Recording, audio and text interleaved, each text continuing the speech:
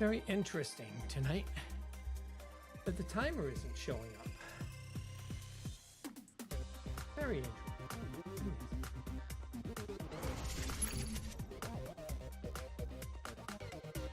Well, there it is. Why that?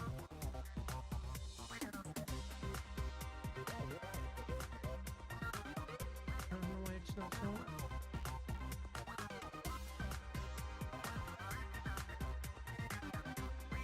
Very interesting.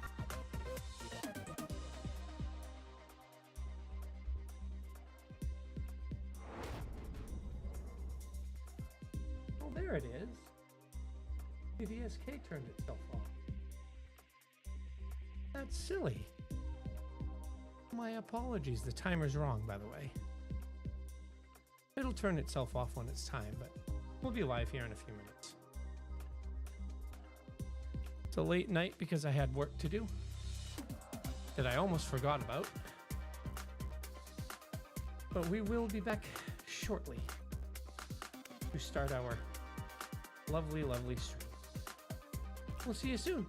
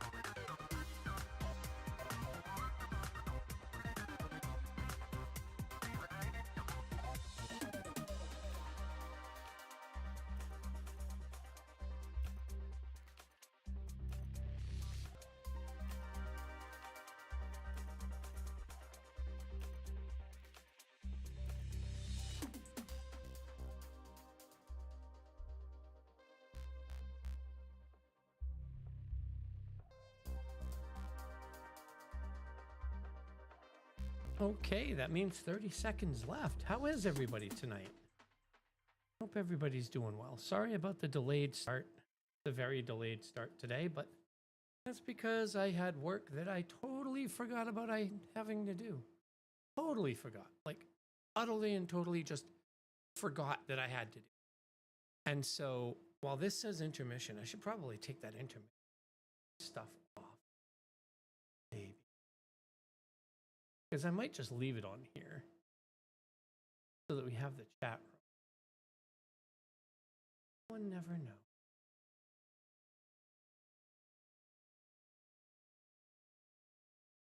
I could do this one,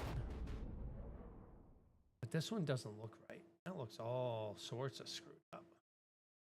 I'll just do this solo stream and keep the camera down in this corner over here. One right here. We'll just keep it the way it is, I guess, for now. Let's turn on some THA radio. Turn on some THA radio. Yeah, probably turn it down just a little bit. There we go. All right. So what we're doing tonight is I did do two. One off stream. But I didn't finish this off stream. So we still have all these to go through, but these will be fairly quick. And then we're going to start coding. The code will be to verify that this stuff is working. And you know, that'll be that. So let's get to it without wasting any time today. It's more YAML stuff, but this is all just like generic, let's finish it kind of stuff instead of walking through it all and whatnot. So domain is action. This is actually a spell. So this is a spell because it's implode, which is a spell instead of an ability or a skill. This is in the dimensional aspect because we are literally taking we're taking stuff from the dimensional side of things, being like it's dimensional, even though the skill is a spell, and it seems like it would be using spell power and magic crit, or maybe like something like channel stability or something like that, right? Status mitigation or status power or whatnot. It's from the dimensional aspect, not dimensional, because it's a dimensional skill. It's pulling from a different dimension or pulling from the same dimension to set up a different dimension. It basically it implodes an atom, does a little mini supernova. Or a mini nova. So it implodes an atom, detonates an atom within a target, causing significant dimensional implosion damage. So that's what implode does. That's kind of easy. Kind of an understanding thing. That's how these things work. But the school this is going to come from, instead of like gravitics, the school this is going to come from is going to be a like one of these stats, which aren't stats anymore. The idea or the basis behind stuff will become, instead of schools, they'll become like phylum or like genres or something like that. But for now, it's just the school. And this school is going to be, I don't know if I want it to be karma, or if because that's where all the magic stuff lives, or if I want the school to be like a little bit different, like momentum because of the effects, because it's going to slow them down, or if I want it to be like gain because it's going to cause a leech from them to the caster, which sounds like it's probably be something like that instead, where implosion will cause a like a leech type effect or something like that. I don't know. But I don't want everything going into potency. I really don't. So I think we're just going to do this karma. I think. So we'll just do karma. Not camera, karma. And the combo tags for this are going to be implosion. So an implosion causes the combo tag. Let's go back over here. We've got the domain, the family, the aspects, the schools, the combo tag, the tier inside that combo tag. This is a first level or a second level or a third level implosion, right? So we'll just make this a tier 3 because it's like a third level implosion, or maybe we'll make it a second level implosion, so that this ends up hitting it. It's a higher level choice than, say, I don't know what else could be like an implosion, or maybe explode is a level 1 and implode is level 2 or something like that.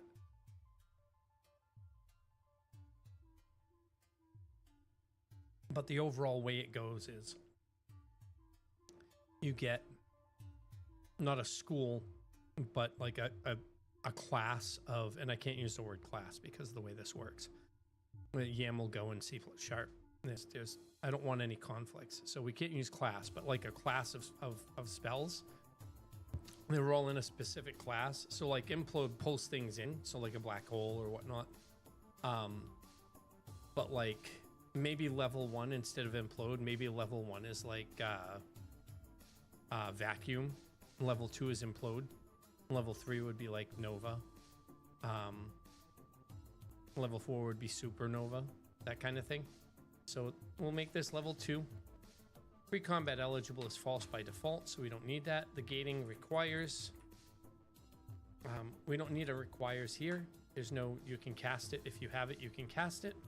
So no requires clause. Magnitude, because it's like a lower level spell, we'll have the magnitude be like a 10 or a 12.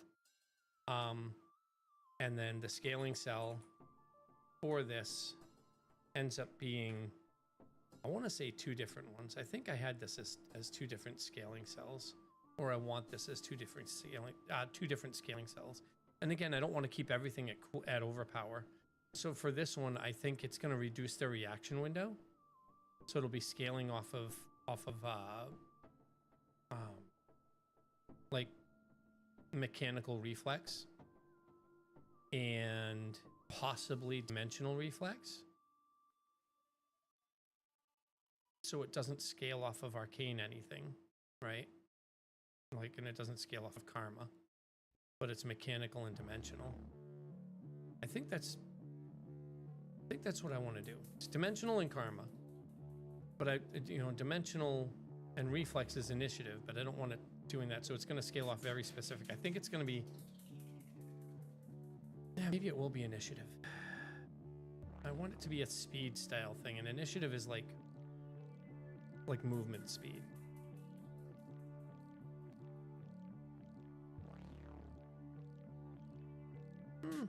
Yeah, we'll scale this off of dimensional dot reflex and mechanical dot, is it mechanical?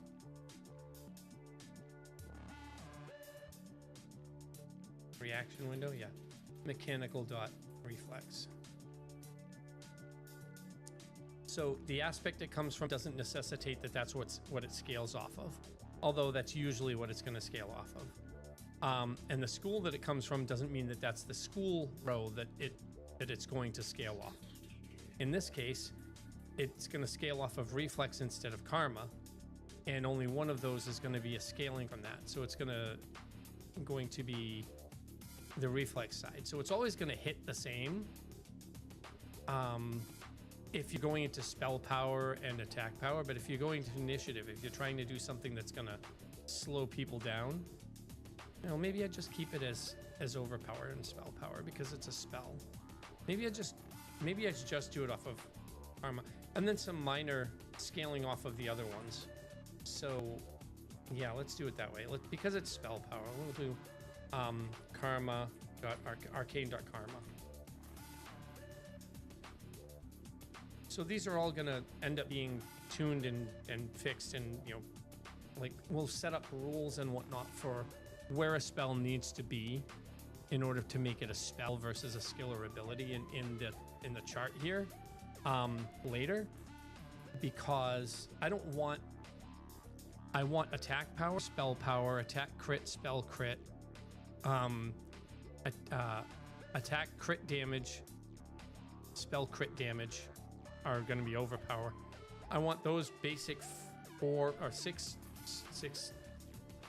genres of damage to be very specific, and then everything after that is going to be based on other things. So like attack power is always going to be dimensional aptitude, so any attack power skill, like these kinds of rules we'll put in place later. For now, this is just for testing purposes, so we'll just keep it at this for testing purposes, and then we'll actually create the rules for things later. Where if it's a realm, and the realm or the genre is ranged, melee, spell range and whatnot, then they scale off of different powers, different stats, and those would be like the 4 main stats, and then spell crit damage, physical crit damage are like four skills that are just there.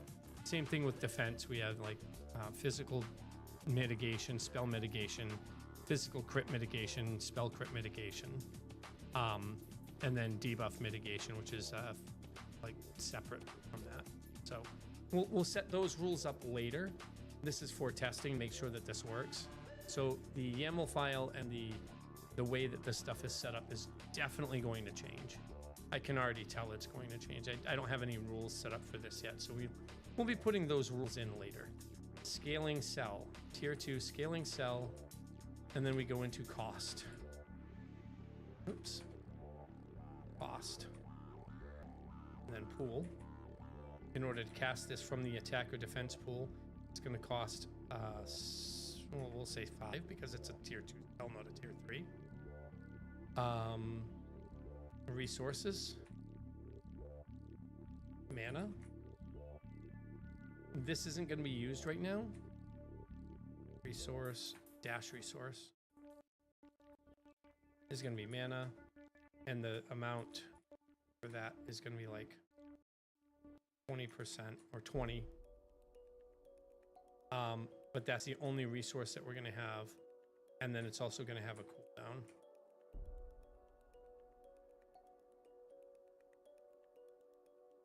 But it's going to be like, you'll be able to cast it every other turn. So that's not going to be a big deal. Cooldown turns doesn't take effect right now. It's just there. But I want to keep it in there for 4 reasons. This is going to allow reactions.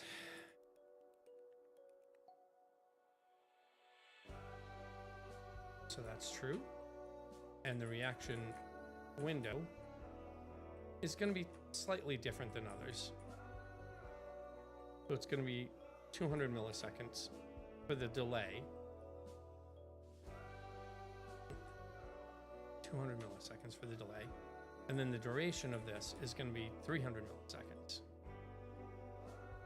So it's a slightly longer wait, but it's a slightly longer window as well.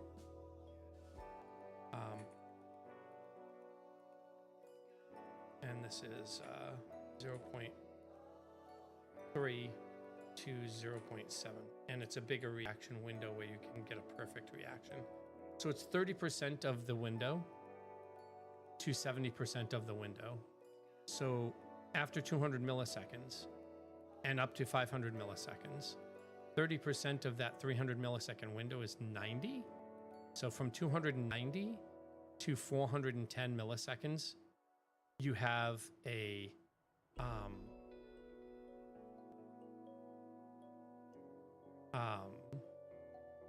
window where you can actually like perfect parry this, but it's not a parry because it's a spell, but you can like perfectly counter it as opposed to partially counter it.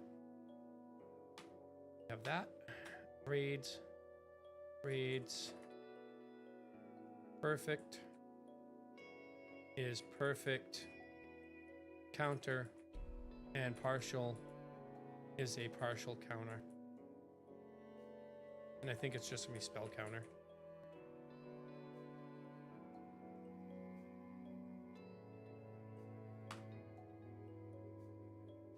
And when you react to it, I don't think we're going to have exposure.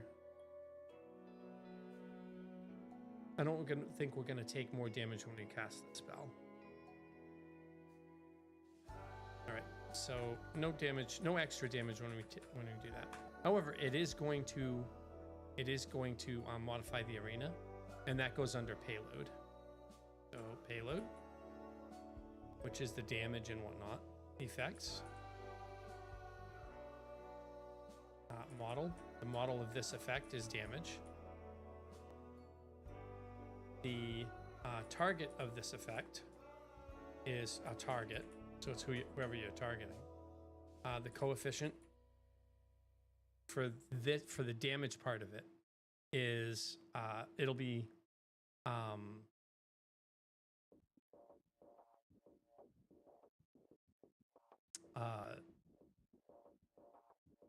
what the damage does. And this is where we go into the scaling cells.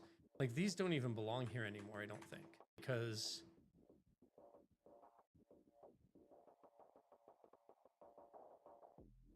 we're going to be using different, I think they don't belong here. I want to verify that. Hold on.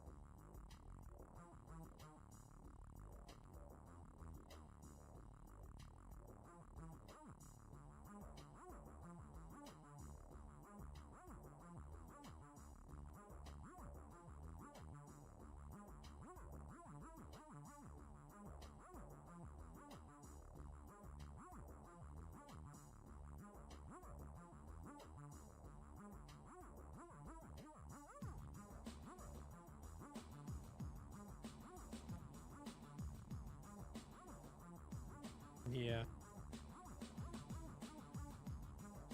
So we have different effects that do different things because we have multiple effect-based skills. So there we go.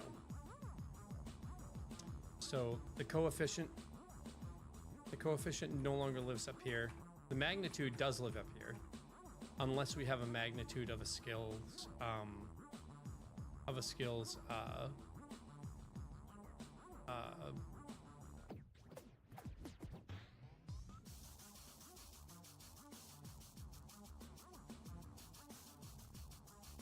doesn't make sense. Yeah. So the magnitude of the skill stays there because that's for the whole skill. And then the coefficient is what takes the magnitude. The coefficient in the scaling cell is what takes that magnitude and changes. So we can have this skill should be this.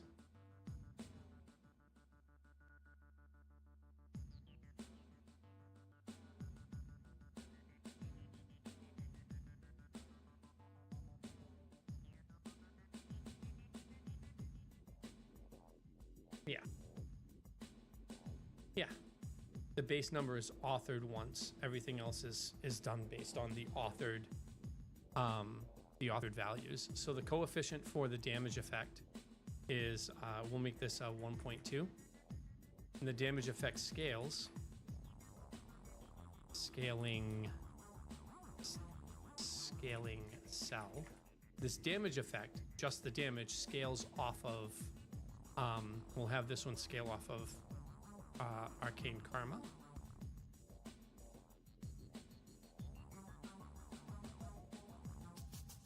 The scaling cell doesn't.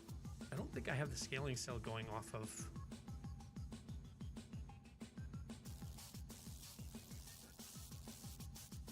Scaling cell is always in.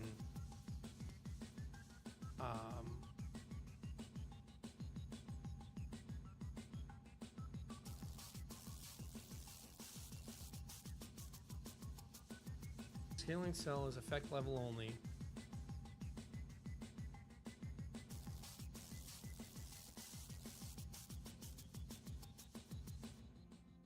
The condition scaling cell for duration each. But that means the effect should no, the effect isn't duration, right? Although I could make the effect duration, but there's no duration. The problem is.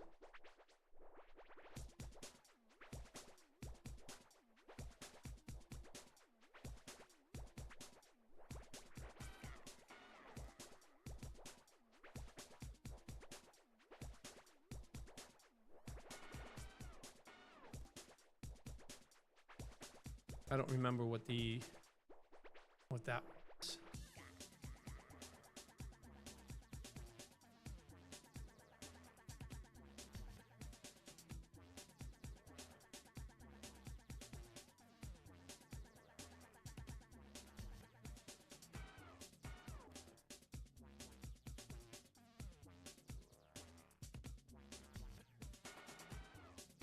Yeah, so it's going to be.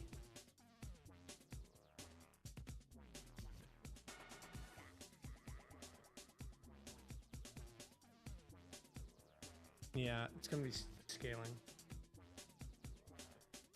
Do I want a weighted list or do I want... It's a tuning burden per skill. Yeah, it's averaging. So yeah, that's what I thought we were going to do. So this scaling cell becomes dimensional potency and arcane accuracy. Just make sure that these are correct.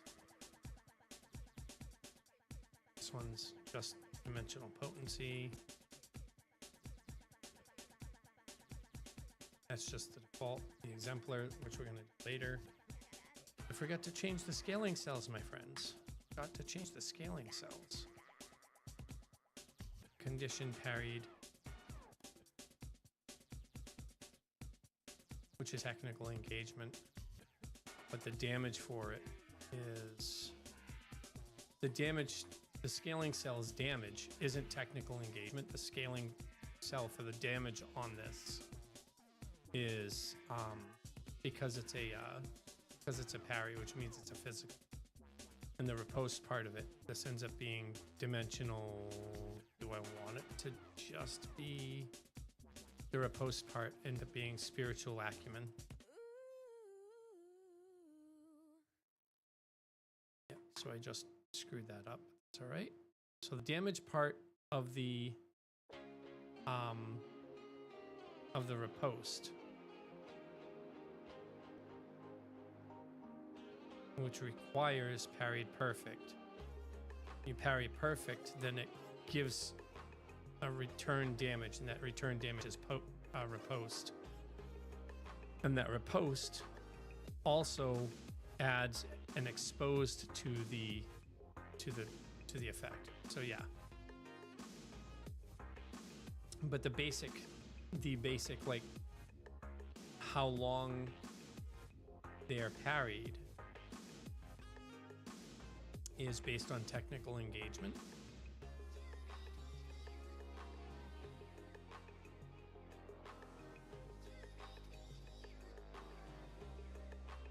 Condition duration 1. Dispellable false, scaling false, right? Right, that's where that goes. Scales false, scales false. Ignores it entirely and uses their authored flat value. So we don't need that. And condition is, yeah. And this is also, that exposed condition does work on that. And that's also spiritual acumen, because that's also the riposte.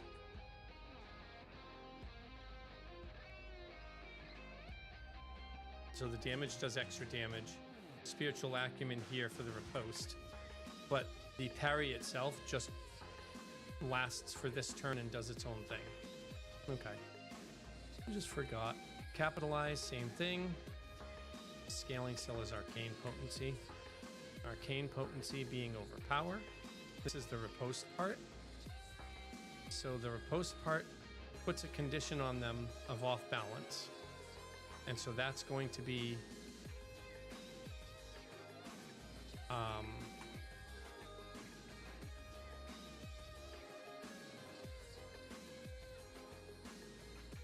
scaling off of arcane potency, but it's a 0.1. So if you have a 30 arcane potency value, if that overpower is actually like a 30, it'll add 3 to the duration, or it'll multiply it by 3. So it'll be like 3 turns instead of 1 that they're off balance. So you'll have 3 turns to do stuff to them. And then the only time this happens is if they happen to be exposed. So if they're exposed, it'll just change the hemorrhage to a 3-turn hemorrhage. And actually, that becomes, I think that's also going to be the riposte. But now it'll turn into 6 turns. No. It'll turn into 9 turns. 6 turns. There we go. So if it's a 30, it's 3 turns to capitalize on that, on the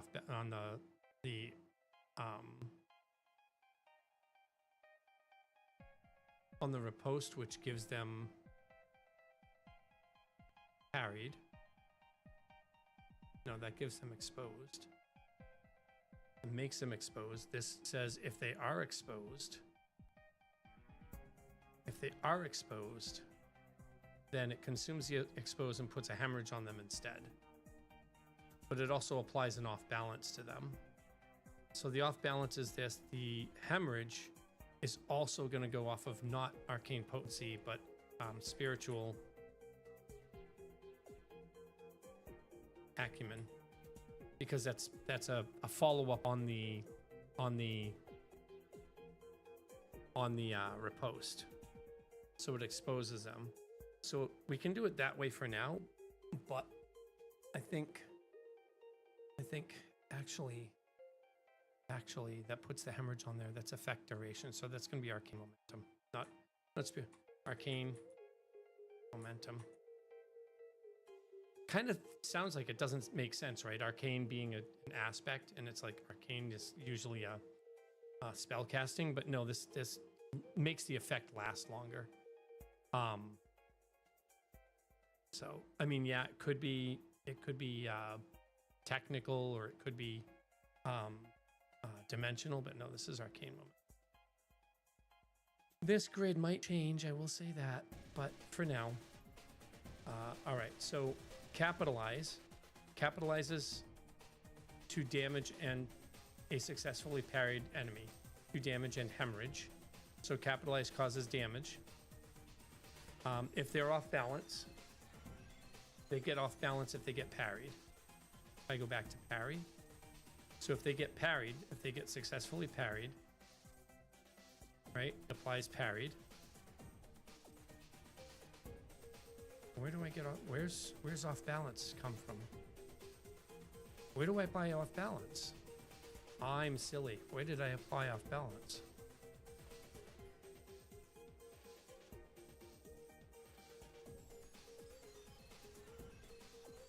Applies exposed. Applies parried. I don't apply off balance anyway. Oh wait, I'm silly. This applies off balance if the riposte happens. And hemorrhage applies exposed. I mean, applies hemorrhage and consumes exposed. So where the hell is exposed come from? Oh, if they're perfect parried, it applies exposed. If they're parried, no. Capitalize only works if they're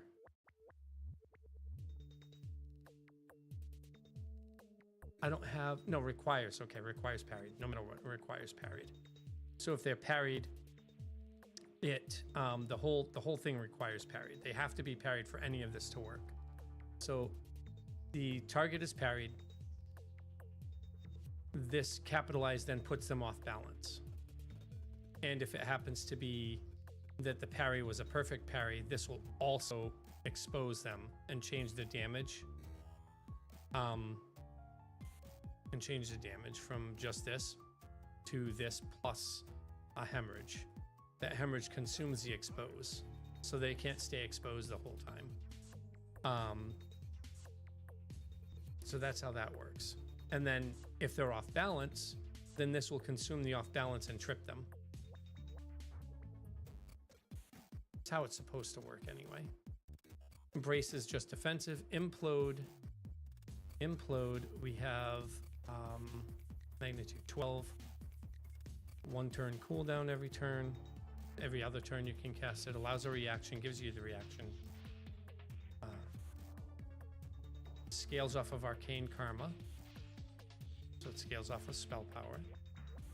For the damage. And implode is also going to cause them to slow down a little bit. So it's going to add another model. I need to go beyond this one because it's not the end of the stream. This adds a condition. The target of this condition is the target. The duration of this condition is 1 turn. 2 turns. 2 turn base. The scaling cell of this condition is arcane momentum, which is just effect duration. The coefficient of this scaling is this is just a damage over time condition, so I want this to last, and it's turns, not seconds. So I want this condition to last. It's a 2-turn base, but I want it to actually scale. But I don't. None of the duration stuff can actually scale up correctly with a 1 or higher. So 0.1 means that 10 points into arcane momentum is a 1-turn addition. So 10%, right? So now it's 2 times 1 is 2 turns. If it's 10 points and I have it this way, it's 4 turns because it's a 2 base and it's doubled. So we're going to have this scaling be doubled. So if you have 6 points in there, it's going to go to 12 turn. No, it's 0.1, 6 points.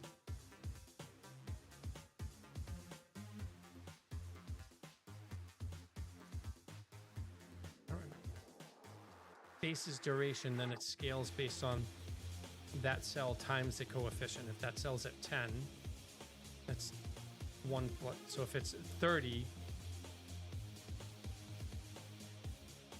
then it's at 3. Is that plus the duration? Do I?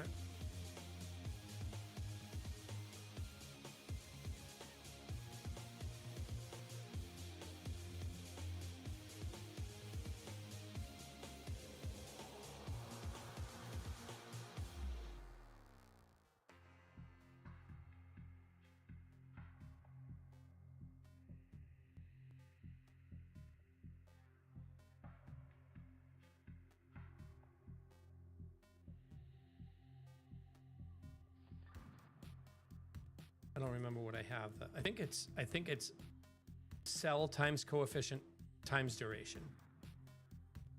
Magnitude plus cell bonuses times coefficient. No, for conditions.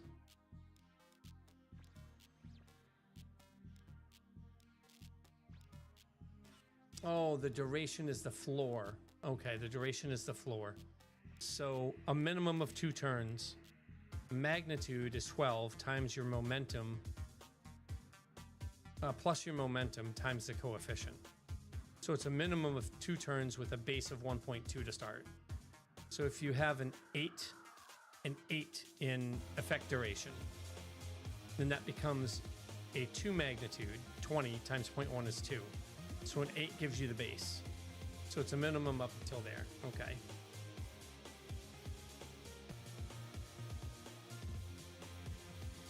So a duration of 2 with a coefficient 0.1, a mag of 12, and a cell value of 7 floors, but a value of 9 is 2.1, which floors to 2, and 8 goes to 20, 18 goes to 3.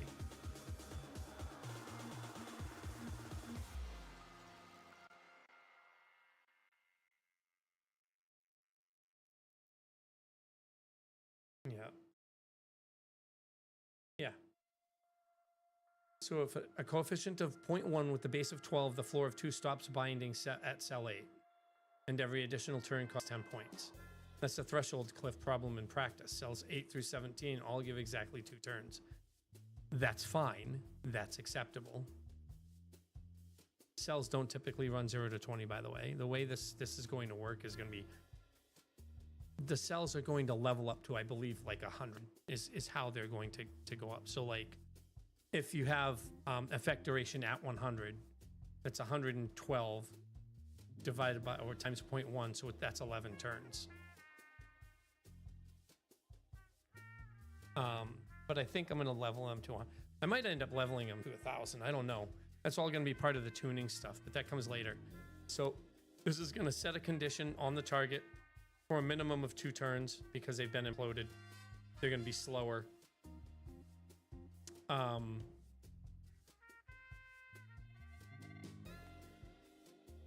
I want just slower?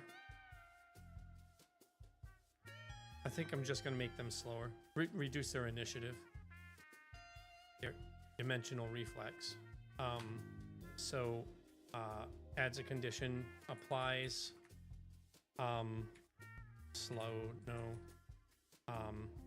Do I want it to be slow? No, slow is going to be different.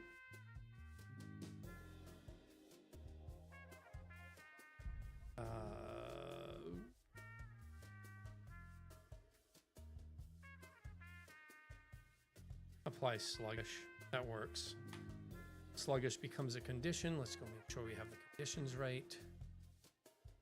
Applies.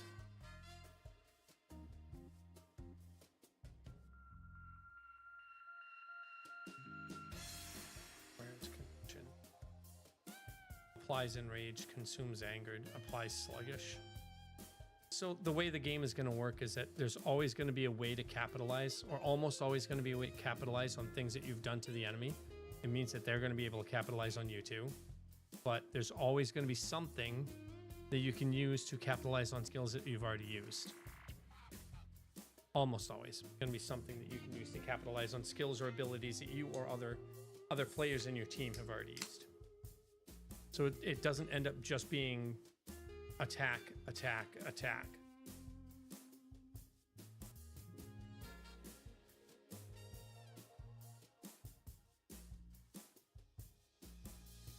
But I don't want it to get too much, which is why we have an attack phase and a defense/reaction phase, and that's it. So every turn is kind of encapsulated. Target self, duration, coefficient, dispellable, scale, scaling cell. Yeah. So this is going to apply sluggish. And we have all the stuff for this condition. So condition, apply sluggish, target duration, apply sluggish, target duration, scaling, selling, coefficient. Coefficient, scaling cell. Scaling cell is default true. And this is dispellable, which is default true. But we're gonna just put them in here. True and scale true, because we want it to be readable. Right? So there we have that. And that's the end of that one. It requires these. It requires nothing. You cast it, and it applies damage to the target based on this scale, this cell. And it applies a slow to the target based on this cell. And the damage scales off of this cell and the magnitude. So it's just magnitude and damage scaling, resource, mitigation, displace, all scale off magnitude.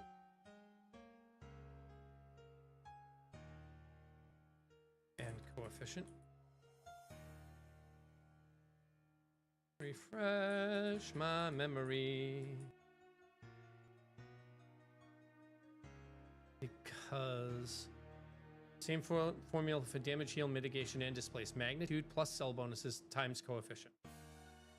Only the output units differ. Damage and heal are identity. The number is the number.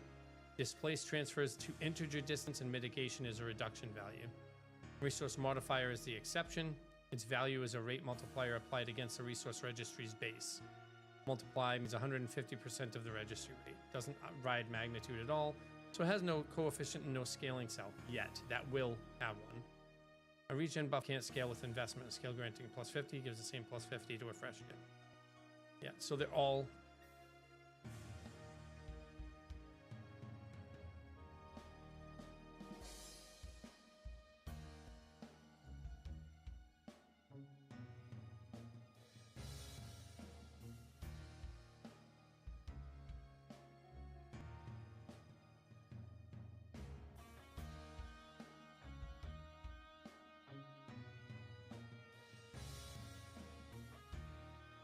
Alright, so it's all magnitude plus cell times coefficient.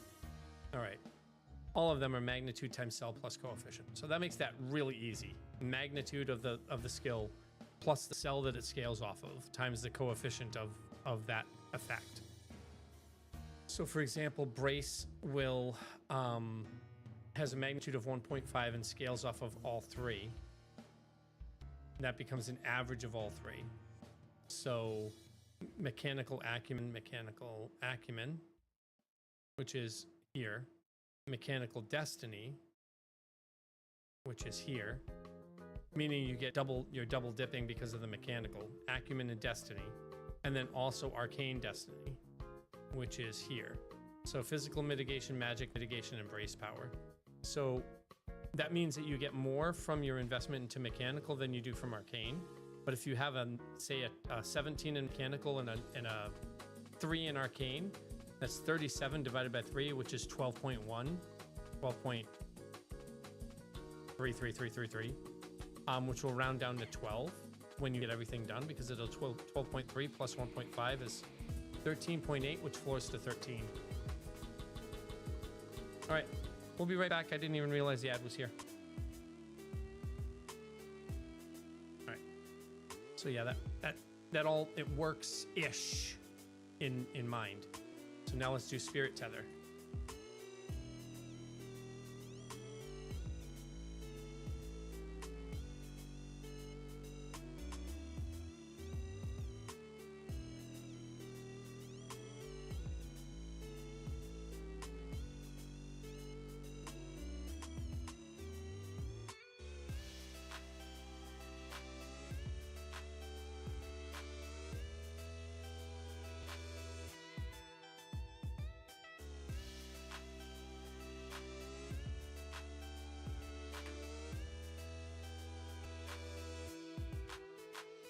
We're just gonna copy this. Oh, that's right. No, implode doesn't do anything to the arena, and also we have to verify that we're done here. It doesn't modify the arena. It doesn't do anything else here, so that's all set. Yeah, so it doesn't do anything else.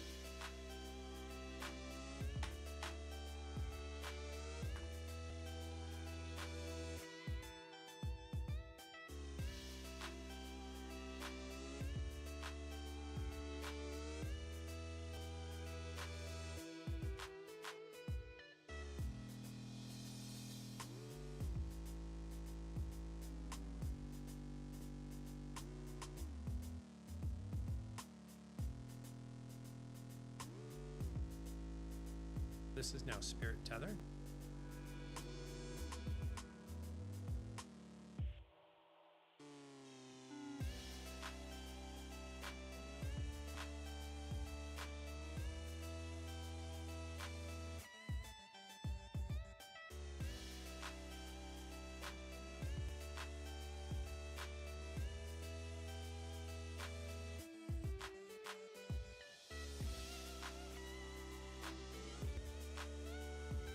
So this is going to be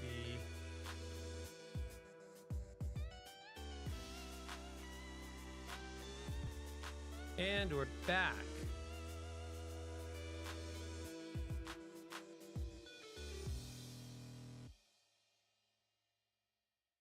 So what aspect is this going to be? This is going to be, well, it's a spiritual tether, so it's spiritual.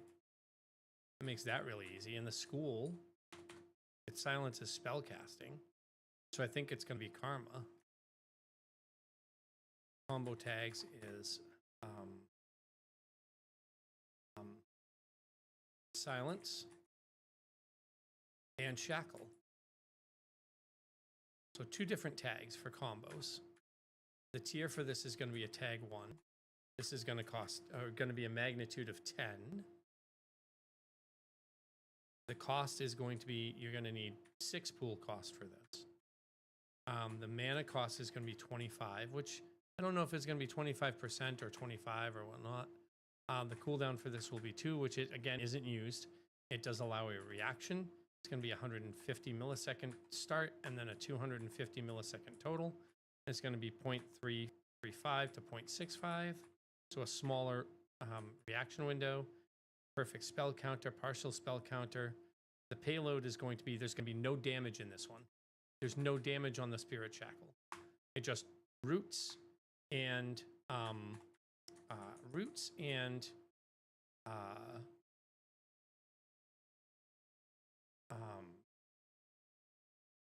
silences the player. So root applies root, rooted. The combo tags can't be. Can a combo tag have the same value as a condition?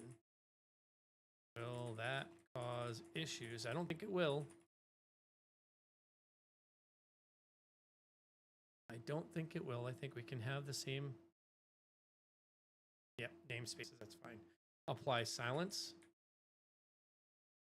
So this condition is silenced to the target for a duration of two turns. So silenced as an action is different from like counterspell or silence as a skill, as a reaction. So a counterspell of silence means they're starting to cast a spell and you counter it and stops the spell from going off.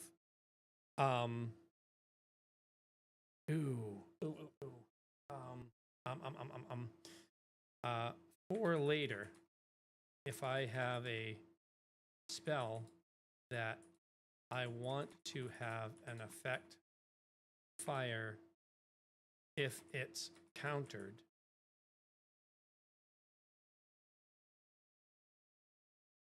do I have to add something new, or is it similar in vein to the carry into capitalize scenario? I think it's similar to that. No new machinery. It does need one new state. Parry produces parried on the instigator via grades. What you would need is the counterpart, a reaction that counters, produces something like countered on the instigator. Then the attacking spell authors an effect gate on subject caster, condition countered. I mean, A casts spell, Z counters, A's spell, now countered, causes backlash.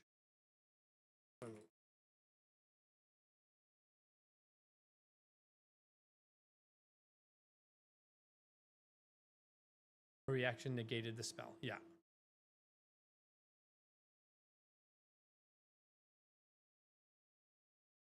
A spell has an effect gated on subject caster, condition countered.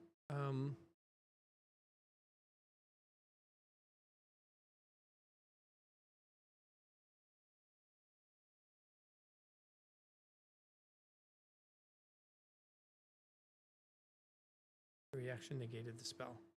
Reaction negates spell.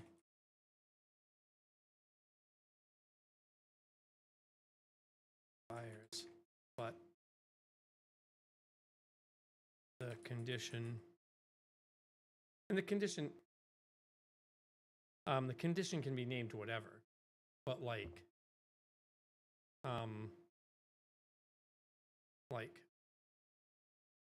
vulnerable to backlash or backlash.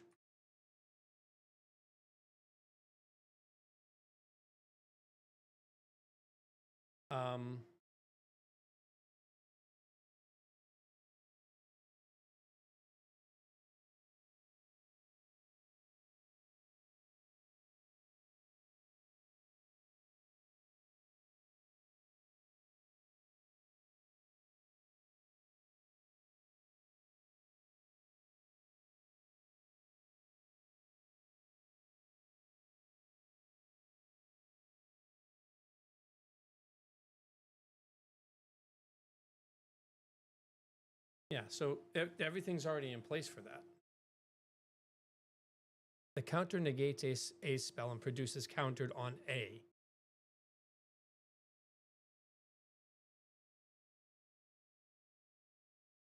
The instigator, which is standard reaction targeting.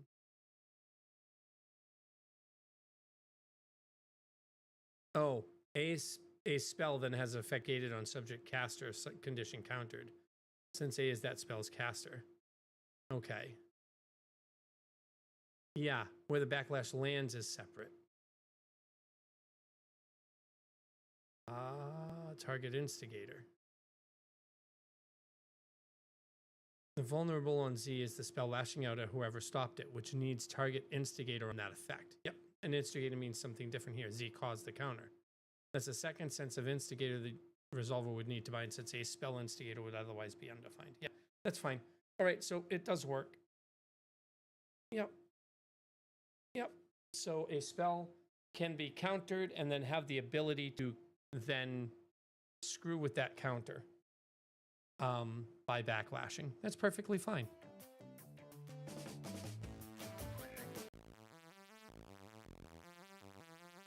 Yep. So that's for later. Spirit Tether's here, but this is that down there. So we have, because I just realized this, applies silenced. Oh, you silenced me, so now you're going to take damage because the spell got countered, baked into the spell or whatnot.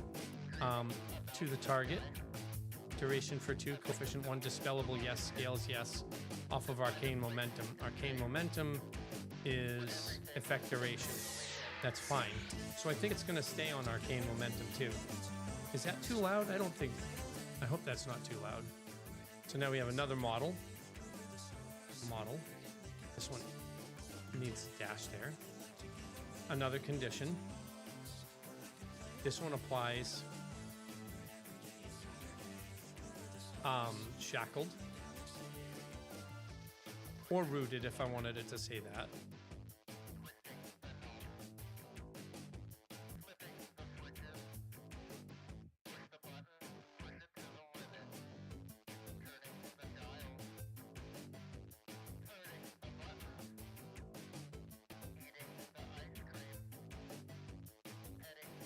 And this one is also arcane momentum.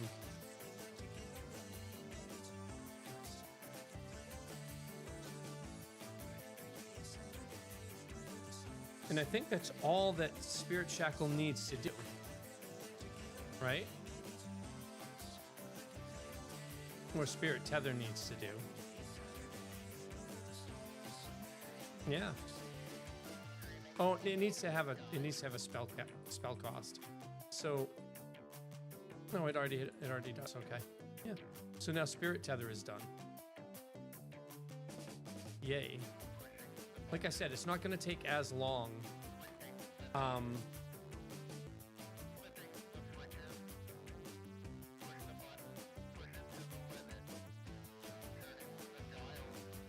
I have these names here specifically because I want to know what they're going to do later. These aren't going to be in, like later on, all the spells are going to be in separate files and whatnot, so that their icons and their sounds and all that are going to be with them. But this is just for the testing purposes. Some of these spells are absolutely going to stay. Some of them might not. Some of the combos are going to stay. Some might not. The majority of this is just so that we can do the testing here. And in order to do the testing, we need this, and we need to create the testing set. So that's where we're headed after this. So we'll see.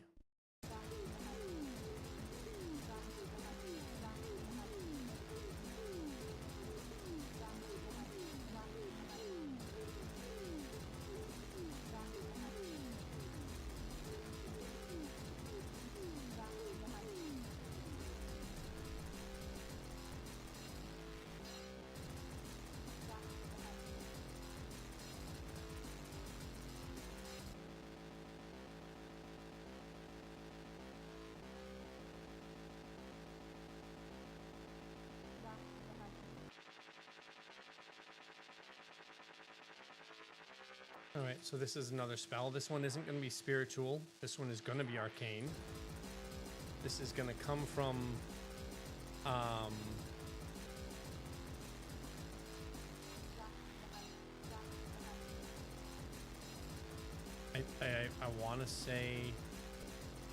I want to say engagement. No, it'll come from reflex. The combo target here is going to be disarmed. It's going to be disarm and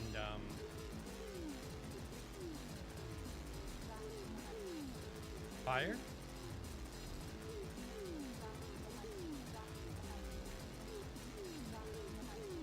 No. So hot steel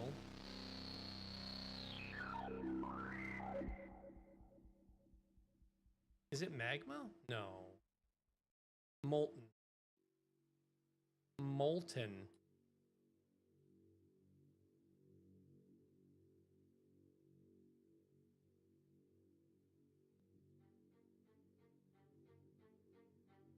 Maybe we just do molten. So if it's molten, it can then be frozen and then shattered. Meaning the weapon is brought down to 0 durability or something like that. This is going to be a tier 3 spell. 2 spell. The magnitude of 7. Pool is going to be 3. The resources is going to cost 10 mana. Cooldown turns is 0. You can cast it. Do we want to cast it every turn? No, I think we want to cast it every other turn. We don't want somebody to cast that every turn, even though it does minimal damage. Allows reaction true, reaction window, same basic reaction windows, perfect spell, partial spell counter, applies disarmed for 2 seconds, coefficient of 1. Scaling skill is also arcane momentum. Right? No, this one's actually going to be arcane karma for spell power. No, this is momentum for the effect duration for how hot it is. Because they can't pick it up. No, not. How do I apply? Target. Target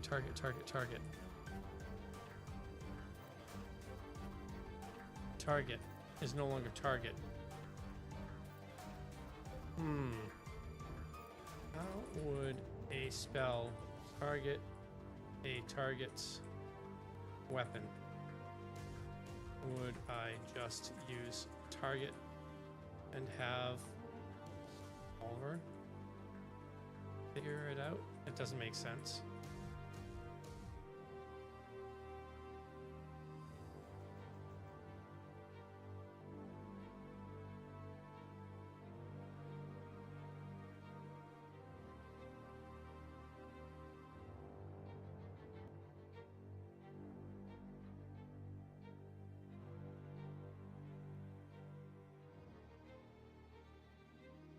That works.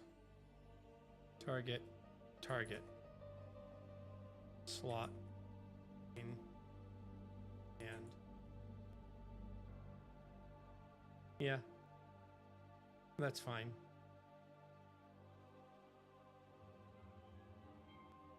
So we'll add that to the condition. Which is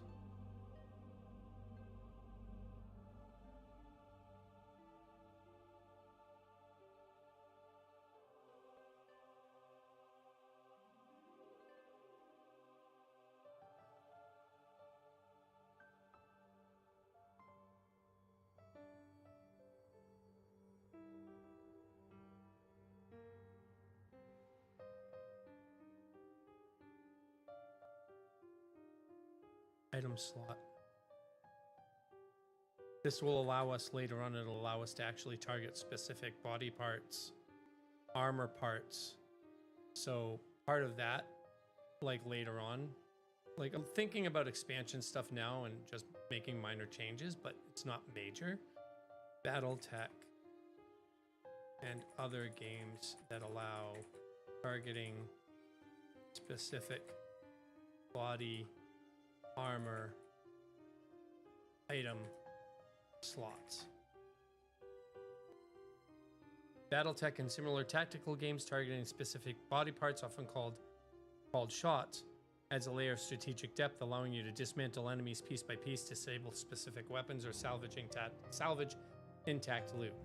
So tactical turn-based mecha, Phantom Brigade, Greeks Front Tactics, Phoenix Point, the Surge 2, Mech Warrior 5 Mercenaries.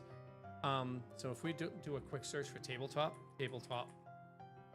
Battletech, and we look at the sheets, if I look at, there's going to be we look at sheets like this, and it tells us where things are.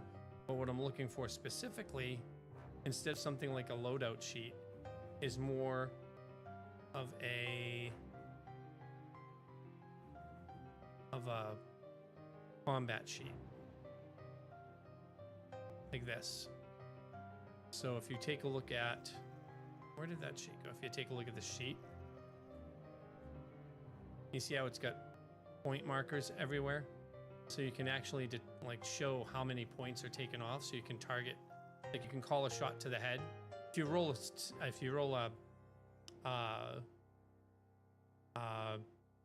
double sixes on the 2 hit rolls, then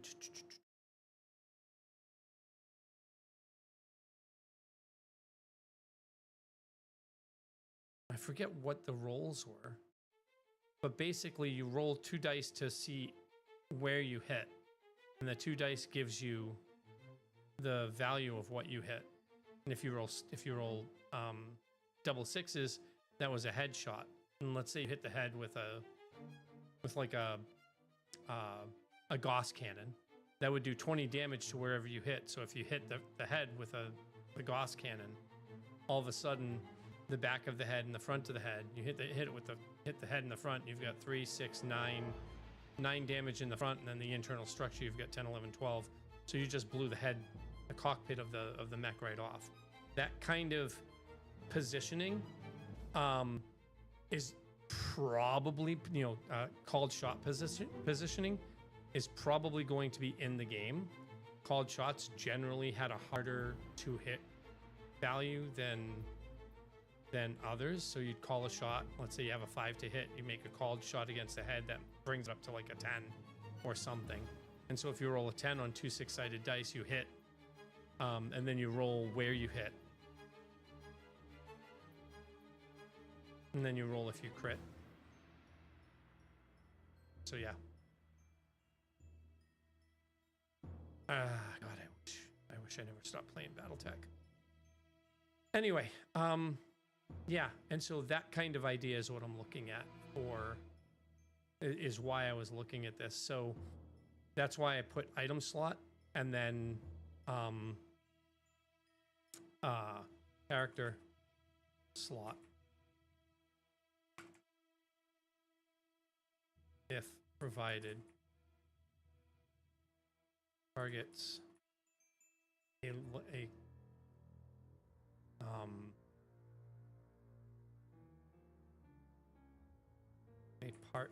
a slot on the character directly.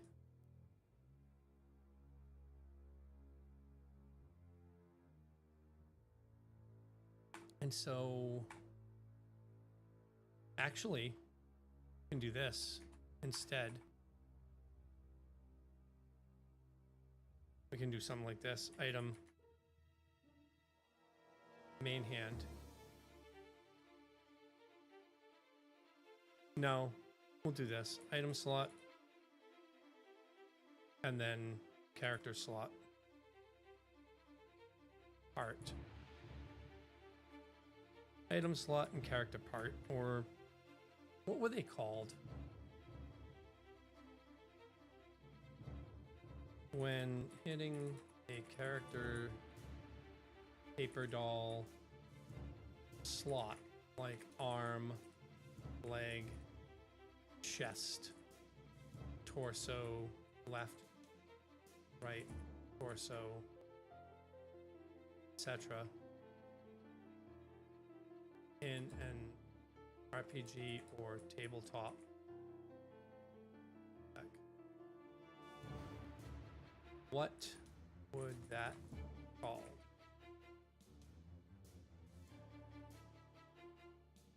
Targeting items would be item slots. Targeting limbs is just that. What about parts?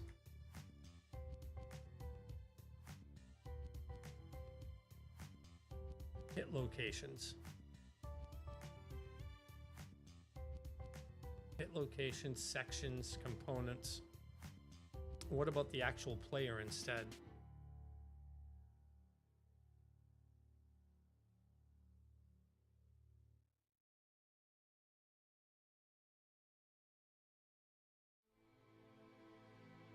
Location.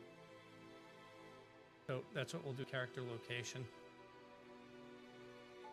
Character slot. Which would be like chest.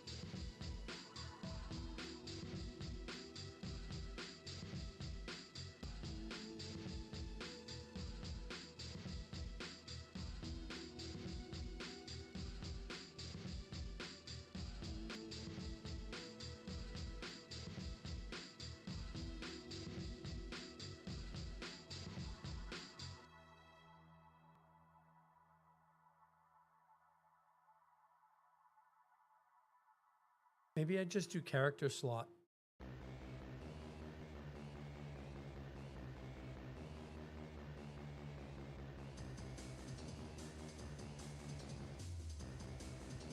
Maybe I just do character slot. Because the weapons are going to be in the hands. Or it could be like, maybe it's like a chest mounted laser or something. Because there's going to be sci-fi in here. So let's just hold off on the slots for now.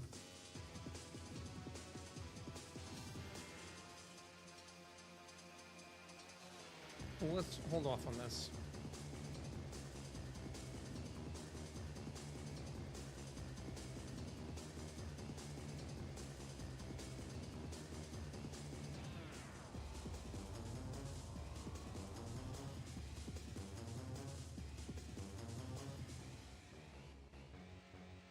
And we'll keep those in there just to ensure that we have that.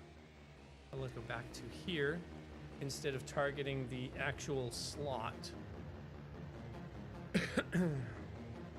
we're just going to disarm for now.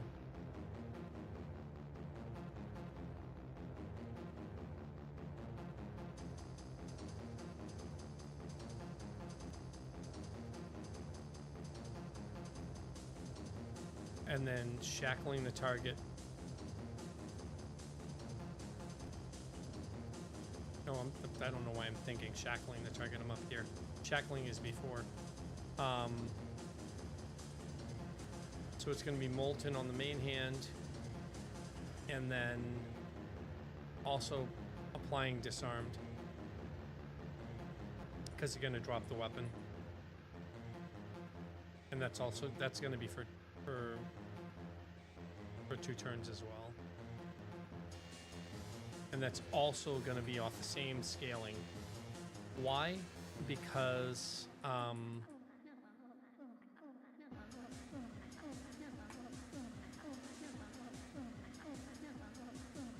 they won't be able to pick it back up until they're done. But disarmed,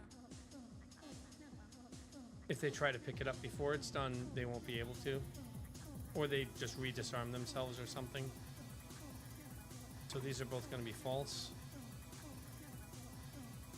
And scales will be false. Because they can actually go and pick it back up. Doesn't scale, so there's no scaling. So they become disarmed for 2 turns. Just period. Do we want them to do anything else? No. And we don't want melt weapon to actually. No, because it won't target a. Yeah. So a supernova, it won't target an actual. No, because if we. Oh, it has to have a target in order to do it.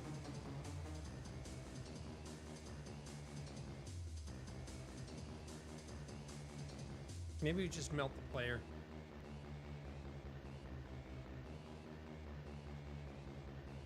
No, because the target.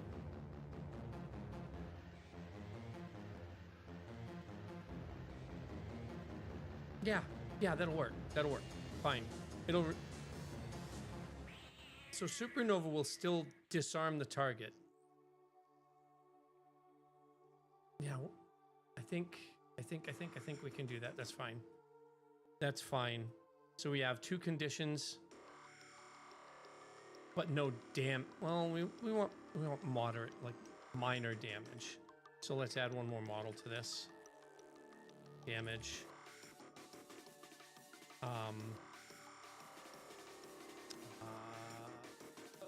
Target is the same target.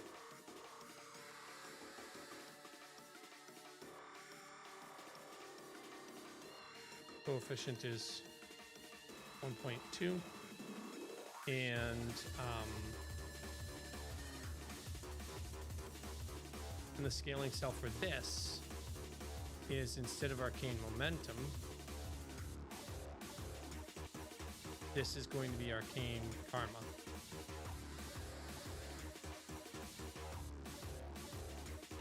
Because the damage is going to scale off something different from the disarm. And that's it. That's it for that one. Copy. So melt weapon is now done. We have all 3 constituent parts for the supernova. Oh.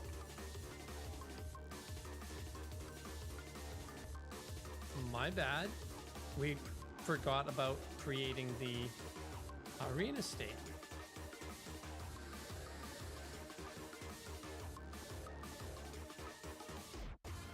Where the weapon falls. No, we're not going to do that for melt weapon. That'll be different. All right, so there's that one. There's that. Now we go.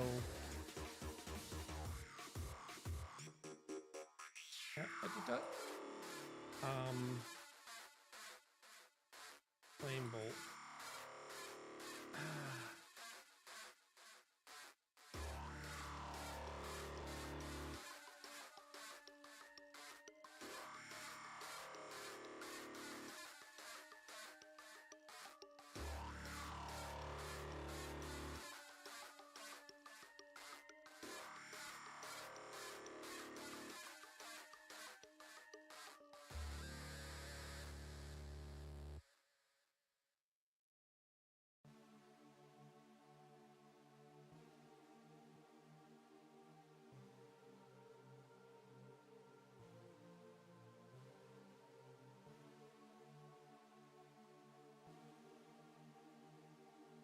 They can be trademarked but not copyrighted. So like,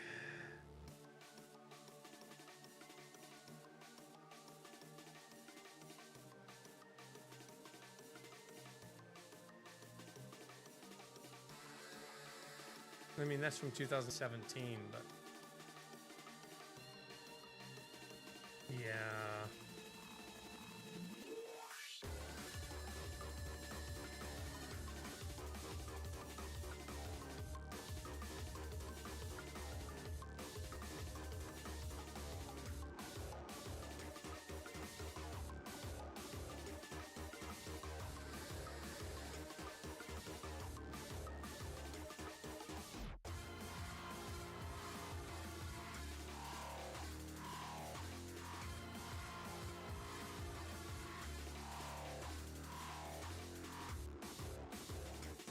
I'll just use different names.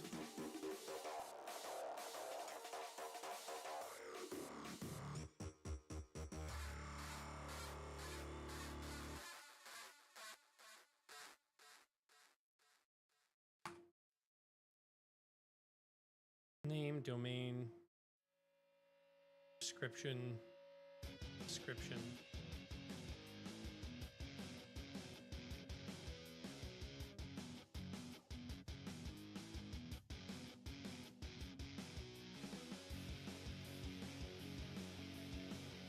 Family.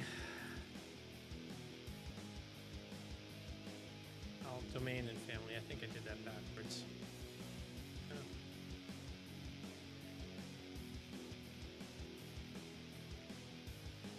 Spell. And we can just paste that again.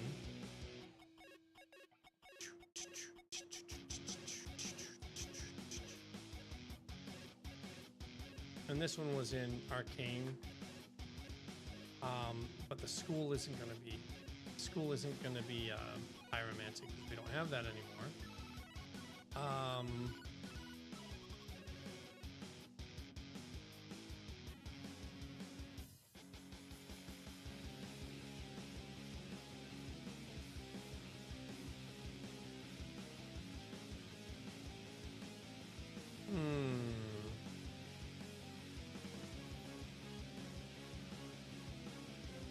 This one will be karma.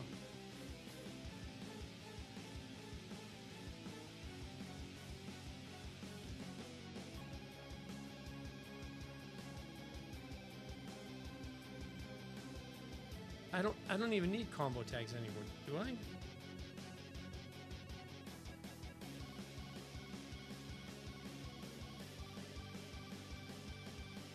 I don't think combo tags are even relevant anymore.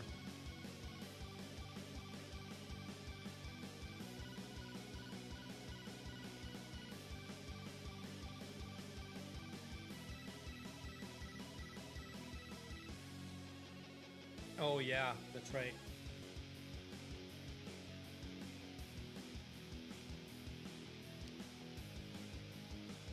So with something like Implode, the combo tag is just an implosion, so anything that has the tag of implosion will work. So Spirit Tether will have the combo tag of silence or shackle, so any combo that requires a silence or a shackle will work. I forgot about this. Melt Weapon will anything that requires a molten skill will allow you to use Melt Weapon. Flame Bolt, anything that allows, and actually Melt Weapon, this one could also be, no, because that'll be on the target instead, so we don't want that one there. But anything that requires a Flame Bolt of any kind, I forgot about that.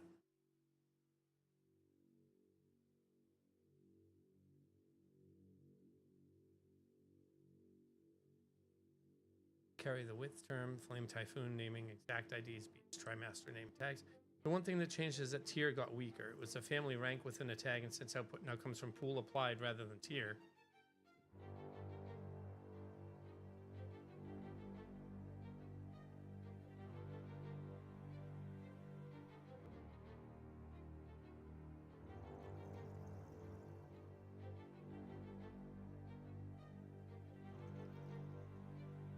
So yeah, we don't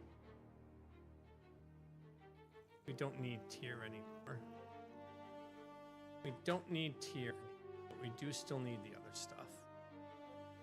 So we're actually going to remove tier. Bye, tier. I shed a tear for you.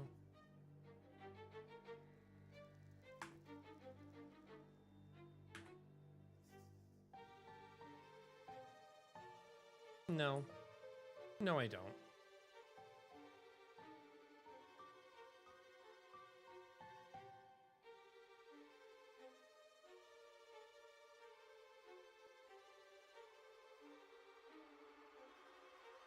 Bring this back up because I don't want, I just want this. All right, so yeah, we'll keep the tier because of other stuff. Flame Bolt. Flame Bolt fires a bolt of flame at the target. We have Flame Bolt tier 2. Flame Bolt is tier 1. Magnitude is 5. Cost is pool 2. Resources costs mana 7. Cooldown turns is 0. Allows reaction true, so that's basic. Doesn't do any conditions. It just does damage to the target. Fire damage. Actually, you know what? How about a chance? How would we do a chance to apply a condition on a skill hit that does damage?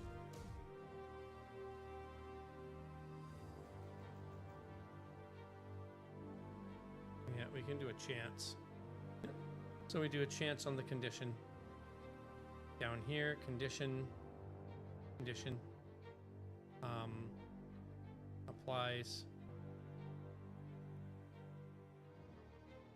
enraged.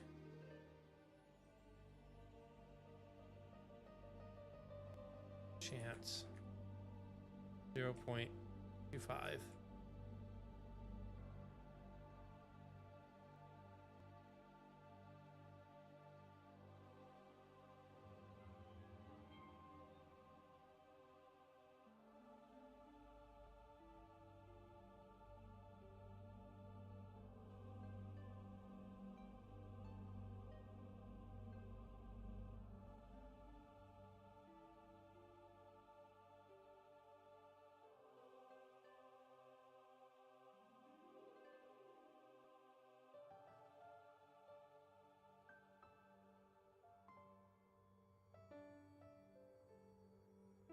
Oh, maybe I shouldn't do chance.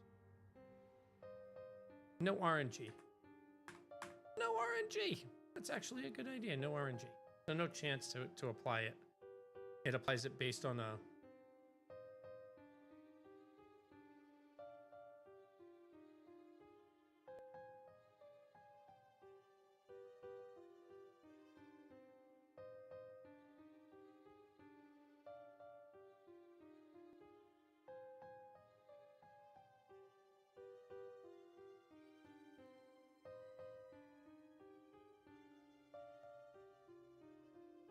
Yeah, the repeated hits thing, that's actually how PalWorld does it.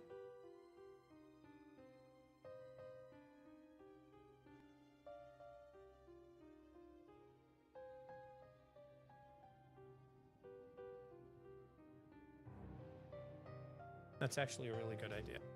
All right, so we won't put that in here. A build-up model, yeah.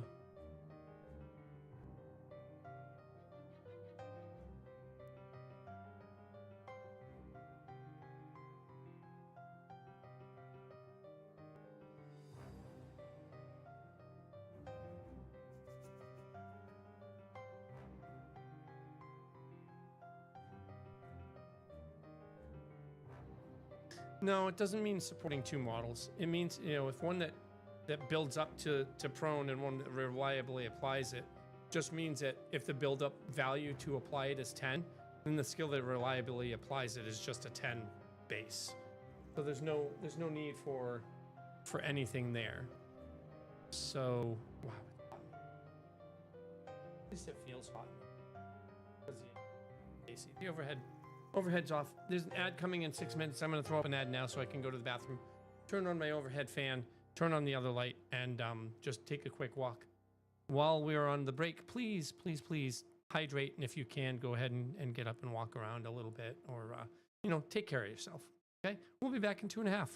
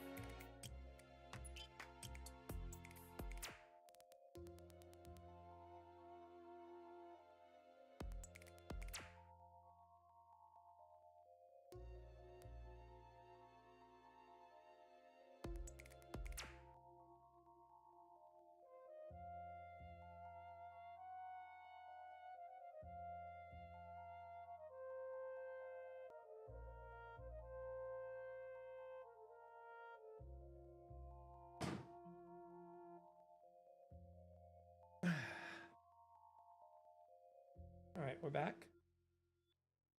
All right.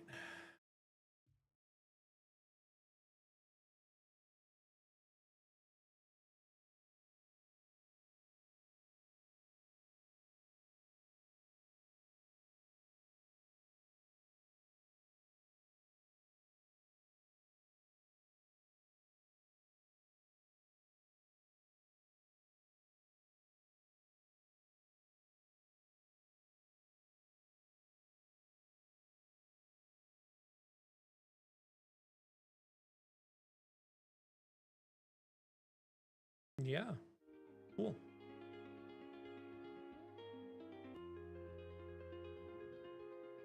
Okay, yeah.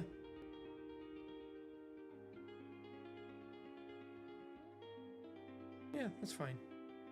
All right, so inside flame bolt, combo tags is flame bolt, magnitude, condition, no, not payload, condition. Payload ends up being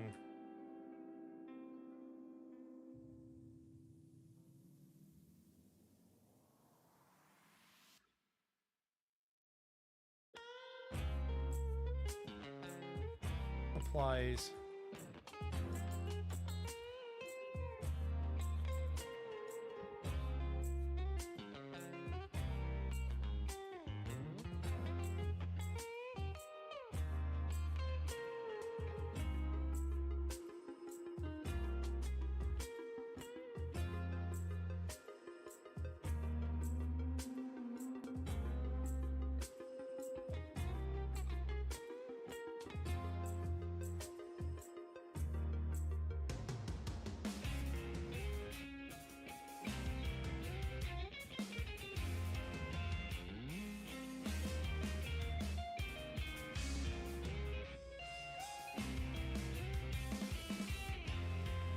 no.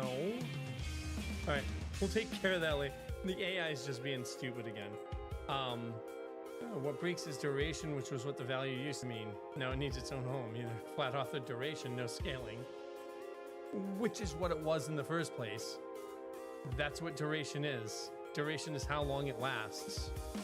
Buildup is whatever.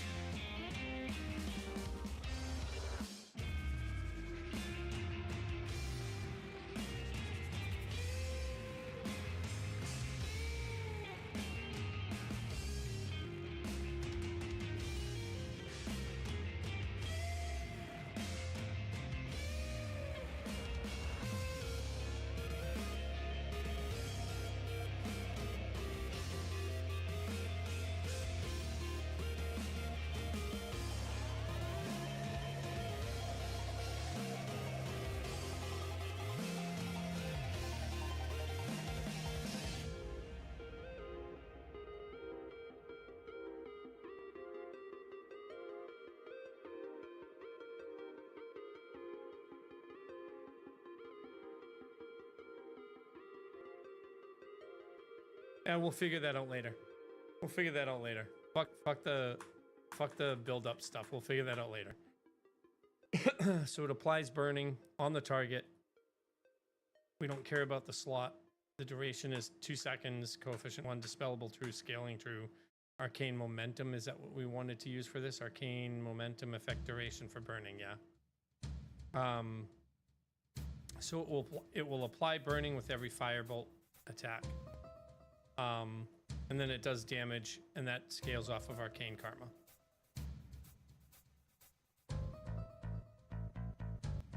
Yeah. Damage, yeah. Yep. Target, coefficient.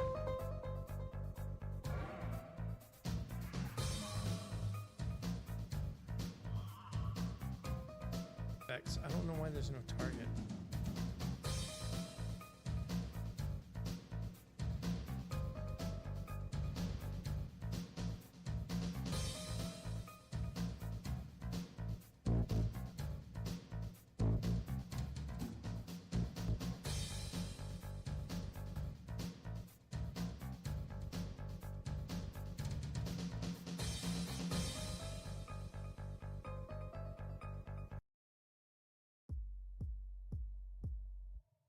Oh, absent defaults to target. Okay.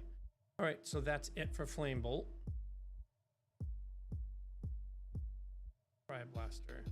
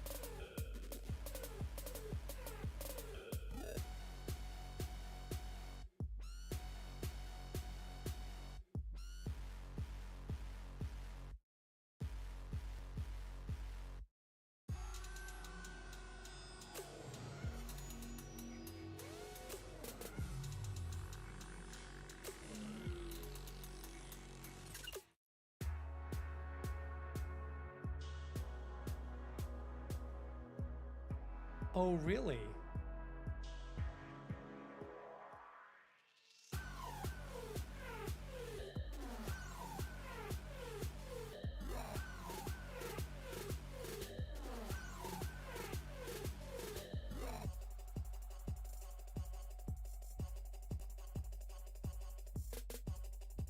Interesting. Okay. So I can use Foy.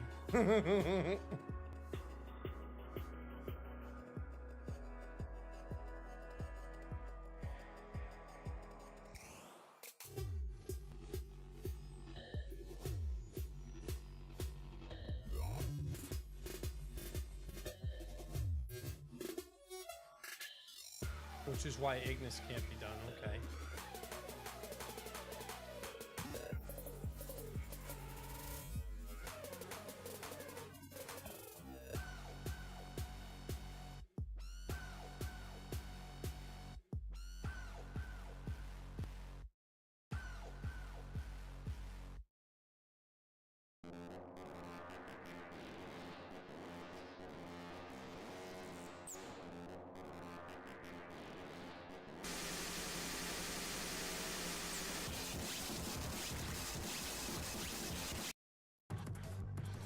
Wow.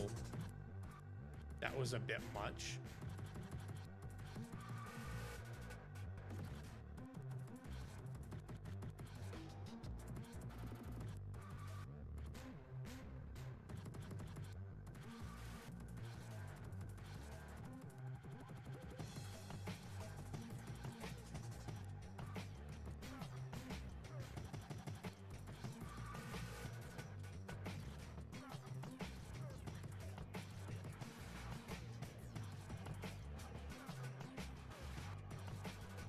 Interesting.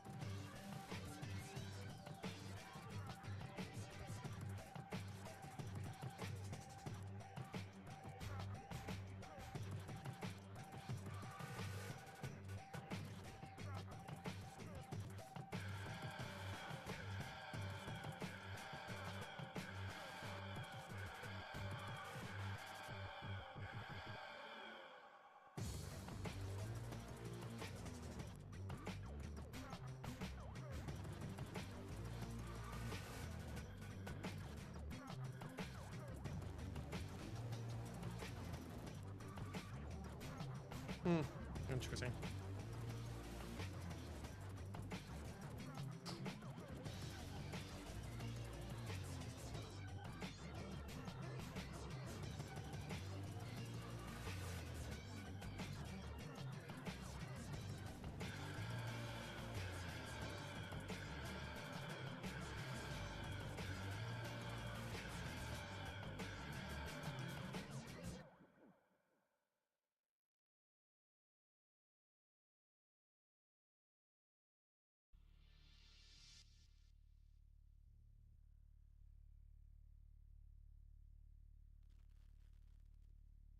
So when we actually create spells for the actual game, if this is changed, we'll actually start working on just scaling off of attack power or spell power, unless it's like other stuff.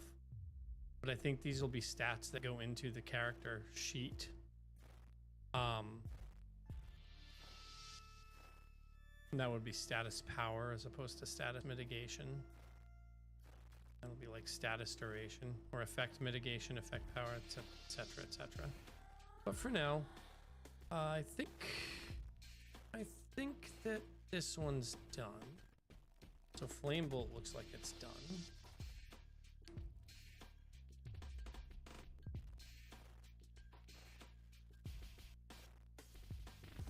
I'm not gonna bother with Gifoy for now. Actually, I fucking need to, don't I? Ah, fuck. Shit.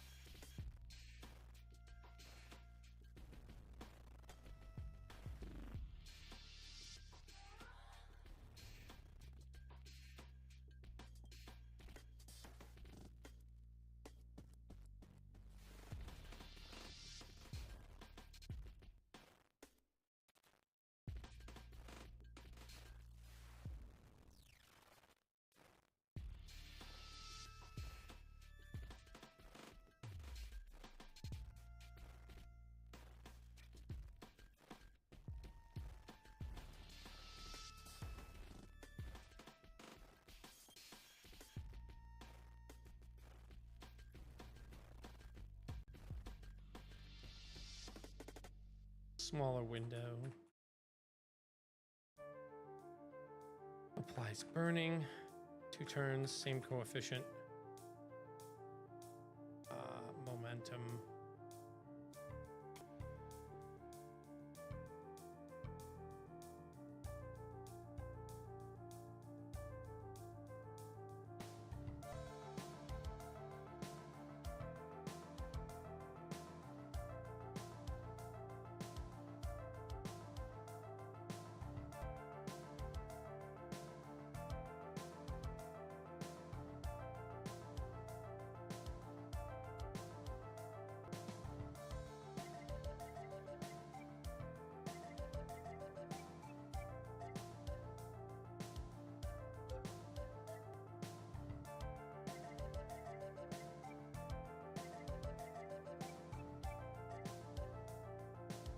Jesus. It's going to be really boring when I start doing stuff, even more so than it is now, when I start doing stuff for real and I start actually creating more than just this, because, so like, for example, if I do, right, so we have a spell, right, we'll just call it Foy, because that's what we're doing right now is this spell, right? Let's get out of this because that's one of my commercial songs. So like, we're doing a spell and the player casts that onto an enemy. So enemy, and it hits that enemy. And so it does damage, say minus 10 damage, right? It does 10 damage to it. But also, it also applies burning.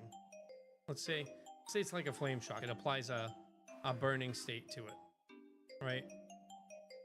It can either apply that burning dot, or it can apply a different dot, like burning.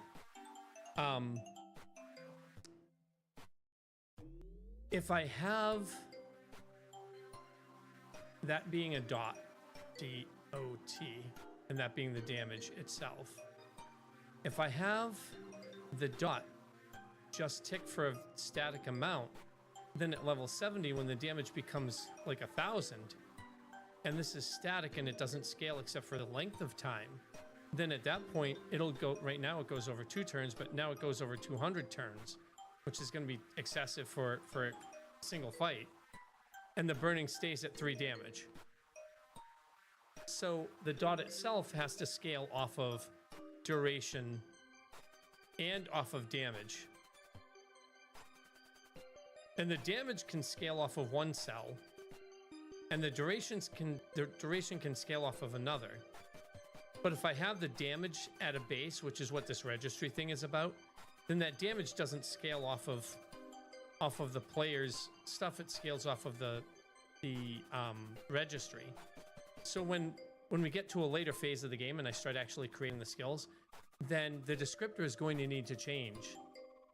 But that's part of what this is all about, is just getting it so that it looks decent, so that we understand what's going on, not so that it looks decent, but so we understand what's going on, so that we can actually develop the real game.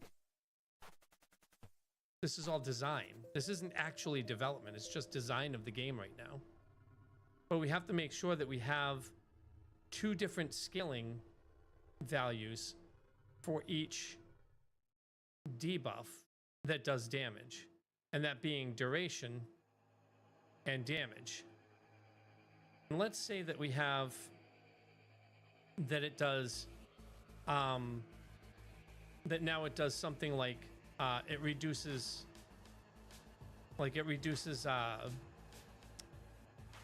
it takes for mana burn, or for like reduction in health and not actual damage. So now we have to have it, we have to have something for it doing reductions. And let's say that it reduces one of your stats. So that reduction has to be any stat, including resources.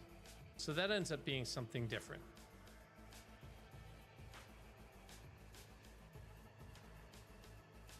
Is that all we're going to need for that?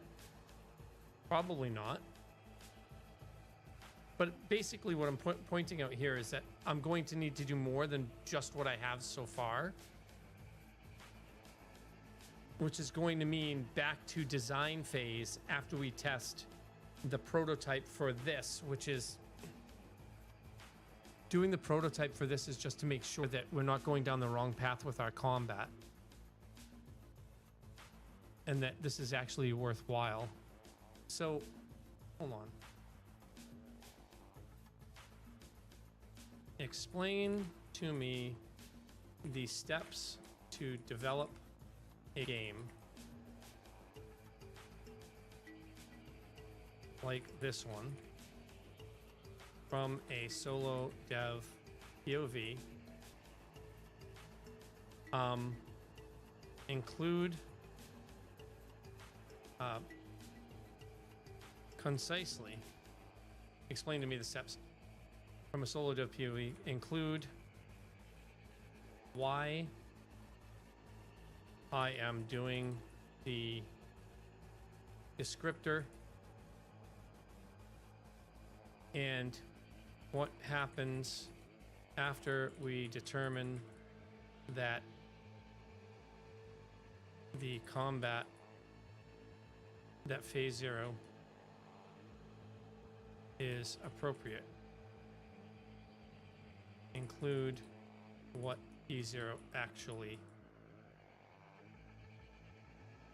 is, so that I can actually explain this without going all over the place. So this descriptor is a data contract. Combat rules live in the YAML, or in the YAML rather than code. Combat rules. So tuning is an edit instead of a recompile, and the same file feeds the Go server and the C# client without either owning the rules. The server and the client don't own the rules. The configuration does. You're doing it now because every downstream decision, loader, resolver, client display, reads this shape, reads the result, the descriptor. Right now it's just the skill descriptor, but the skills are basically the core of everything. Changing it after those exist is a migration. Changing it now is a text edit. That's why the session was worth the length. Phase 0 is a throwaway multi-actor combat prototype, not the game. It's an experiment answering one question. Is the WeGo turn with simultaneous resolution a reaction window? The pool reserve split basically is my combat idea actually fun with multiple actors. Your single actor Adam already passed the test for one player against one enemy. Phase 0 extends it to a party against a group, which is where the reaction and target selection problem and the shared window mechanics either work or don't. Phase 0 is disposable by design. It's a flat state. There's no ECS. There's no networking, no persistence. There will be networking because it's going to be over the network. But yeah, you throw it away when it passes. You just take it and say, okay, that worked. Now we just move on. The reason why this is taking so long is because this is going to be the general shape of what each ability is going to look like. I'll make changes to it when everything works, but that's why this is taking so long. After the foundational contracts, after phase 0 passes, the foundational contracts, protobuf schemas, the descriptor loader in Go, the entity IDs, the client server message shape, that's the first code you keep. The descriptor loader in Go is going to be what I'm doing now, but I'm throwing the basic one away because the descriptor loader isn't going to use ECS. It's not going to use networking. It's not going to do any of that. It's just going to load it and make sure that it loads and then show it. Combat vertical slice, you're going to rebuild the phase 0 combat properly, server authoritative, networked, tick-based windows, where the millisecond to ticks migration happens. So instead of hard-coded milliseconds, they're going to be ticks instead. The progression integration, the pentagon grid, the facets, the scaling cell is actually reading live values instead of documentary tags, a persistent layer, share world, etc., etc., etc. Characters that survive logout, all stuff that I've already done in a different prototype before I got to this part. The content breadth, the skills, the combos, the enemies, arenas, the areas, that part never ends. So doing this, what I'm doing right now, putting skills into the ability descriptor main, is that never ends. This is always going to be happening. I'm always going to be creating YAML, but my goal is to eventually create that in Godot, using the Godot front end to save the files directly, so that I'm just typing in what I want instead of going in and making sure the formatting and the information is all correct. I just type it into Go and it's already done. Each phase gates the next. You don't build the persistence layer before combat works, because a persistence layer for combat model you later discard is pure waste. That's the proof before build discipline you've committed to. The Atom validated fun before phase 0 exists. Phase 0 validates multi-actor before infrastructure, etc., etc., etc. The thing that kills solo projects isn't difficulty, it's building the wrong layer early. So if I started building the visuals now, it would kill the project. But I'm seeing how boring it's gonna be when I say, hey, we're throwing all that away and starting over, because we're gonna be starting over. I understand this. But part of this is making sure that I'm learning it. And you don't learn unless you go through repetition. So. And then we have to document it all at the same time too. And that's really what the AI is going to be used for in mid and later phases, is I'm going to be documenting stuff instead of just asking for help. 28% this week. And I haven't really used it a lot. I've used it some, I haven't used it a lot. 28%. That's insane. That's insane.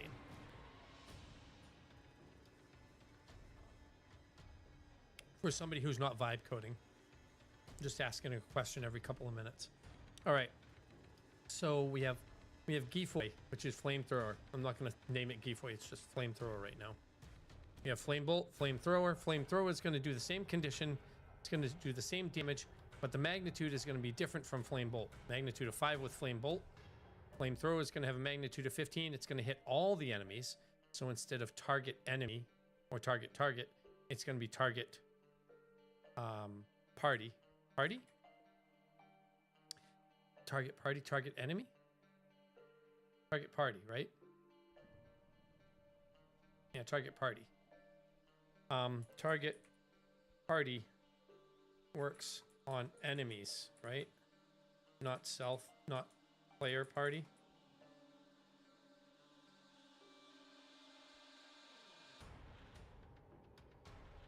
It's ambiguous as written in a real gap. Party currently means a group.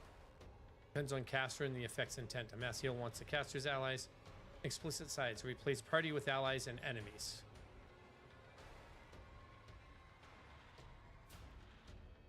Party means caster side. All means everyone. I want self. Allies. Enemies. Self target. Allies, enemies, which both mean the entire ally enemy group, and all and arena.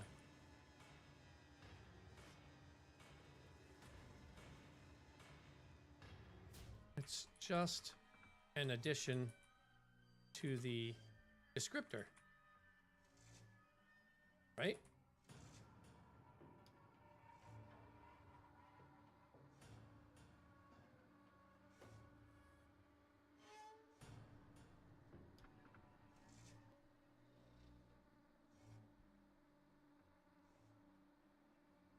Oh.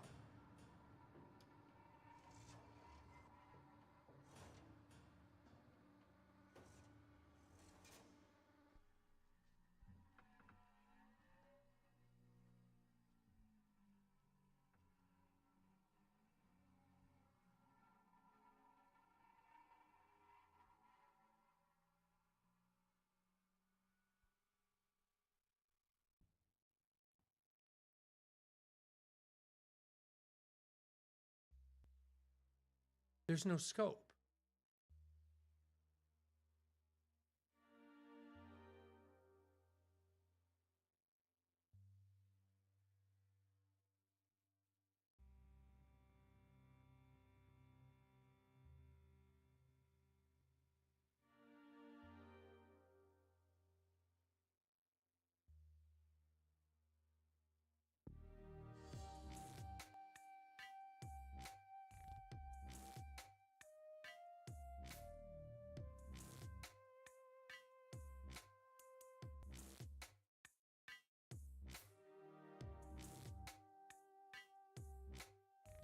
There's no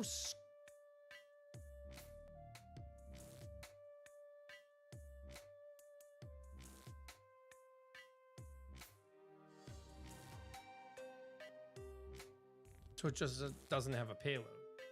Oh.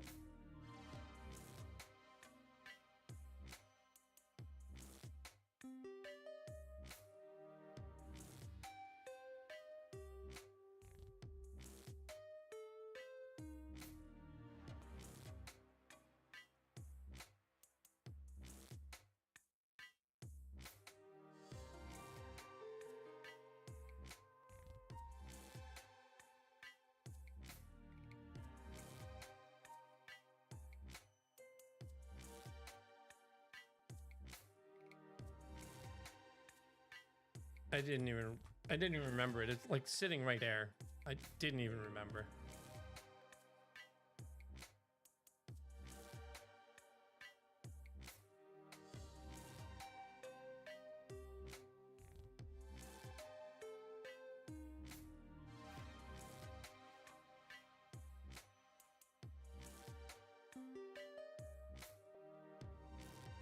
All right.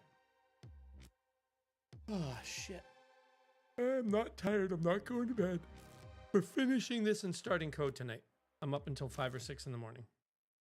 We're doing it. We're doing it. We're doing it. Condition burning 2, arcane momentum, arcane karma, coefficient for the damage, coefficient for the burning. Flamethrower is done. Unless I want to add like a fire zone on the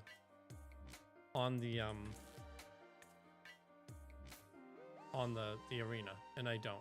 Flamethrower is Keyfoy. Keyfoy's done.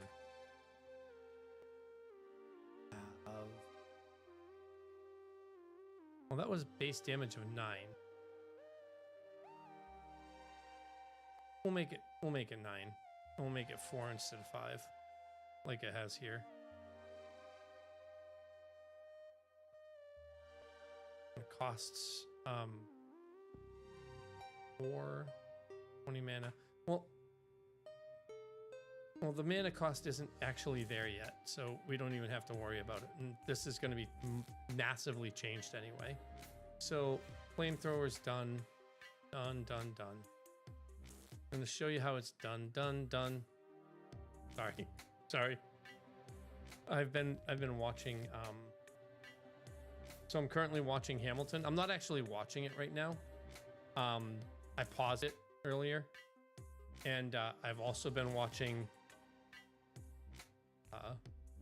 Hey, Ragey. I've also been watching. So I've been watching Hamilton on repeat. I've also been watching K-pop Demon Hunters on repeat. Just FYI, I've never watched Breaking Bad. My wife has watched the whole thing. I've never watched a single friggin' episode. And I'm not gonna start now. But I think I'm gonna watch K-pop Demon Hunters today. Again. I went to sleep earlier today watching it. I think I'm gonna watch more of it today. When I start getting too tired to talk, but I want to keep doing this. Hello, Ragey! And dun, D-U-N. No, dun, D-O-N-E. I'm gonna show you how it's done.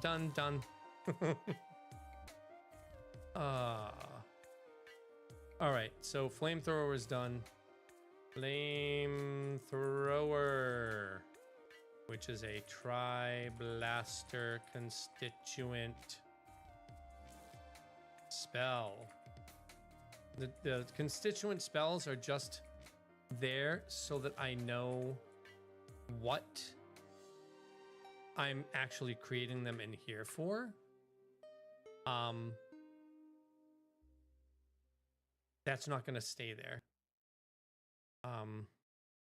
Water.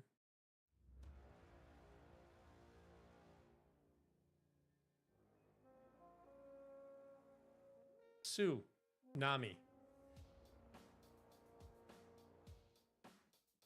Tri-blaster constituent spell. Spell everything wrong today. Just spell everything wrong today. That's the goal. All right, so I only have like 5 more spells to do here. Tsunami.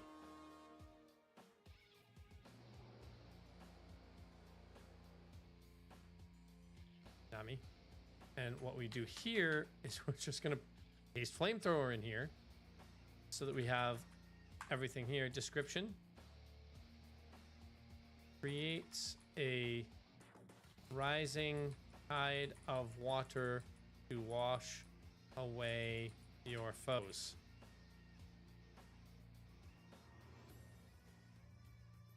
Domain is action. It is a spell. It's part of the spell family. Is it still an arcane? I think it is. And this is Tsunami.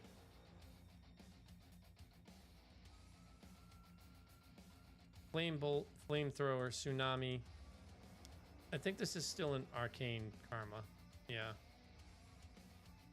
Because it's...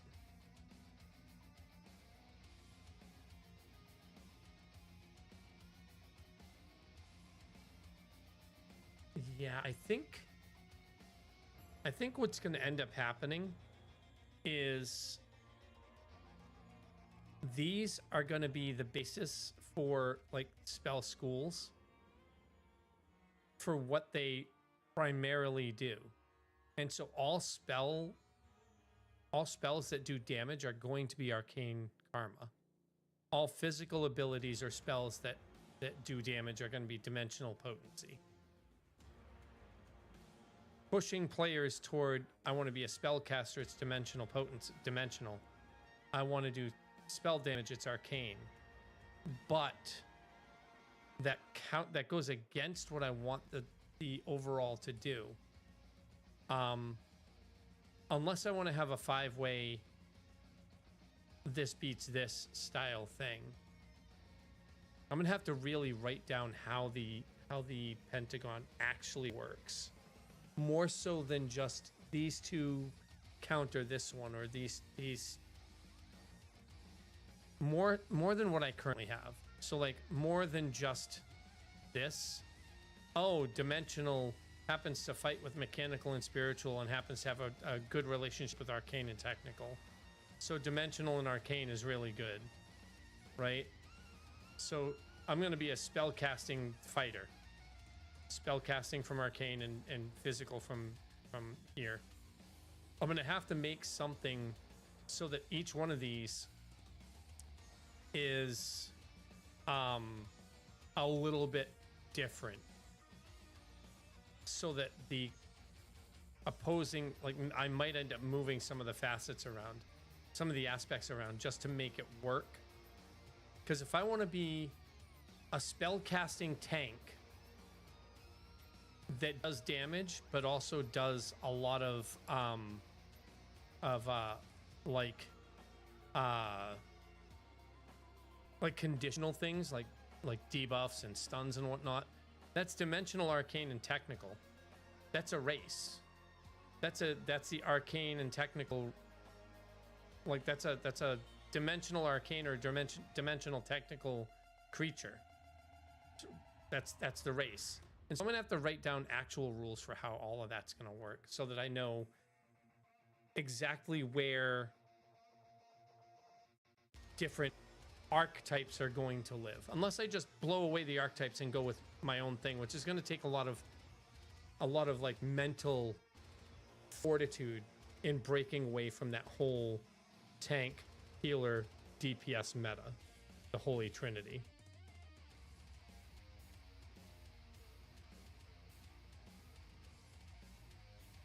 The problem is I don't want to break too far away from it, because then it becomes everybody gets to tank, DPS, and heal themselves.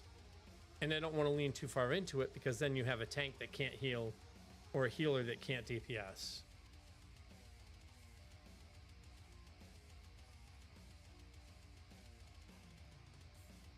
Unless I lean into the Trinity and make it so that you build your character toward that Trinity place without forcing any one race to be a part of that Trinity.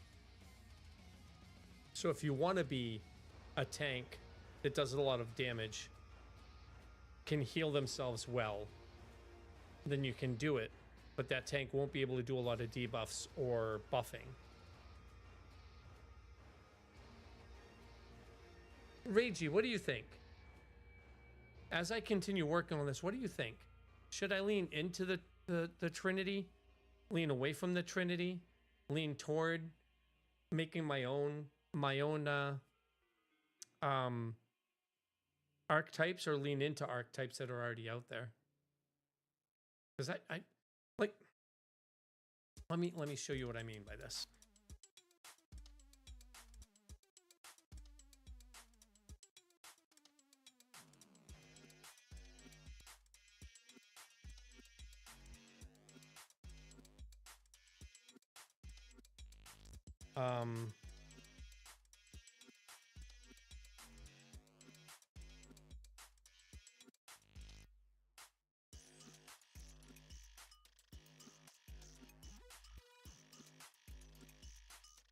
So, Phantasy Star Online 2 archetypes, the melee classes are striking, range, technique, and specialty, right?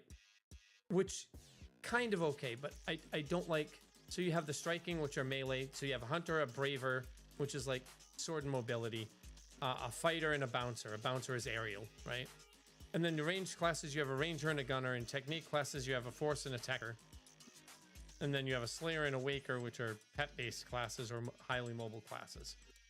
It's not a bad thing, right? WoW archetypes, you have the paladin, the holy warrior, the nature guardian. So paladin is like a tank, DPS, or a healer. A shaman and a druid are DPS and healers. The druid also has tank.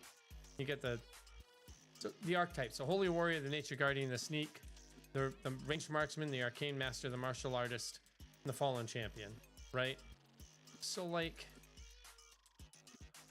I'm wondering And I see what you said, that the Holy Trinity isn't a bad thing, but like,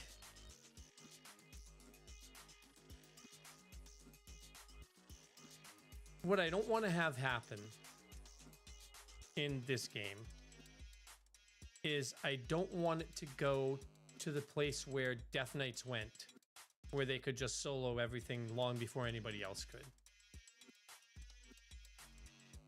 Right? So I was thinking of something similar to Mass Effect, where you've got your Adept, which can do biotics or arcane stuff. You get your Soldier, who is basically a physical damage dealer. You've got your Engineer, who uses technical stuff. Your Vanguard, who's really biotics and uses biotics combined with the physical damage stuff. Your Sentinel, who uses technical stuff. Like I took a lot of inspiration from Mass Effect for the Pentagon, and a lot of that's because I don't want to just dive right into the Holy Trinity. But maybe I just go Trinity.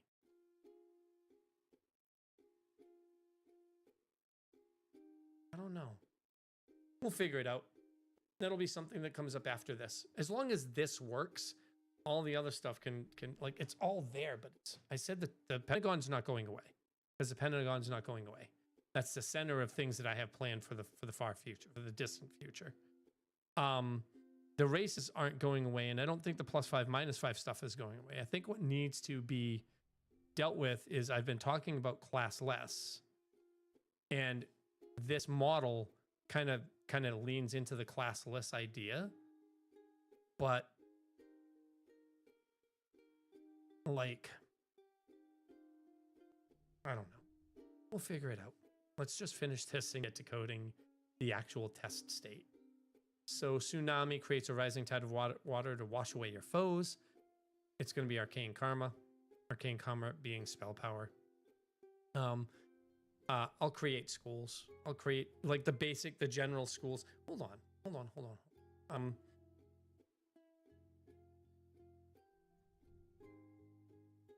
Does Dreadmist even have spell schools? Fireball, so fire, ice, lightning, and wind. So fire, ice, lightning, and wind. Mana Siphon, Life Siphon, Fasting, and Time Lock. Okay. Yeah, so fire, ice, lightning, wind, necrotic, holy.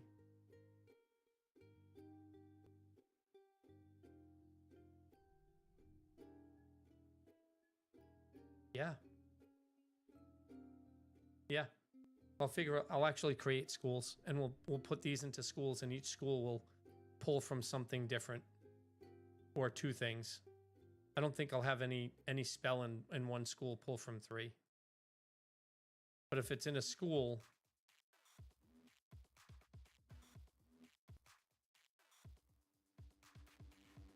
well, that school will have to be based on 1 or 2 of these. Yeah. Hold on. So I'm silly. So I'll create schools, right? And the schools will be based on 1 or 2 of the aspects. Every school will be based on 2 of the aspects, but not the middle ones, not the ones that are fighting each other. Every school will be based on the ones that are phased to each other. So every school will be based on, there'll be 5 schools. Or maybe there'll be 10. So aspect is a school, or the aspect is a school. So there's 5 aspect schools, and then there are 5 phased schools. So we have arcane and dimensional becomes a school. Mechanical and spiritual becomes a school. That one, like arcane and mechanical and spiritual could become like necrotic or something. Arcane and spiritual could become like holy. Dimensional and arcane could become like unholy or something of that nature. Like, we'll figure that out. We'll figure that out. I now know that I'm only going to have 10 schools. And the 10 schools aren't going to be the same as these. These actually pull from 3. The 10 schools are going to pull from 2. And we might actually lean more into the Trinity idea instead. For now, this isn't changing, so let's just finish it. I think I've said that like 4 times now. Let's just finish this. Let's just finish the damn thing. So for now, we'll just keep these, because these aren't going to really mean anything in the grand scheme of things right now. All that means anything right now is magnitude, reactions, the payload, and the overall damage. Cooldown doesn't mean anything, but the costs do mean something. The resource costs on mana don't mean anything. So yeah, I don't really have to put all the other stuff in there, but I'm going to. Reactions and reaction windows do mean something. Tsunami is not going to create a model. Do I want? Yeah, we'll just soaked. Apply soaked. Target.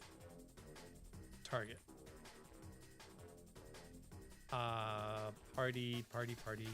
Full health, mana, energy.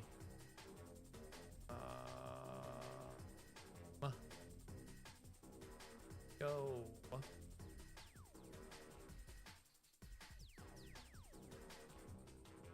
Target self.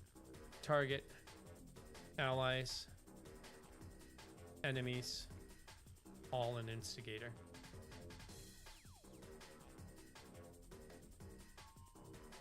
Self-target, allies, enemies, all instigator. Yeah. Yeah. Okay. So there we go.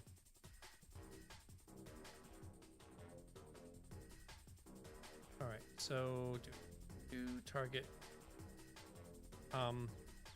enemies. Flamethrower. Enemies. Enemies. Targets all enemies. Whereas Flame Bolt, Melt Weapon, Spirit Tether, those are all just a target. Implode is just a target.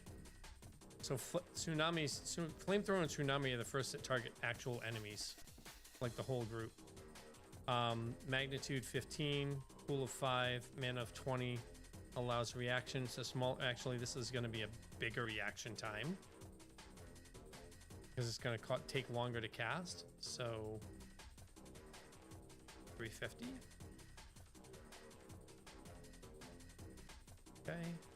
Condition soaked, damage, target, enemies.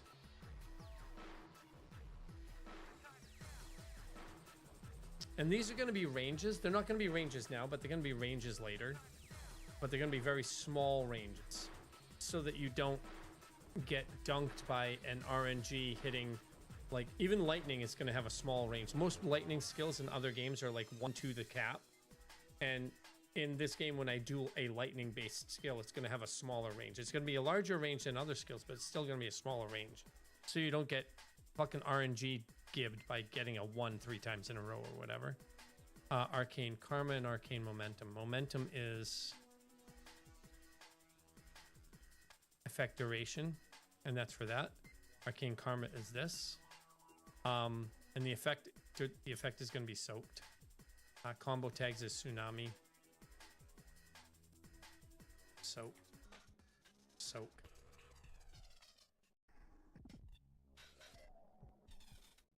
Is it soaked or soak?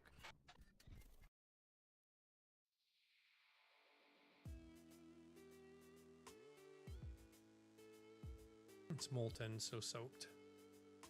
And that's it for that. Priority 5 doesn't matter anymore. Damage of 5 for this one. Magnitude of 15 for this. I'll do a magnitude of 10.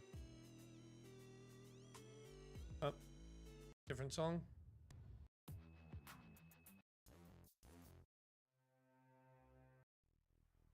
I wish I knew other places where I could just play music and I knew I wouldn't get, like, dunked for it. Because I can't even play Harris Heller's music anymore without being nervous about getting copyright struck. When Senpai music was supposed to be free. So I think.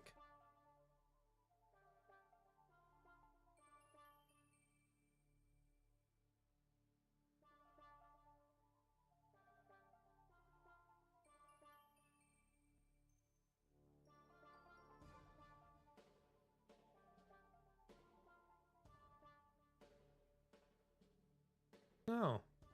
Dream Beats is still completely free for background music. Okay.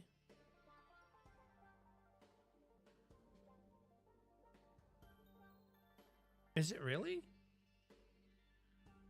All right, we'll be back in 2.5 minutes. Ad is incoming. Please go hydrate. Take care of yourself. We'll be back in 2.5. When the pop-up comes up, it gives me 2 minutes to say something. Basically, that's how I do it. I say, oh, I've got 2 minutes until the next ad, so I prep. Most of the time, I'm just going to say, okay, we'll just get rid of the ad now. It also gives me, if I play the ad before that 2 minutes goes down, it gives me the opportunity to actually do multiple snoozes later and not have pre-rolls come in, because I hate pre-rolls. That being said, we're going to throw up the ad now, and we'll be back in 2.5 minutes once I press the button. Please hydrate, take care of yourself. We'll be back in 2.5.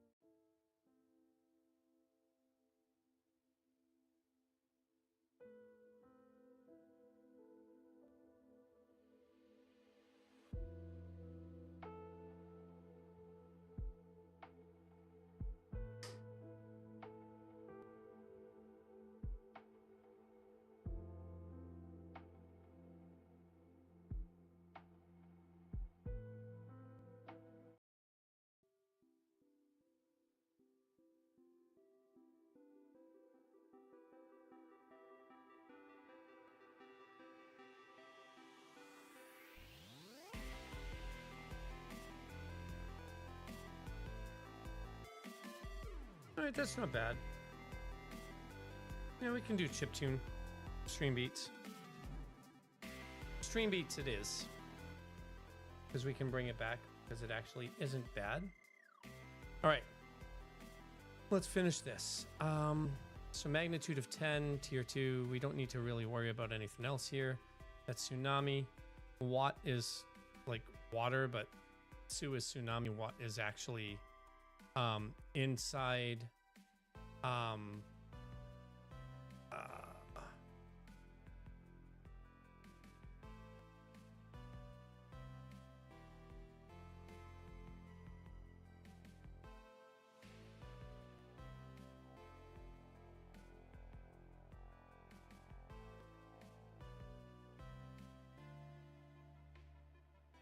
Sue is lightning. Really? Sue is water, isn't it? Isn't it?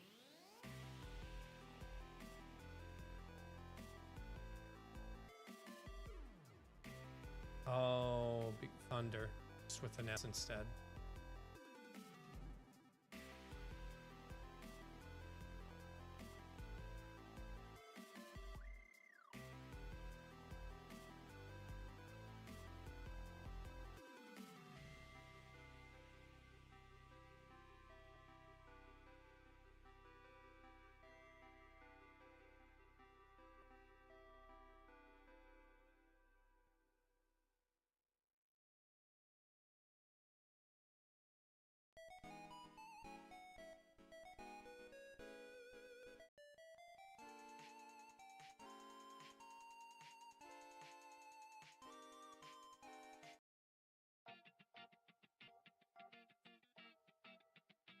Oh, these aren't that great, are they?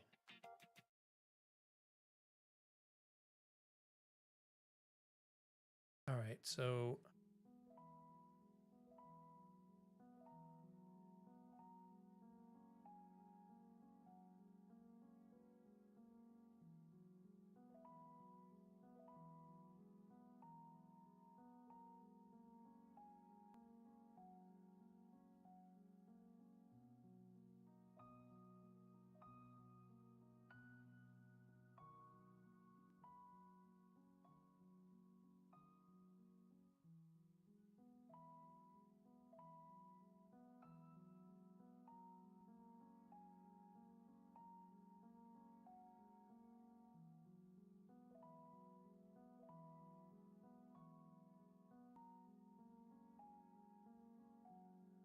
one point two and 2 9 2 4 2 and 2.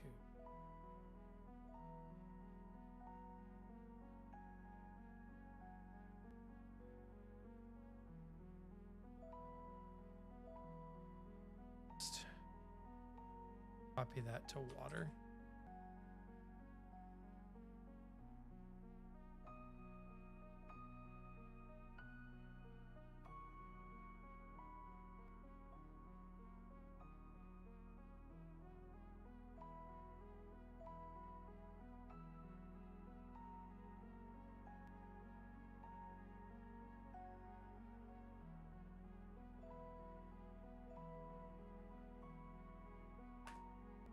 So, Ragey, how was your day?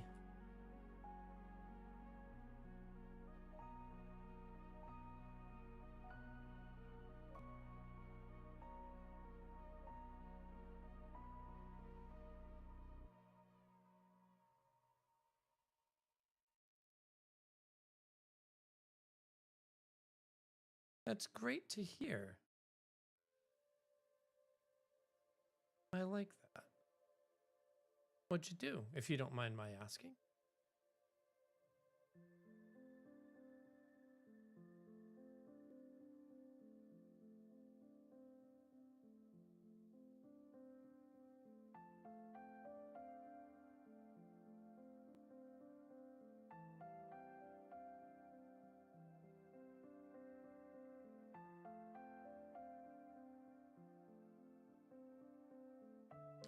This is supposed to be ambient. See if lo-fi actually works.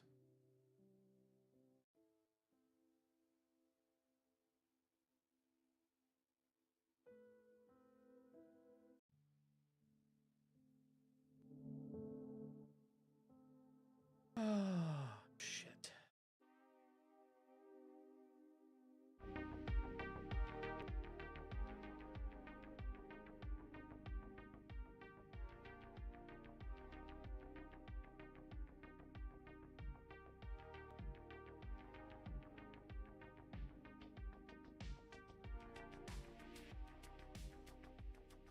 We can do this one.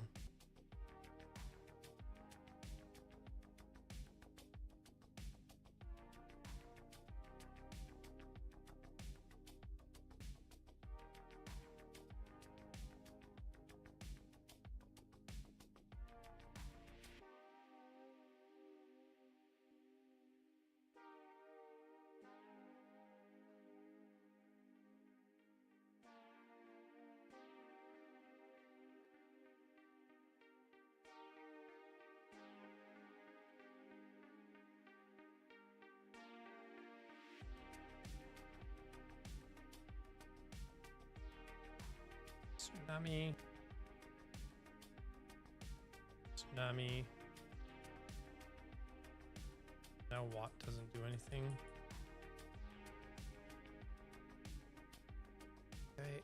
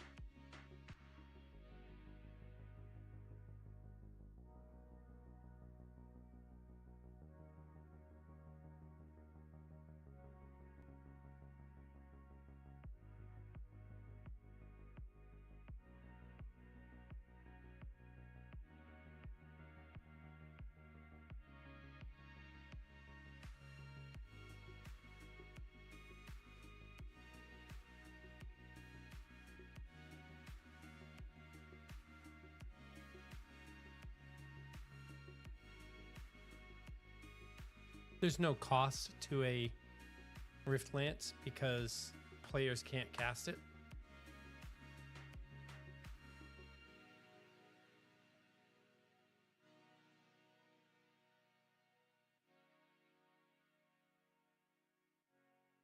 Which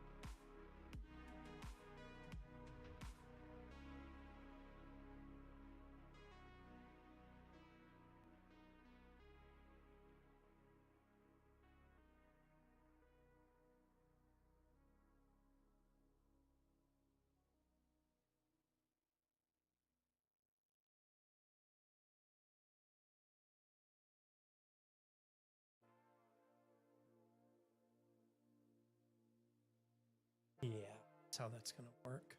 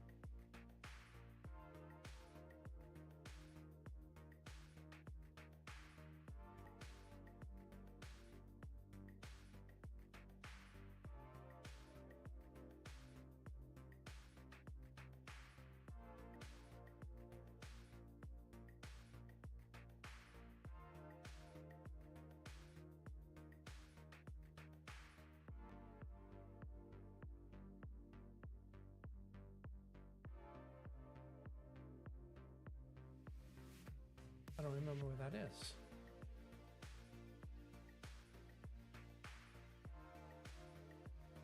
Oh.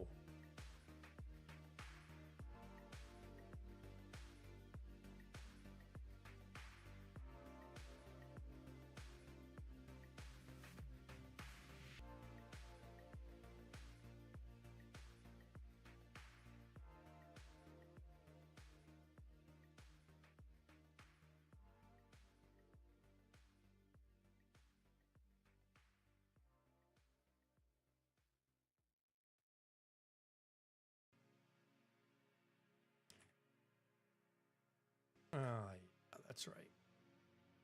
So Riftlands is gonna be done.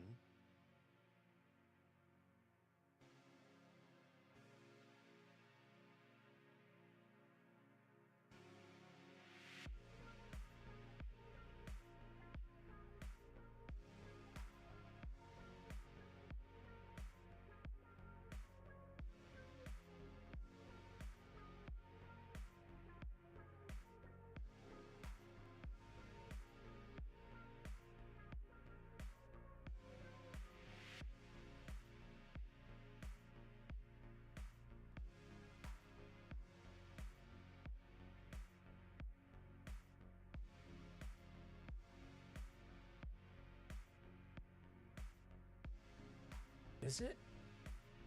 Is it used by? Because I have. Because I did. Because I completed the super. I completed the regular black hole. Oh, this does require Rift Lance.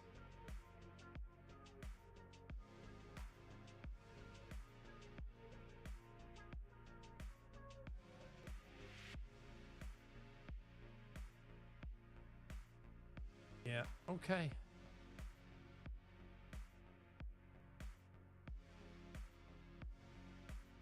Yep, all right. So this isn't its own, it isn't cast by. This is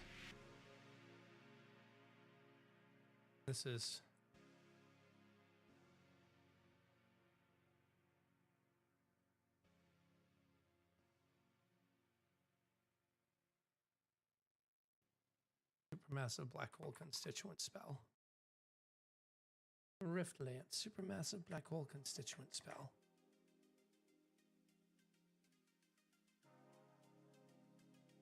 Yeah. So we're almost done this part. So the reason why we're putting so many skills in here for testing is because of different layers of testing. So Implode is a skill that's used in a higher end spell. Spirit Tether is a skill that's used in a higher end spell. Melt Weapon is a skill that's used in a higher end spell. Those three together are used inside Supernova. Supernova uses those three skills directly, right? So that tests that. And I could have just said that and not the three spells before that, which are, or after that, which are Thunder, Flamethrower, Flame Bolt, or Flamethrower, Thunder, and Tsunami. Flamethrower is a higher level of Flame Bolt. Flame Bolt, Thunder, and Tsunami create Tri-Blaster. In that order. Flamethrower, Thunder, and Tsunami in a different order will create a different skill. So that now creates three different combo spells that I can use. One which is a constituent to a different spell, and another that's a constituent to a separate spell. And then, because those are constituents to Tri-Blaster and Supernova, they both combine to make a supermassive black hole, to make a black hole. So now I have a combo and a combo that go together to create another combo skill.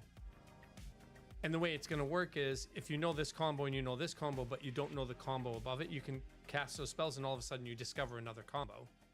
And then those two combos together that produce the black hole you add a skill to those, which is why there's another skill in there that isn't a constituent part of the first 6, to make an even stronger black hole, which is where the super massive black hole comes in, having a third constituent part being made, that being 2 of those constituent parts being made of other combos that have 3 constituent parts piece. Basically, it's testing all of the combos as well as the attack, the defense, the way the pool works and whatnot, which is why I did it this way. So it looks like a strike of antimatter. Tears at your enemy, at the enemy.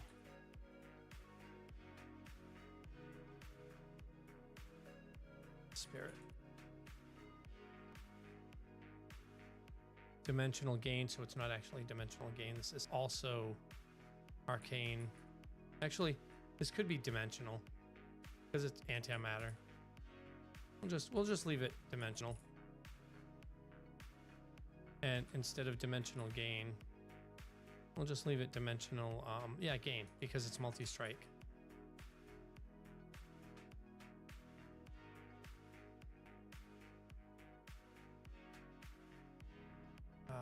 No condition on this one.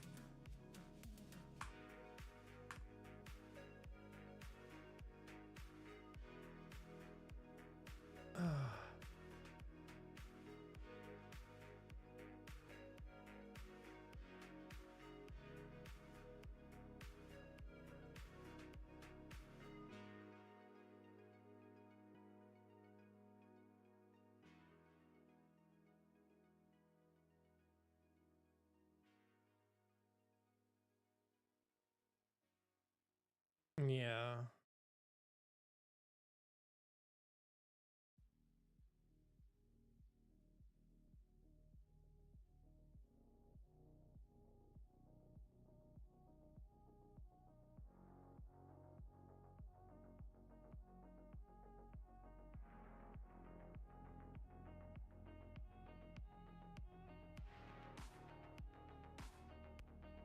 Yeah, we'll just do it this way for now.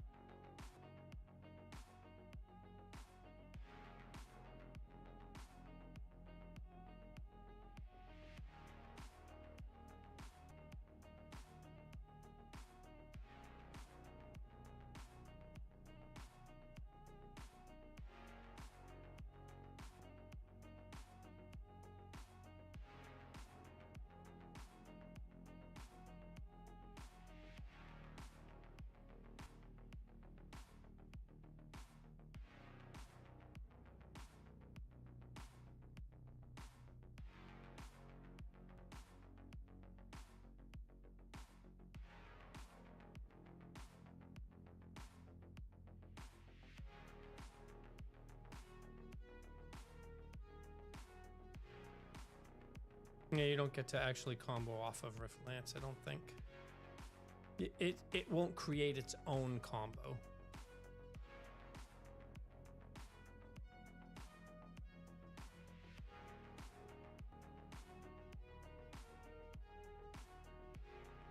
This does have a cost.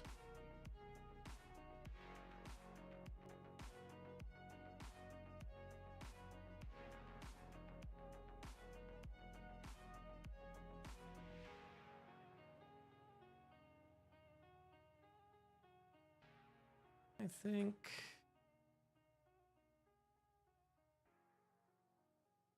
think that's, what do we put after cost before grade?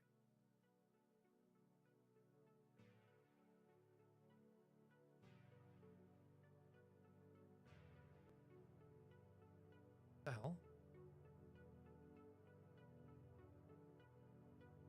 After cost before grades and payload. Okay. All right. What? It's in the reaction. All All right, so that's that.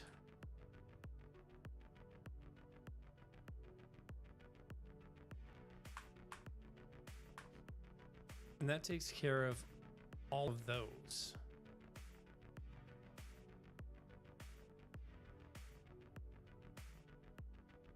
So now, so we have supernova, tri-blaster, and supermassive black hole. Now we have the proxy results, which is where we come down here and we look at this. Now it's just the recipe. That's all it is. Everything in here for the outcomes, it still pulls from the recipes, but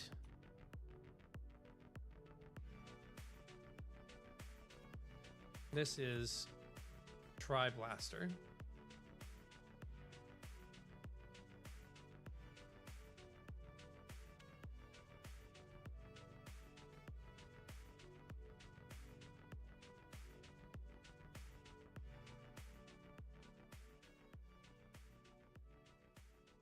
Elemental damage. So we have dash ID, tri-blaster,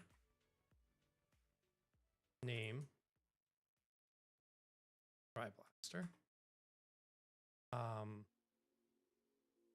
description,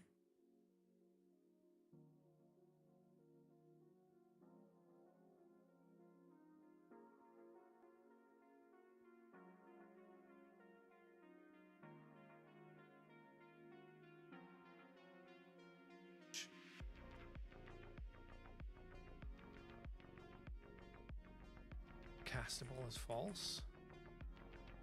Domain is action. Family is spell. Aspects is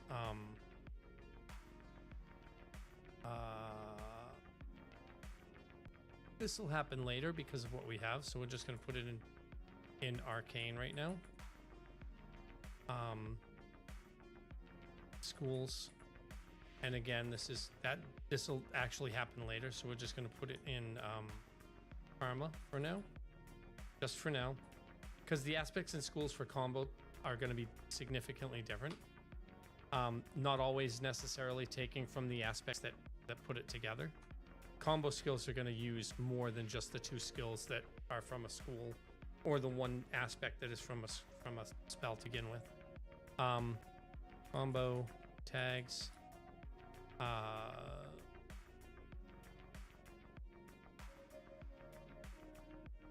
Do I want to? Do I want to pull from?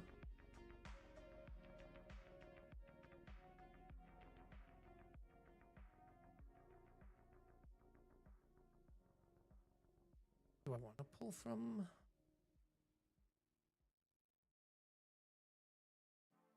So this is going to be recipe. We have to here. Tri-blaster. Discoverable.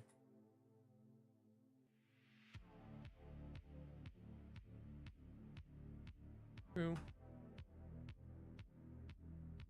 Ingredients. This is quite directly tag.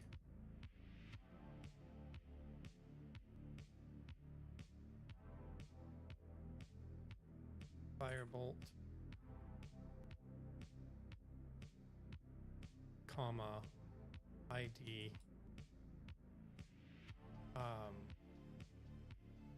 under, comma, ID, tsunami. So for this, now this is tri-blaster. It requires any firebolt, which is either flame bolt or flamethrower, because they both have the tag of not firebolt, flame bolt. So we have flame bolt from flame bolt and flame bolt from flamethrower.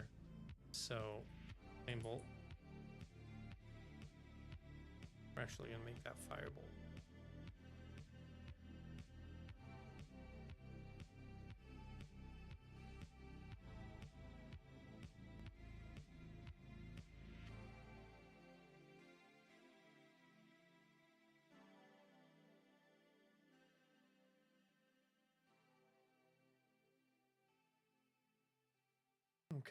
That'll be different later. It's just for testing, remember.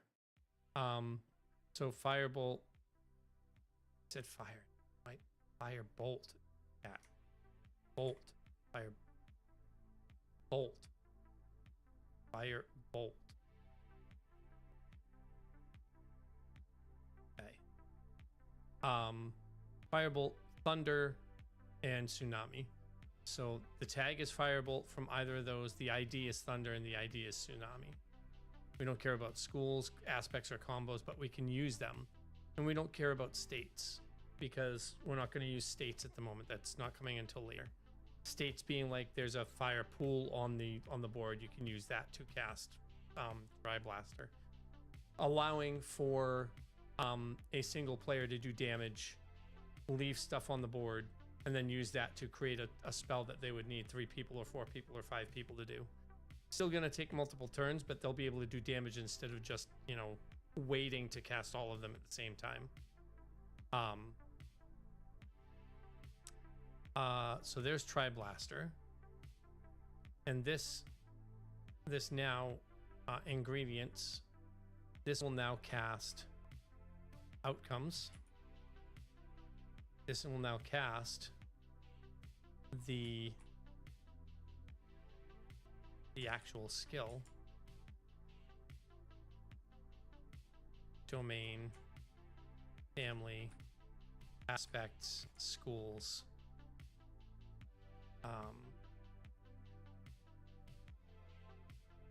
Castable is always false on outcomes. The combo tag. Excuse me. Sorry. The combo tag, if I want it to be able to, if I want something to be able to combo off of it.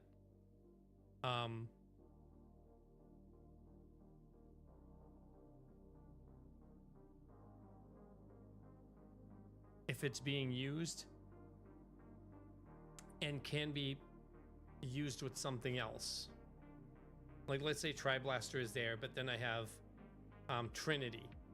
So Tri-Blaster could be a combo tag of Elemental with a tier of 1, and then Trinity could be tagged Elemental with a tier of 2. And then I can use the tag in another combo. And if I use a tier 2, that would take priority over a tier 1. I need to use a restroom. I'll be right back.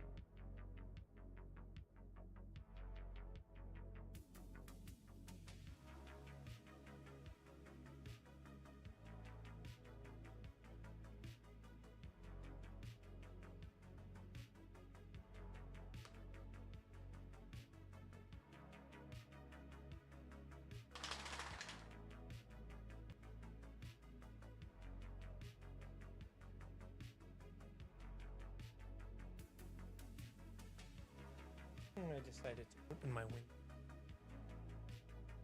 My AC is off and everything's good.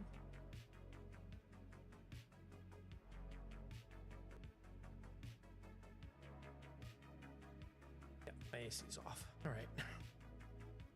All right, so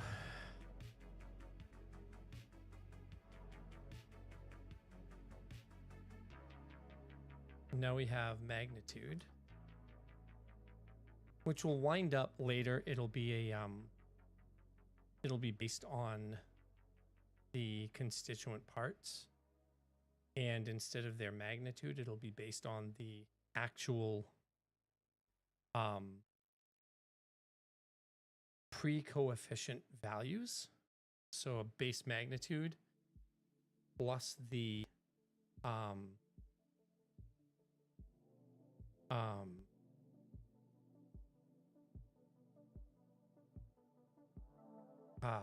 the aspect values of all the constituent parts put together, and then either divided by 3 or something, divided by the number of parts. And then that value will be the base for the actual spell, so that as players get more powerful, the spells all get more powerful, but the combo spells also get more powerful instead of just staying static. But for now, this is just going to be static. So if we take a look at Flame Bolt is a magnitude of 5, right? Flamethrower is a magnitude of 9. Thunder's a magnitude of 10, and Tsunami's a magnitude of 7. There, 7. So we'll take Tri-Blaster and make it a magnitude of 15. So it's, 5, 10, 7. Make it a magnitude of 20, not 15. So it goes from 17, goes from 22. Make that magnitude 30. So that we have that being done. The cost is 0. The cost doesn't exist because it's already been paid. There is no scaling cell, so we're not going to have scaling cell in an outcome. But we are going to have payload.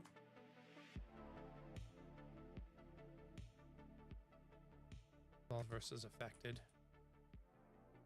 Basically, it's the entire enemy group. Wait a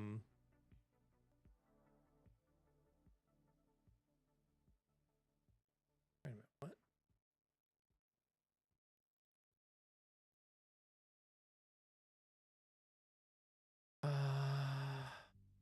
Payload.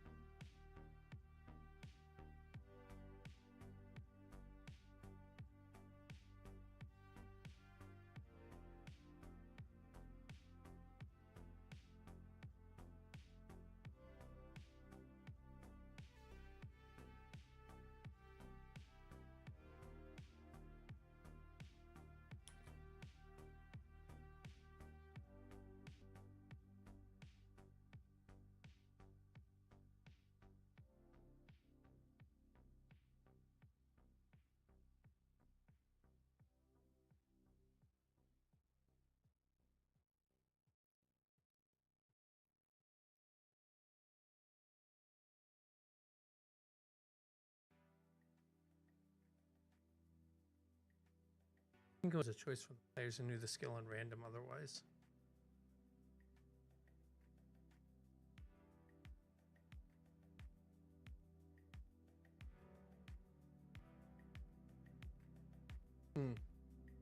Hey, Yaka. How you doing?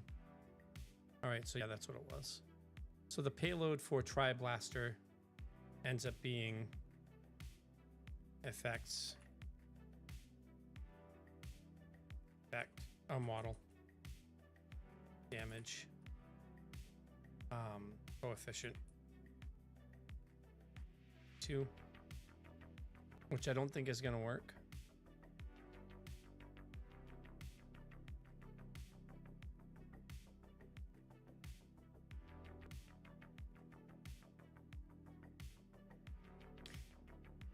Because there's nothing for it to scale off of.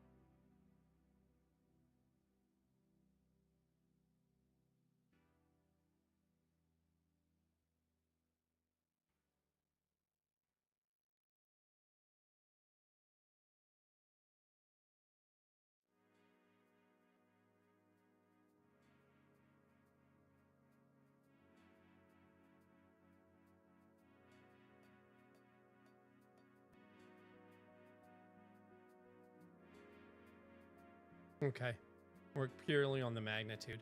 So Tri-Blaster, okay. So yeah, Flame Bolt does 5 damage. That's how this is gonna work. Flame Bolt does 5 damage. Flamethrower does 9. Thunder does 10. So that's 15, and 7 is 22 or 26, depending. And so we're just gonna have Tri-Blaster do 30 for now, so that no matter what skill gets cast for it, it just does 30 damage. I'll make it do 35 just because. So that'll do 35 damage for now.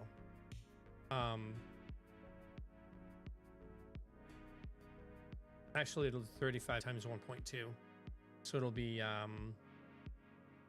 42 damage because of the coefficient. Actually, we can make the coefficient actually go up some more too, because the coefficient on Tsunami is 1.5,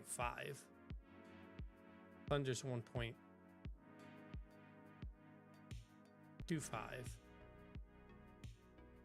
and Flamethrower and Firebolt, I believe, are both 1.2.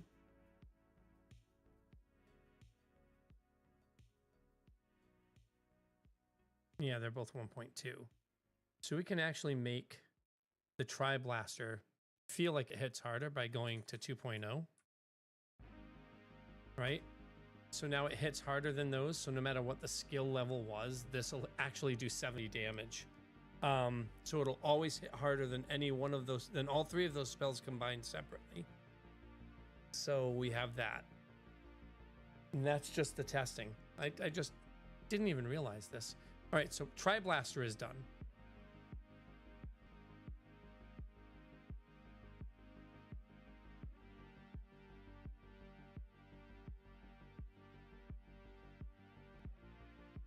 Tri-Blaster is done.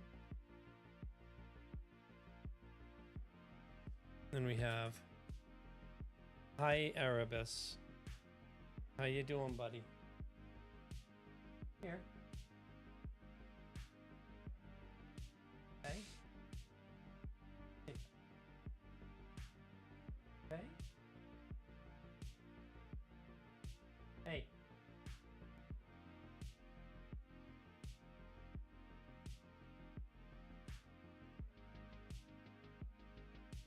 There's one thing you guys don't always get to see. Well, you don't get to see him now.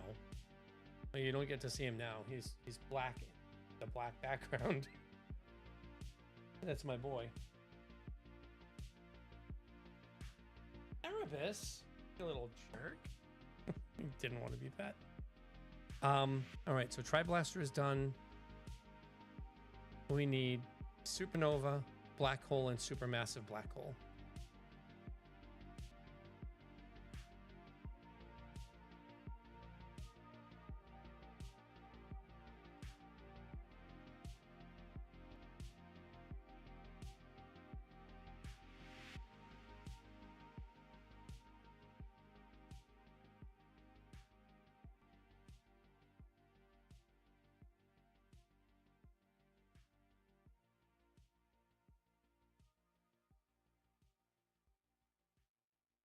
And then the same thing with this.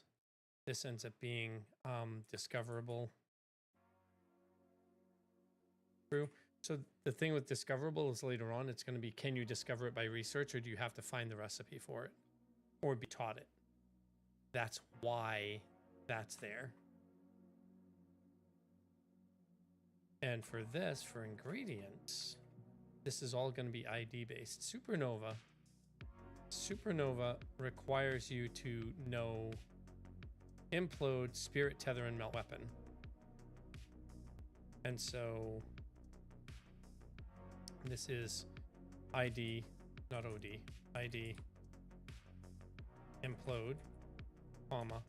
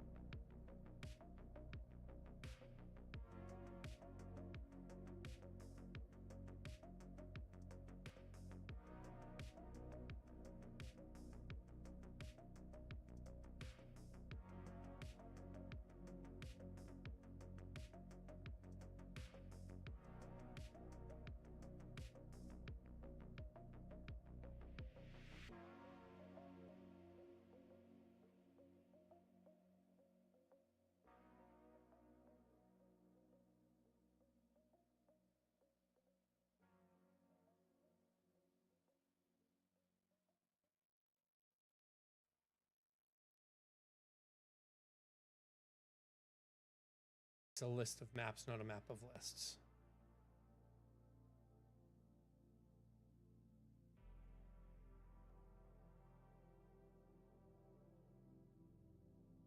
All right, we'll be back in 2.5 minutes, folks. I'm gonna go downstairs, grab another drink. Please, please, please hydrate. Take care of yourself. We'll be back in 2.5.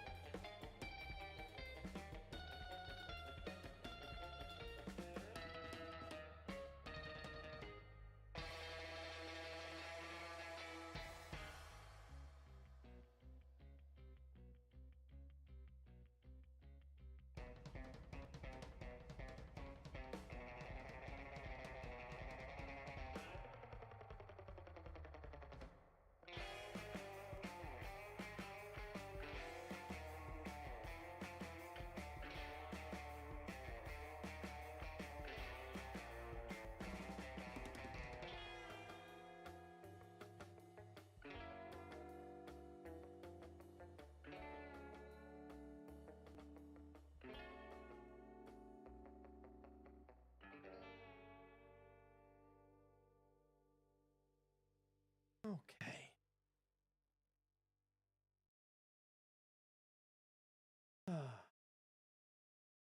A list of maps, not a map of lists.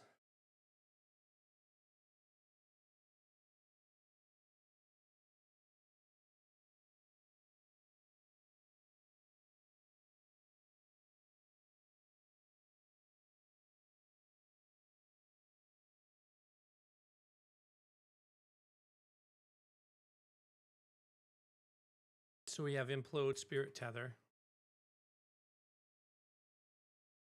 and we have all based on ID. So no other skill will work with these. And melt weapon. And these go in a very specific order. Doesn't matter about order strict.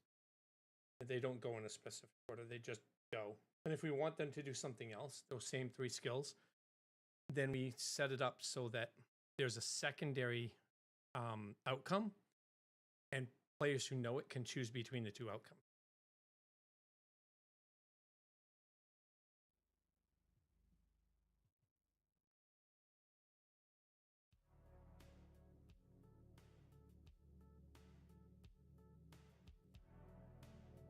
And that's it. There are the ingredients, and now we just add the results.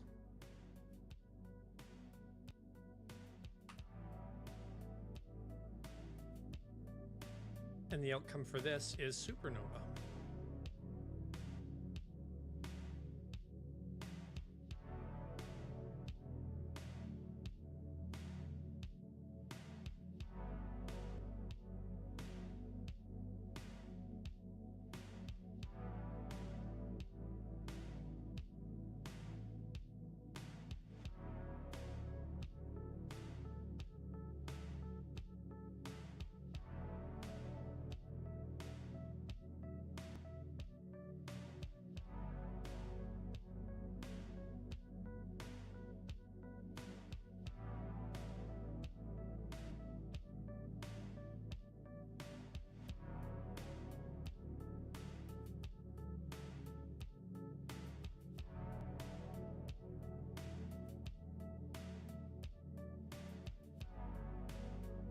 I'm gonna seize.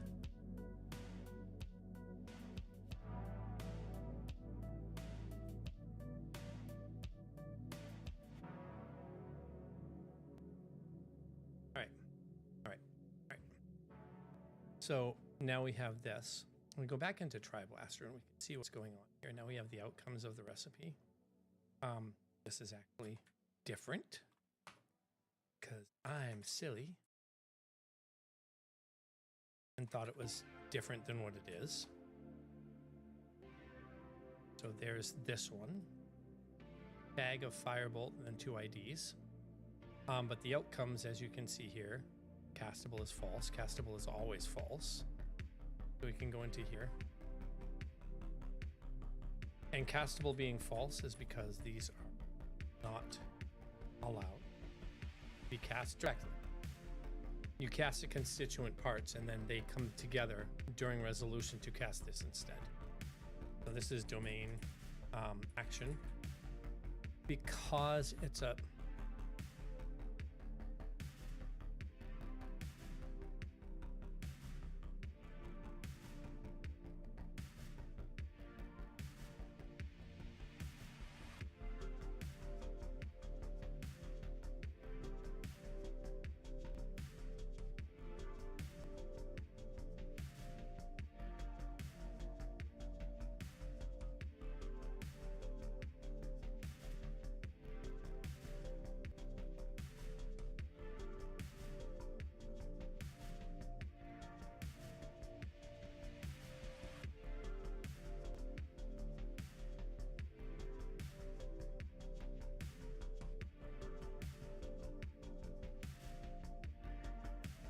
That's why, yeah, that's why we keep it this way. That's right. All right, so it's a domain action. It's in the family of spell because that's what it is. Aspects are dimensional. This is one of those things where The aspects are actually a little bit more than that, because it's a supernova being made of arcane, dimensional, and spiritual.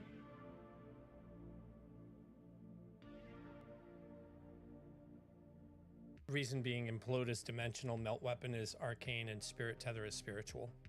And that's how the spells are actually going to work. That's going to be the rule that we're going to create later, where an aspect has a set of spell skills or abilities that all combine, and there are going to be combos that are going to be using spells, skills, and abilities all coming together to do something, so that you have to pull from all aspects in order to make certain combos work. And so for those of you who are here, there's 8 people watching, and I don't think I have anybody on, I don't think I have anything watching elsewhere, so I think it's actually 8 people watching. For those of you who are here right now, you feel free to clip it and share it or whatever, or like save it for a special day. I'm going to give those of you who are here a little hint, or a little bit of insight about where things are going for the first actual release of the game. Oh, excuse me. This is not going to change, similar to the fact that the aspect system itself isn't going to change. There are going to be things that might change, but this piece right here is not going to change. The basic story around the aspect system is that each one of these points on the aspect pentagon, on the aspect star, is a different realm that a big bad has pulled away or pulled from to create this separate world that this big bad now controls. And until all 5 of these aspects, or the races from these aspects, learn to work in a unit together, that big bad will always win whatever outcome comes along. Okay? And so that can be a group of three players that happens to have everything working together well. It's probably going to end up needing to be a group of 4 or 5. But it's, it basically, the players that go fight the big bad are going to need to pull from every aspect to make the fight work. And when they do, other things will happen and things will show up. But that's the basic premise of the game.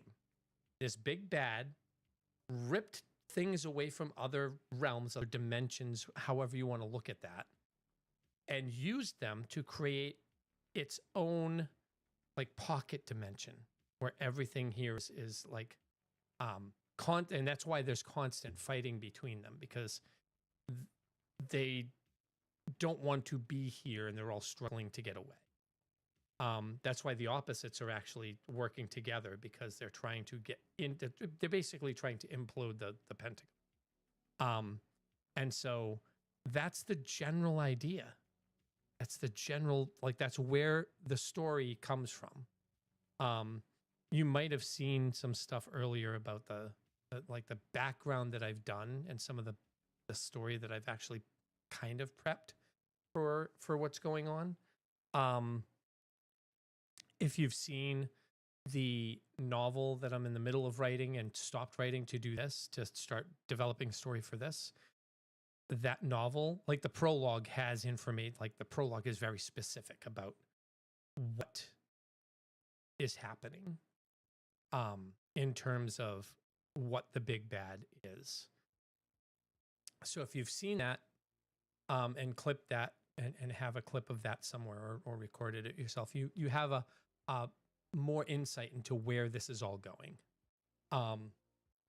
So when something pulls from 3 different aspects, it's intentional, and those aspects are intentional, and the fight, the conflict between them all is intentional. I'll show you again the aspect system here. This is intentional. That's not the big bad,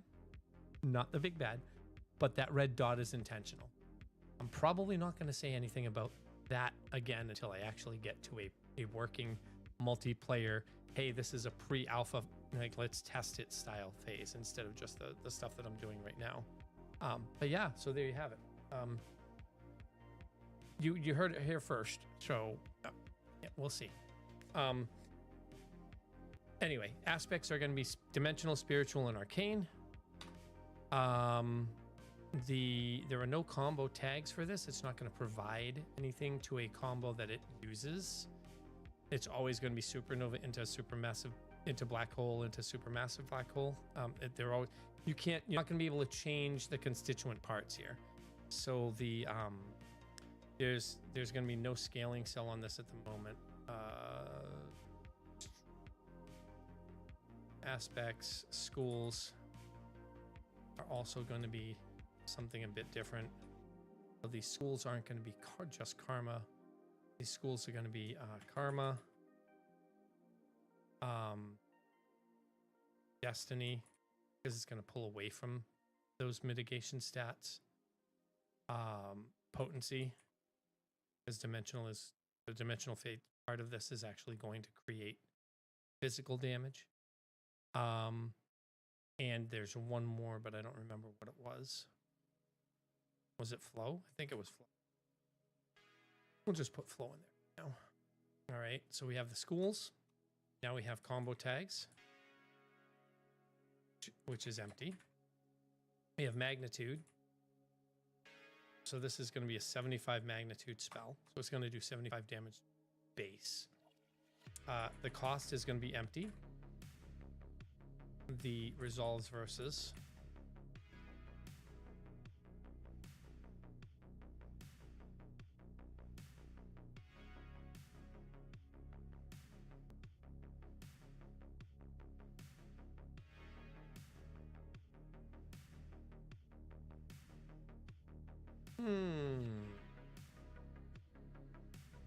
It's still live. What was removed was the value stat. Went from individual party, individual or affected. Exactly one thing, reaction eligibility.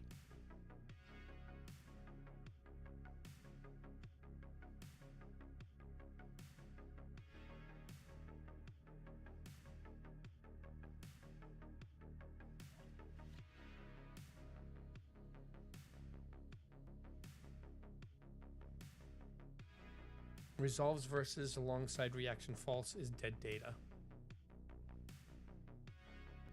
Most of your proxy set allows reaction to false.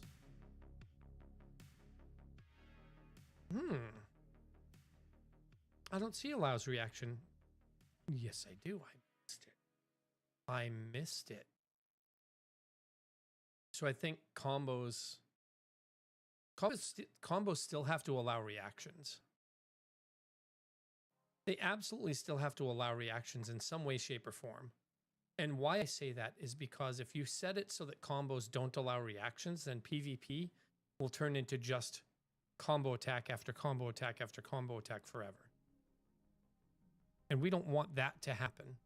So combos have to allow reactions.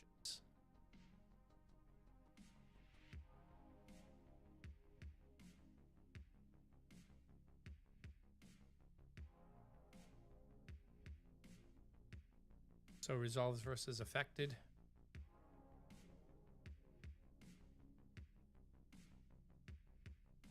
Then true. Same thing with Tri-Blaster.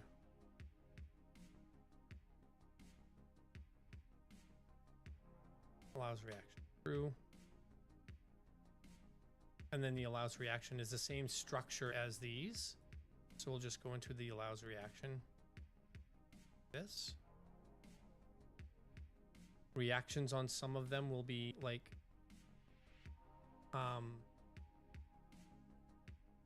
a full counter or something like that, and some of them will not be. So we go here, right? Reaction window.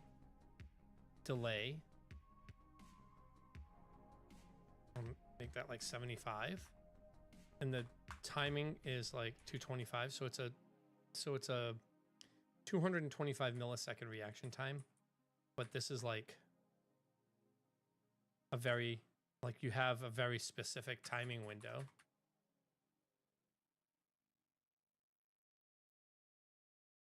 a very specific timing window. 150 milliseconds of the 225. No. You have 15% of that, which is like 25 milliseconds. So which will translate later to like 2 ticks. Meaning that you can't really react to it very easily. I don't know how I'm going to make that so that it's not twitchy, but I don't want people to be able to constantly counter Tri-Blaster. So this is going to end up being, or constantly counter things. So the delays are going to probably change a little bit, but not much.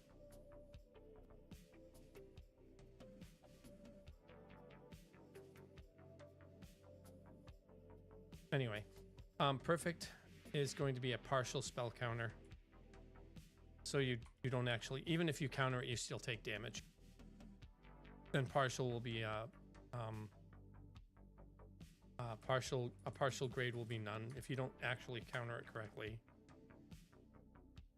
So we can have the ability so that if you don't counter it perfectly, then you take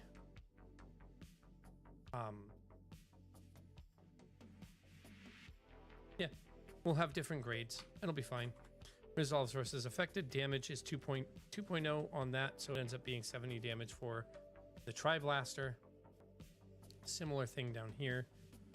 Allows reaction true. Reaction window ends up being delay MS 125. Duration MS is 250. And then perfect band is 0.4, 0.6.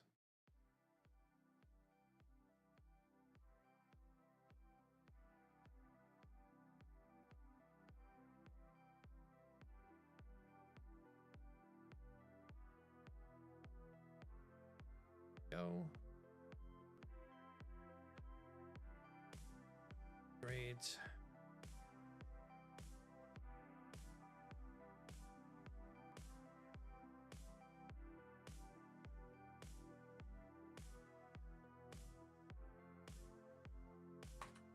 Partial spell counter for both, resolves versus affected, and then payload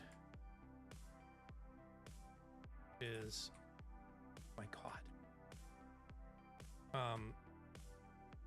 Effects. Effect.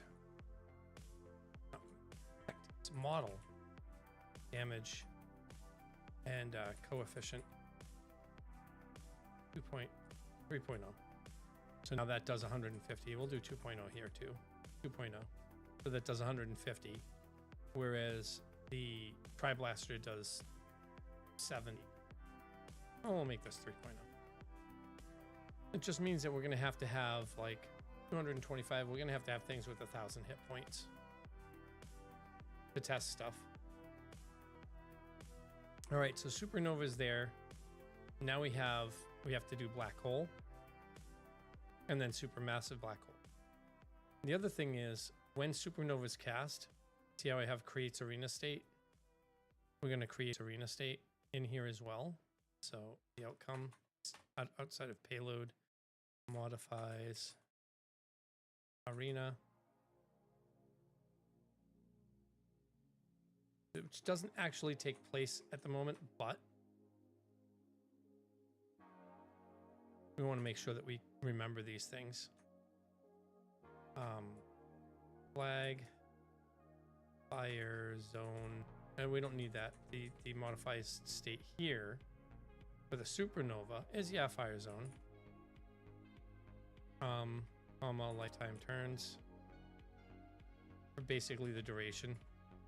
So it creates a 3-turn fire zone, and then also it creates a 3-turn gravity zone.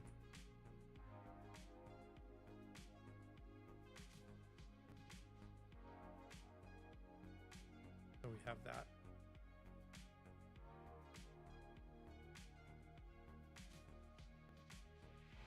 And it also produces a state. which is a payload effect. So we go here and we add model condition coefficient 0.1, or actually duration, not coefficient. 2, right? Where's the get rid of this one? Condition. Oh, applies. Yes, yes, yes. Applies. Condition applies. So supernova applies burning.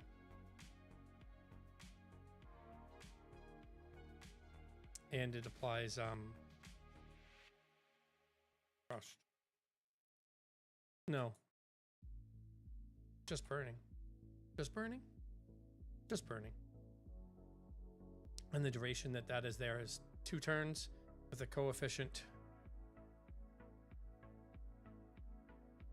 of 0.1, which when we actually have the scaling cells, or the scaling for this, the damage is going to be 3.0. The scaling for this coefficient here, 0.01, means that it's not even a full turn. 0.02 is 1.5 turns. 2 turns, or 2.25. 3 turns. 75, 150, 225, 300. Which is then 30, and then so now it's 300 goes to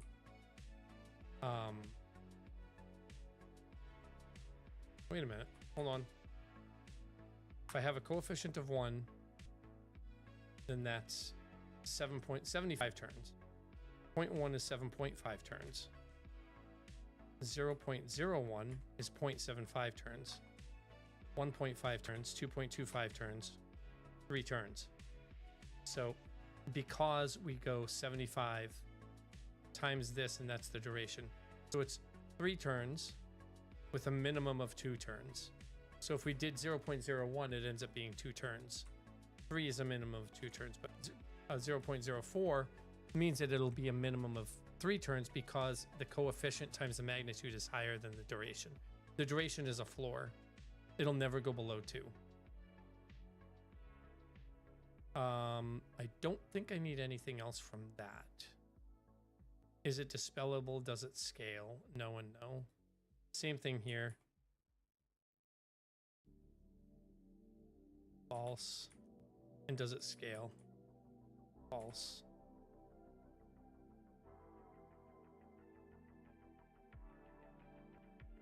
Right, so that ends up being this. I want to make sure. I think that's everything.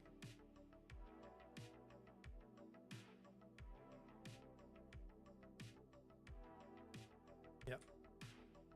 So this works, right? 3 turn burning. Floor of 2 at 75 times 0.04 equals 3 turns. It's turn-based. Feed some turns to the turn god. Yes. Skulls for the skull throne. Yeah, because the game is going to be turn-based. That's what I'm developing.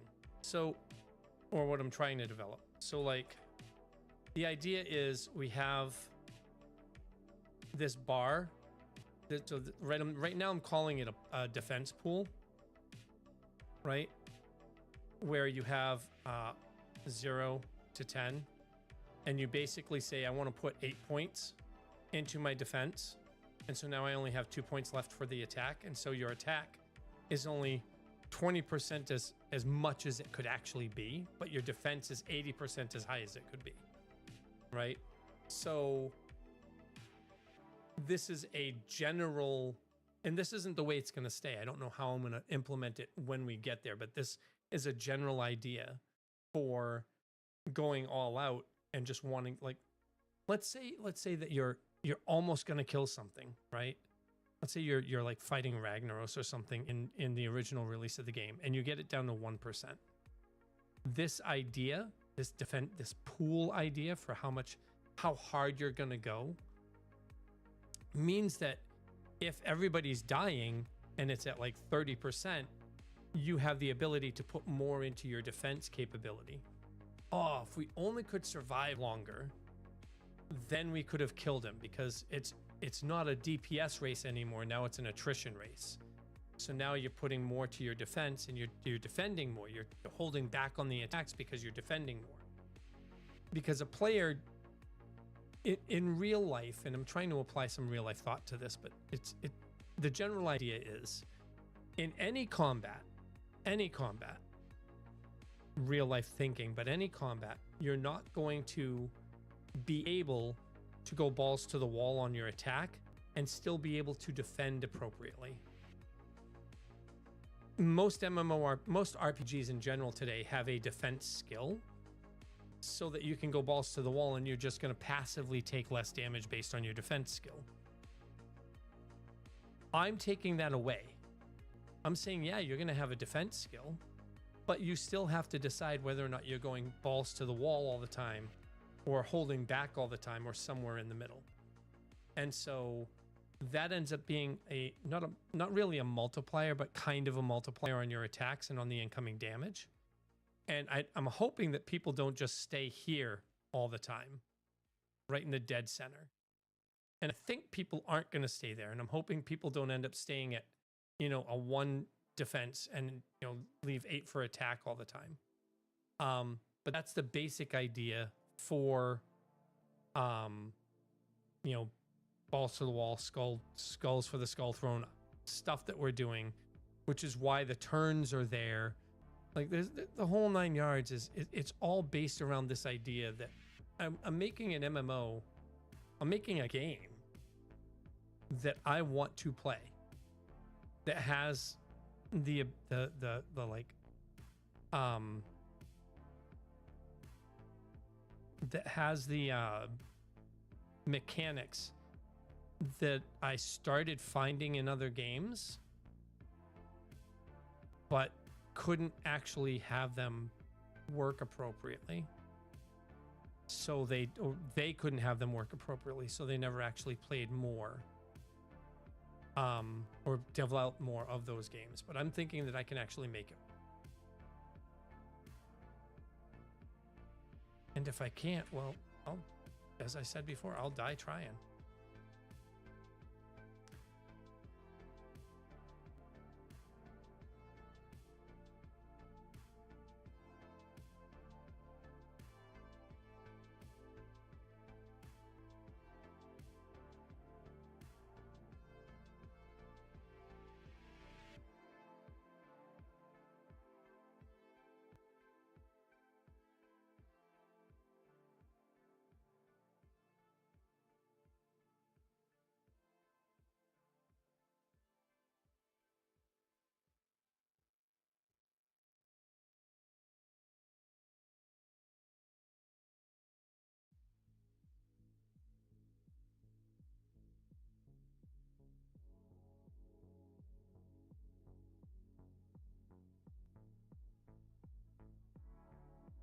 I meant to say 75, but yeah.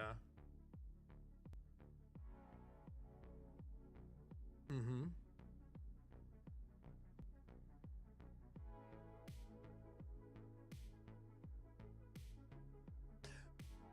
Oh, well, that changes a whole bunch of shit that I thought was going on in here.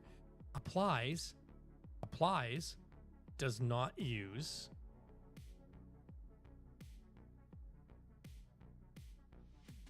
Damn. Oopsies.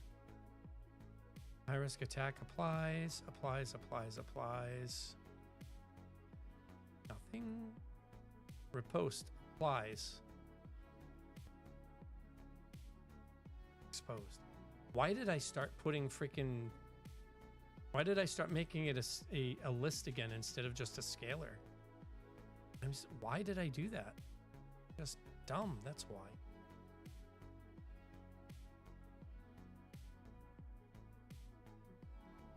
Did I only start doing that recently? I've been doing it all night. I've been doing it all night. Every condition you want to apply is its own effect, which is the same here, but it's just a single entry.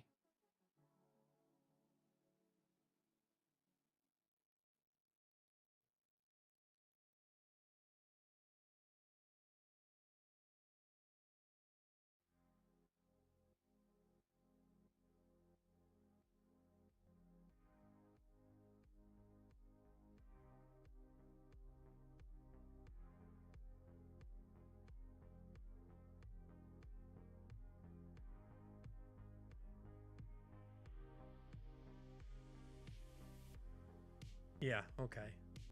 Yeah, applies as one condition. I don't know why. I don't know why I actually... Why are you still here? You shouldn't be there. You don't exist anymore. Right? Yep, you don't exist anymore. Because it's now this. Spirit Tether. Weapon. Silly, silly, silly me. I'm doing that all night. During the when I developed the full parser, that would have thrown errors. Problem with this, the way I'm doing it right now, right, is that, excuse me, you guys shouldn't be here either. Fuck. The problem with doing it this way is that once I get the parser built, and this is the fun shit, once I get the parser built and I start getting errors from parsing, I'm not going to know if those parsing errors are from this file or from the parser itself, because I'm not a programmer yet. I'm learning. Ow.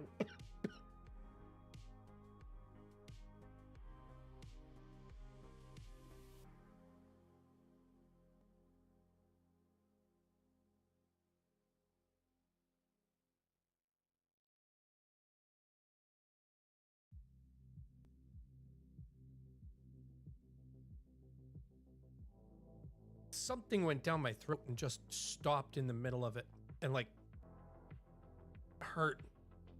Oh my God. Ouch.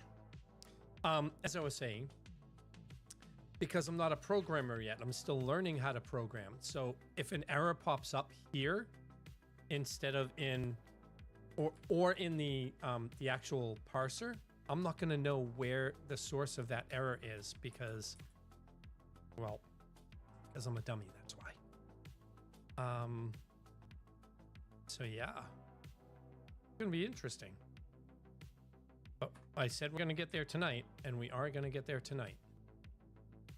Even if I have to stay up all day. I am raiding tonight. Tonight being Tuesday night. And I might be, excuse me, I might be healing some of the raid tonight. So, and because I did a lot of stuff today, yeah, I'm going to be doing SSC and TK tonight. We might be doing Gruul tonight too if we have time. But I don't know if we're going to have time.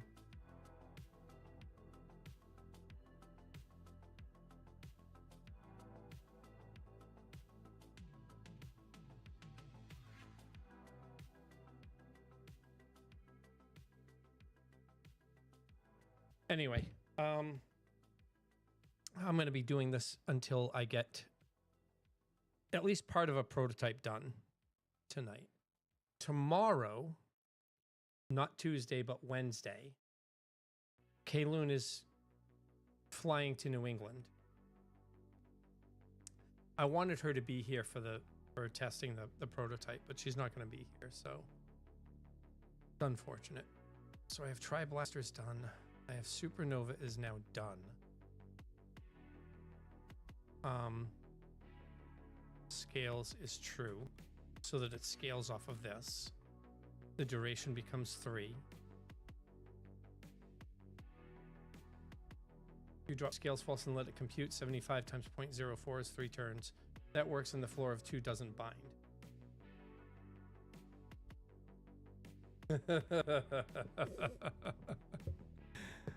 Do you know what you know, I probably shouldn't assume that people know what SSC and TK are. So I'm going to be raiding in World of Warcraft tonight in Burning Crusade Anniversary. I'm going to be doing the 25-man Serpent Shrine Cavern and Tempest Keep. Yes, you know what it is. Okay.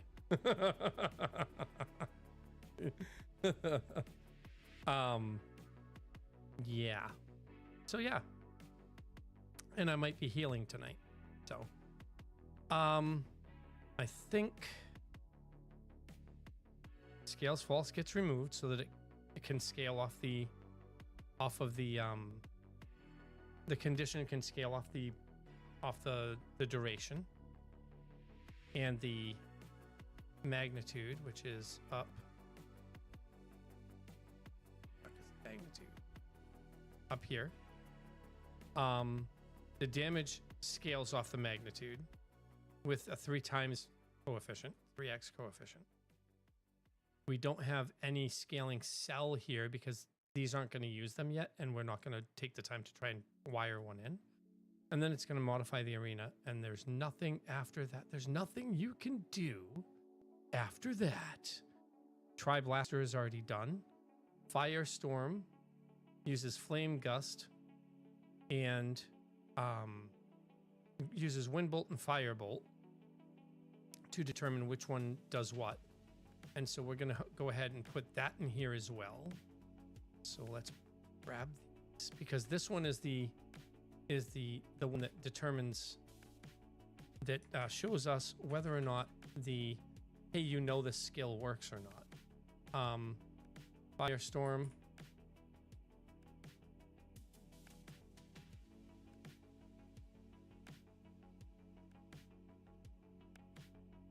This is, it says fire and wind pair. This one's actually already over there, but I don't want to use that. I want to do it a little bit differently. And so this is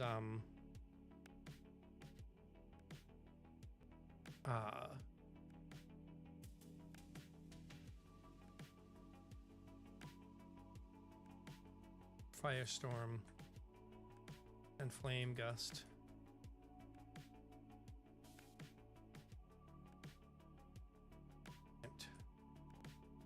Air. Player choice with the same ingredients. And it's not order picks the result, but yeah. All right, so now we go recipe. Recipe. And this is Firestorm, Flame, Gust. Name. No, discoverable is true. Ingredients are 2 different ingredients. So there's two rows here. The ingredients here are tag, fire, bolt, and tag. And this is why we have tags, so that you can create combos without using the actual spell. Using basically tags are schools. And so I think I'm going to make this using school. Well, actually tags aren't schools. Tags are on a higher priority than schools. They're more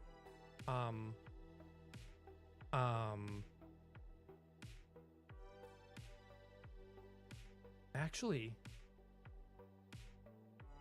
no, it goes ID, then tag.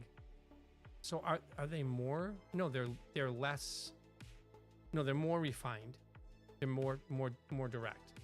So, like, if we look at implode here, it has a combo tag of implosion. So if I were to say inside here tag implosion, then anything tagged implosion could work in this skill, and I only have one skill that does it. So this combo would use implosion and firebolt. So now I make a, and that would, instead of implode, that could be explosion. Kaboomy instead of, you know? So we can do that. We could do that pretty well. But this one is a firestorm and a flame gust. So I don't have a wind-based skill here. I have a fire, a thunder, lightning, and a water, which is like stupid of me because I don't have a wind-based skill. So what does fire and thunder make? What does fire and electricity make? What does fire plus electricity make? Ionized gas. Or an electrical hazard. Or an electrical hazard. So we can make this, depending on the order, instead of firestorm and flame gust, what we'll do is we'll turn this variant pair. We'll use fire and lightning. Ionize. Ionic blast. Slash plasmic.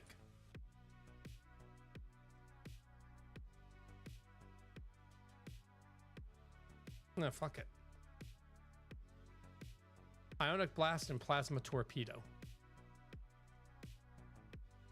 Ionic blast, plasma,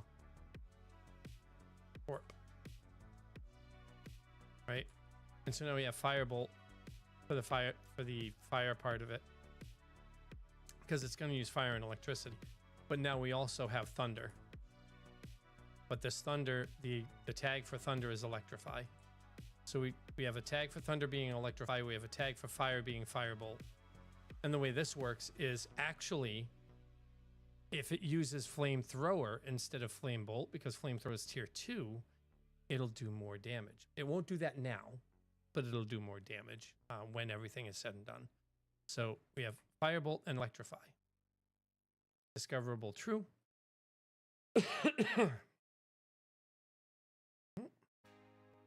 There it is. That was what was in my throat. Part of what was in my throat. Fucking bug. Ugh. Oh. Ugh.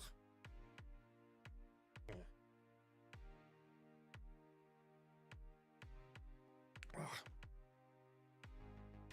All right. So we have those two. There's nothing else there. There's no state that we need or anything. So that's the ingredients of the recipe. That's done. And so now we have ionic blast, which is ionic blast in the description.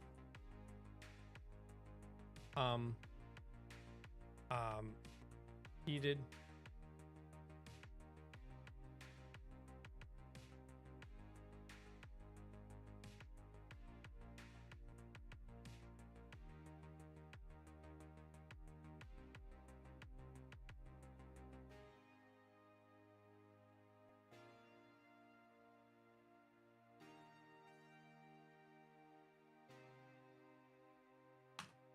okay. Castable is always false on these.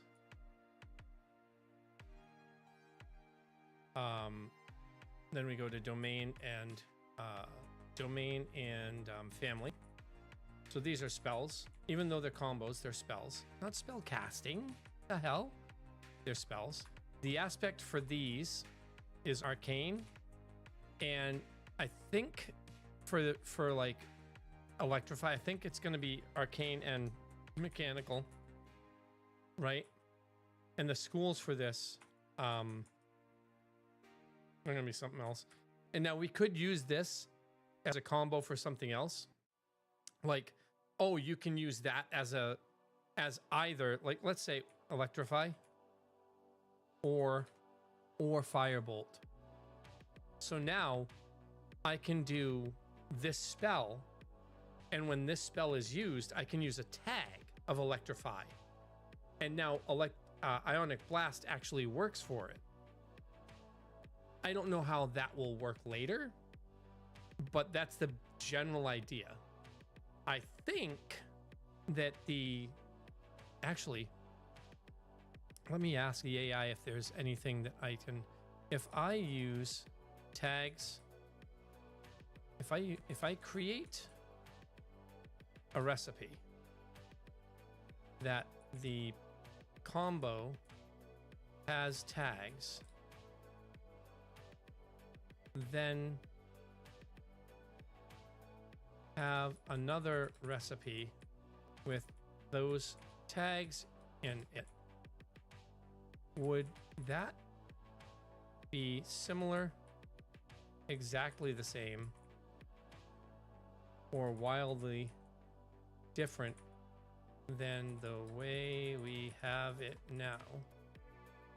Example, ionic blast, or basically example, fire, bolt, and electrify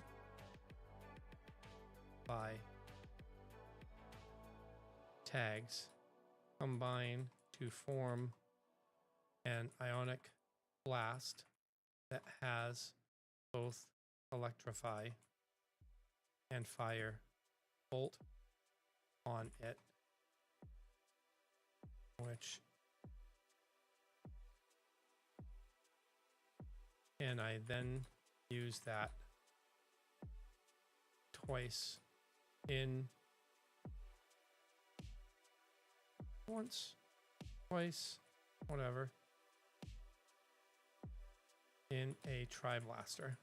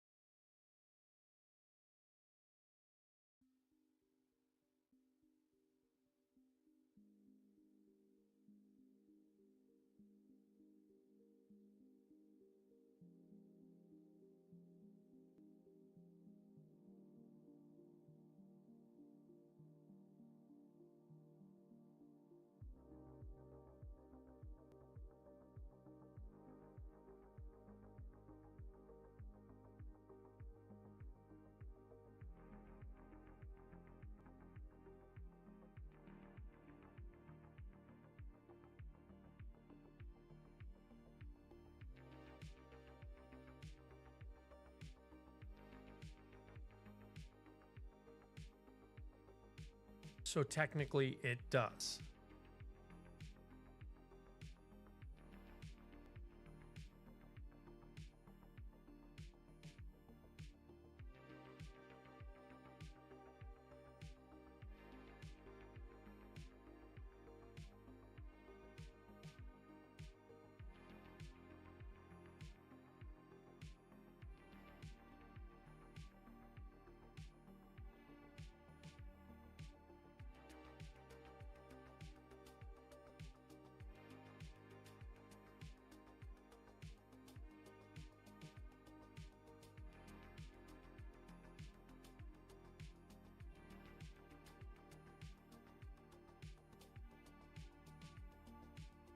All right, ads are coming in. Starting now. We'll see you in 2.5.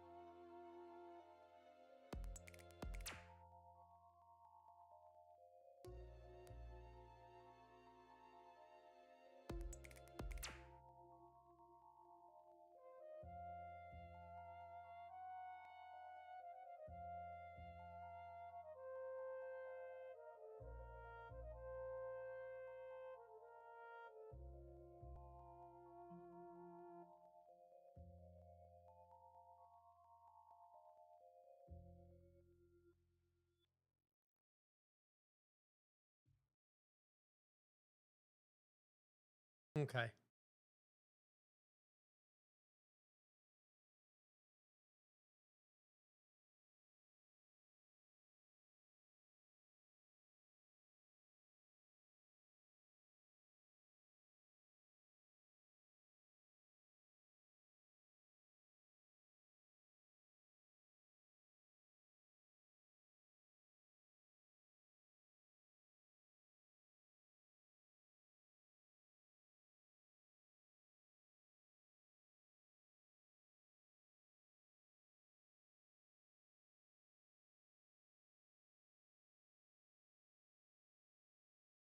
Yeah, so shit.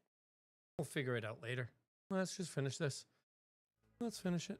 I only have 2 more skills to write. 3 more skills to write.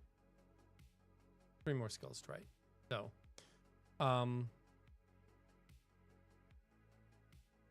this being one, well, this is technically 2 skills. Then I have black hole and supermassive black hole. And I think black hole is, for the most part, already done. Not entirely, but close. So this will eventually be able to load into anything that requires it. Sort of like, so the supernova will actually be able to feed into Triblaster as one of these 2. At a higher value if I were to do that. We're not doing that.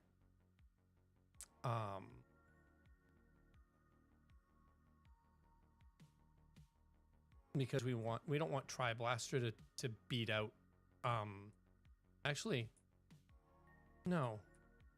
We do. It's not going to feed into supernova. It's going to feed into Triblaster. So Ionic Blast or Plasma Torp feeds into Triblaster, which means it has to do less damage than Triblaster because they're both on there. So they'll both do 20. It'll just be a different skill for a different, like, so like so think about it this way. Fire and lightning together, with fire being the primary, will do more damage to ice based stuff. It'll melt it faster. Whereas fire and lightning with lightning being the primary would do more damage to things that are water-based. They both do similar damage to both those elements. But if you take the PalWorld example, fire beats ice and fire beats grass, but lightning beats water and water beats fire. But fire and lightning together with a fire prio beats the solid form of water, which is ice, and with a lightning prio beats the liquid form of water, which is water. And that's the idea that I'm going for. It's going to take a lot of figuring things out and writing the rules about how things work and making sure that we know how things work. But that's the overall impetus for all of this. And my God, how long is this going to take? Not this, the whole of it. Because I can't use an AI to just guide me through doing everything. Because a lot of it is creative. Oh my. I was thinking 4 to 5 years. This is going to take me like... It's going to take me like 20 years to do this. Fuck my life. Yeah, we'll try not to have that happen. All right, so Ionic Blast. Combo tags. We're going to keep the combo tags in here because I want to be able to see that we can do that. What we'll do is tier. This becomes tier 2 instead of tier 1.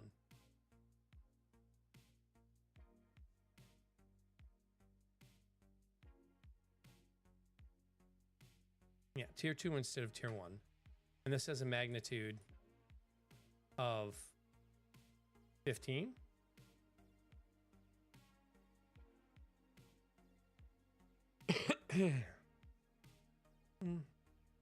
Well, Firebolt itself and Thunder itself.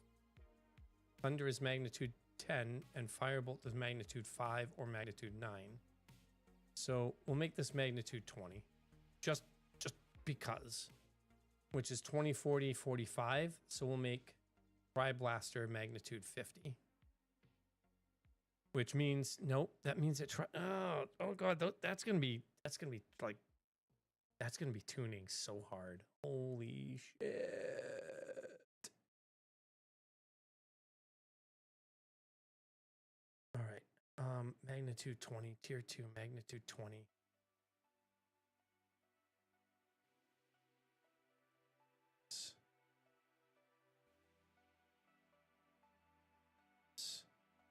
Outcomes, recipe. Oh, outcomes, which didn't do correct. ID, name, description, castable false domain, aspects, schools, combo tags, tier, undo tier 2, magnitude 20.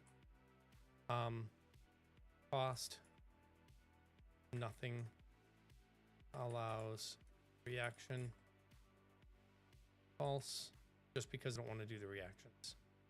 Payload, effects, model, damage, coefficient, 1.0, 1.1, it does 22. 1.0, so it does 20 damage.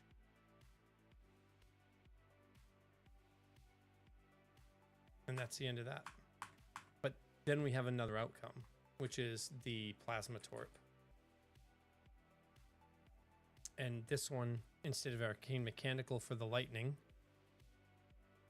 based one, I mean the fire based one, which is ionic blast, the plasma torp. No, ionic blast will be the lightning based one.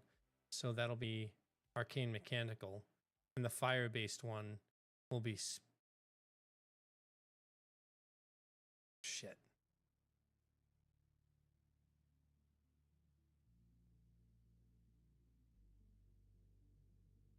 I don't know where fire is going to come from, but we'll make it dimensional arcane.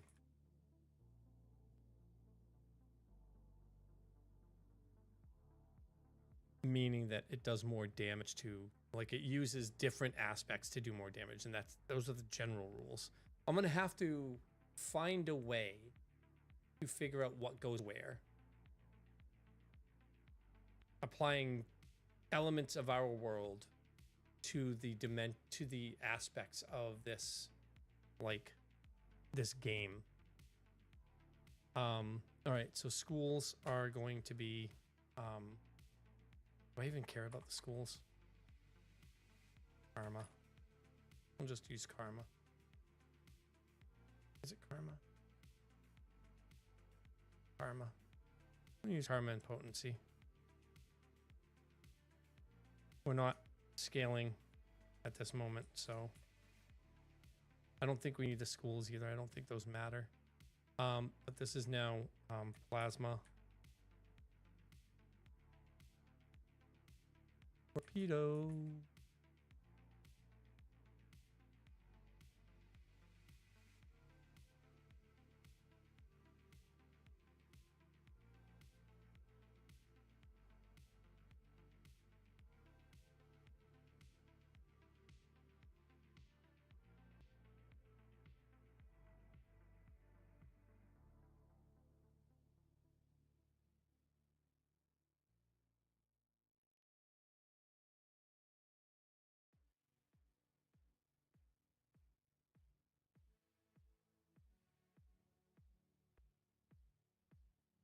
Decibel false, blah, blah, blah, blah, blah, blah, blah, blah, blah, electrify, yes, yes, yes, magnitude of 20, but it's coming from a different area, yeah. Okay. All right, so that's the flame gust and flame typhoon thing. So that's those two. Now we have black hole.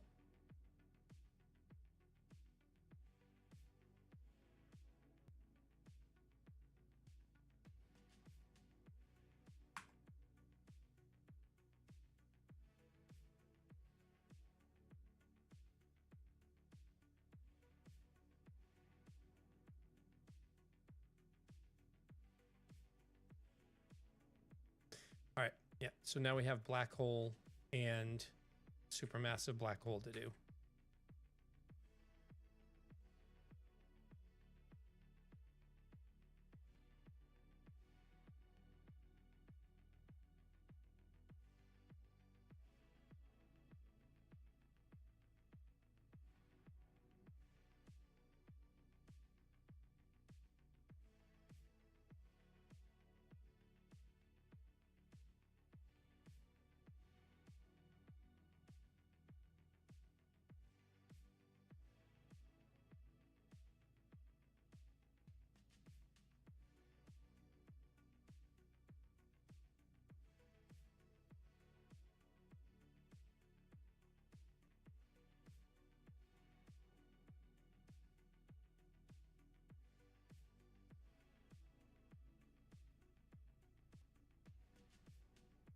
Recipe. Oop.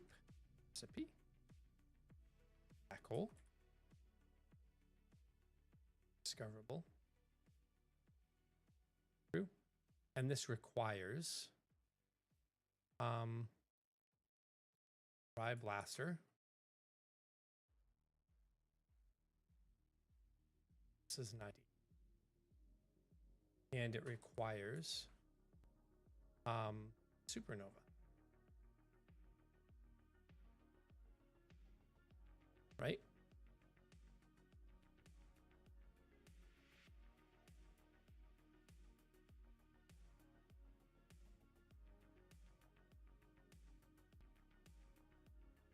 I feel like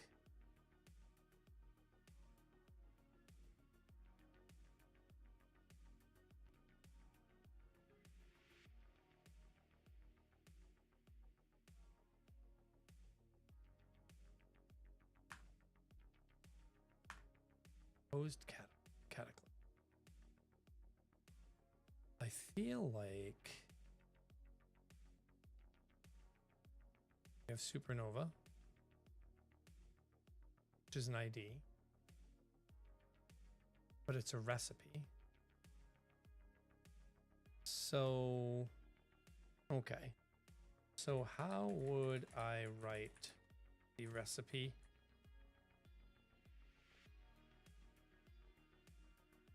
For black hole. ID Triblaster and ID Supernova, or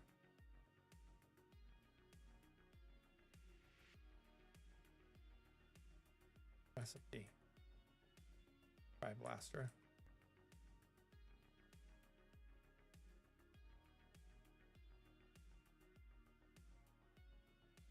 Outcome ID.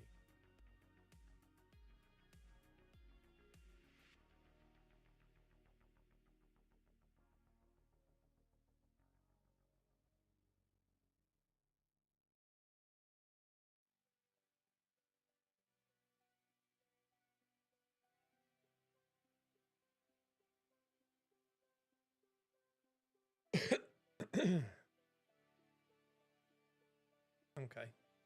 So yeah, it's not Triblaster and Supernova. Oh no, it is.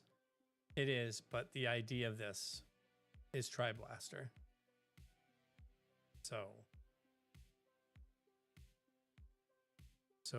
Triblaster and Supernova, and then outcomes is black hole. Name black hole. Description.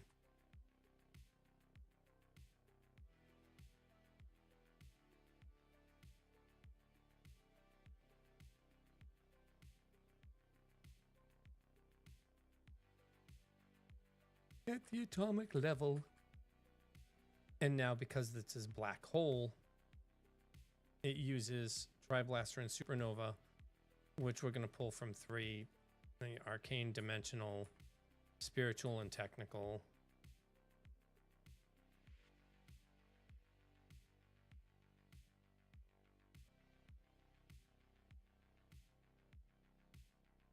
Arcane, mechanical, spiritual, and technical.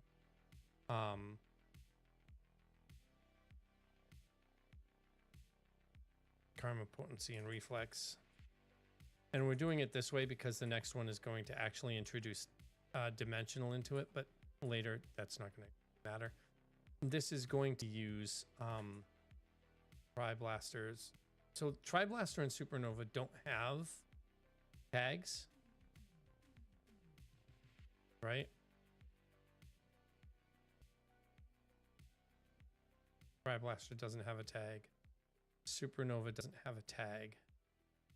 So we can't say use those tags, and we're not, or we can't say that those are going to combo for something else, and we're not, or can be used in a combo for something that requires one. Same thing for this. You don't want to use a black hole as an ingredient for something else. It's, well, you can, but like the combo tag here would be black hole, right?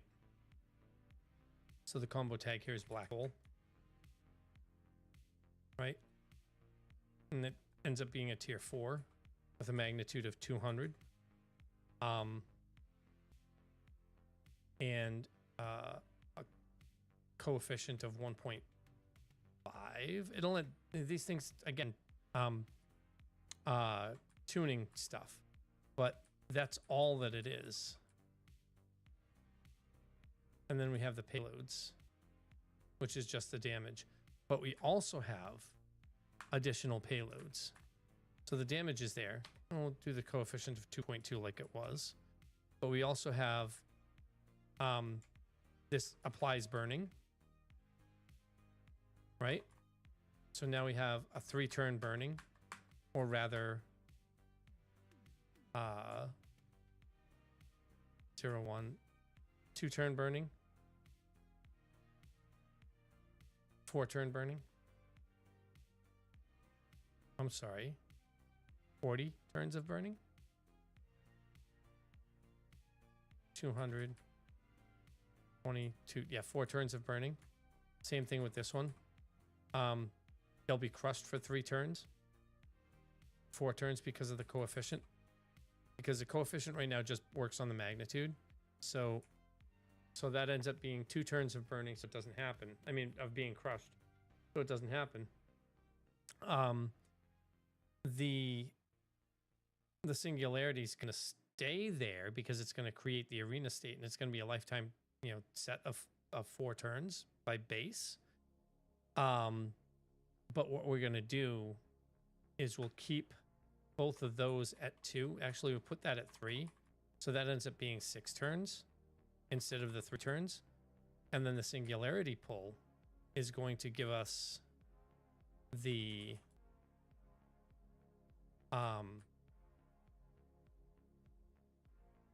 then that's 20 turns. 2-turn base, 20 turns, 10 turns. So it'll stay there. The singularity stays there for 10 turns. 9, 8, 7, 6. It'll stay there for 8 turns, meaning that the burning condition stays there for, like, it stays there for 8 turns, but after 6 turns the crushed condition disappears because it's going away. And so we also have it create arena states that create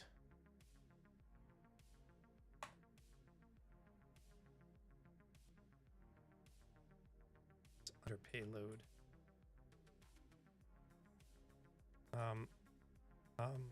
What the hell? It's modifies arena. Through and creates arena state. So 2 different arena states. Slows time for 4 turns at a coefficient of 1.2, and that's the turns. So 0.02, and this one 0.02.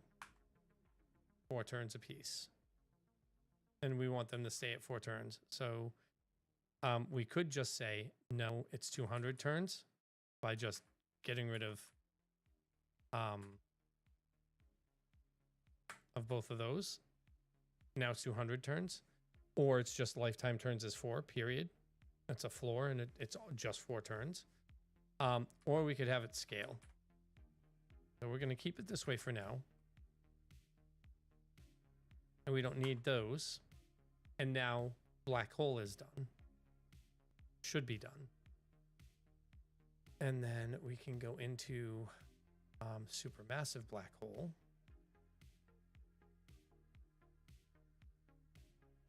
And we just add rift lance to it. Copy. Paste. Supermassive black hole.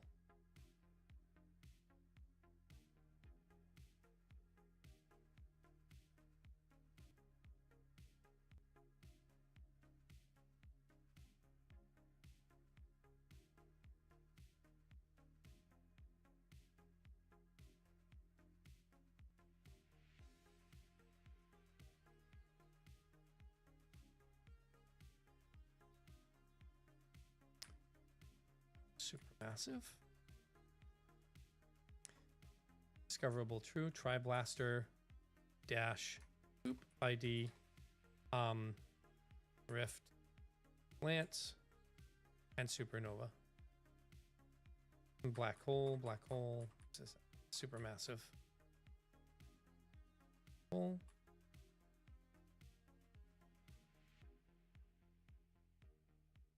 Supermassive black hole.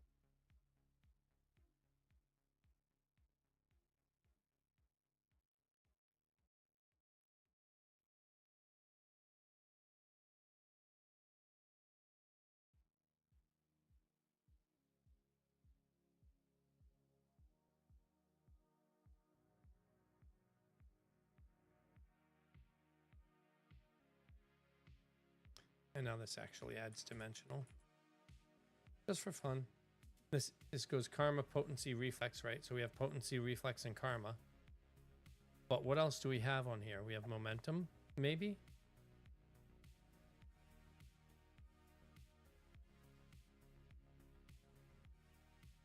We add momentum to it. Yeah, we add momentum to it. For fun. Combo tags. It doesn't actually combo off anything. However,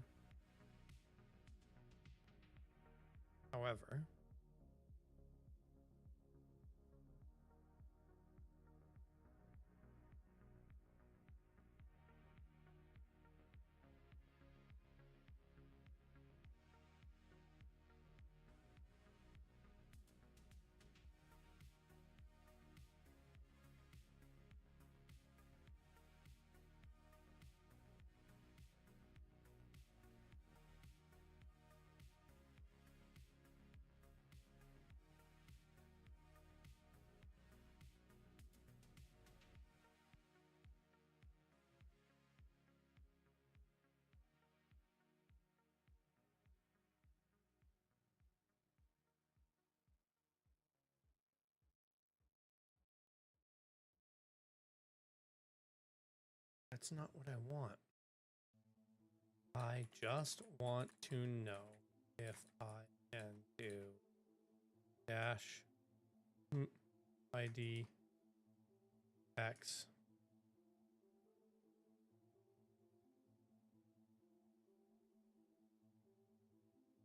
comma dash X.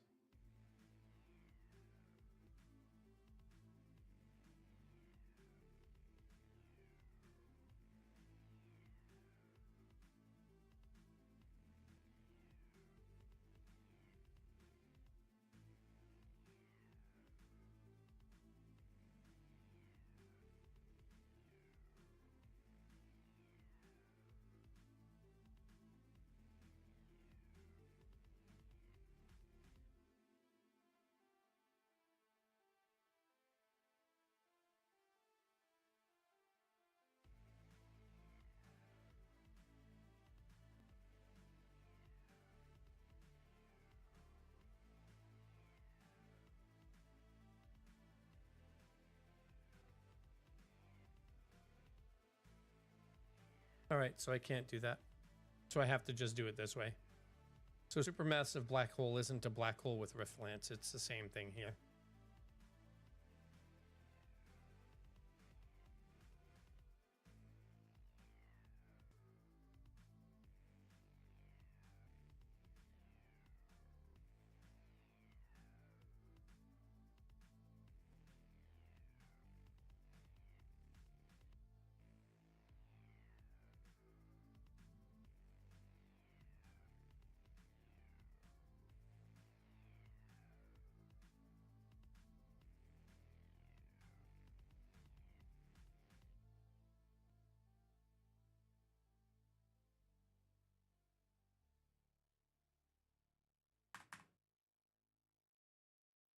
There we go.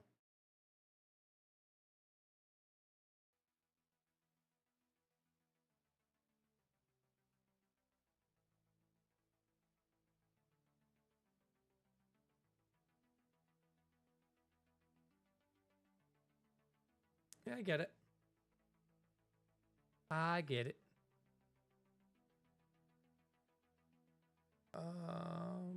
Magnitude of the supermassive black hole will be 500. It's a game ender.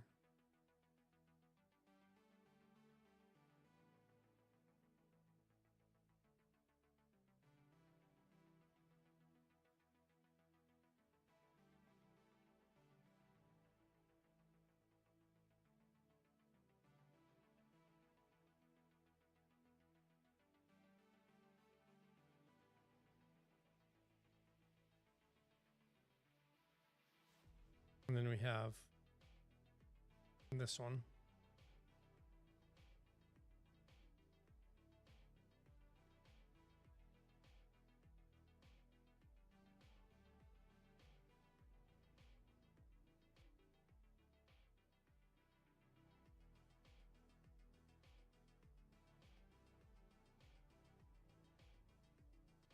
So now a supermassive black hole affects the entire arena with an event horizon. Can I still do that? Do I still have scope?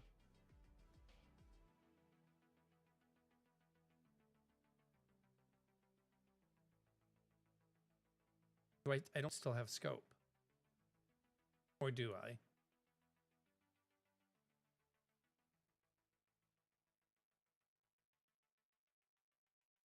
Mm-hmm. Arena wide. Yep. Do I still have scope of arena wide?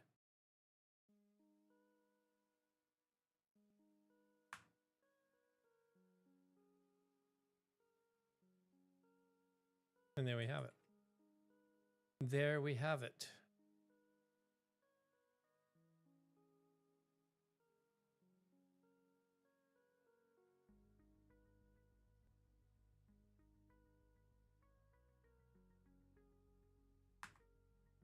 There we go. All right. Copy. Validate. It's time to begin the parser. So I have something to check against. Validate. Yes.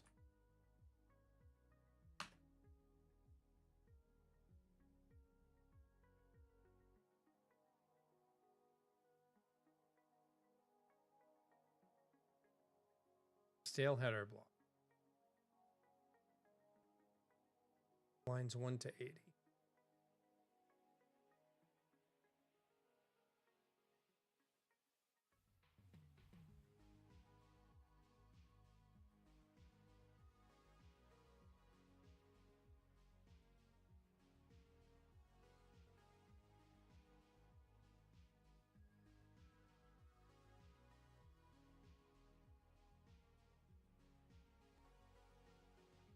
Wow, look at all those.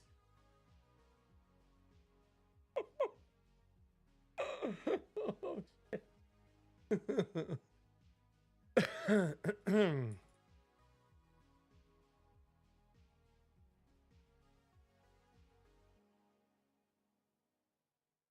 I'm just going to have it rewrite this whole section for me.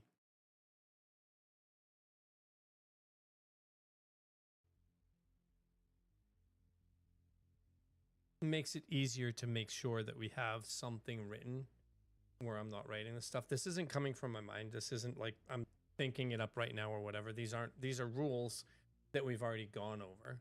So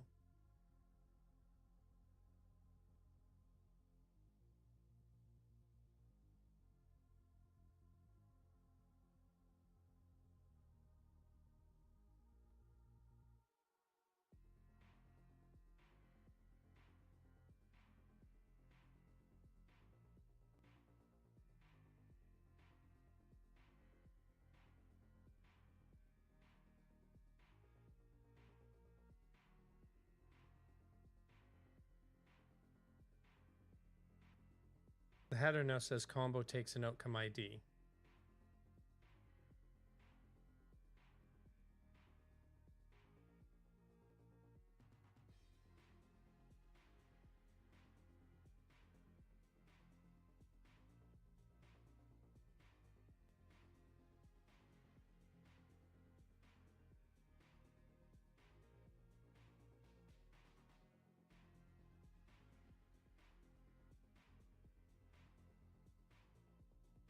Oh, it has to be combo.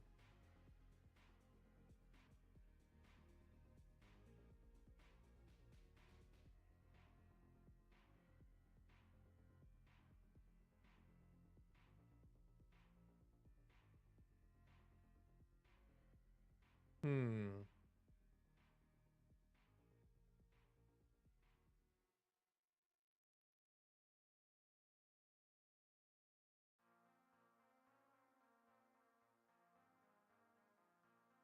My bad. So black holes recipe. Instead of ID, it's combo. And that'll end up failing.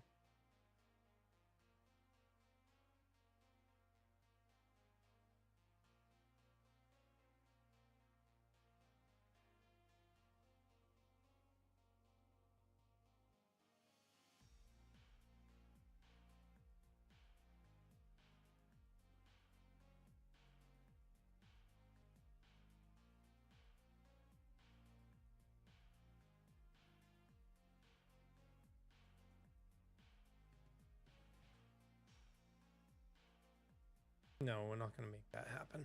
It's fine. All right, so let's copy this, boop, and get rid of this so that it's rewritten. Boop.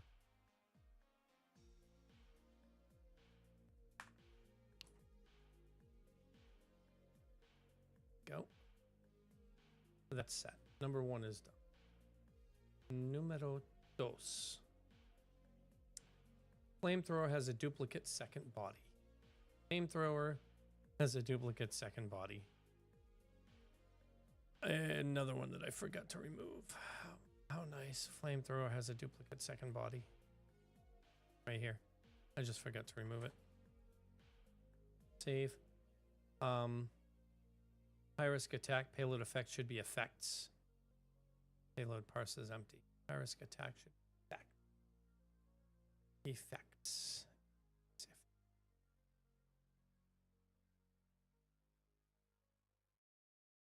Payload parse is empty. High risk attack. Malformed requires subject predicates or direct keys under clause instead of list items.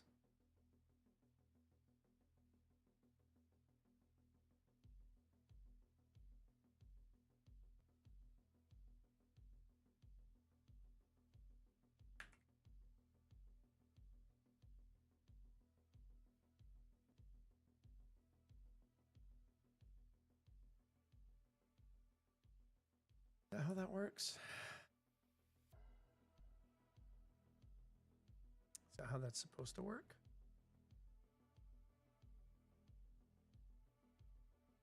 Yep. Okay. Compare capitalize, which is correct. Which I did. All right. Black hole and supermassive black hole modifies arena, creates arena state indented under payload. They sit at effects level inside payload. Really?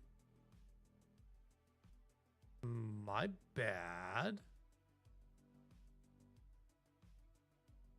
They need an extra indent.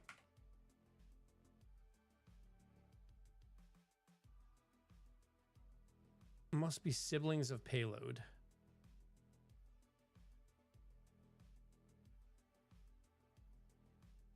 Not children of payload. Black hole ingredients uses ID Tri-Blaster. Should be combo Tri-Blaster. Melt weapon uses slot main hand. Footprint says item slot. Also flagged as still in design. Melt. Item underscore slot. Not slot. Item underscore slot. Okay. Supernova discoverable typo. I typoed supernova? Discoverable. Rule violations. Supernova burning coefficient and scales false. Parse error per your rule. You remove scales false. Burning coefficient. Burning. Wait, what? Burning coefficient plus scales false. I don't have scales false in here.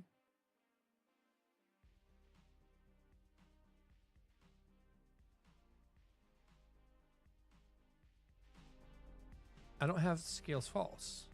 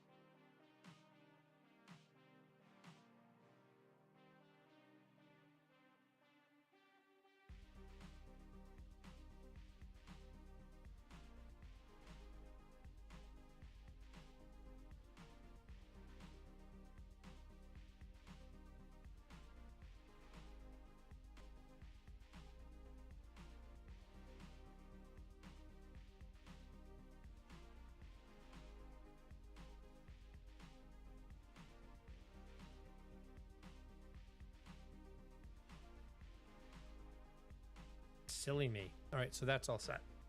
What I'm worried about is supernova. Burning coefficient plus scales false.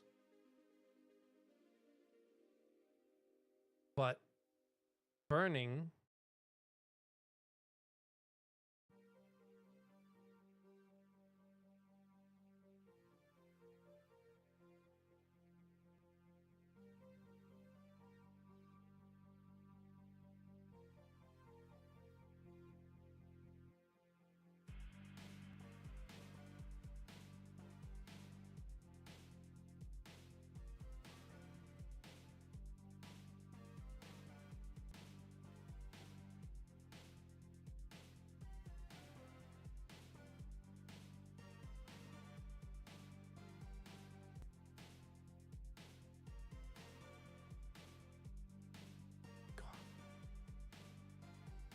script description typo.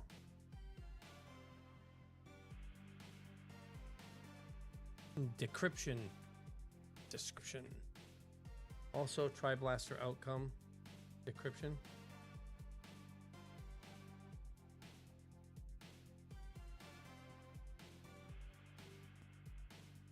Keep missing the S in description, Jesus.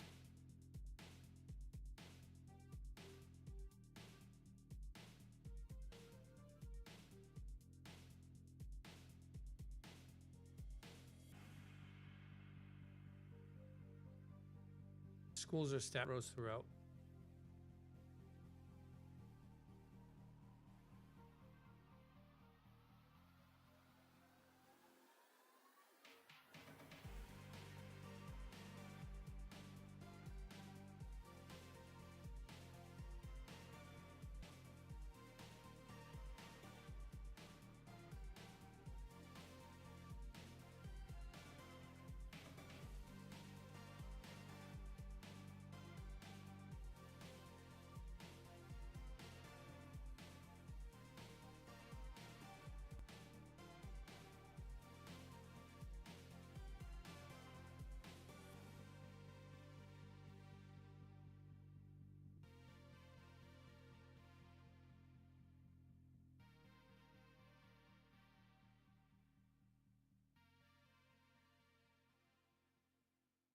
Oops, I screwed up Rift Lance. Boop-a-doo.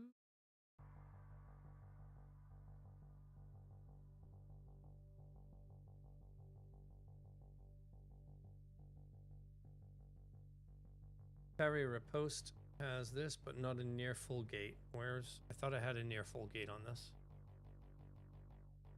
I don't have a requires on this.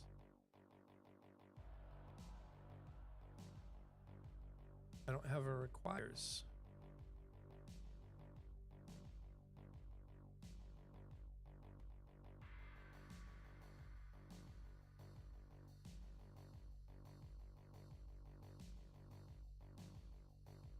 Produces parried unconditionally, including on a miss.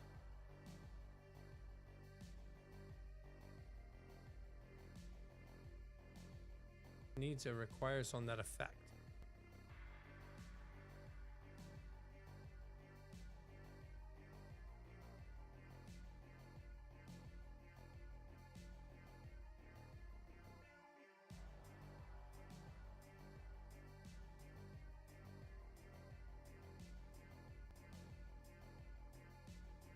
How do we do a requires condition on that effect?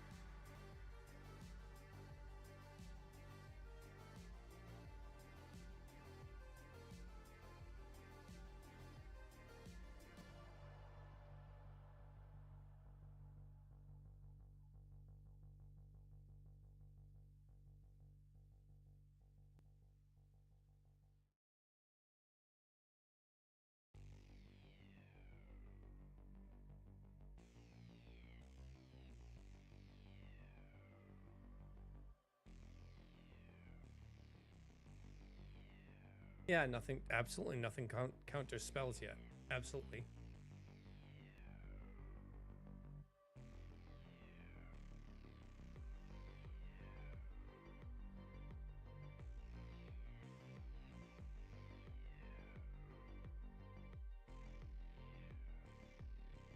Oh, so I don't need perfect band for that. Okay.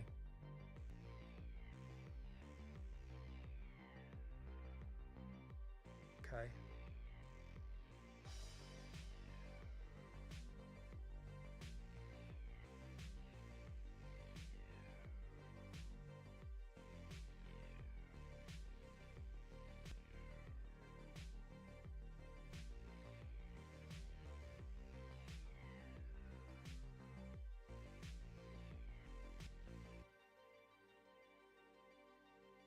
Missing grades on basic attack and high risk attack. Both have reaction windows. But the enemies, well, maybe the enemies are gonna do it. Nothing produces parried perfect. Oh, excuse me. All right, so we'll put grades in here. We'll put grades in.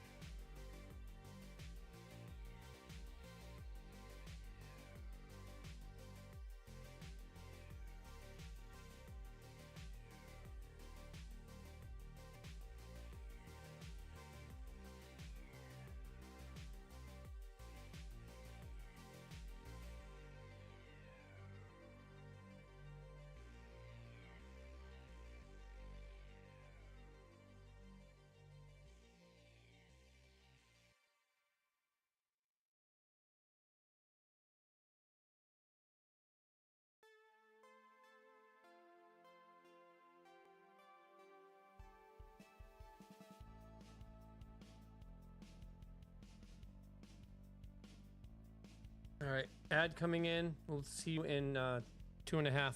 Be right back.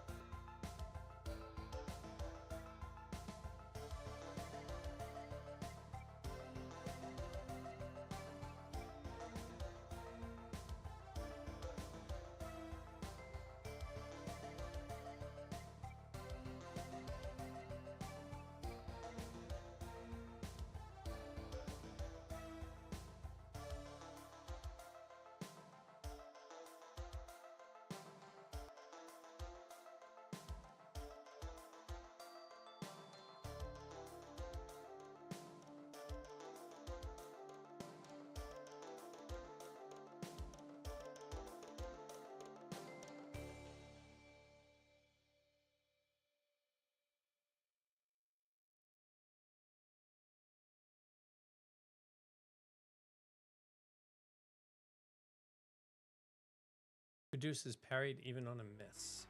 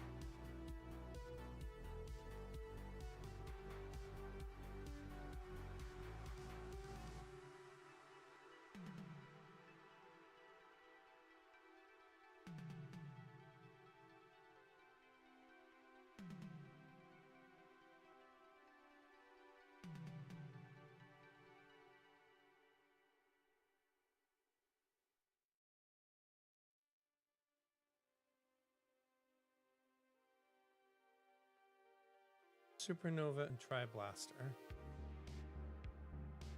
Both map to partial. Perfect band.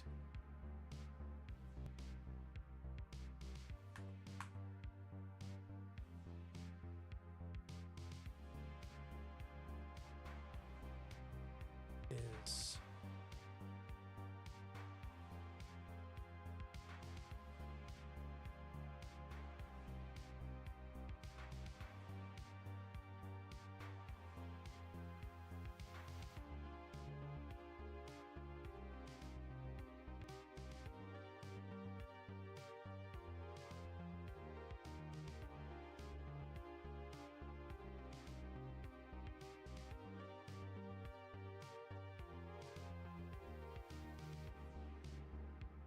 magnitude on basic attack with coefficient 1 equals 1 damage in phase 0 where cells are documentary. Same for high risk attack at 3 times 1.6 equals 4.8. Likely intended for live cells, unusable for a P0 test. Wrong, it's usable for a P0 test, you stupid fuck. God, I hate AI sometimes.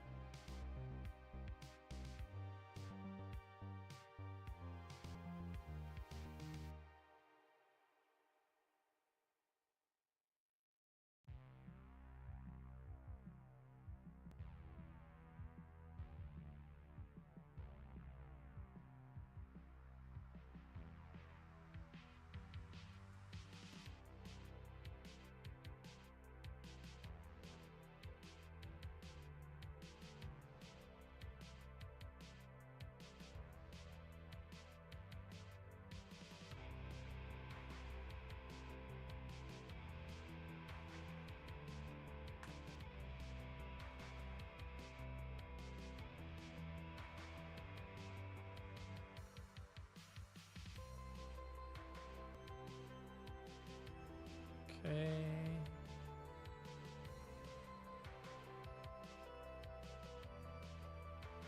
And I think.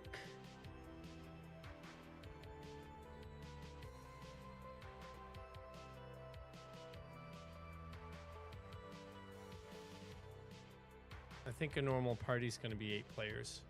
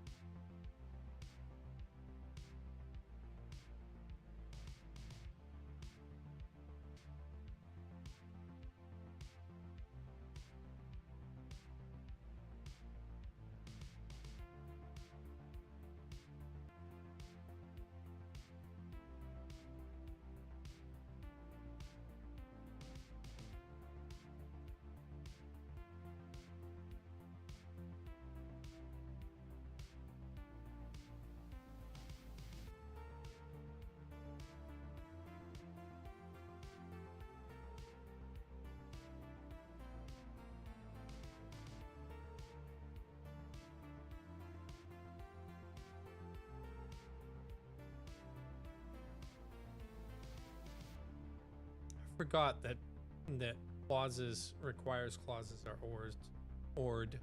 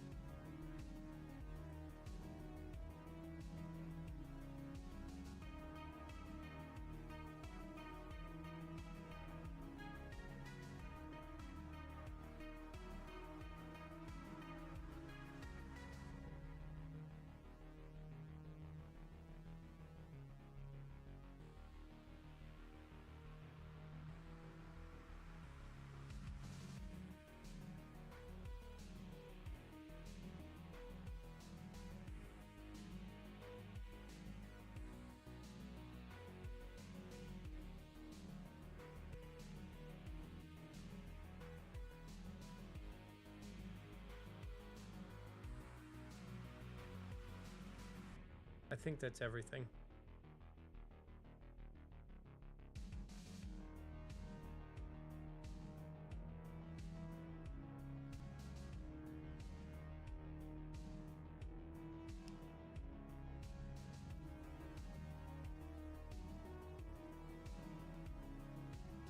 No, they're not nested under payload. They're not nested under payload. What the fuck are you talking about? Why did that say?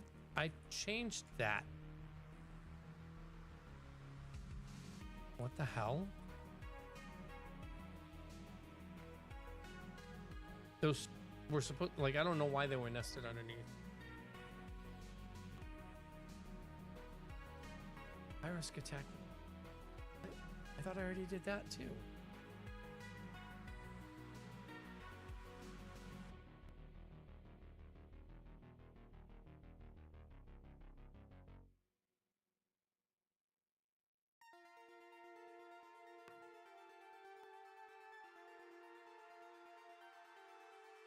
The fuck? It's parry riposte. Stupid me.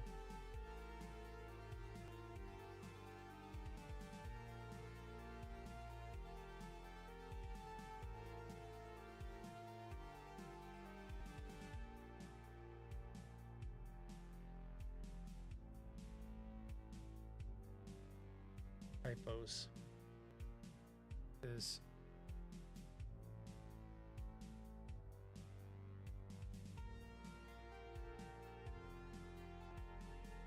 read statesman reads parried perfect, parried partial.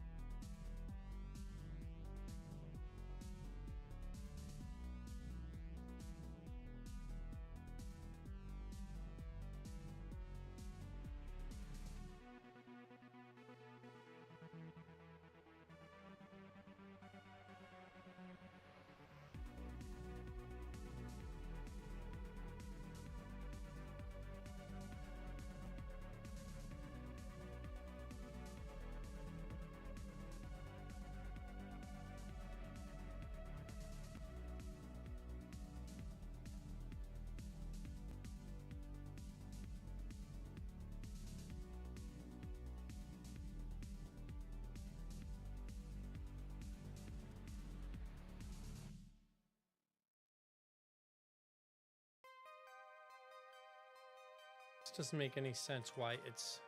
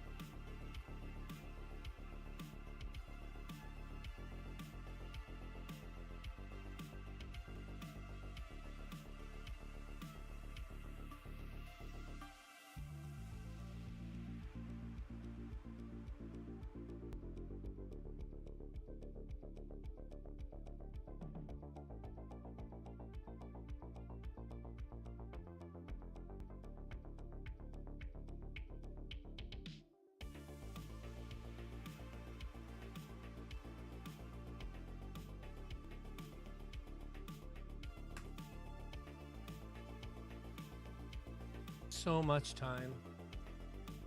And here I am 5 hours later thinking I'm going to get this done.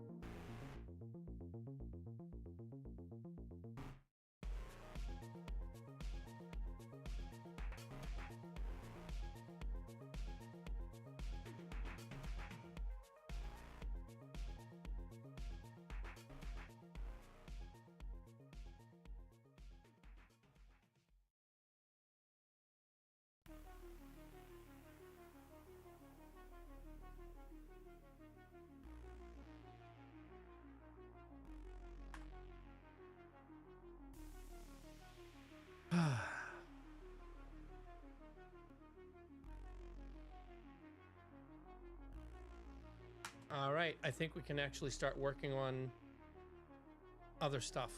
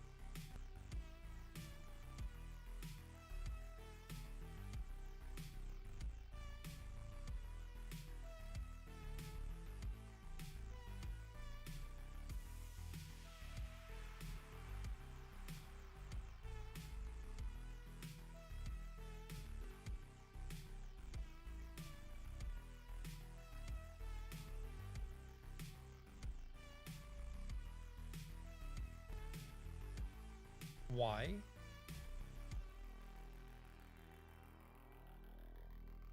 That's why.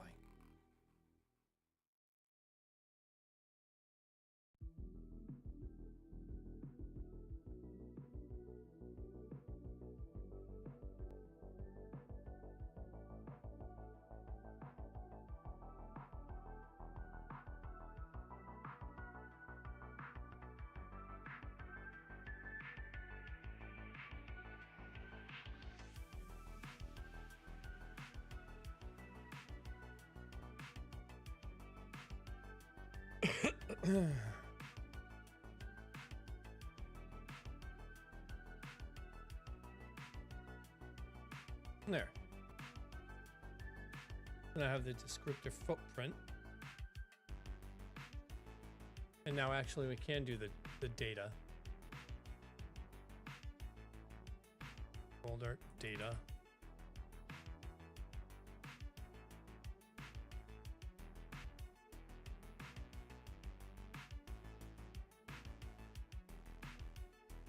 Folder. And this is how this is going to work. So it's literally just this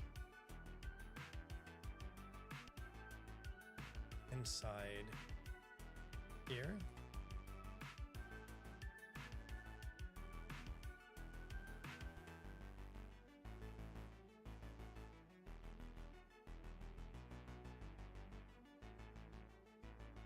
So that we have everything in there. So they end up being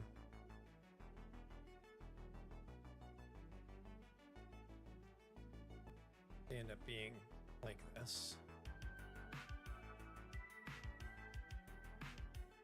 Right? So we end up loading them based on their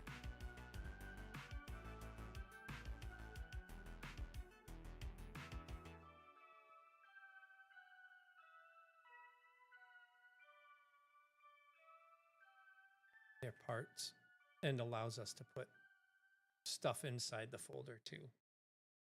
Right?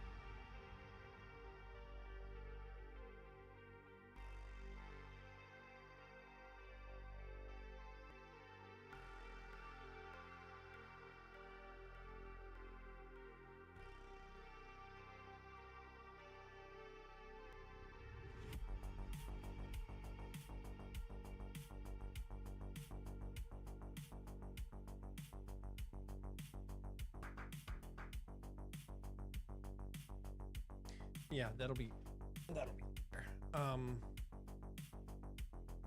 Now the concern I have now is I don't need to. All right, for the parser.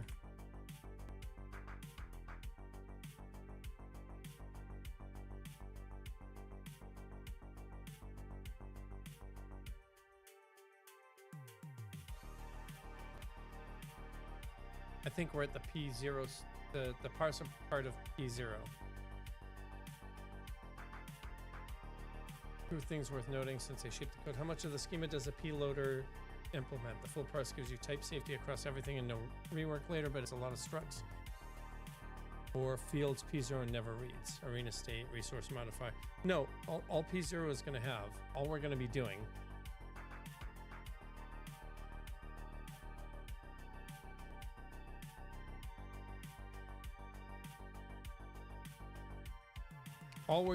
is validating the stuff that we actually have to test. And you won't be writing code.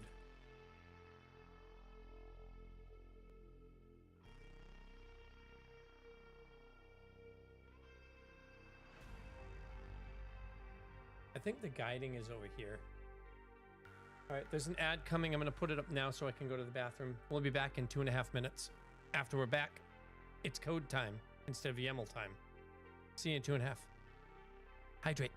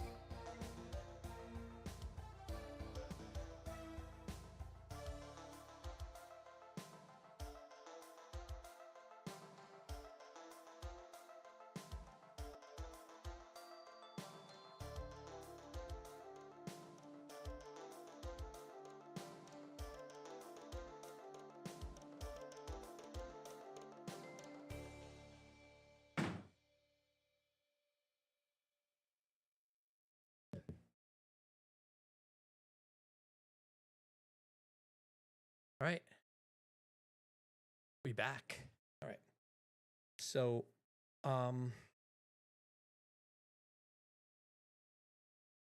this isn't, that's Fable, but it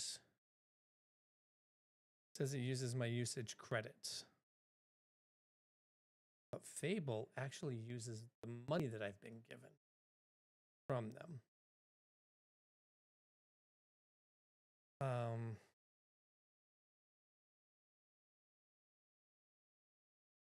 So maybe I just use this, or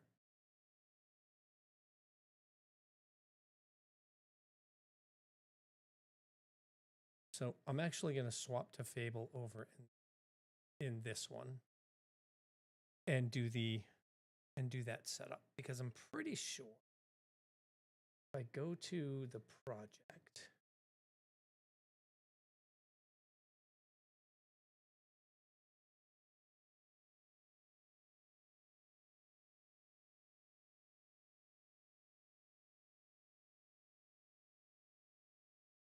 yeah. So that project is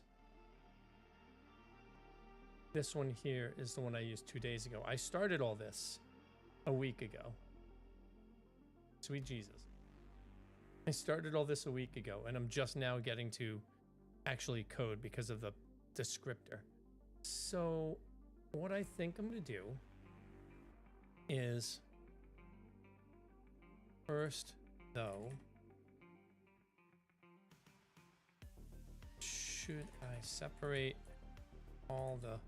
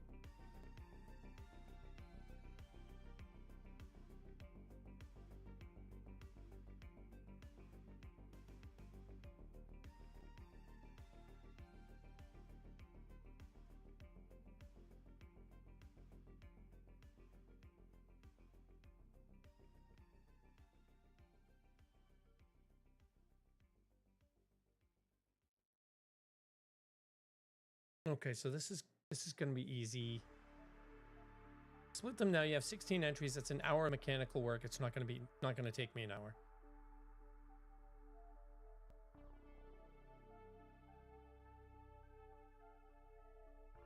The loader's written against glob multi-file loading from the start, which is the shape you're keeping. The mechanics presentation splits the pathway worth being deliberate about. You want ID appears in both. It's a join key, and the presentation file needs to be findable independently. Everything else is disjoint. Mechanics keep domain aspects, magnitude, cost, payload requires. Presentation keeps name, description, icon, path, and eventually flavor text. Does presentation carry derived display data? Tooltip saying deals moderate fire damage over 2 turns, either duplicates mechanic numbers or gets generated server-side and sent. Generated is correct, but it means the presentation file holds only static text, and the numeric parts of tooltips come over the wire.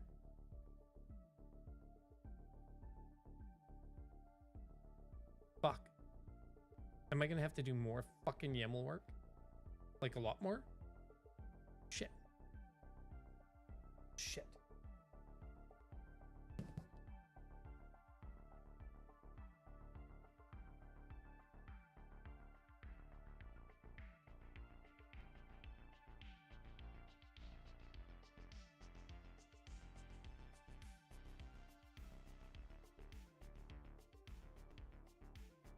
Okay, I'm a little lost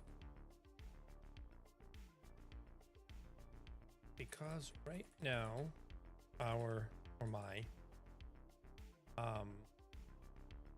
skills have static authored values, and on that note, we pass only the validated values and are using, so no cells, etc.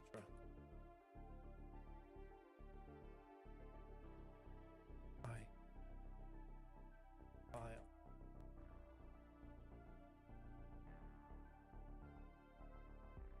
So basic attack YAML has spell cost, which will change, right? Splitting is pure and mechanical. Each top level entry becomes its own file, byte identical content, just relocated. The only real change is that each entry loses its leading dash.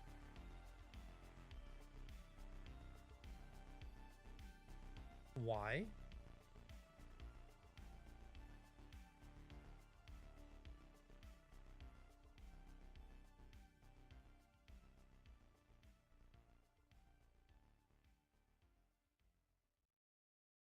Yeah, we're gonna keep the dash, but I'm still confused. It didn't answer my magnitude. So on the split, but you didn't tell me about the split.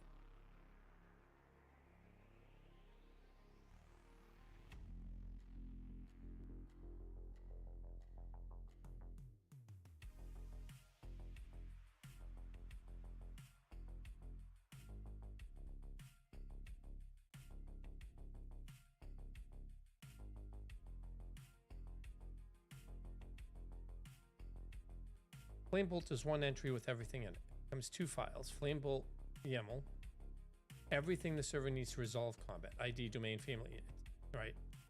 And then Flamebolt def just has the ID, the name, and the description. Icon, path, flavor, text, the effects, references later.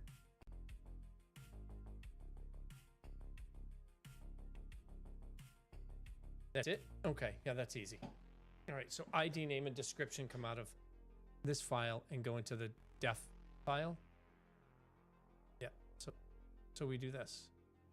We just do this.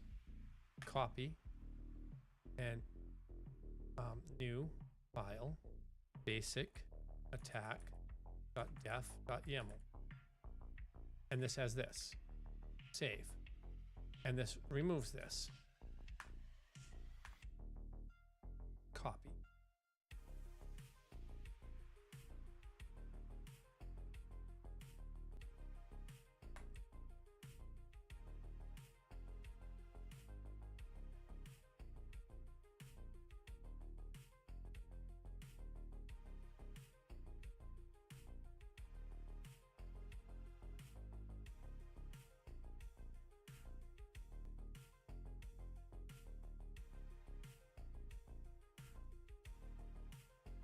Okay, so yeah, so I have that right. So basic attack and basic attack def are done. And now I just do high risk attack. And then I just do the rest. So I copy these, copy those, and I wind up removing these two. And then I just add new file, high risk attack def .yaml. And then I just paste that. Done. Okay. And so that's basically what I do for the rest of these. So 1, 2, 3, 4, 5, 6, 7, 8, 9, 10, 11, 12, 13, 14, 15, 16, 17 more. The only problem is going to be when I have things that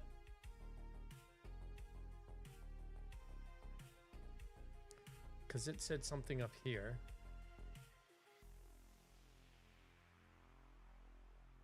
Mechanics server only, name, description, icon, ships to client.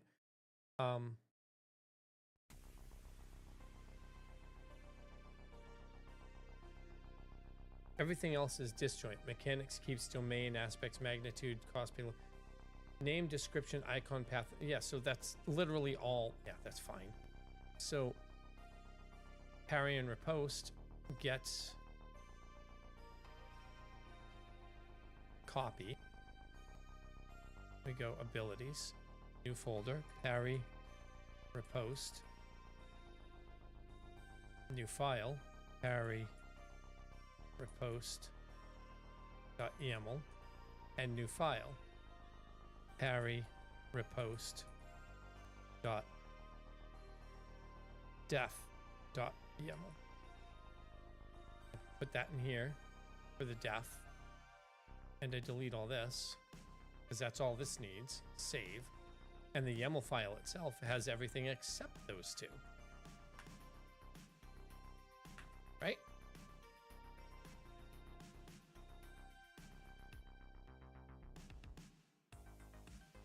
Although things that the client can read. So I'm going to end up taking out other stuff that I'm going to end up changing on the... All right, so hold on. If I want the client to be able to see the aspects, schools, requirements, etc. CD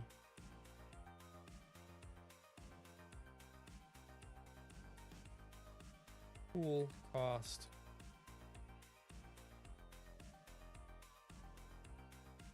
etc.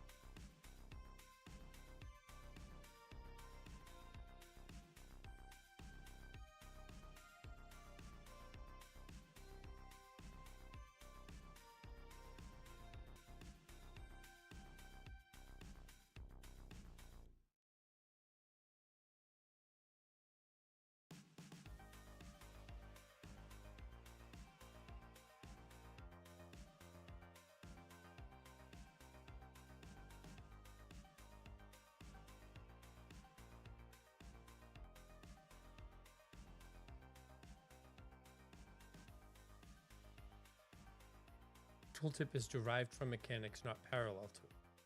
A parry tooltip explaining perfect versus partial is a rendering of the requires clauses. Duplicating that into a def file guarantees drift the first time you retune, so don't duplicate. 3 options, and the third is what you want. Client gets a full mechanics file. No. Client gets a projection. Server computes a display safe subset at build time or on connect. Or the def file holds only what can't be derived. And then the client gets a projection.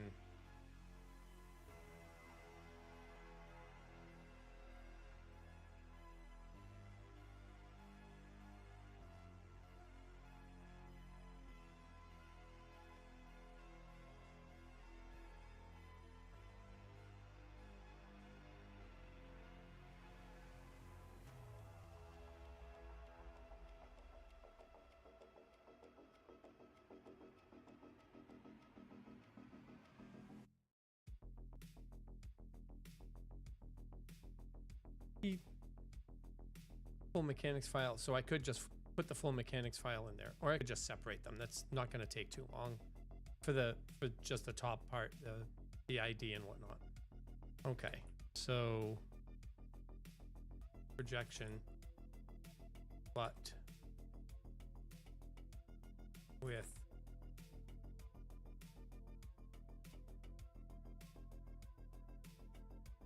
number 3.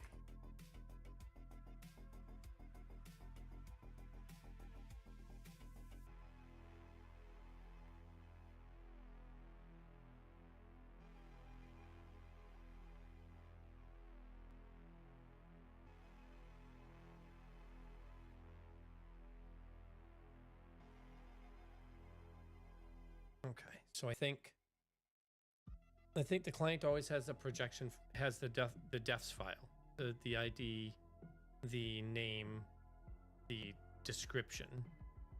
The rest of that ends up being projected. So it gets all the rest of it, and then the actual tooltip gets generated from the defs file and the projection.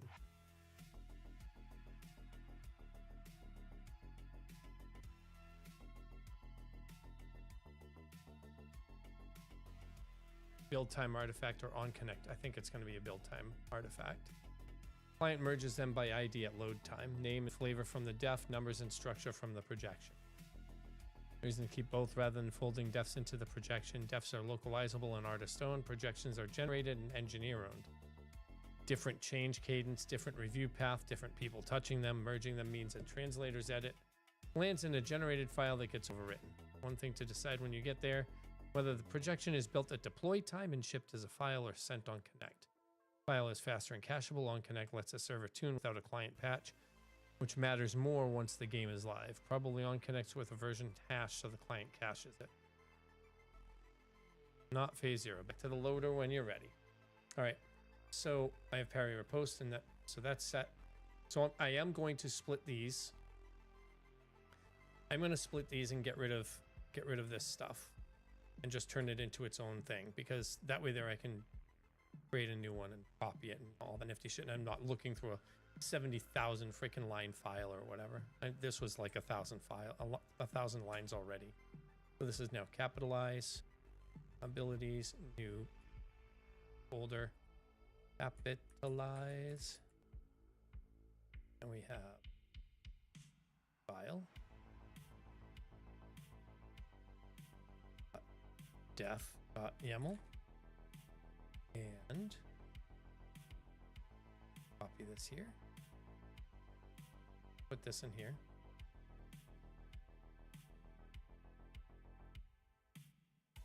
save, copy and paste, copy, paste, can't, yeah, there we go, and then we just go, instead of copy.yaml, just do capitalize.yaml. Get rid of these two. And over in the def file, we get rid of everything under it. Done. This will only take a few minutes. Trip.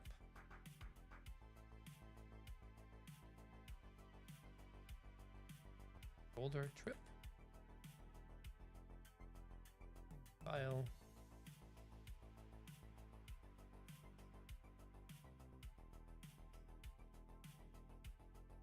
Paste. Save, paste, delete, save.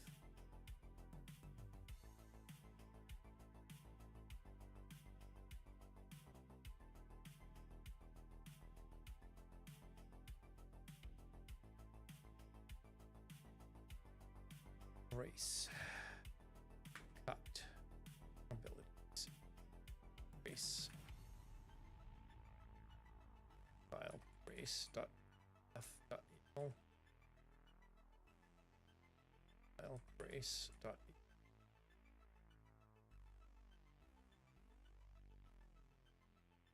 paste, brace.yaml, doesn't use, save, this doesn't flow it, save, import,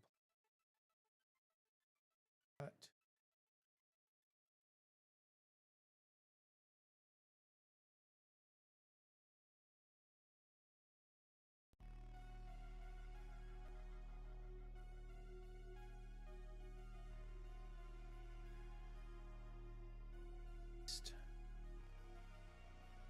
paste, done. Okay, so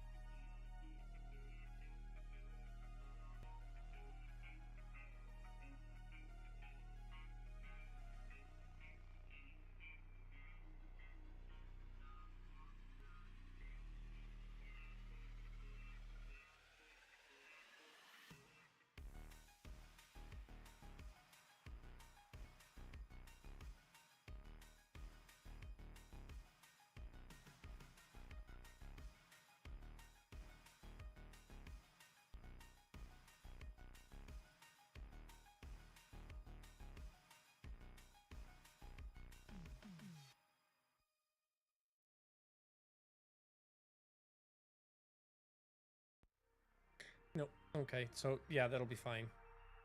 Because they can, that'll be where the recipe lives.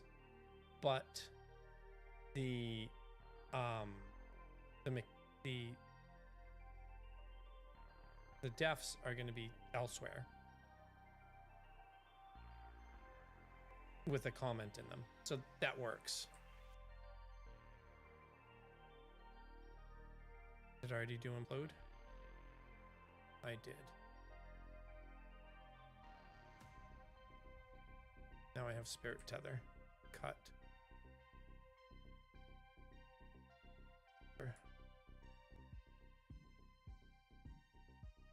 File.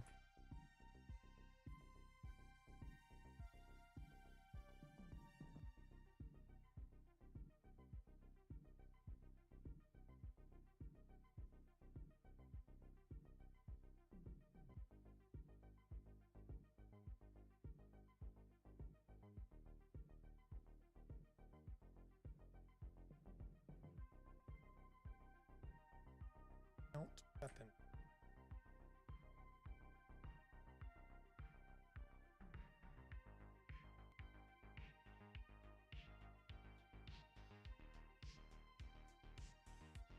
Oh. Oh, hold on.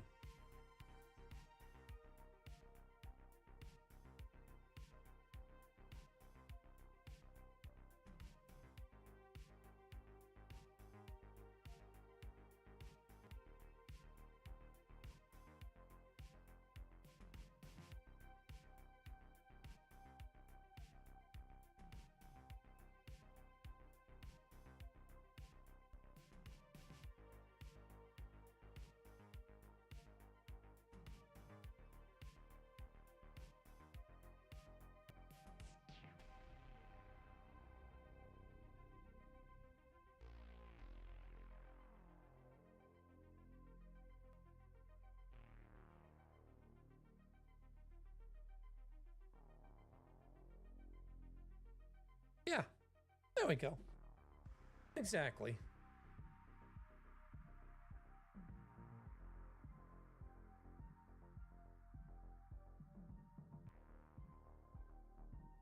Okay. There we go. Melt weapon. Not new folder, new file, melt weapon dot YAML and melt weapon dot def dot YAML. Not new folder. File melt weapon dot def dot YAML. Paste in here. The definition file doesn't have that. Save. This file doesn't have these. Save. Make sure that implode didn't do that. Perfect. Spirit tether didn't do that. Perfect. Post. I didn't do that. High risk attack. I didn't do it. Capitalize. Didn't do it. Brace. I didn't do it. Basic attack. I didn't. Perfect. All right. Next. Flame bolt. Cut. Flame bolt. Ability.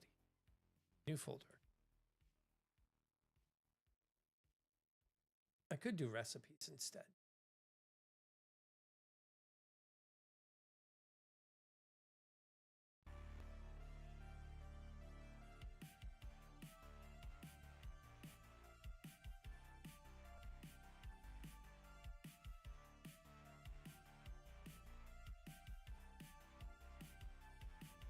Flame.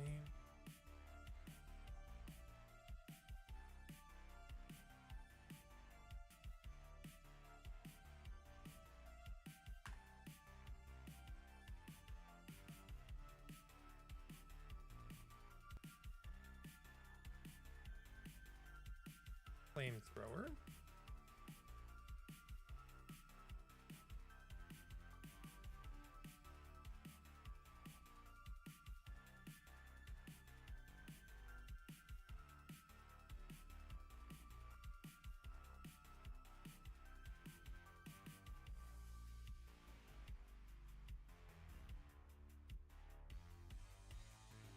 Flamethrower is done. Next is thunder. Cut. Folder. Obviously, I'm hoping to keep these, right? It also means that I don't have to go searching through the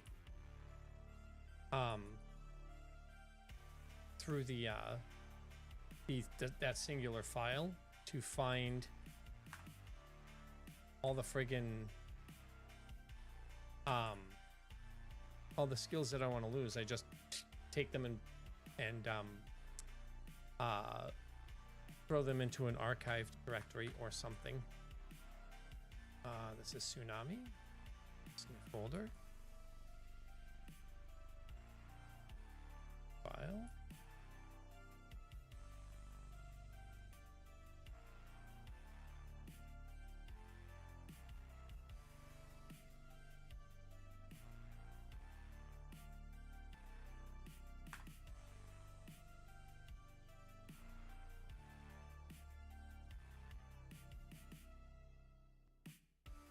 All right, what's next? Riftlands, new folder. Cut. Cut, delete, save. File.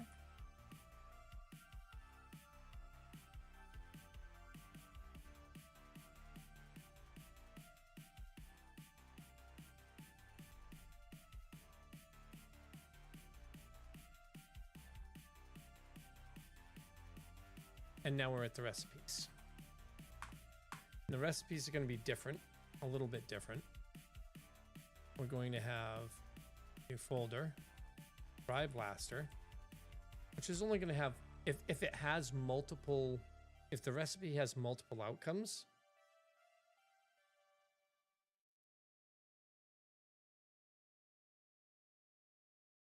if a recipe has multiple outcomes,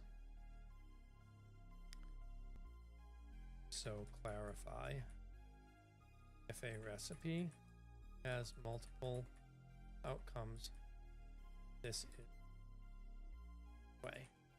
But if an outcome has multiple methods of being work,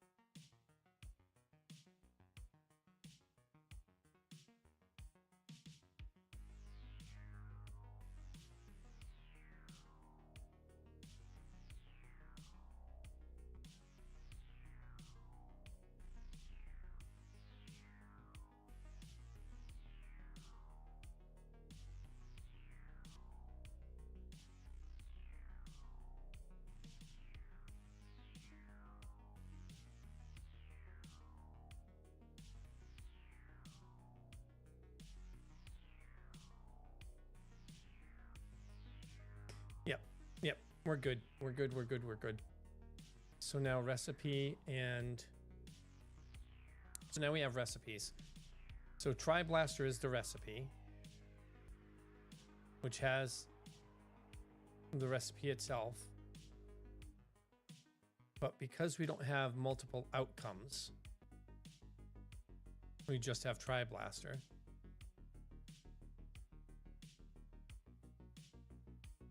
It's the same way as this is.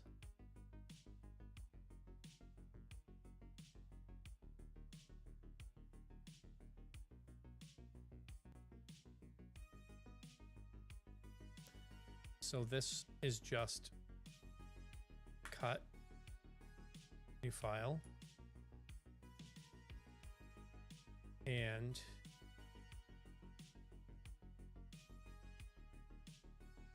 right. So now instead of that, we actually do it this way.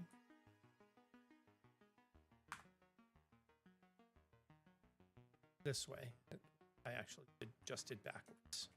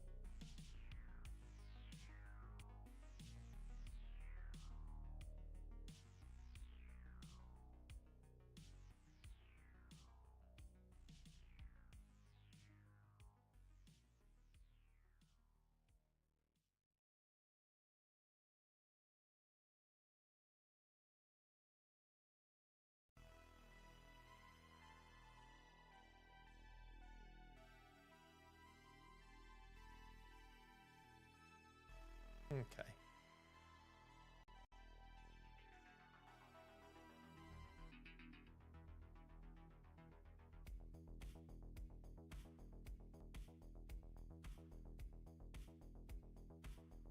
Okay, got it. Okie dokie, all set.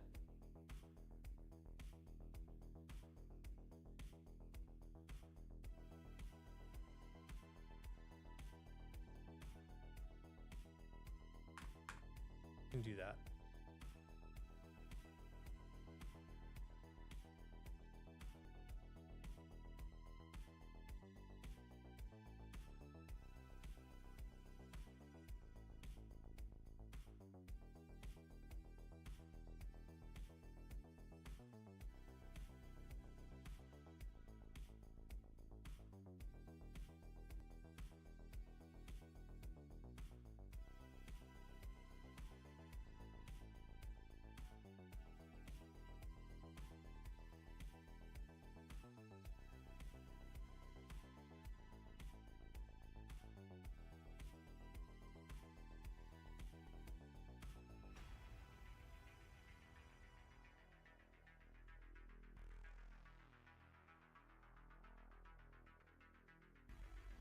I mean, that's the default, so we'll just keep it there. All right. So there we go. Tri-Blaster is done. Now we have Supernova. All right. Abilities. Folder, Supernova. The only one we need to actually worry about that setup for is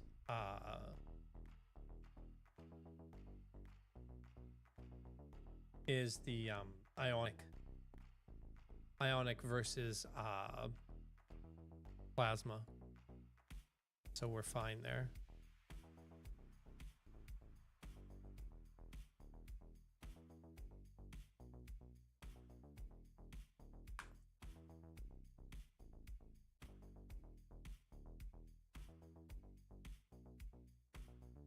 And then this is literally just this.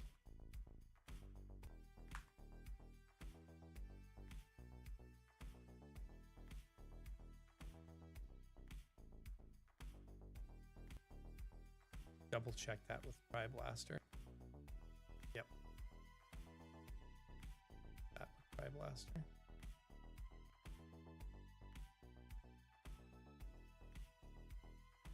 Yep.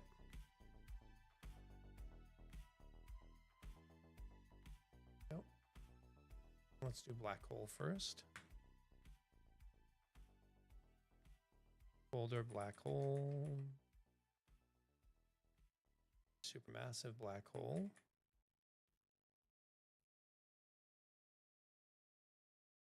Black hole. Black hole sun. F.yaml. File. Black hole. .yaml. Go in here. This removes these two. Saves it. Go in here. This removes everything except those two lines and the ID that holds it.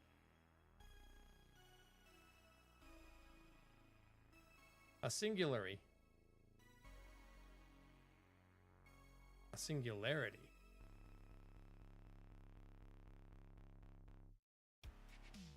Crushes and slows all your enemies at the atomic level.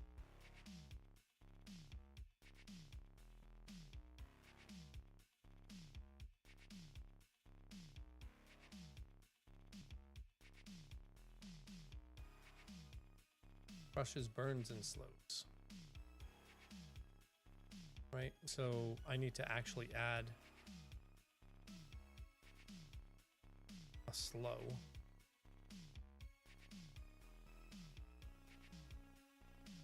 That's a pull. The singularity pull itself will have the condition of slow. We don't need to worry about that. So black hole is done. Get supermassive black hole in here. Supermassive black file.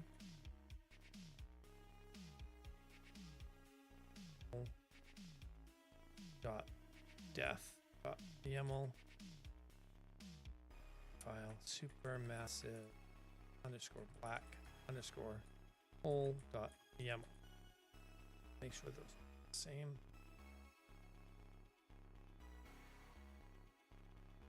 So paste this. This is just the YAML file.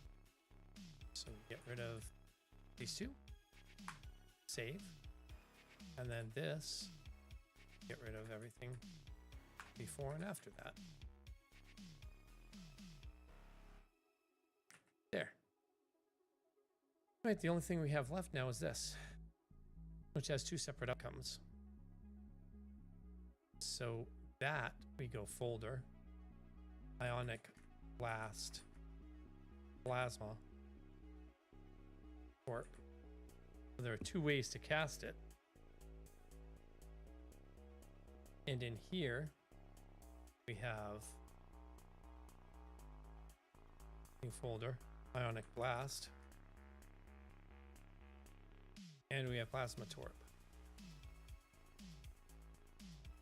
Because we can't do it this way, right? We can't just put them at the top level. Well, we could,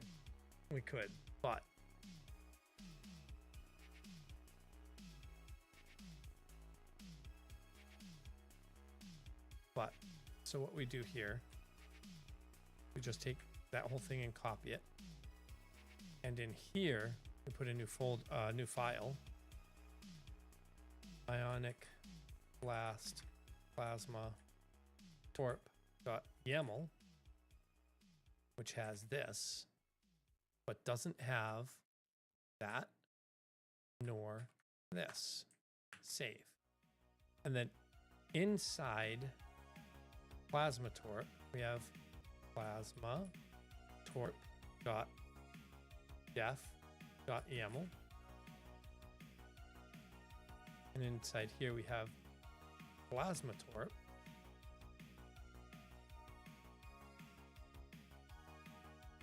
Which is this, without any of this. Which then allows us to do this. Plasma torpedo. A ball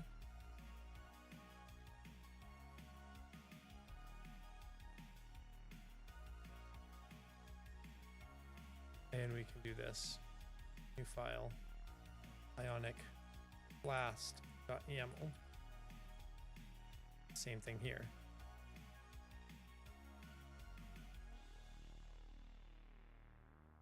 Get rid of the rest. And now inside here, we take this. And we can do this. So that we know what it says there. Same thing with Ionic Blast. It doesn't matter right now that they both have the same ingredients, the same everything, and you know, like damage and coefficients. Excuse me. The only thing that's different between them is the aspects and the schools, or rather the aspects. And the aspects are where other damage is going to come from, how it's going to relate to each other. So that's okay. And now, this is done. Goodbye ability descriptor. We're done.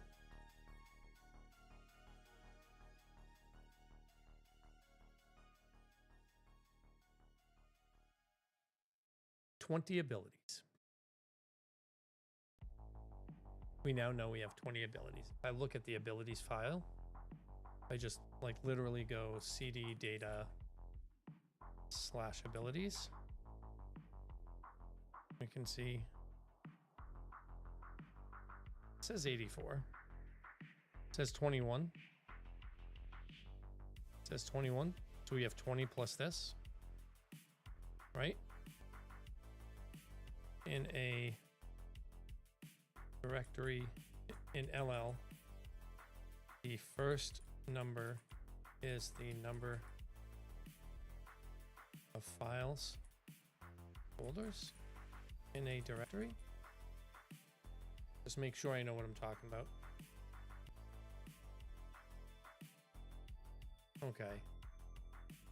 The number of directories plus 2.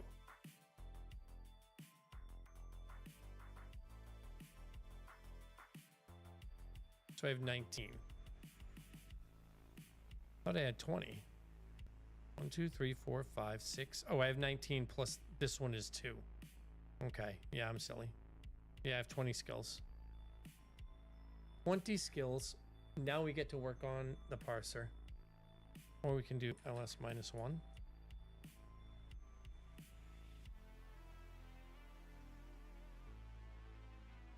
Oh, ls -1. Pipe to WC -1 -L. 19 entries. Cool. Didn't know that. All right. All right. Okay. Let's start on the loader.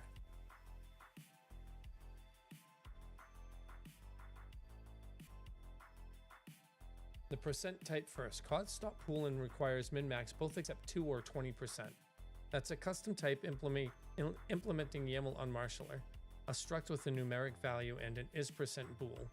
Do it first because several structs depend on it, and getting it wrong means editing them all. All right, that's in Opus 5. Go back here. Let's make sure that this is updated. So we're gonna go ahead and... What the hell?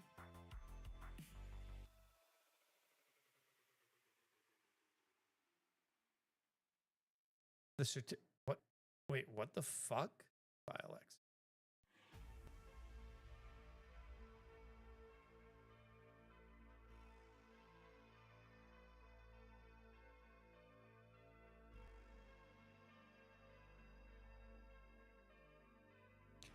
How do I only have one?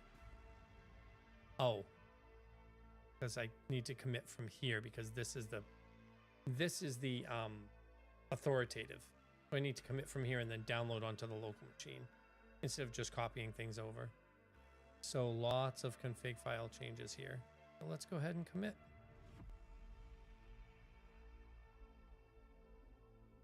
Let's go ahead.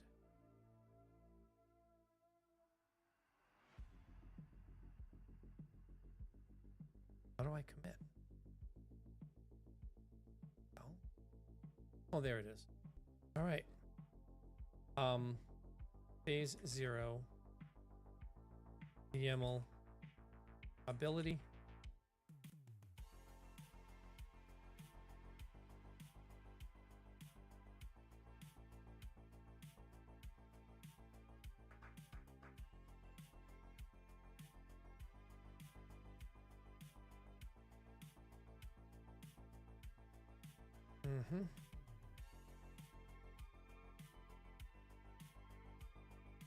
Holy. What the fuck?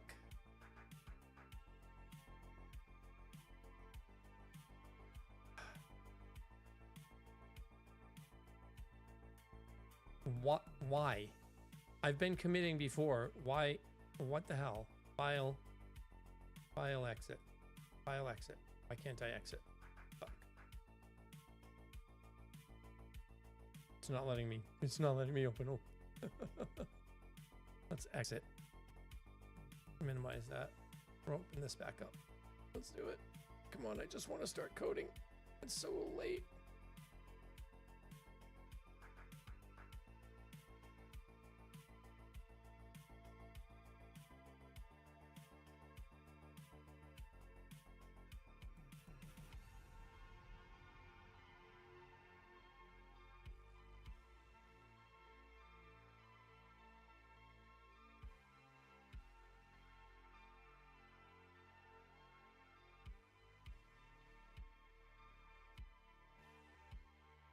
What the fuck?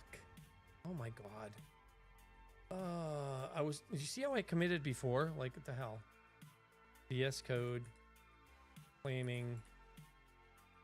Config your.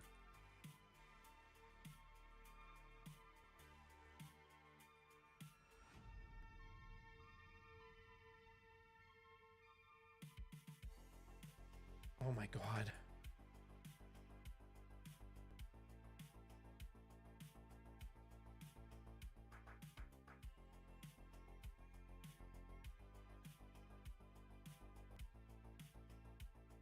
Really? Really? Really? Whatever.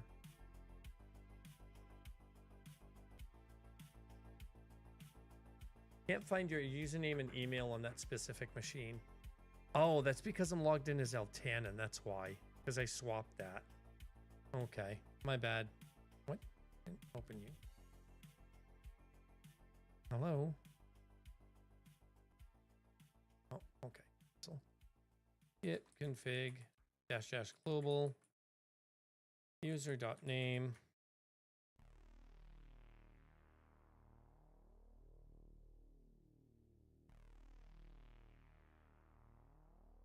user.global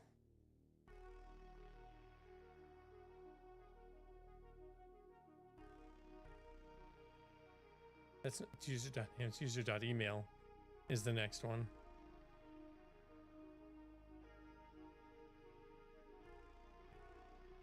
Is that really what I have? Forget. Is that my email address?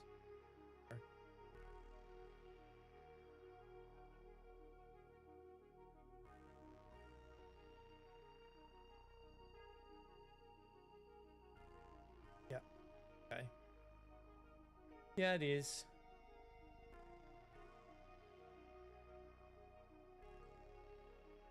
Papers. Diz. Now, commit.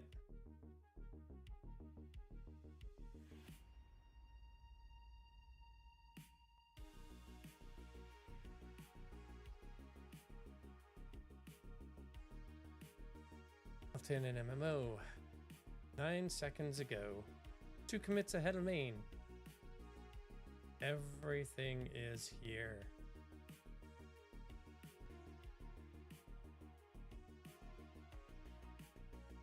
with a small trusted group for Phase Zero networked playtesting. I don't have a small networked group.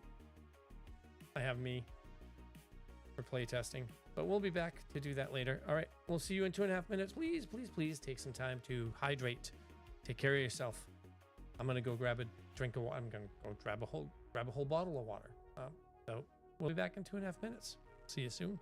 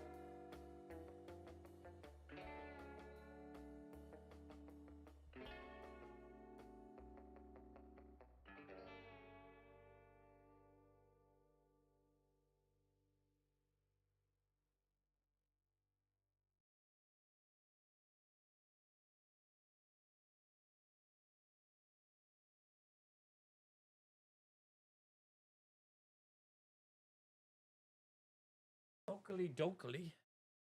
We back.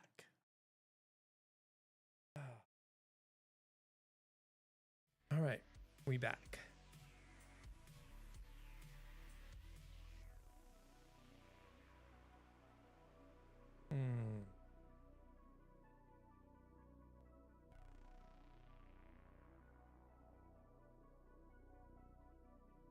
I wish it actually showed.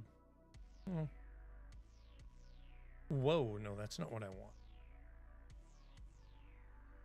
I suppose that works. All right. So, let us get to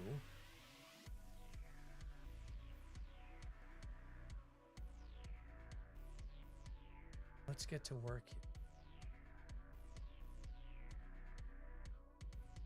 Come on. Really?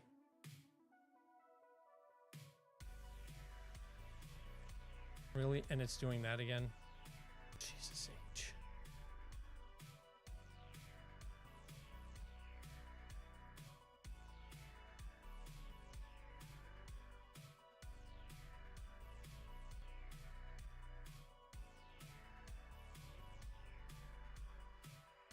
There we go. All right, so now let's get to here. Huh? No. It's pretty freaking hot in here, right? It's 81. It was 73 before I opened the windows. But yeah, I opened them because freaking Erebus was in here. So I let him jump into the window. Of course he's going to. You know he is. I was like, oh shit, the window's open. What am I been doing? So I just finished the freaking YAML side of things. Just finished it. It's 4 in the morning. I started streaming at 9.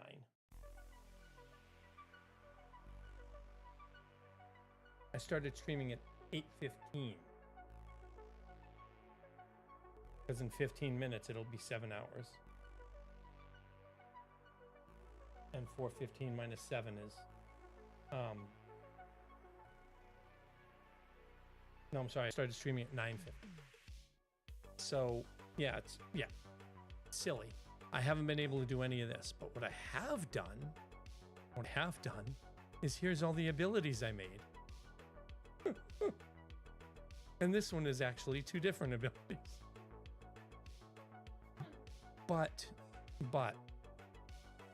if I look at Supernova, this is what Supernova is. A burning star deteriorates and implodes, causing massive damage to all enemies, blah, blah, blah. But this is what it does.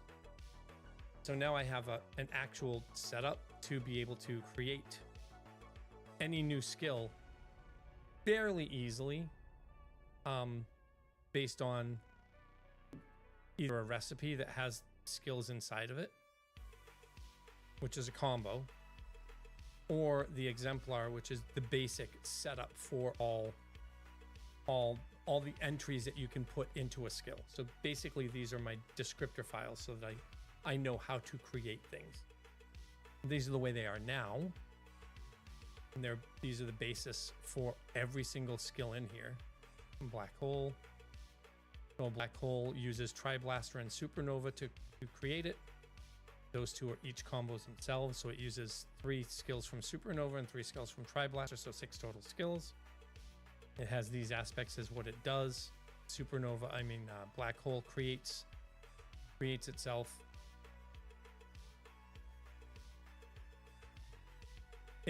If anything wants to use black hole as a recipe ingredient, it can use black hole directly here, but it also uses just ID black hole, so this combo tag doesn't matter.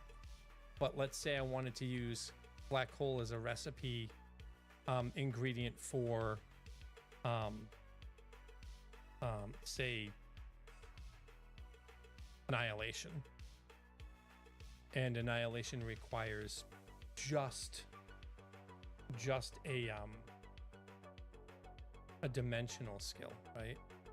So now this combo tag, dimensional, or because I don't have dimensional, make it an arcane skill. I don't have to put a combo tag in there because now I can just use aspect arcane. If I wanted it to be a school instead of an aspect, I can say, okay, base it on school karma. Now this would actually be allowed as an ingredient for that. If I want it to be really refined and just use a tag, I can create a new combo family where I say, okay, black hole is singularity. Now, if I have another skill that creates singularity as its combo thing, combo tag, then I can use those 2, either one of them, as an ingredient in that skill that requires a singularity, even without a skill named singularity, by just saying ingredients. Instead of combo, I say tag singularity. Or up here I say aspect arcane, or I say school potency. What allows me to really, it gives me some, based on my system, it gives me some really diverse ways of making combos, both on the attack phase and the defense phase. But now I get to go and make some changes. Not changes, but like I get to go and do all my nifty shit to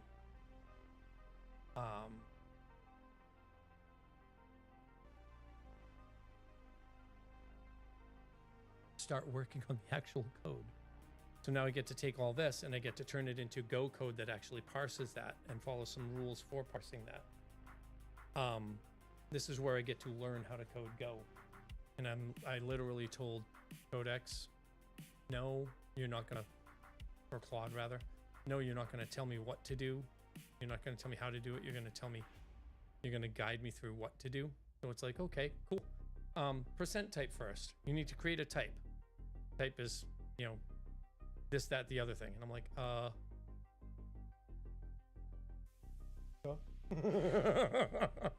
because I don't know Go yet. So I'm like, okay, I need to create the percent type first. Cost.pool and requires min-max both accept 2 or 20%. That's a custom type implementing YAML unmarshaller, a struct with a numeric value and an is% bool. Do it first because several structs depend on it. So a struct type,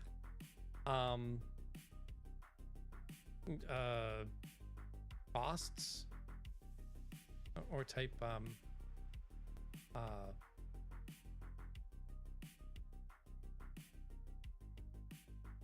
ability costs. It said it's a struct, so I know how to do a struct because I've already done them before. A struct, and it says it's like a YAML on implementing YAML unmarshaller. I don't know what that means, implementing YAML unmarshaller. No idea, but it's a struct with a numeric value and an is% bool. So we go cost val int to numeric, and I believe the YAML unmarshaller is this YAML, not TAML, YAML. And then what it is, oopsies, not DYAML, it's YAML. And then this, I believe, is requires. Well, we'll just do cost.pool for now, right? I think it's just cost.pool.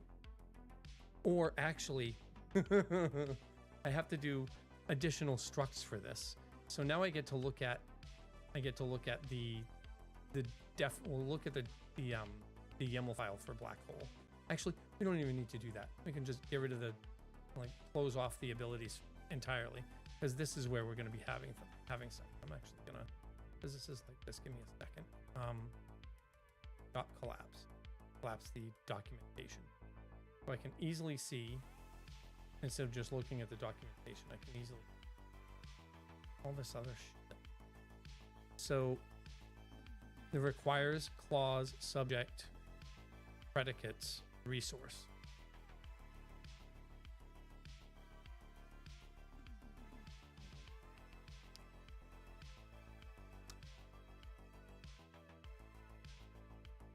YAML ID, YAML name, YAML domain. It's for skills. This is old, so I'm just gonna get rid of it all. Because that skill struct is old. Because the skill no longer it has ID and name, but those come from, and description, but they come from, the name and description come from somewhere else. So I don't know what to do here. Well, no, I'm gonna start over. Because I don't know what to do. I know what to do for this, right? So let's say that the skill struct, or every ability in the game is a skill. A skill is either a spell, an ability, a skill, a talent, or a basic ability, right? So everything here is an ability. So we can just do, what's a synonym for ability that isn't skill, talent, or spell, right? Just to figure it out. Synonym, just so I can make this easy. Synonym for thesaurus. We do, no, I want thesaurus. So synonyms for skill. Go down to thesaurus.com. So we have accomplishment, ability, talent to do something. No, it needs to be a noun. It needs to be a noun, not an adjective, or maybe. So let's try ability.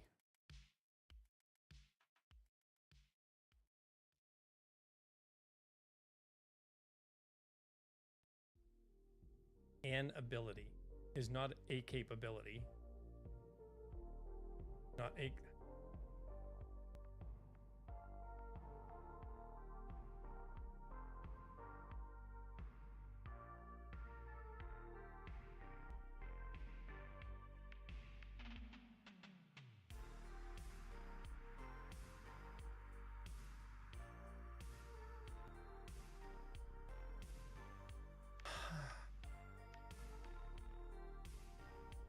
skill, perk, trait, talent, buff, spell, technique, power, attribute, perk.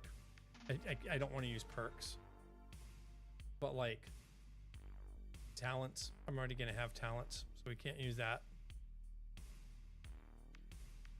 Traits, maybe a synonym for trait.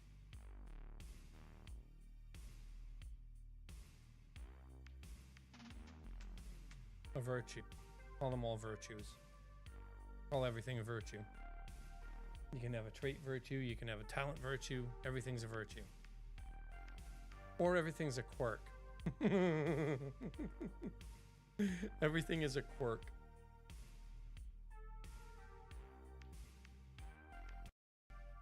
I don't know if it's fitting, but it's funny. No, for the game, not for me. Everything's a quirk. I'm gonna call them virtues. No, I'll call skills virtues and I'll make this a skill. Skills are now virtues. Spell, ability, virtue, talent, basic. Yeah? Does that work? Tricks? You really like quirk, don't you? Spell, ability, skill, talent, basic. Quirk. Quirk. Okay? A quirk is a facet of... Facet has a different meaning in the game. Is a facet of a character. It is a castable facet. An activatable facet of a character. An activatable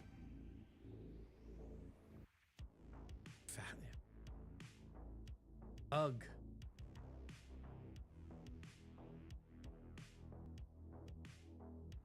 If I use skill, you know, I have a skill that's a skill.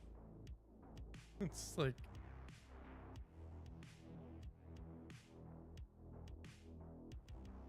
facet points and ability is already in here. Maybe I can use a trait instead of ability.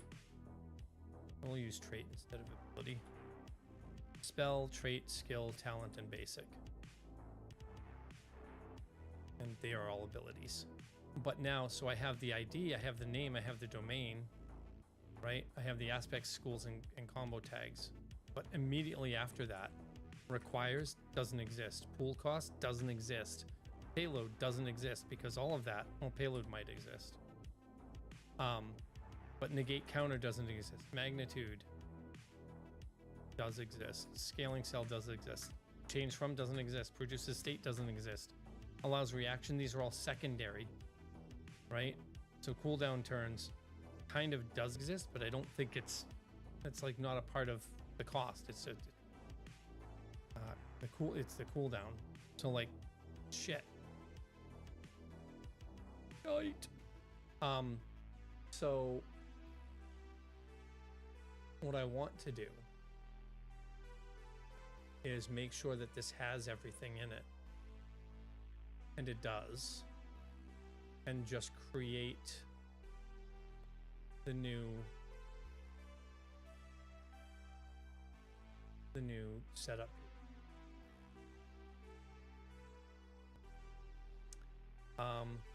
Write me a new quad MD file for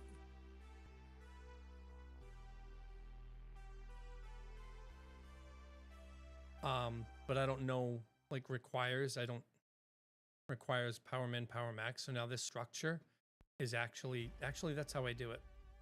Payload has an effect structure. Effects has a model structure, I think.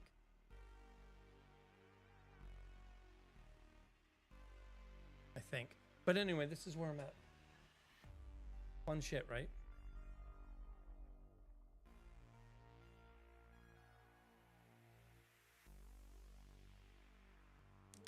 And be louder. So grab the fan and bring it in here. Put it in the window. Put it on low.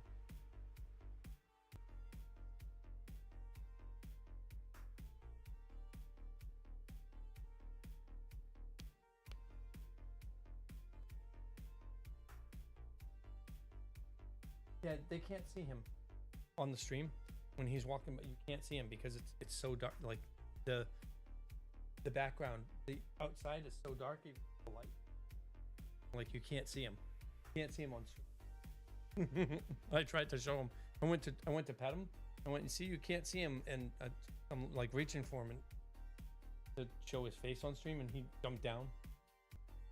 They saw him jump because against the white, but they didn't see him on stream. It was funny. Right, so new Claude.md so that this doesn't go and fuck shit up. Copy this, paste that, copy these, paste that, copy this, and paste that. Told you it was hot.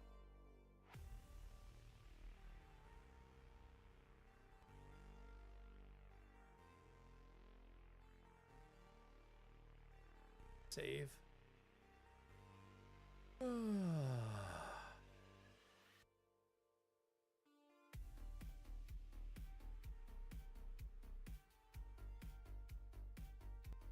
What?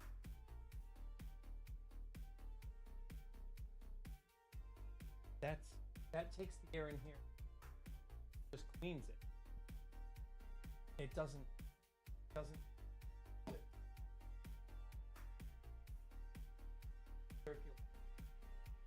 Filter. That's all it does. And I immediately feel more air flow. And it's immediately cold right here now. Immediately. Keep it on low.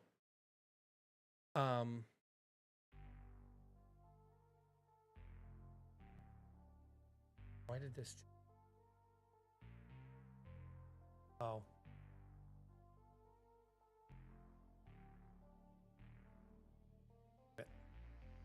Think.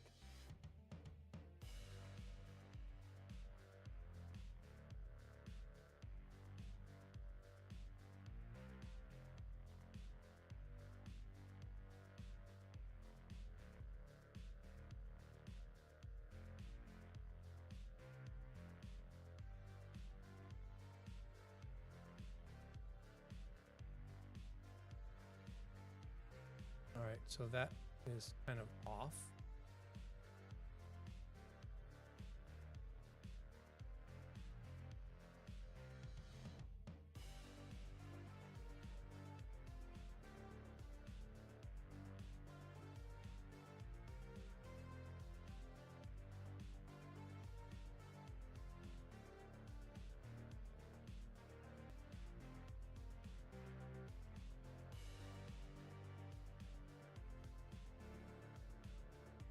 Okay, that works. That works. All right. So now I want to go to Fable.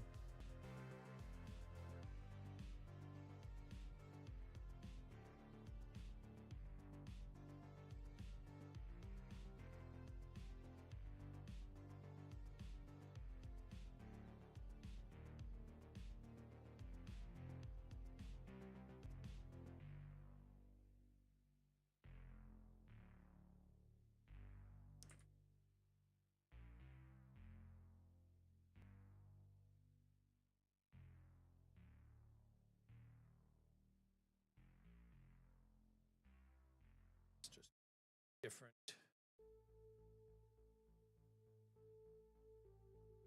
chat projects. Canon. Chat.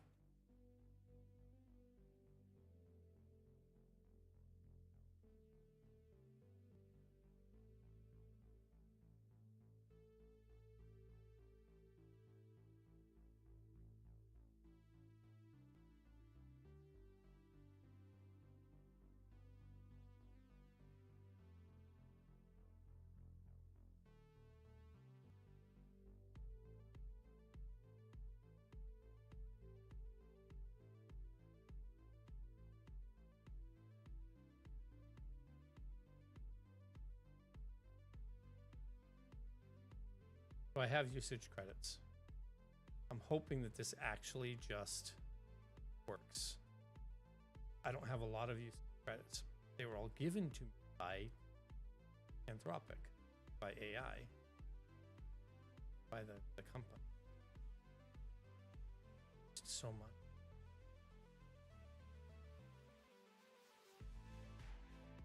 $2 already. And I don't want to, I want to use it all by then because I think, you know, it expires, so I want to use it. But at the same time, I don't want to like overwork myself with it. Excuse me.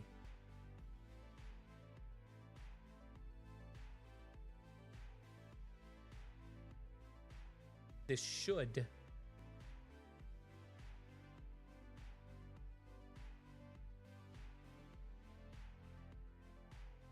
that's unmaintained. Oh, look at that. How long has it been unmaintained? This project is unmaintained. Archived. Okay.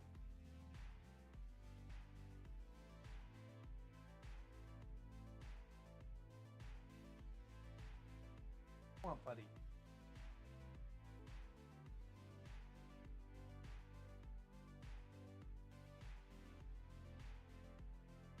Silly cat.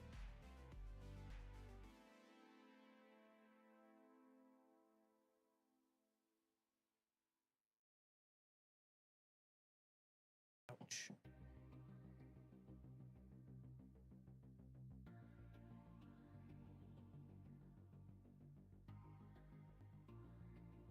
Don't you dare go.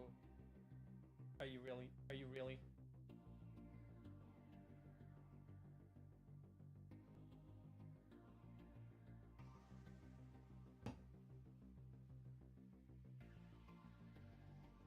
What a cat. I'm allergic to cats. And this one especially because he claws the shit out of my arm. And so now I'm going to be scratching the shit out of my shoulder for the rest of the night. Like bad. YAML version 3 is very stable. Go YAML is being supported by the YAML org. So I should absolutely use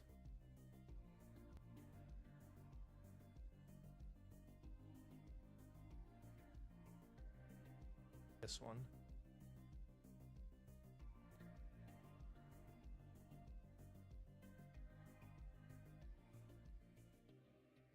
What are you doing? Get down.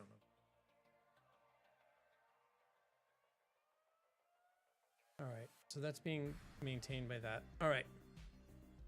Good timing on this one. Your Atom parsing loader Go already approved the basic mechanics struct tags on Marshall, but it targets the archived version 1 schema. This footprint schema breaks that flat in 3 specific ways, and those 3 breaks are basically the whole lesson. Okay, here's the classroom version. Your YAML library changed underneath you. Your Atom imports YAML v3, unmaintained in April 2025. The fork now maintained it. So go.yaml.in.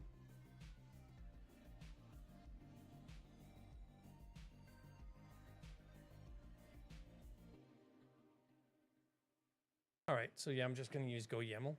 So instead of that, instead of this one, it's go.yaml.in. Go.yaml.in. And it's YAML/v3.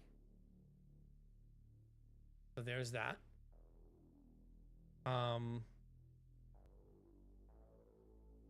The fork. That's fine. A loader is 3 passes, not 1. Parse, validate, freeze. Beginners fuse these. Production loaders separate them. Turn bytes into typed Go structs. No judgment, only shape. Walk the typed structs and enforce semantics. Slugs unique. References resolve. Enums are legal. Accumulates errors instead of dying on the first. As a designer editing YAML, it's all 12 mistakes in one run, not 12 runs. Got it. Freeze, the build Build the read-only artifact the resolver consumes. Maps keyed by ID. Recipes indexed by ingredients. No further mutation. The resolver never touches YAML types. Package-wise, this wants to live in something like server internal descriptor with roughly types.go, loader.go, validate.go, and tests.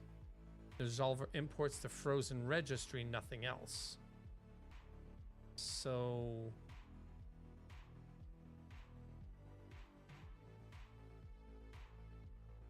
parse, validate, freeze.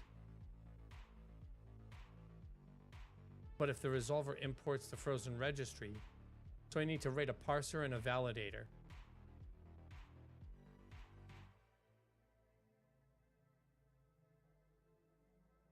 Two entry forms in one list. The footprint file is a that's okay. So see what I had for fucking. How much did that use? What did I just use? Usage? Oh, I only used 80 cents. 22 to 316. So I used 94 cents. 94 cents for that. Wow. For this. It's not bad, but 94 cents for this quote unquote lesson. All right, so housekeeping. Your YAML library changed underneath you. Lesson 1 and arc. All right, so I get that. Lesson 2, problem 1. 2 entry forms in one list. The footprint file is a single YAML sequence containing skill entries and recipe entries. Yeah, that's just a footprint. Your version 1 Atom could add Marshall straight into skill because everything was a skill. That no longer works. Go needs to know the type before decoding, and the type depends on the content. YAML.node. So I don't have to just do all this. But I want to do all this, don't I? Don't I want to do all this?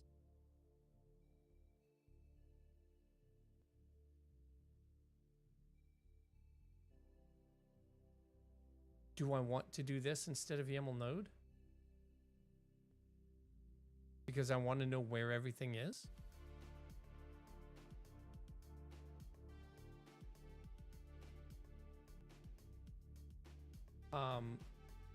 Can I swap this? Can I swap this to Opus?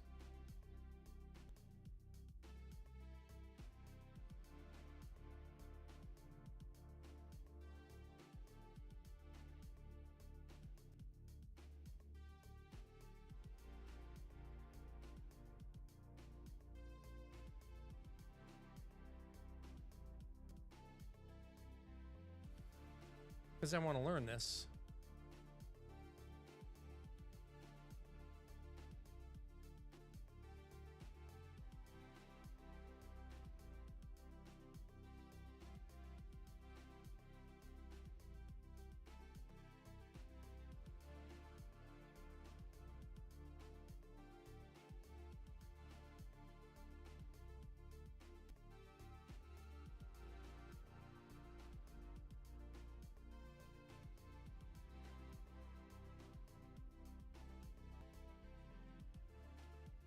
Oh, it defers which struct to decode into. Unmarshal has to know the destination type at the moment of the call. Data and skills commits. Oh.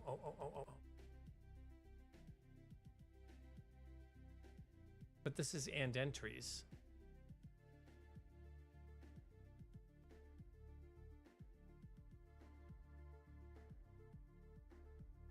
Commits to these are all skills before reading a byte. That's fine when the file is homogeneous, which is exactly why your version 1 Atom worked. Node buys you a pause. It parses the document into a generic tree. So I can do that and then I save things.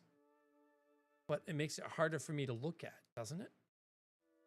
Or do I still have to create structs for it first, right?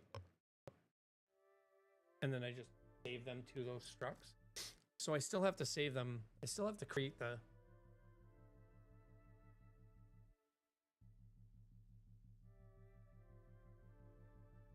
It parses a document into a generic tree. You look at what's actually there, and then you call decode, and skill, which uses your struct tags exactly as before. Same tag, same reflection, same everything. The only change is that the decision happens after you've seen the data, so it allows me to validate. So by putting it into the unmarshal, it allows me to validate. So I get to look into the stuff and validate that it's there instead of putting it directly into the struct and then validating it afterwards.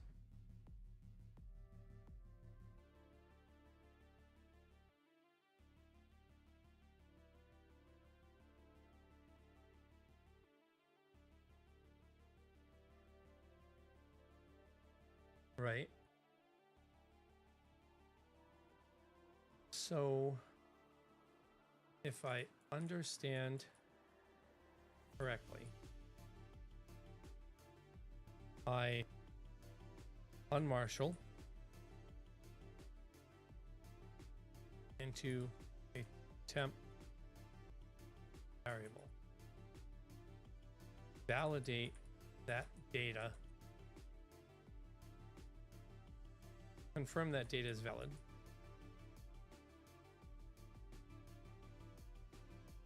then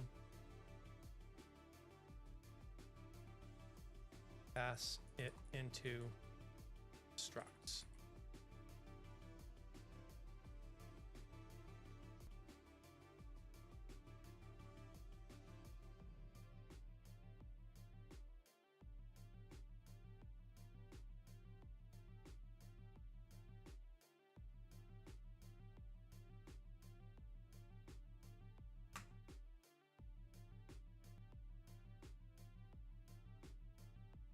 Things getting fused. The peak is about which struct, not whether the data is valid. Okay. Var probe struct.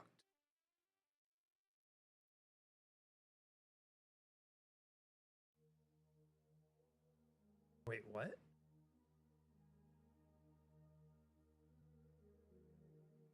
It's a one field probe that answers a routing question. Model string YAML model.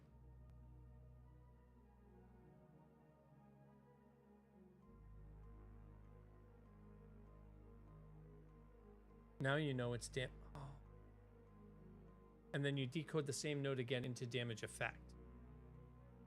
But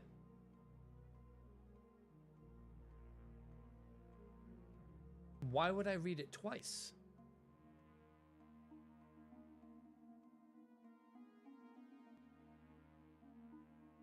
But why would I read it twice? It seems like a drastic waste of processing.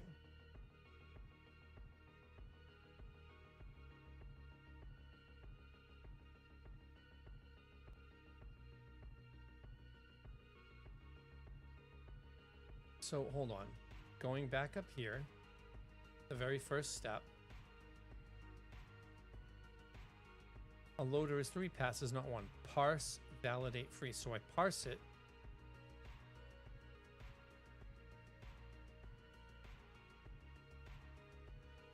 But that, again, if I'm parsing it, so now it's 4 reads, which is 4 passes, right? Am I confusing this? The peak is about which struct, not whether the data is valid. I have to peak it, which is a read. Then I read it again to put it into the correct struct. Then I read it a 3rd time to validate it. Then I read it a 4th time to put it where this just doesn't make sense. What am I thinking about wrong here? Decides the target type per node cheap. Struct tags do the real work. Strict mode enforces field legality per node. Why? Hold on. This is gonna fuck up, but whatever. When I'm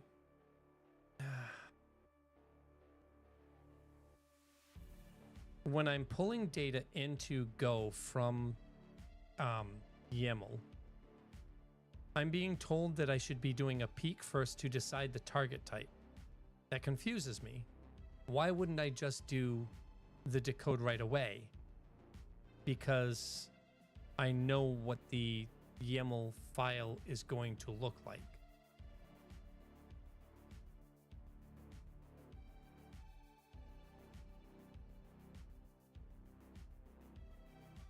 Because I'm confused.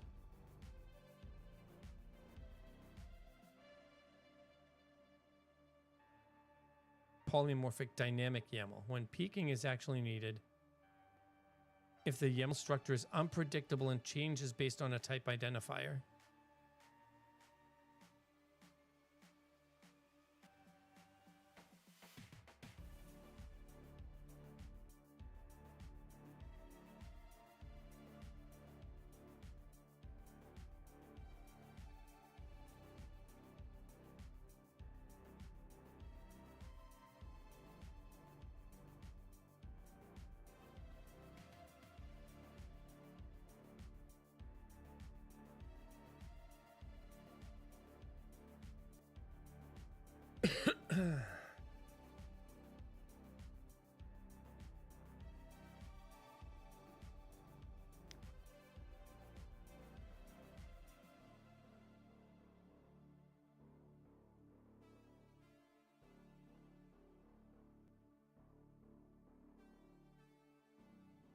It's using what I designed.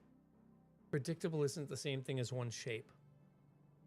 Your schema is a union of 5 or so precisely specified shapes, plus a rule for knowing which one you're looking at. Damage takes a coefficient, condition takes applies, consumes duration, and a nested effects list. Remove takes target model, count, selection, each is rigid. The list holding them is heterogeneous by intent. That's the whole reason model exists as a field. I peek to find out what the model is, as an example. I can also peek to find out what the effects are, because there are different effects. No, the effects are inside the condition model. Distance is inside all the models, I think, or duration. But let's say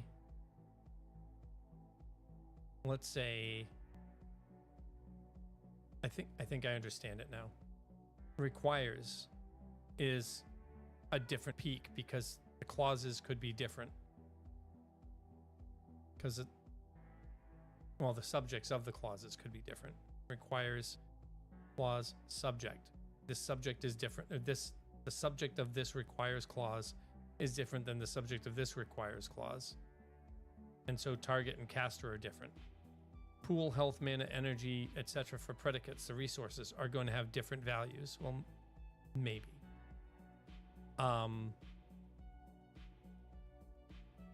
The resource costs are going to be different because health has lethal and minimum required, whereas mana doesn't have minimum required and just has amount. And other resources are going to be different as well. So I created, like, with the help of the AI, I created this that I'm now going to be using Go to dismantle into specific states that I'm going to use based on. Okay, I think I understand it now. Okay, you can absolutely take the fat struct. One effect struct, superset of all fields, every non-shared one optional. Single on Marshall, no peak, no custom on Marshall YAML. When you give up, the parser stops enforcing per model field legality. Model damage with applies prone, decodes clean and lands in your validation pass. Or if you don't write that check, lands in the resolver. Your schema comment says parse error on any field the state does not accept. So you'd be moving that guarantee from the type system to handwritten checks, roughly 1 check per model. Not free, but not brutal either. What you get is substantially less loader code, and the effect list stops being the most complicated thing in the file. For a throwaway phase 0 resolver with a hard August 19th, trade is defensible. The union structure the better long-term shape. And the descriptor is production intended, but the descriptor surviving doesn't mean the loader has to. You can rewrite the loader against the same YAML in phase 1 when the condition registry arrives, and you need per state legality anyway. Either way, top level skill recipe split is still better solved by 2 files than by any dispatch. So So the better choice for both learning and for the future alpha builds, when I get to that point, is absolutely to unmarshal to peak first.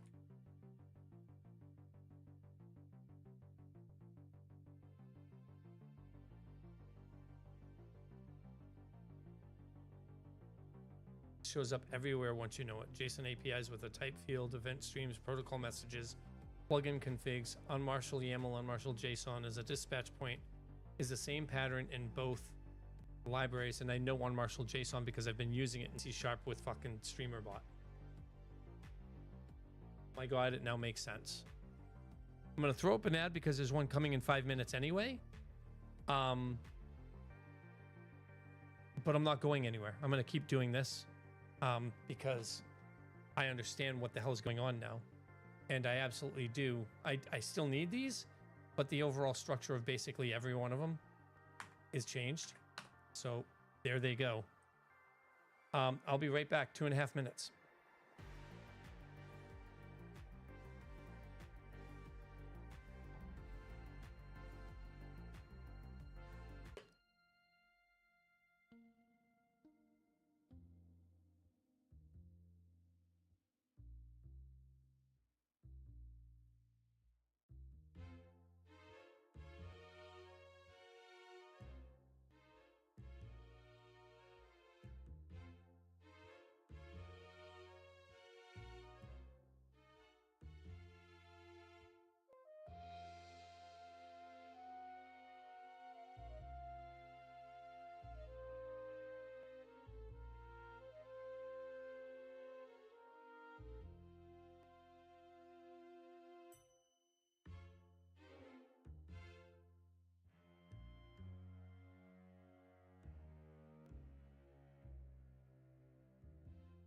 Okay.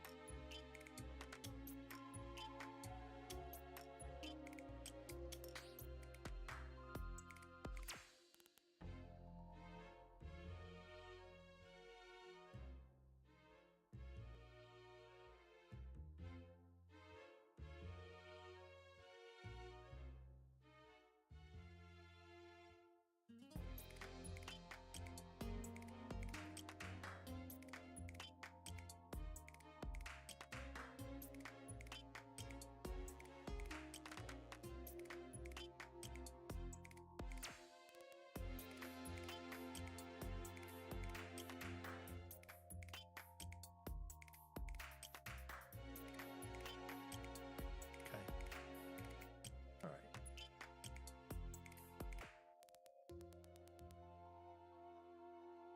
Now I know why loader is 3 passes when it should be 3 passes.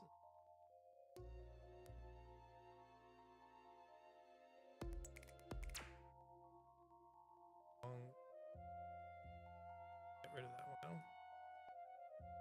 Turn bytes into typed ghost structs, no judgment, only shape. And so server internal descriptor.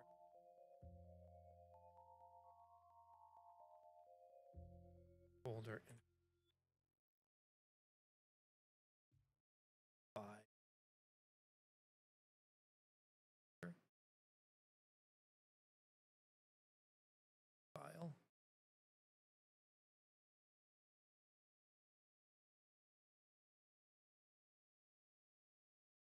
Solver. So 2 entry forms on one. All print is a single YAML sequence containing skill entries and recipes. Your version 1 atom could unmarshal directly to skill because everything was a skill. That no longer works. Go needs to know the type before decoding. Type depends on the content.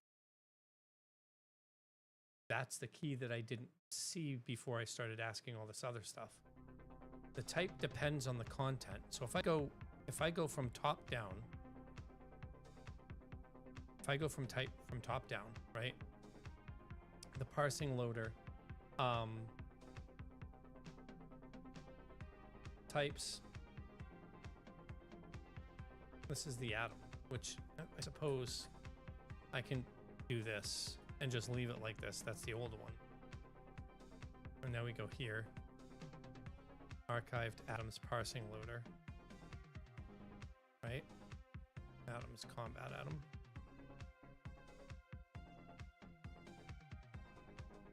Ability descriptor, combat atom spec. All of that is old. But I set its ability and I'm using skill, trait, spell. Great, that's perfect. All right, so that's the parsing loader. This is saying type loader and validate. Do I want to, I think I do want to separate into types and whatnot. So we'll just go types. And I believe we can do the same thing here. Oops. I'm pretty sure that when we do this, we can do it the same way.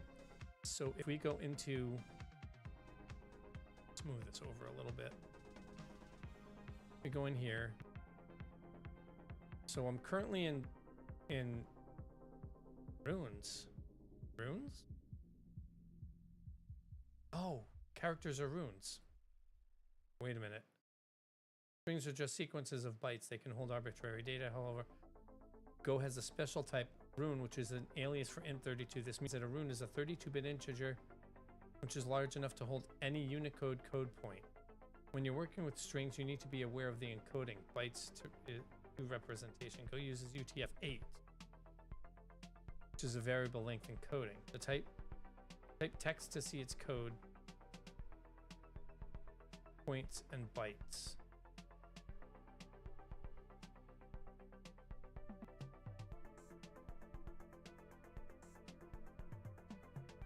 Joining adjacent emoji inserts a 0 with joiner,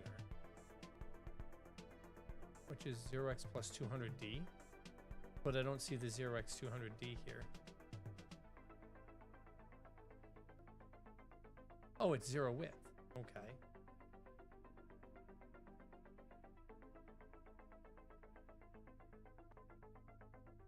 Oh. 6 code points. 1, 3, 4, 5, 6. 9 bytes.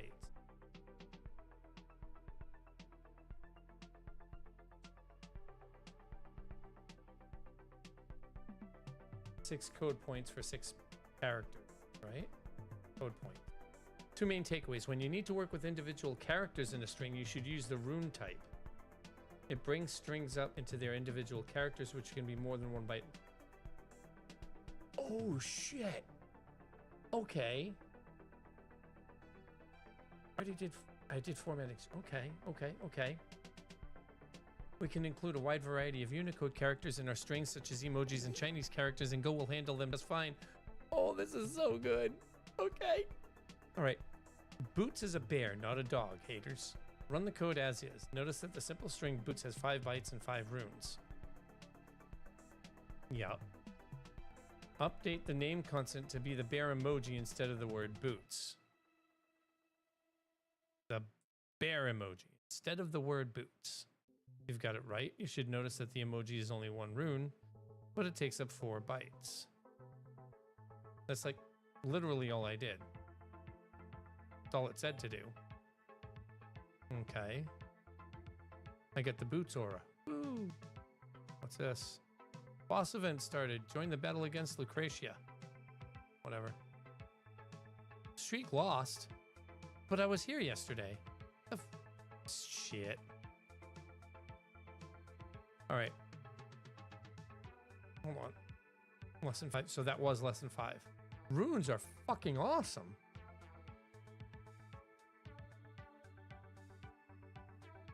Rune count in string. Name. But it's UTF-8 dot rune count in string.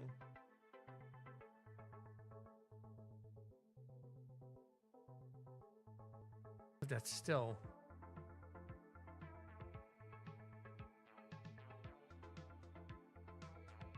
Using ASCII, the standard for the C programming language, we can represent 128 characters with 7 bits. This is enough for the English alphabet, numbers, and some special characters when you're working with strings. All right. Okay. All right. Why do I have a third one here? Cafe order types code. What? It's a challenge. Create or fix a typed variable so they store the customer name Mia, the starting drink count of 1, the member status of true. Increase the drink count by 1 by using code.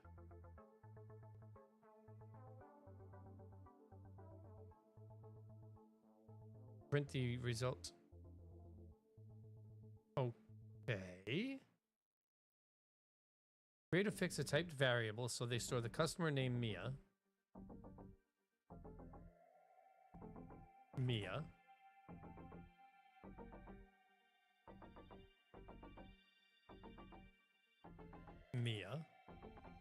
The starting drink count of 1. The member status is true. Right, so that's easy. Those are easy. Increase the drink count by 1 by using code. That's done. I'm sorry. Plus equals 1. Build a short summary string using the variables. Summary. Console log customer, comma. Oh, I don't remember what console log. I didn't get told what console log does. And this is TypeScript. So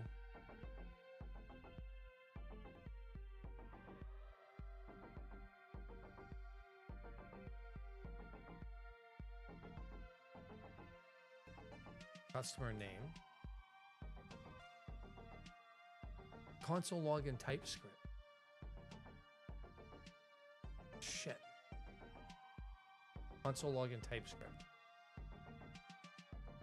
This is the go. I don't. Shit. Fuck. Console.log format TypeScript.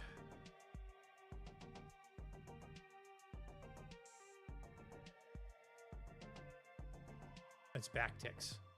It's backticks. Okay. Yeah. So this is actually this customer name.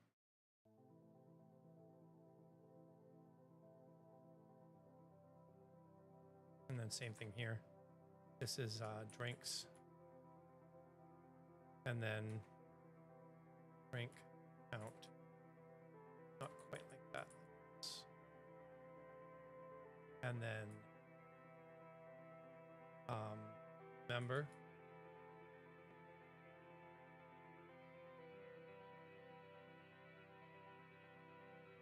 Oh, wait a minute.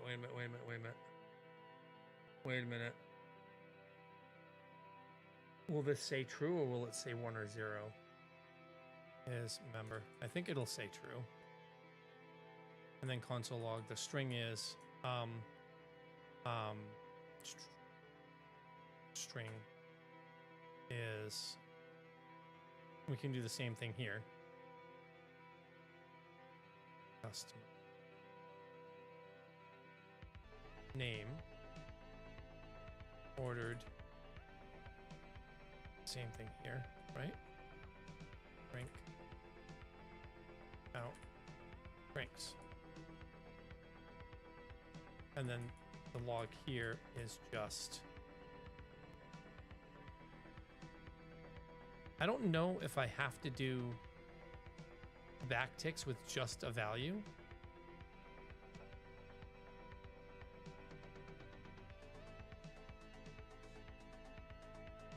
I don't know if you have to do that.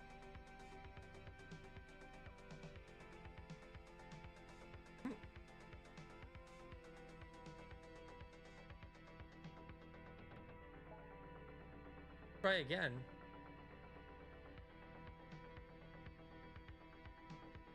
Oh.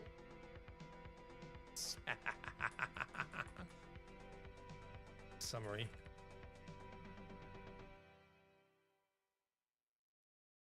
There. Now it's there. Yay.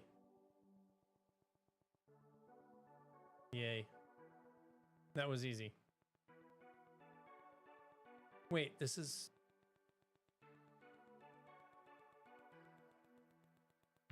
Oh. Yay. Okay. Now we're right back to this. But this doesn't give me what I need for this. And I don't want to jump to...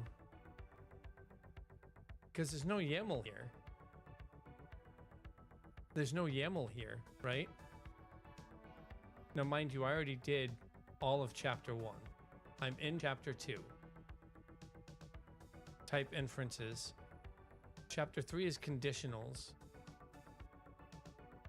which you must put the opening brace on the same line as a conditional and not on a new line. Yes! Fuck yes! I fucking hate, I despise language format, like forcing me to put the bracket. I hate it when it does this. I hate the C, like I hate that. I fucking hate that formatting. I hate it. Read the word if and know that you have a freaking a statement coming. I fucking hate it. I hate it. I can't stand it. But then again, that's because I came from like Visual Basic where it was like stuff like this.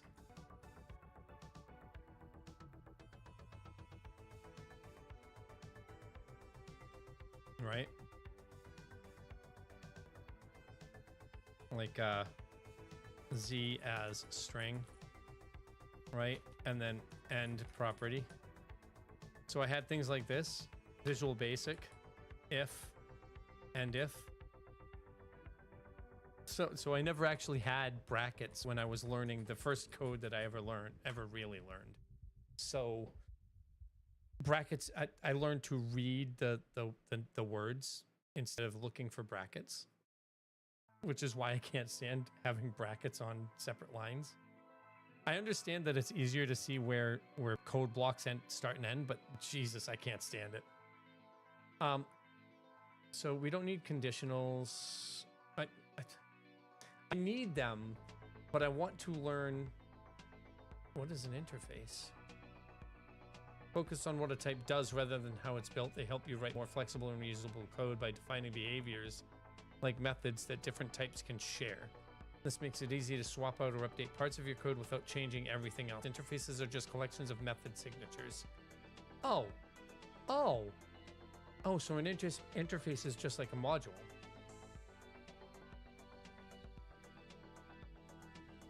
Function print shape data, S shape.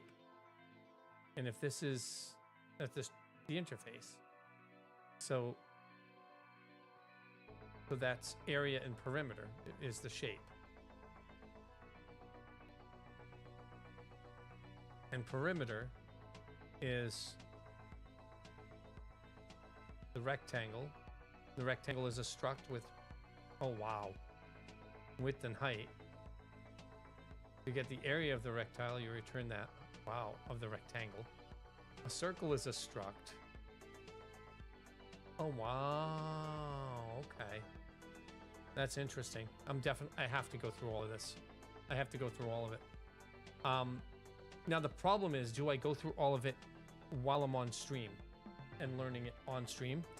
Or do I not do that? I do that off stream and I work on this stuff, this other stuff while I'm on stream. Like, is that what I do? Assignment, fix the bugs. Startup int.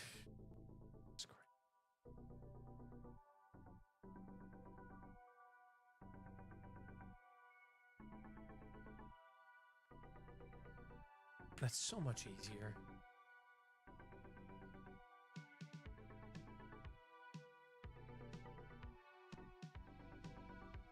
Walrus is so much better.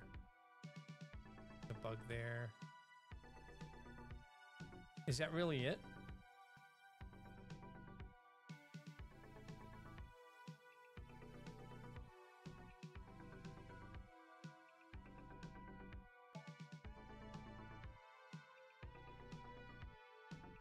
Oops, more messages.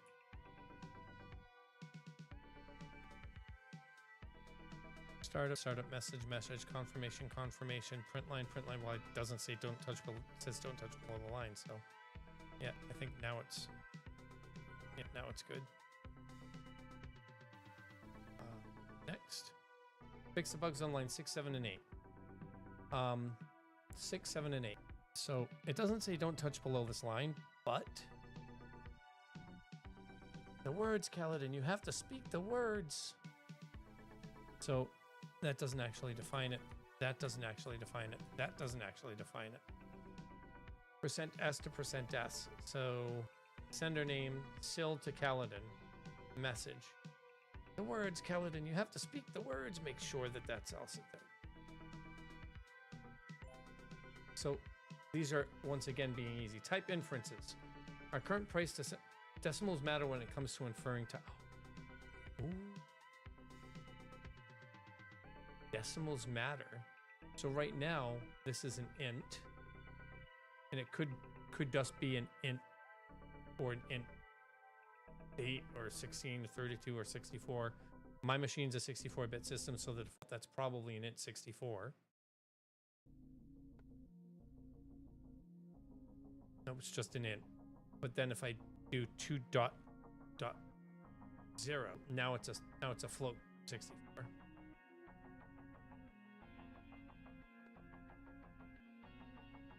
Yeah. Next. Previous. Yeah. Dalinar Cole. You've been asked to improve the logs to include information about individual users in the recent message. Create a user log variable on line 15. On line 15, a user log variable. User log equals. It should contain wherever.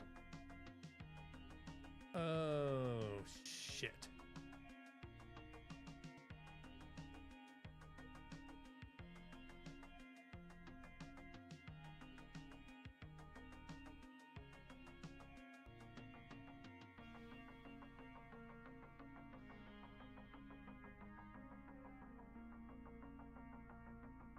Equals format print line user log. Is it sprintf? Because I want to keep the thing in here. And so we have name blank, fname, lname,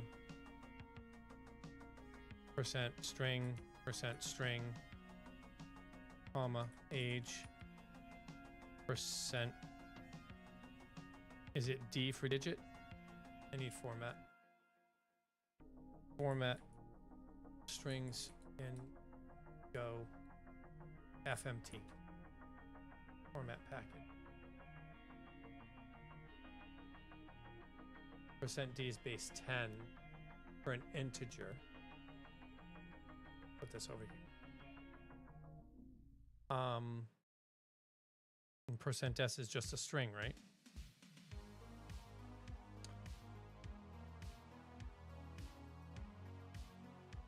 Uninterpreted bytes of the string or slice.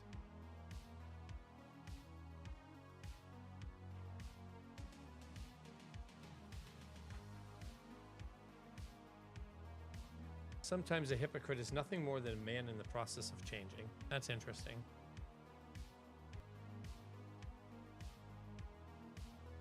So I know a little bit about structs. I could just start working on the structs.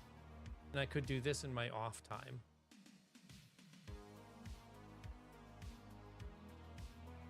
What do you guys think?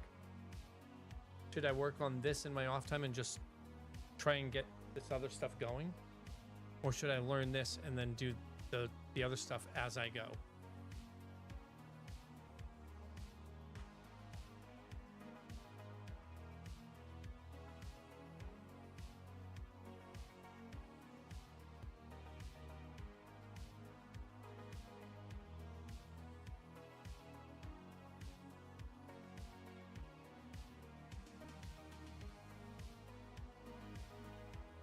I could just do %V for everything.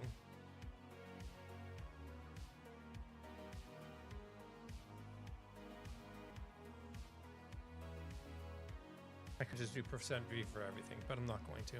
So this ends up being %d, comma rate is %f, and it says to the 10th place %1f. Is it %1f or is it %1.f? Dot 1f.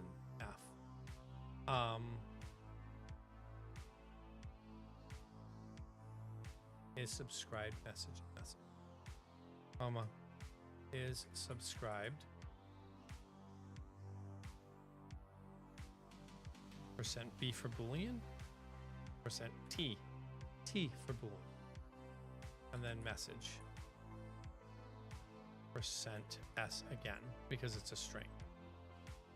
And then so we have comma f name, l name, f name, l name, age, message rate is subscribed message.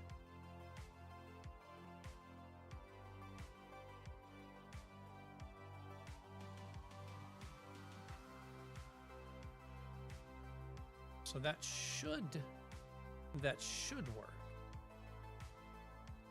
It's not sprintf.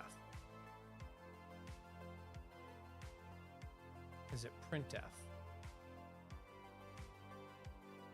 All right, so I don't remember what the print is. I'm so fucking stupid. It's format.sprintf.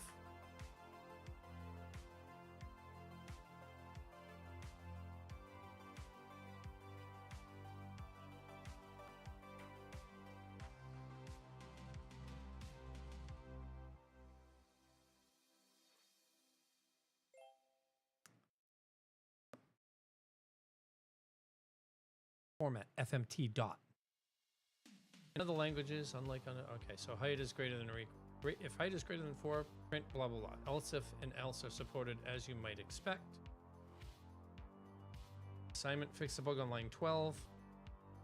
If message length is greater than max message length.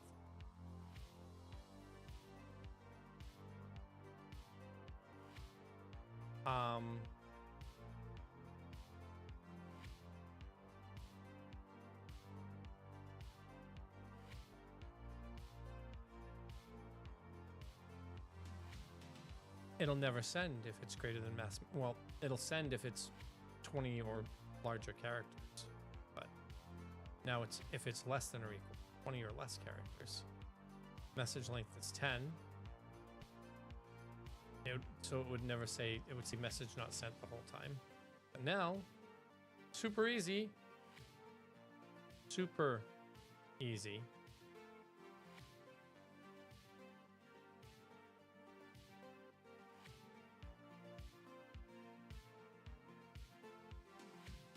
If message length is less than or equal to max message length, the program should print message sent. Else it should print, yeah, so, yeah. Okay. The initial statement. If initial statement can, wait, what? Oh, it's the if block. Why would you use an initial section if x is less than 10? It's concise and scope is limited. Like, which is valid Go syntax?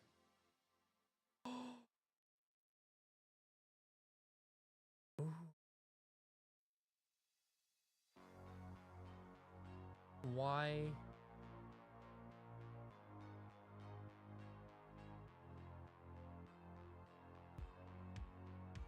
If x is greater than 5, if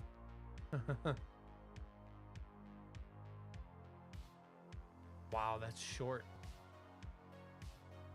If x is greater than 3, whereas x is initially assigned, like instantiated, and a value of 5 is assigned to it.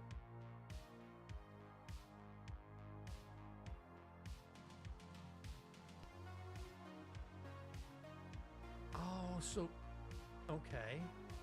So we don't need it up there, we just need it here.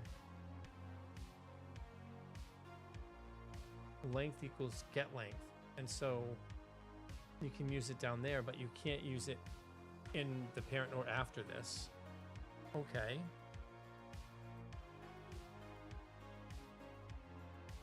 It would still be available in any else if or else blocks attached to that if. So it's routines, not routine. What is if called? If is called, it's a conditional, right? But it's, so it's scoped to that conditional. So it's scoped to if, else, if, and else. Okay. Awesome. Switch statements are a way to compare a value against multiple options. They're similar to if else, but yeah, I know what switch statements are. Okay. Billing cost plan string, switch plan, case basic, default.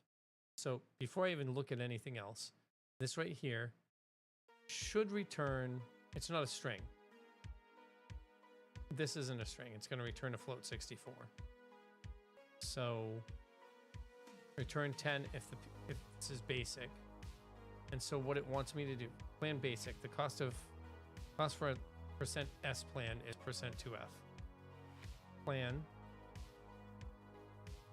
billing cost plan. Plan is basic. And the billing cost for that plan.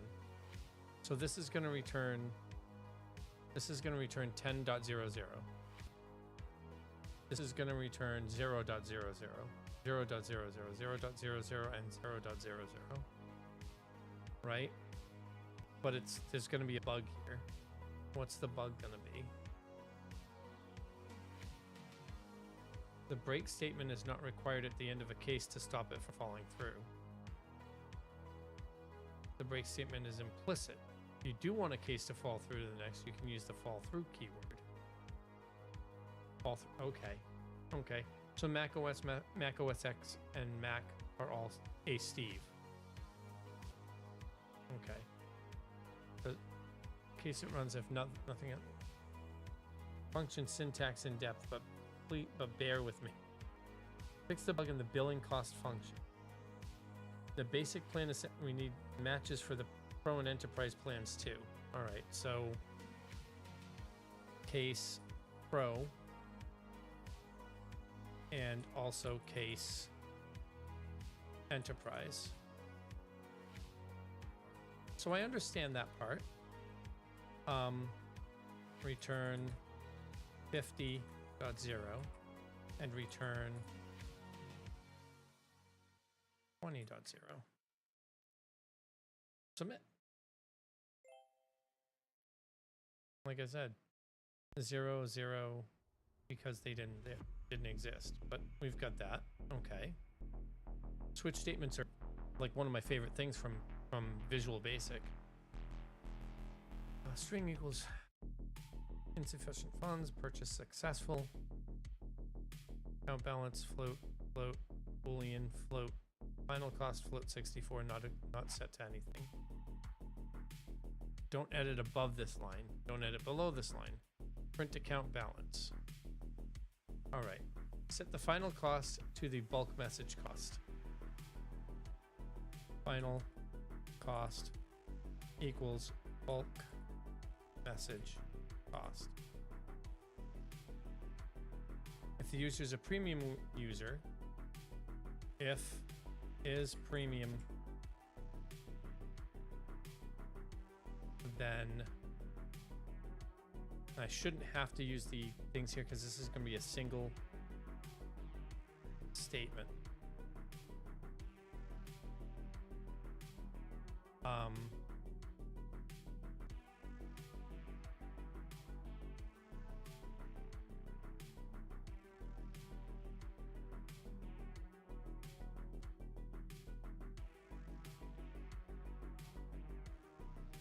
Apply the discount rate to the final cost. All right, so final cost times equals 0. I don't know if you can do times equals. Can you do times equals in here? And you use times equals like plus equals and go. Yep. So it equals final cost times 0.9. That's all I needed to do there. If the user has enough money in their account balance, if account balance is less than or equal to final cost, then account balance minus equals final cost.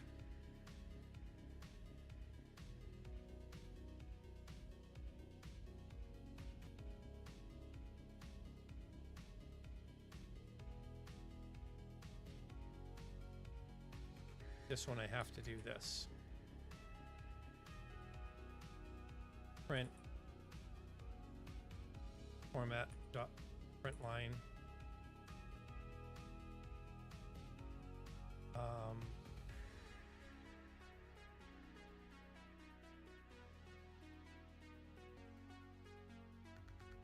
Else format dot print line.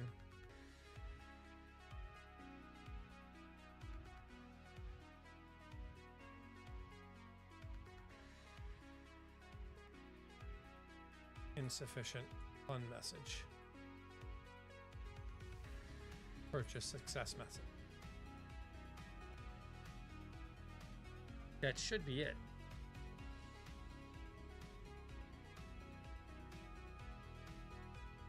Wait, what?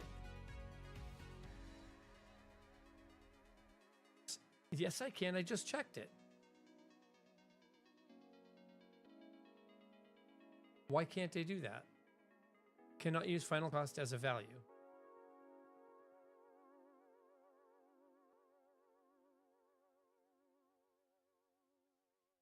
That absolutely should work.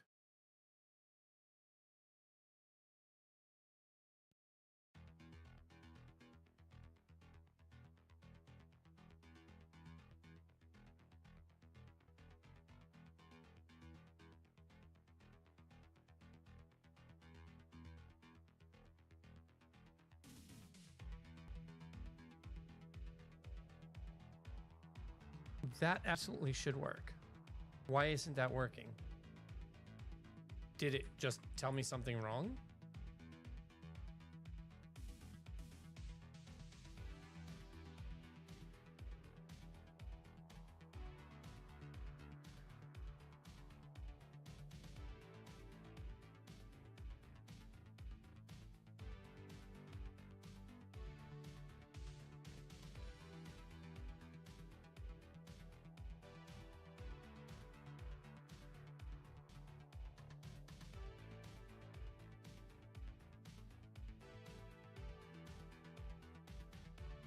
That. All right, so I want you to see this. X equals 100. Account balance and bulk message cost are both there. Final cost is a float. Final.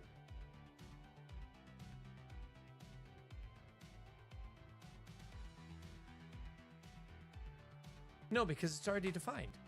Final cost is already defined. So that should be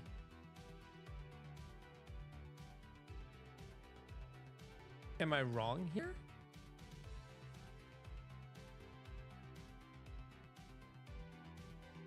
Set final cost did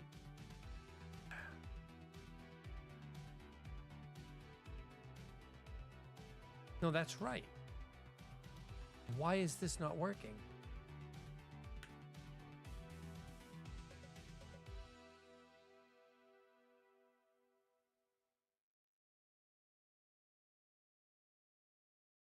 Oh, this isn't working. Why is this? Why would this not work? But that's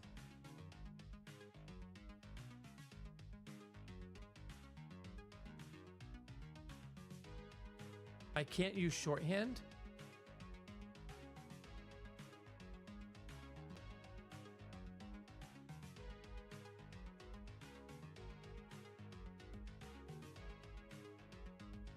I thought that I could use shorthand and Go.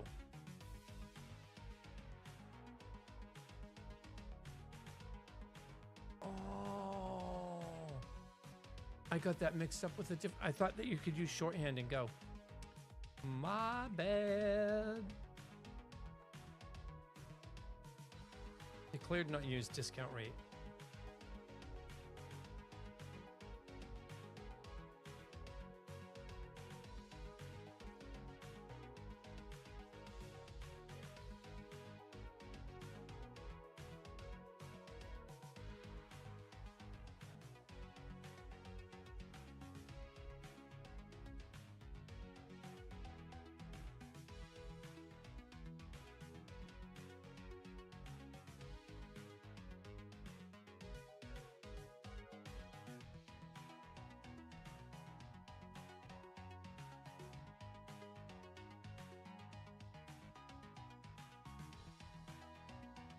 I have $100. It's $75 minus $7.50. That means it should be $67.50.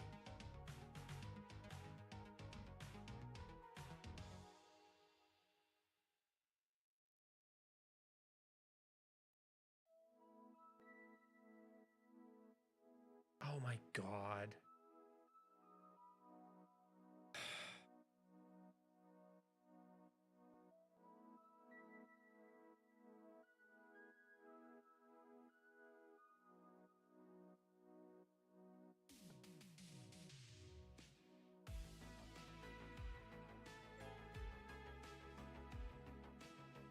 And there you have why this MMO is going to take me fucking forever to code. Because I'm going to make stupid little mistakes like that.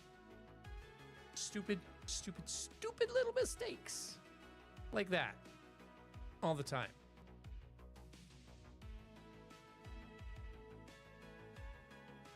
Oh, we're in chapter 4. Functions.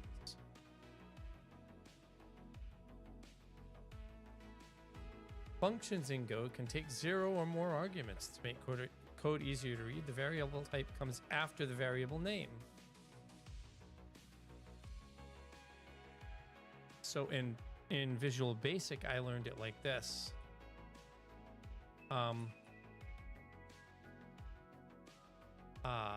Sub x as int, y as int, as int. Return x minus y. That's how I learned. That's Visual Basic, I think. VB6. I don't know what it is. I don't remember what it is in VB.net. But like, that's VB6. I'm pretty sure that that still runs as VB6, right? Check this VB code.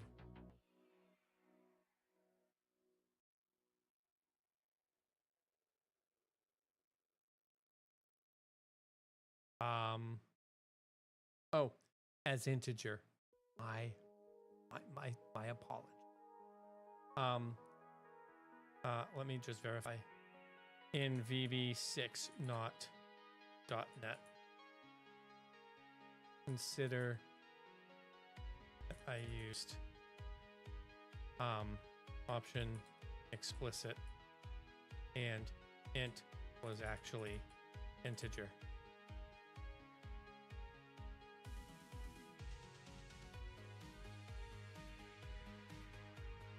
Oh yeah, that's right. It's a function that returns a value. A method doesn't return a value. I forgot.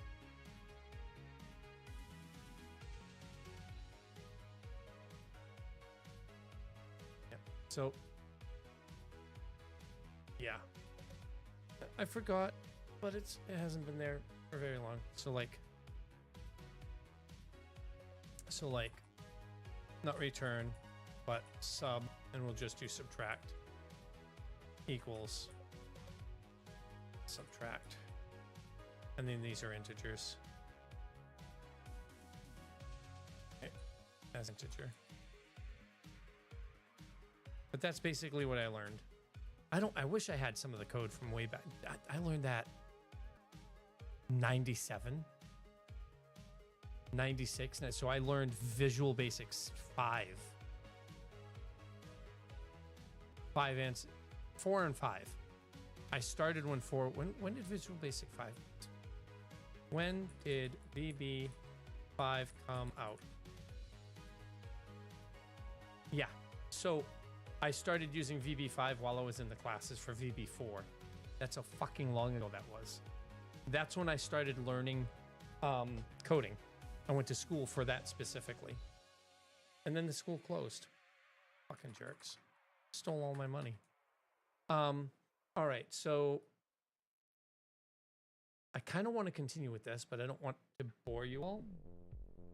I have the free version, so it's like you guys can all do it too.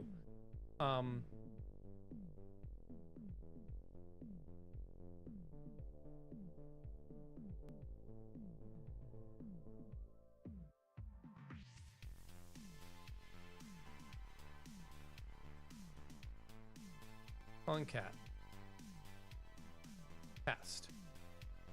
Test returns Lane, comma, happy birthday, Zuck, comma, hope that metaverse thing works out. Go is fantastic. So what am I doing here?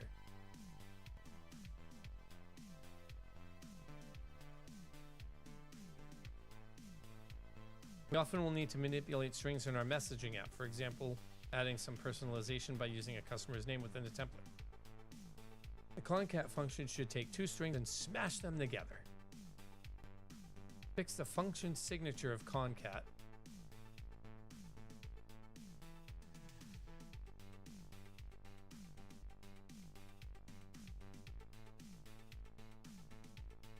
Hello?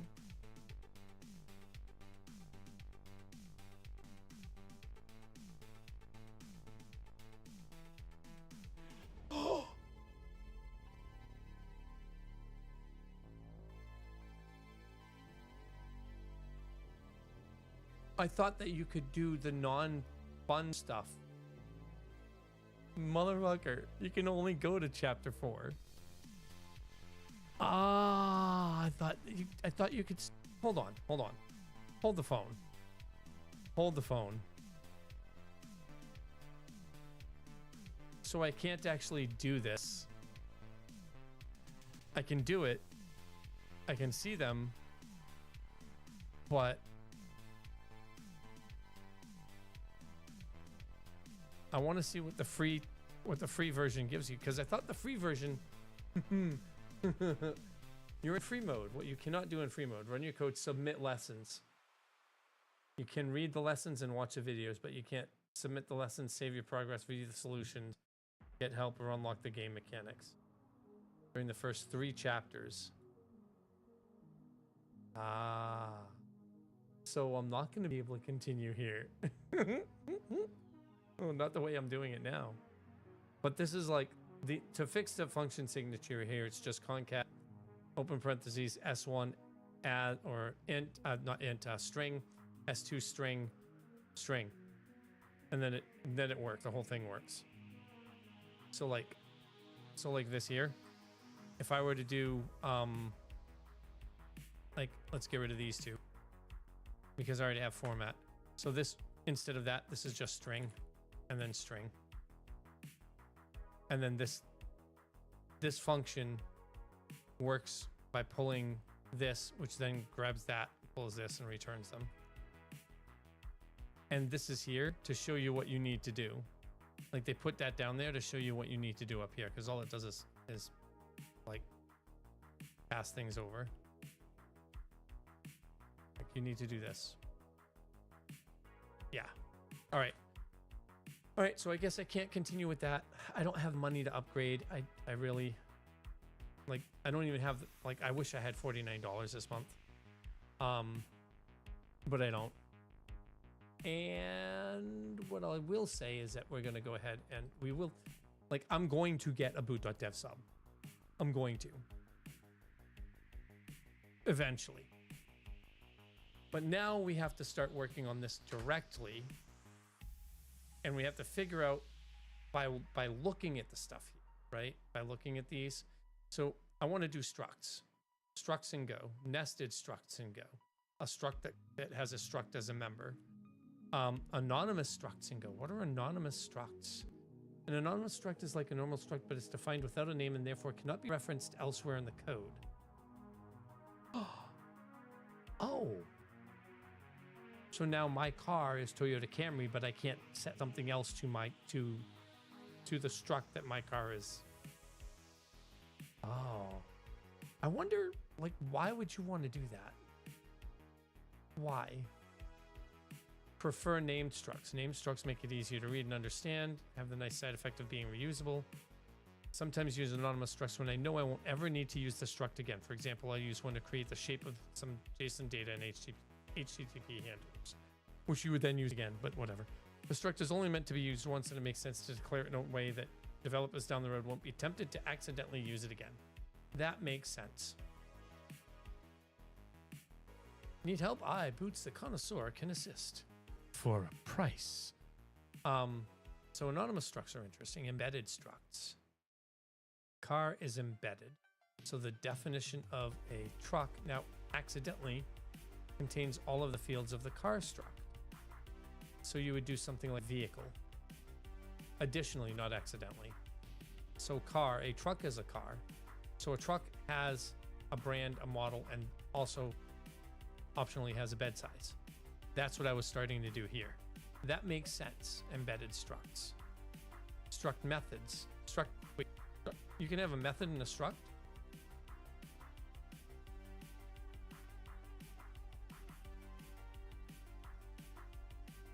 Oh, they can be defined on struct. Function R as a struct. Area int r dot width, r dot height, r dot width. Okay, I get that. That's pretty easy. Memory layout.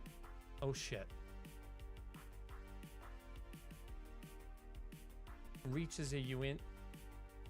So is it just that's 2, 4? That's 1, 2, and 2.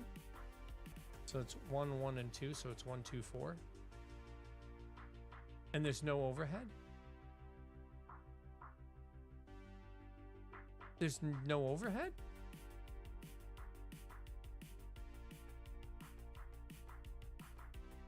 Oh shit. So it uses 2 bytes per.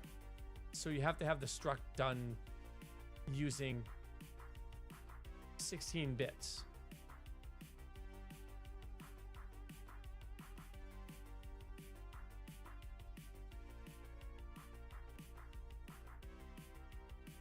Two, 4, 6, as opposed to 4, because of what it has. Because the uint 16 went in the middle instead of the beginning or the end.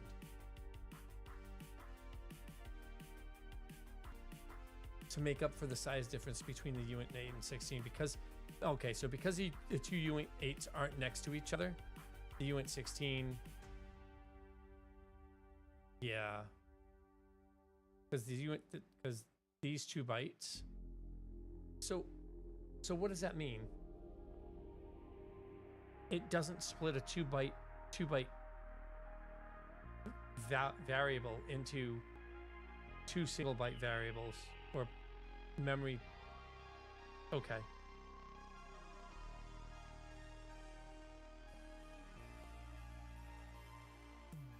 Aligning them by field largest to smallest can help. You can use reflect to debug the memory layout of a struct. Server in production that held a lot of structs in memory, like hundreds of thousands in a list. Holy crap. When I reordered the fields in the struct, the memory usage of the program dropped by over 2 gigabytes. That's huge. Holy shit.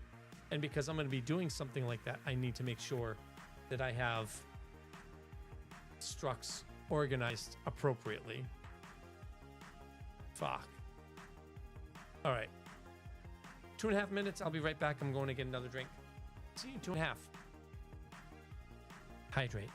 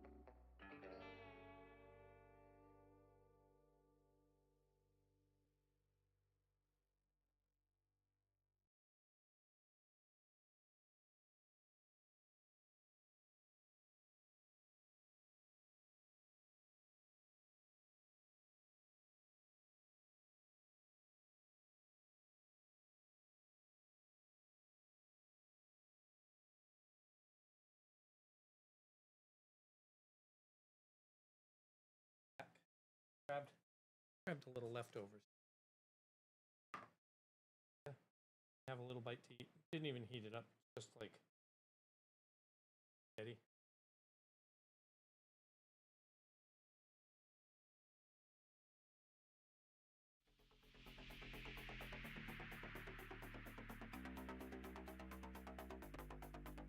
Oh shit. 5:30.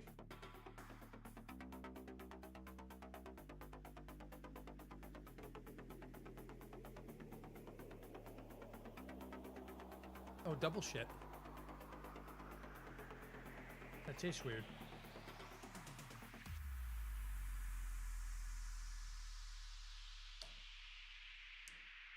Ain't eating any more of that. Stuff like that tastes weird. It scares me because I watch Chubby Emu.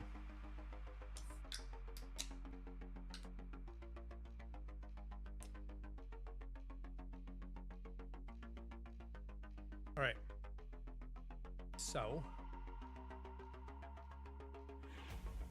Okay. All right. So.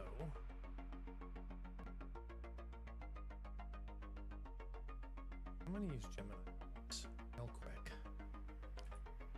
Just to help me. Walk me.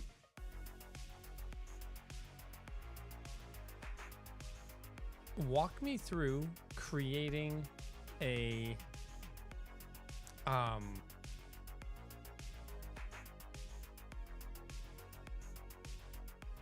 structure set for an ability descriptor that I've created.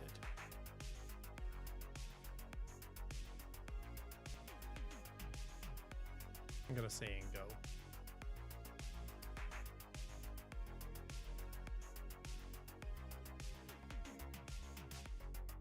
Walk me through creating a struct set in Go for an ability descriptor that I've created in YAML. That'll fix it. Hopefully it doesn't just give me the code. I said walk me through it. Hopefully it doesn't just give me the code. That would be bad. Because I'm not sure I know exactly where, like phase 1, just shape. Parse, turn the bytes into typed Go structs. So like, I can do,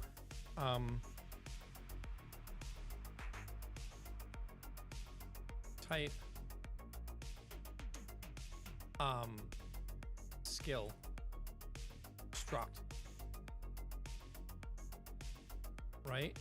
Does that, I don't remember if that works. I want to see the structs before I do this. Oh, wait a minute. It's the loader. Yeah. Why? So because these are types, type skill struct. So this is the old one from before I had this version. And so we start with this like ID, which is a string. And it's YAML ID, right? So yay, I've made my first struct here, right? The problem is the name and the description are in a different file, but it is the overall layout. So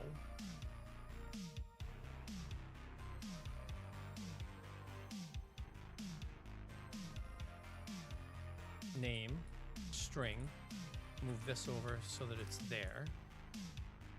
And then again,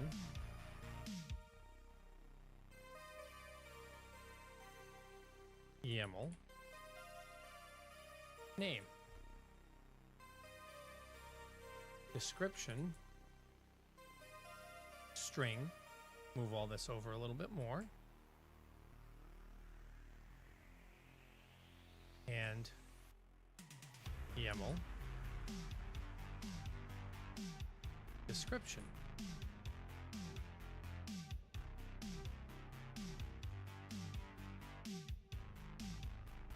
Castable. Boolean. YAML. Castable. Right?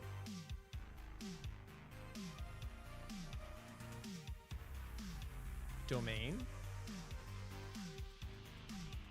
string, YAML,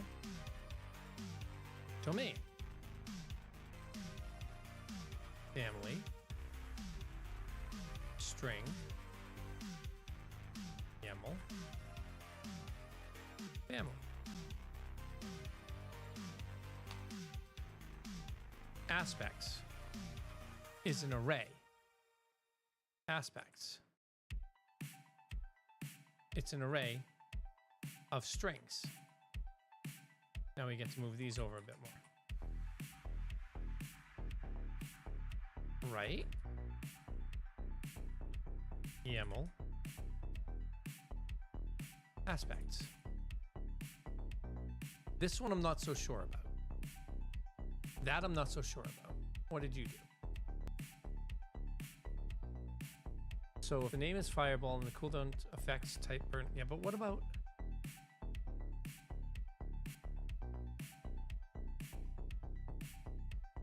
And what if one of the values is, it's not an array, that's a mapping, right? No, it's a list. No, the dash is a list. The dash is a list of mappings. Here, that's a list of mappings. What is this?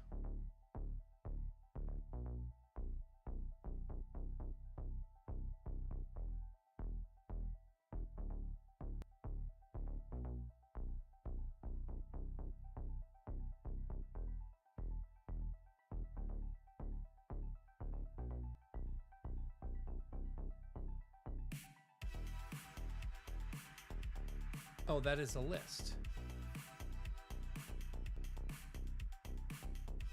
Okay, so I'm right about that. Okay, so clarify. Dash ID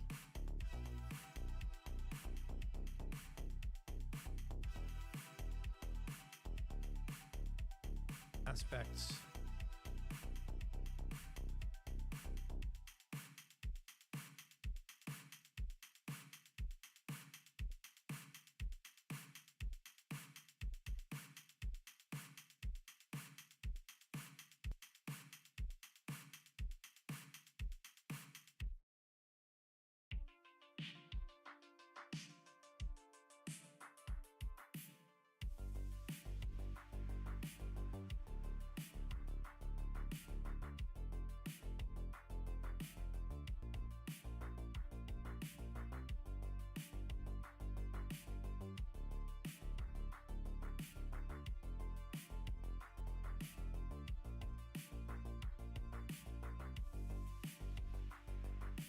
So that's a slice, not an array.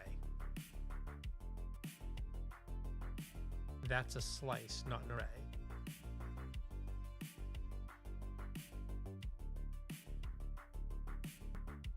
A hyphen indicates top level structure is a list. Single mapping, ID and aspects. But an inline list or an array containing exactly one string member. So, and what if I have that test, comma, X? Or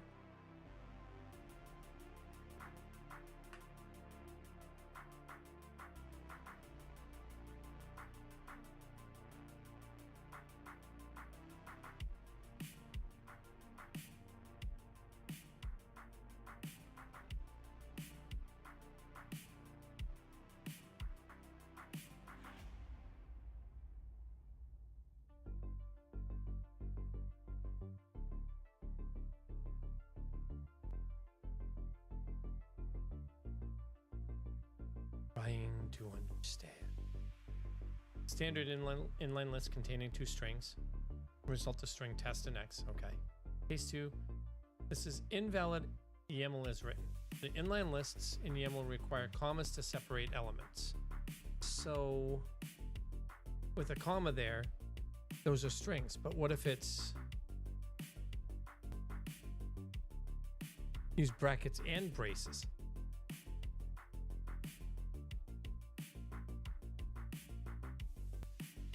Wait a minute, what the fuck?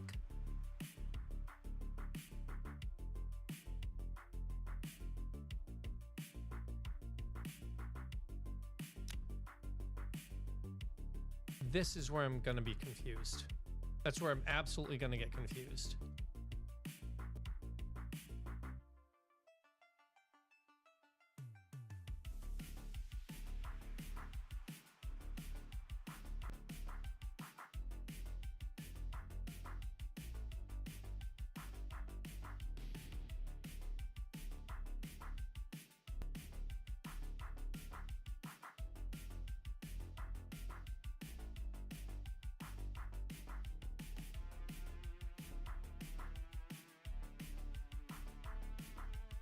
Me.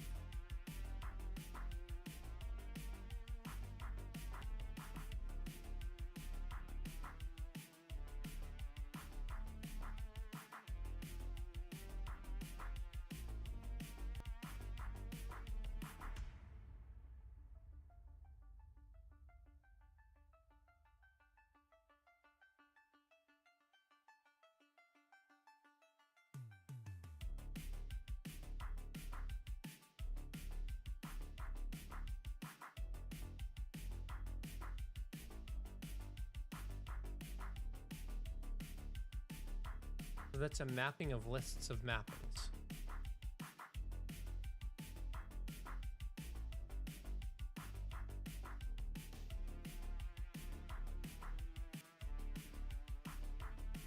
Oh my god. Go look. Why? Why is it so ugly looking? Oh my god. Which ends up being a slice or a map, because that is a map, not a slice. Of strings of strings? I'm so... Map string string. So a map of ID is implode, tag is firebolt, school is karma.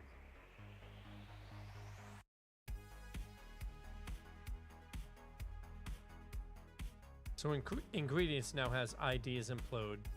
Ingredients.id equals implode. Ingredients.tag. Is that how that works?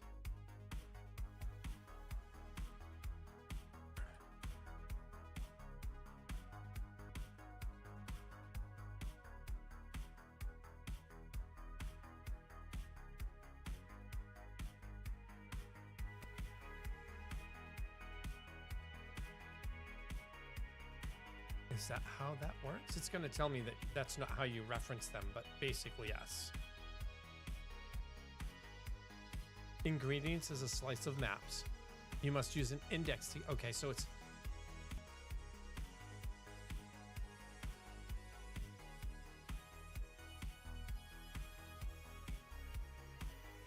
So it's... Ingredients 0 ID. It's a slice of maps. So it ends up being map 0 ID. Oh. So that's...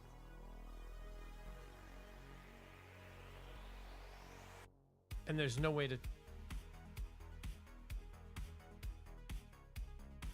I suppose what I could do...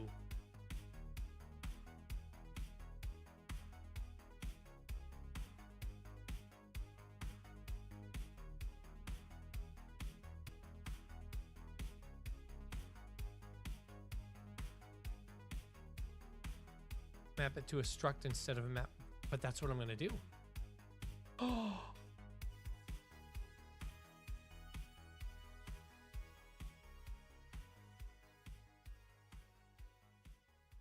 but I still have to use the 0. I still need the slice index. So how do I then use it without the slice index?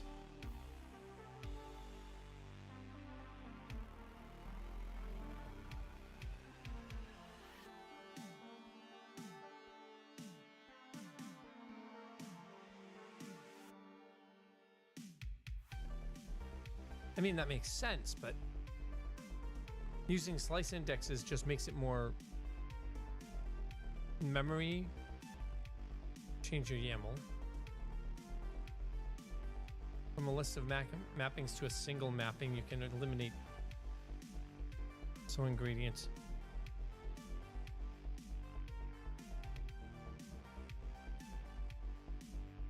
But it has to be a list of mappings.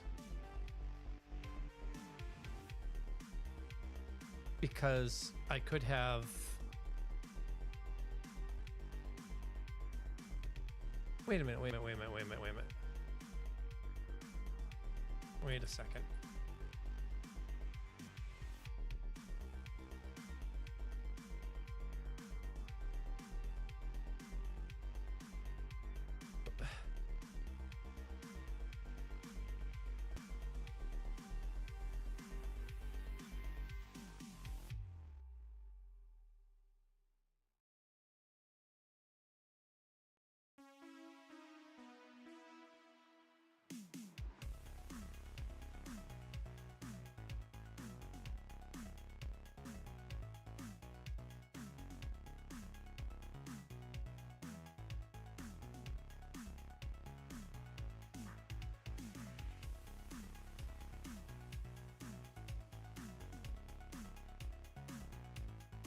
I think I know.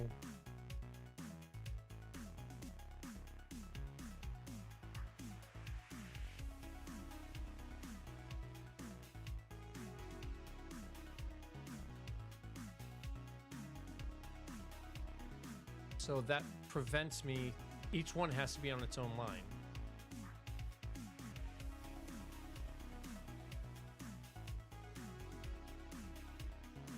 Use a slice when you need to allow duplicate keys.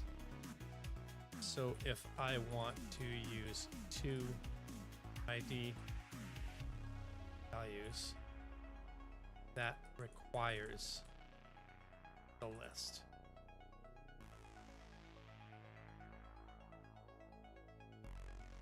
Because the values on the left are the keys, and the keys always have to be unique.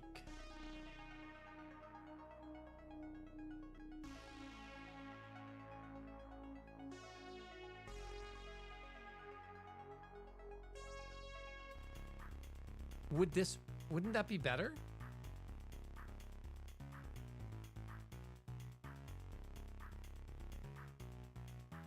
Wouldn't that be better?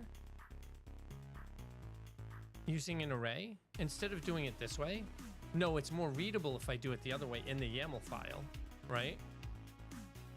Because each one is a separate skill. So if I wanted to, hold on. Grab the frickin', let me grab one of the abilities here. So, wrong frickin' one. So let's just say I wanted to use, not black hole, we want to go to a recipe, like supermassive black hole. So let's say I wanted to use for ingredients in here. So for this, I don't actually have to do it that way. I could do it this way. Right? And so doing it that way means that I could have multiple combos if I wanted to do that. Like, supermassive black hole requires black hole, but let's say if I look at black hole, right? Let's look at black hole real quick. This requires Triblaster and Supernova. So actually, and I could use black hole directly instead of supermassive black hole. If I use black hole instead, I could, instead of doing that, I could do this.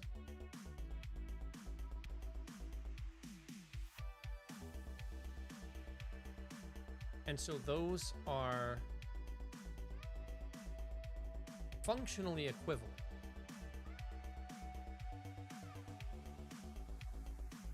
Quick question. Why What is the difference for us in using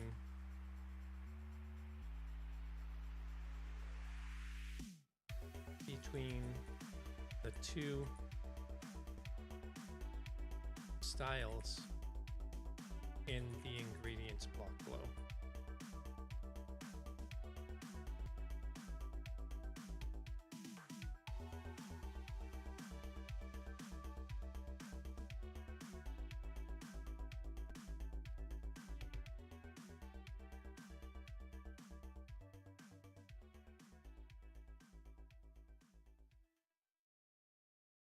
For ingredient fields, this is decisive. Your schema already has state, fire zone, consume, true.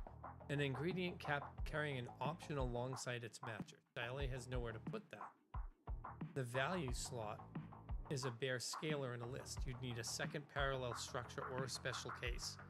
And special cases and config schemas metastasize. Go shape. Style A decodes to map string slice or a struct with 5 string fields.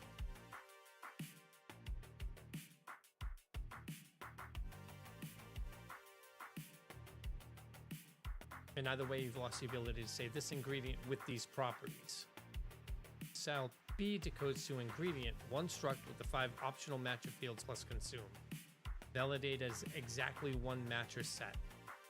Validation is a small function you write once. Mixed widths, both handle it, A with multiple keys, B naturally, not a differentiator. Order style A's map form loses key ordering in Go. Irrelevant to you now since combo matching went set based, but worth knowing the property exists. Style B is what you want, and it's what the footprint file already uses. Style A is marginally terser for the uniform case and pays for it everywhere else. Okay. Doing it this way flattens it a little bit. That prevents me from being able to use additional, not clarifications, but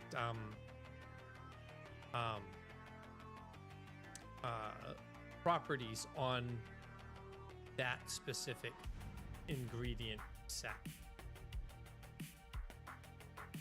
This ingredient with these properties means that I can add things to the exact skill if I ever decide to. Got it. That now makes quite a bit of sense. Let's go back here. And now I'm starting to understand what's going on with this and why we're going to be doing this stuff. Now let's see if I can actually start getting. So that's a slice of a string, that's aspects. We're all the way up here right now still. Hey, the fuck up here. And so that's just oops. Yeah, we got.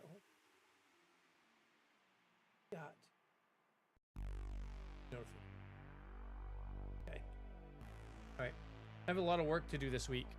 At work, I have a whole presentation to finish. So I probably should have taken yesterday and today off. But what it means is that tomorrow and Thursday, because the presentation is due Friday, means tomorrow specifically, not Tuesday, but Wednesday. It means I've got a lot of stuff I have to do on Wednesday, which means I'm probably not going to be casting much on Wednesday. I'll cast after I get the work done, but I might be late Wednesday like I was today because of work. So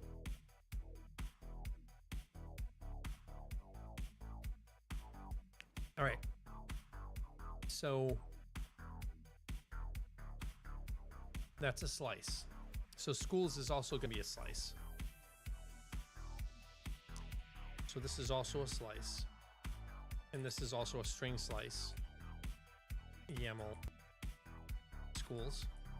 Oops, I forgot that. And then combo tags is also a slice. And they happen to be strings. So YAML, YAML, YAML, YAML, YAML, YAML, YAML. This is combo tags. And now we get to a point where tier is just an int, and that's YAML tier. So we're gonna get to a point in here where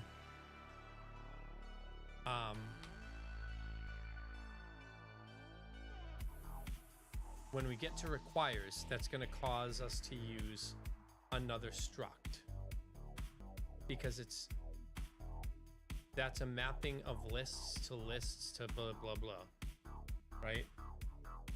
Oh wow, you can actually see the light behind me. Now you can see my boy. Hi Erebus. Yeah, there he is. Boy, well, one of my boys. And holy shit, you've actually stayed up with me until the sun started coming out. My lord.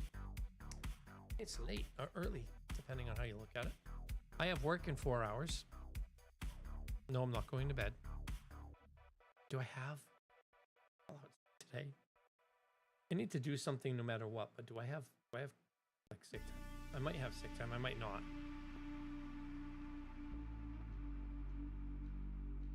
Do I have sick time? Did I update that? I think I did. Oh, shit. I haven't done this yet. Give me a minute. I haven't put in my hours for this week. Shit.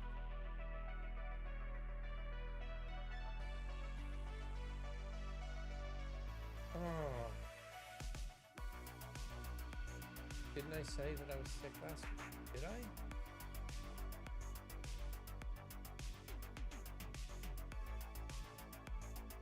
I think I did.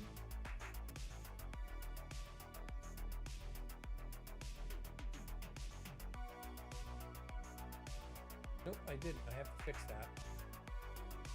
Shit. Well, I have enough time to take sick time today. But do I?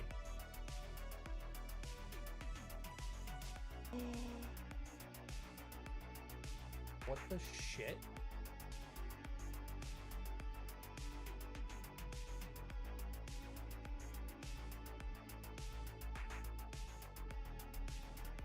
Why did that not go through?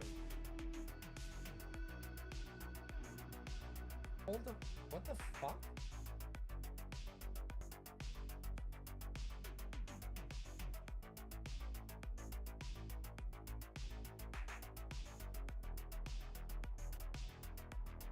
I put that in as sick time. Why did...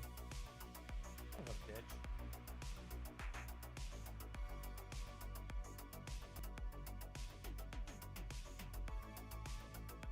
I didn't get paid for it. Son of a bitch.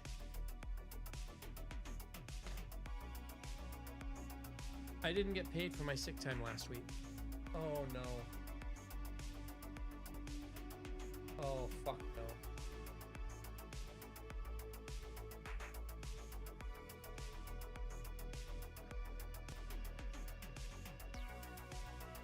That's not good.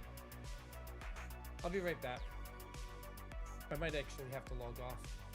I might have to call my boss and get shit taken care of. Give me a minute.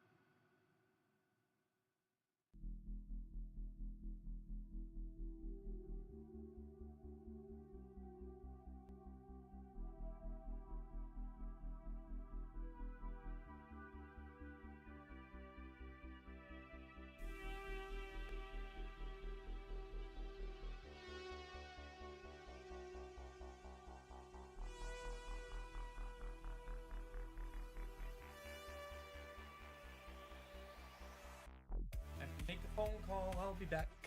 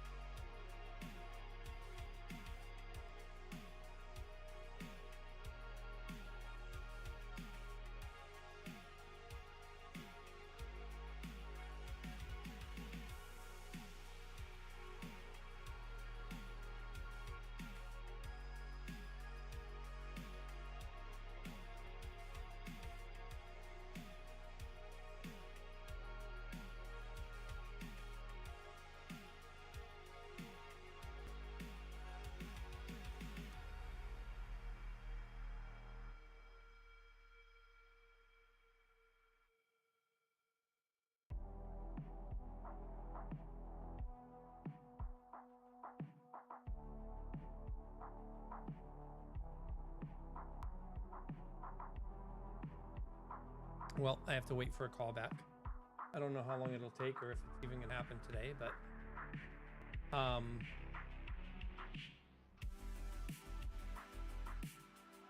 like I'm looking at this and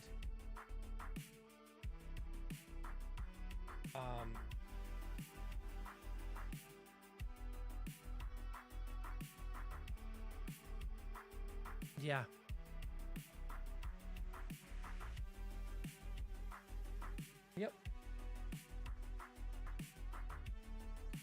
So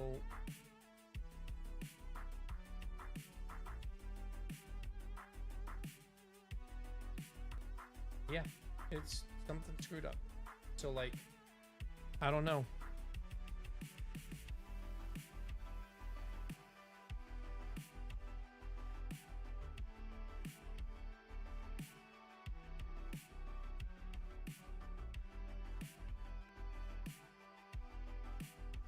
Very strange. Yeah. Isn't it great? Isn't it great? It's light outside. Look at all the pretty houses. Like, you can usually never see behind me because I always have this closed. And it will be closing, like, even before I log off for the day because, like, it gets hot pretty fast where I live. But I decided to try and keep the AC off all night. So I usually have it on all through the night because this room gets really fucking hot. And I decided not to.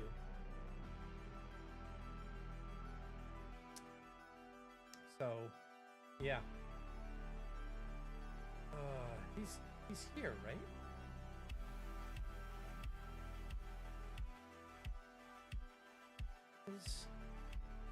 He's not available, but he's there today.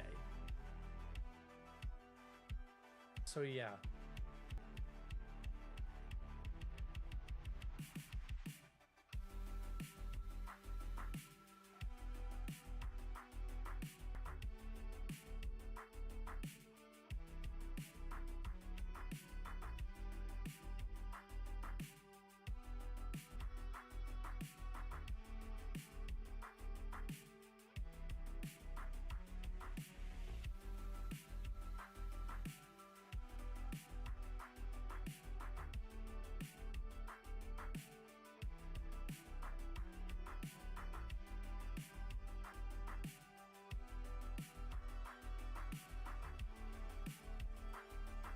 All right, so yeah, there's something going on there. Anyway, so I'm actually coding right now. I'm now trying to figure out where I'm going to go from here. Pre-combat eligible. Now all of these get to go even further over because this is a bool. And that goes right to there, which pushes all of this over because I like things looking nice and neat. Okay.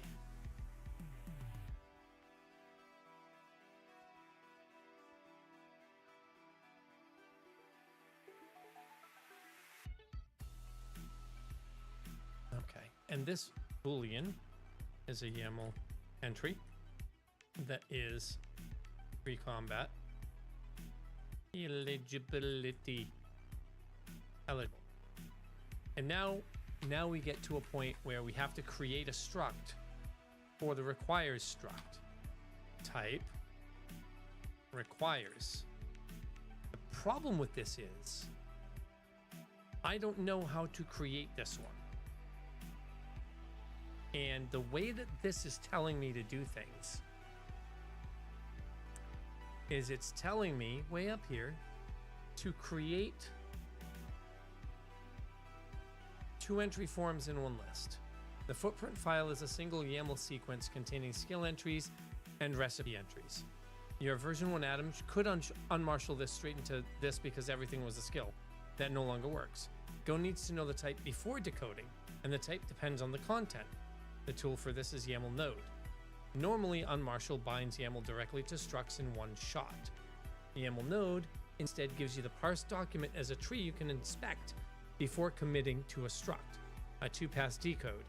The first pass is YAML node and unmarshal into data entries. Unmarshal the data into entries. Each element is now an undecoded mapping node. Pass 2, peek at its keys. A mapping node's content slice alternates key node value node. And dispatch. If it has an ID key, it's a skill. If recipe, it's a recipe. Then call denode a node decode and skill or node decode and recipe on the same node to finish a job. Bonus you get for free: every YAML node carries line and column. Thread those into your error messages and validation features. Point at the exact line in the descriptor file. That alone justifies the two-pass approach.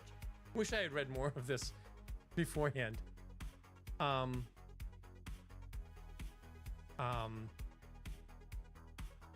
So we have just a basic startup. ID and recipe. Skill and recipe. So ID and recipe. So let's go over this again.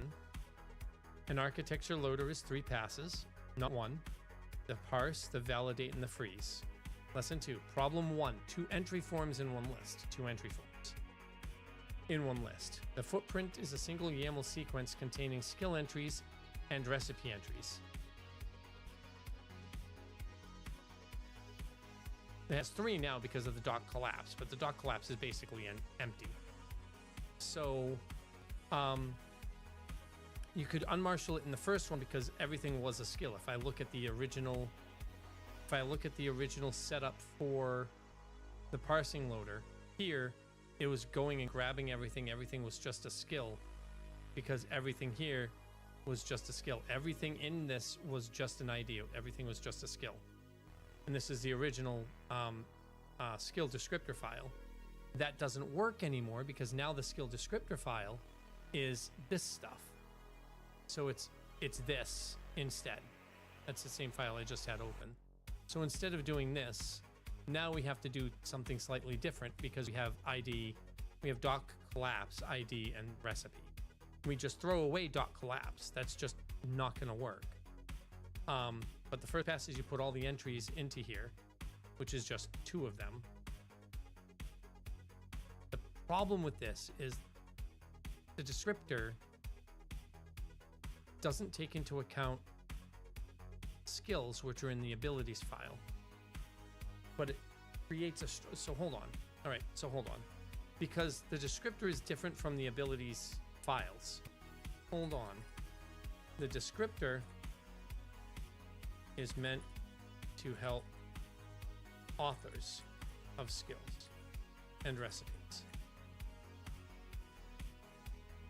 There's no actual skill or recipe in that descriptor file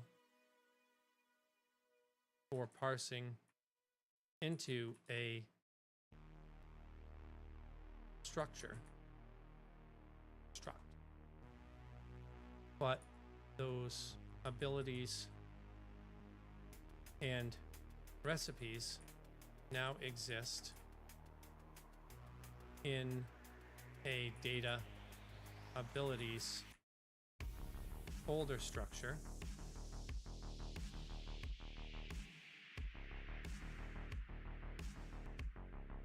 with both ability name .def.yaml and ability name.yaml.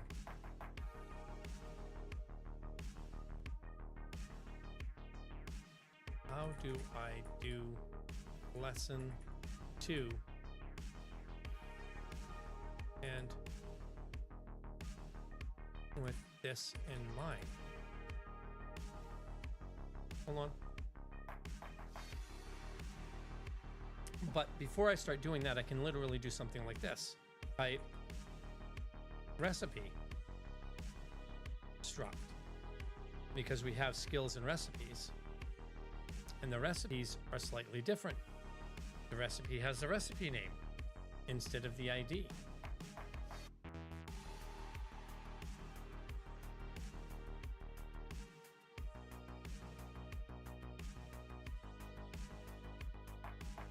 Fuck.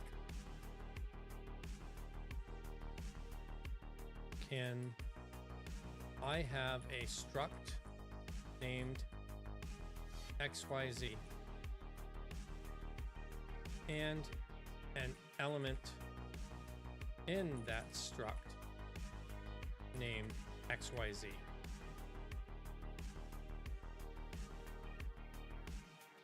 In Go.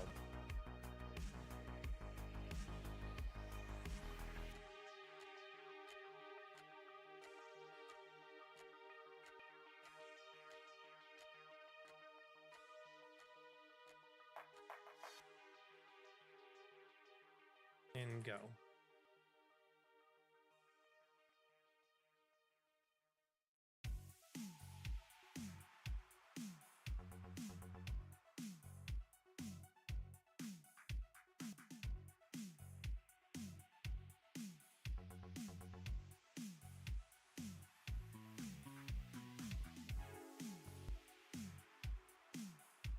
So you can do that.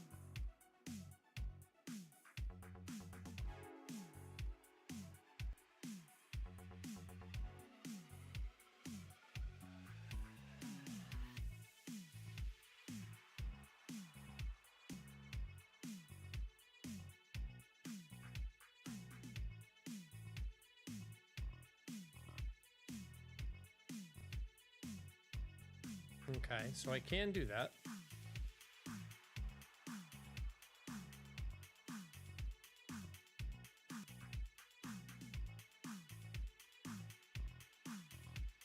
Idiomatic and go.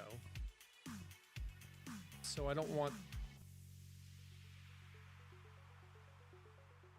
Okay, so I can do it, but I don't want to do it.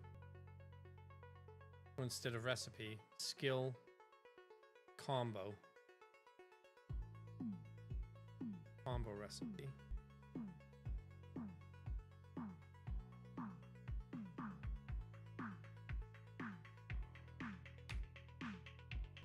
So now we have recipe. Combo recipe.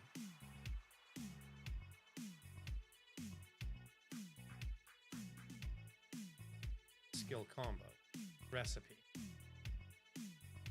String. String. YAML. Recipe. Discoverable.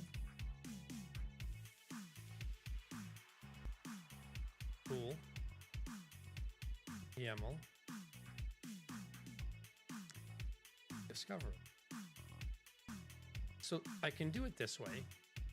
And then I have ingredients. And this is where I was getting a little bit confused earlier, but I think this is a map of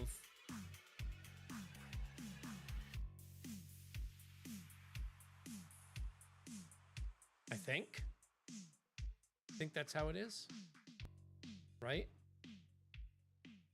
Right? I think that's what it is.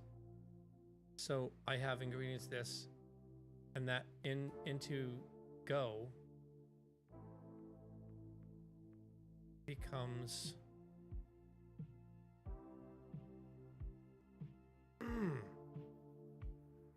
I got it right. Ingredients map string because it's this is a map or slice of maps of it's a list of a map of a list of strings. It's a list of a map of lists. So it's a map of list of maps. Map. It's a mapping of a list of mappings. It's a mapping of a list of mappings.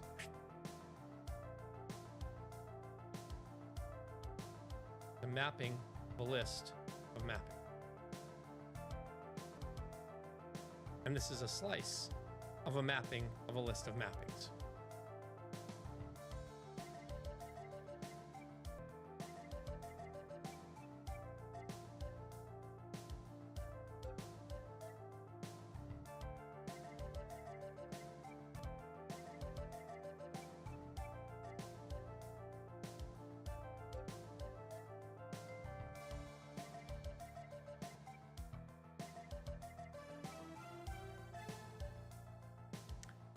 Shit.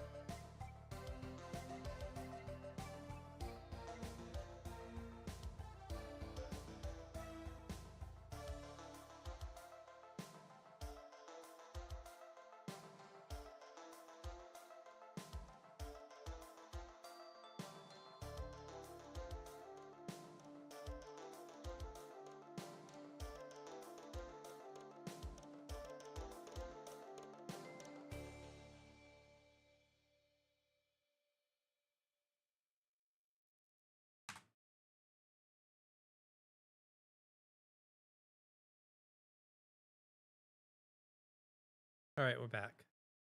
I'm kind of lost right now because I have the overall format, but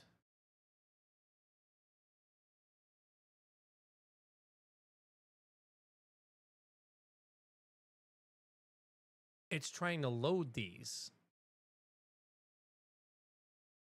which I don't want it to do.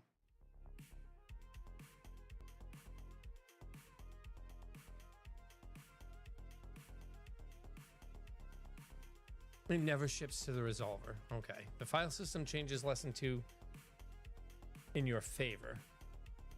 Location and file name now carry information that used to have to be sniffed from content. Okay. What the latest is telling you, 2 discriminators and only one of them still needs a peek. Def versus YAML. The file name decides. Def holds ID, name, description. The sibling holds mechanics. That's a display layer, mechanics layer split. It's a good one. The client needs def data pushed on join and never needs mechanics, and localization layer touches only def files. No peek needed. You branch on the suffix during the walk. Okay. Skill versus recipe data inside a YAML, still ambiguous, still needs the probe, but it's the cheapest possible. First key is ID or recipe. 1 decode of a 2-field probe struct. Then dispatch. Exactly the pattern from lesson 2, applied once instead of per entry. Applied once. Okay. Modern Go idiom. FS walk dir over an FSFS, not file path walk. Get the file system with OS dir FS durabilities. The reason to bother with file system rather than raw paths is testability. Your loader takes a file system parameter, so tests hand it an in-memory file system test map FS map file system with 3 fake ability files and never touch disk. Same interface also accepts Go embed, which is how you'd bake the data into the binary for shipping. Phase 0 wants those files on disk, edit and rerun beats recompile, but coding against the interface means it switches 1 line later. The walk itself is depth agnostic. Recurse everything, branch on file name, suffix, collect. Directory testing, directory nesting is authoring organization. The loader shouldn't care that Ionic Blast lives inside Ionic Blast Plasmatorp. IDs are 1 global namespace regardless of depth, which matches your nesting as sugar expands flat rule.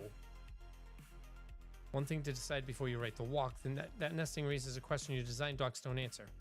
Is Ionic Blast nested under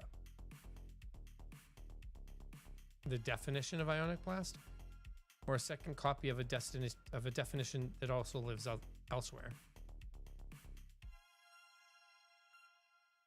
Yeah, that's the def file. Then a sub-combo used by 2 different composed combos has no home.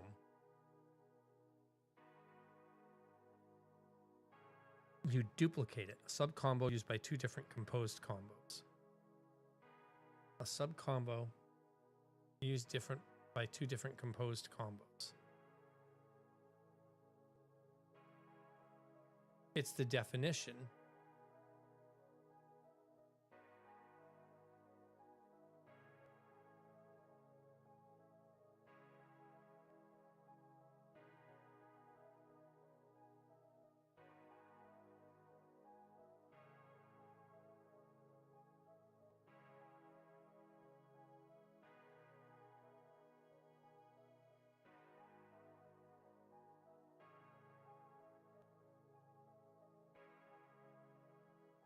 Every file opens with dash, making it a 1-element sequence. That's fine and permits multi-entry files later. But if 1 per file is the rule, dropping the dash and decoding a single mapping is simpler and makes 2 entries in 1 file structurally impossible. So basically I want to remove the dash and bring everything down 1. So I want to do this for all the files. For all of these, I want to end up doing this, which makes that work. Which is fine, that'll work. And we end up doing the same thing here. Yeah, so we end up deleting that and then bringing these over. So black hole is now done. I'll do basic attack too, just because of that.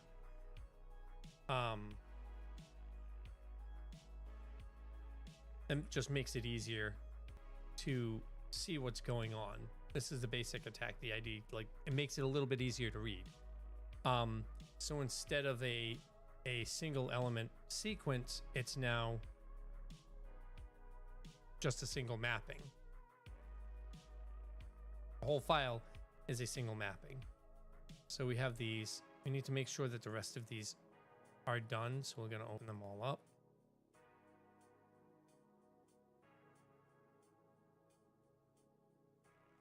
So that we know to do them. Actually, we don't even need to do that. They're the only ones that aren't modified yet. They're not blue. So we know that we haven't changed them yet. First, I will change all the skills recipes to omit the sequence identifier and change them to mappings. Second, I am confused about the nesting. The folders under nested under Ionic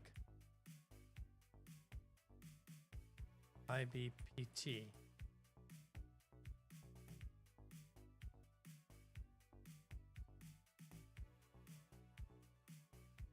are hold only the defs at present and will hold icons and icon and sound files, etc.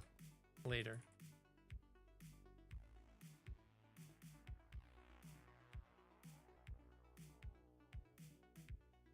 What do you think subcombo is?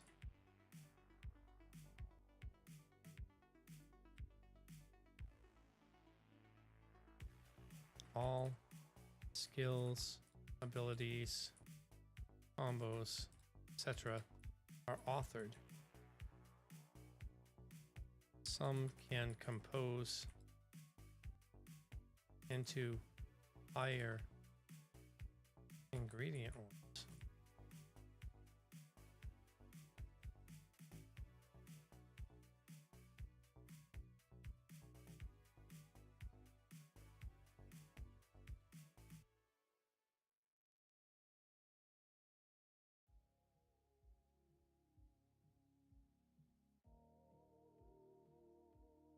Third,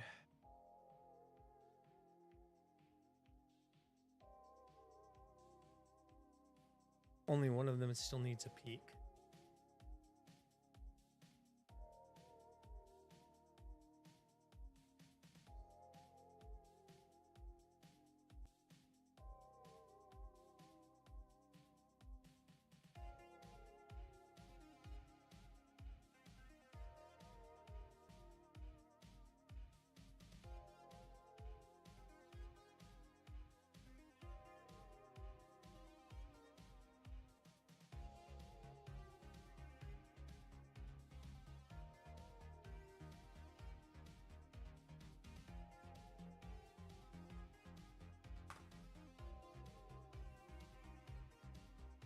While I'm waiting for that to come through.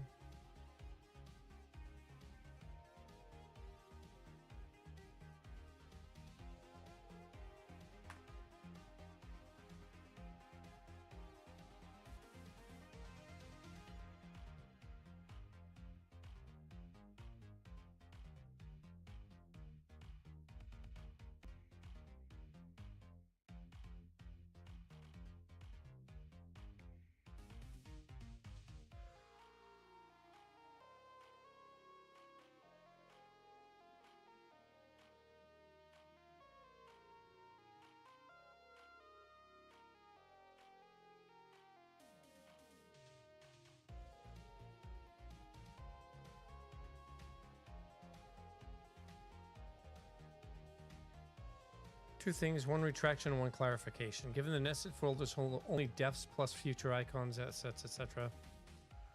Duplication definition warrior was wrong. Nothing's being defined twice. The tree is an asset locality convention.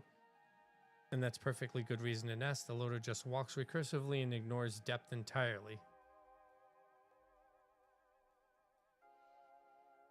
On Subco, I invented this. I was reaching for the schema's combo Tri Blaster ingredient matcher.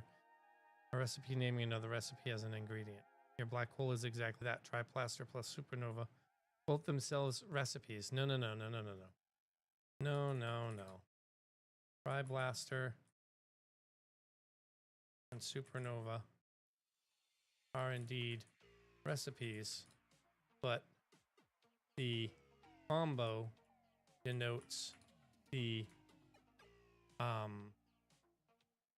outcome ID, not the recipe ID.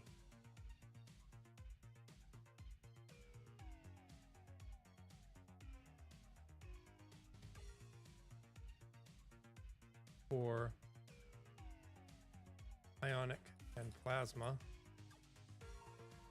mechanical bodies live in the parent folder.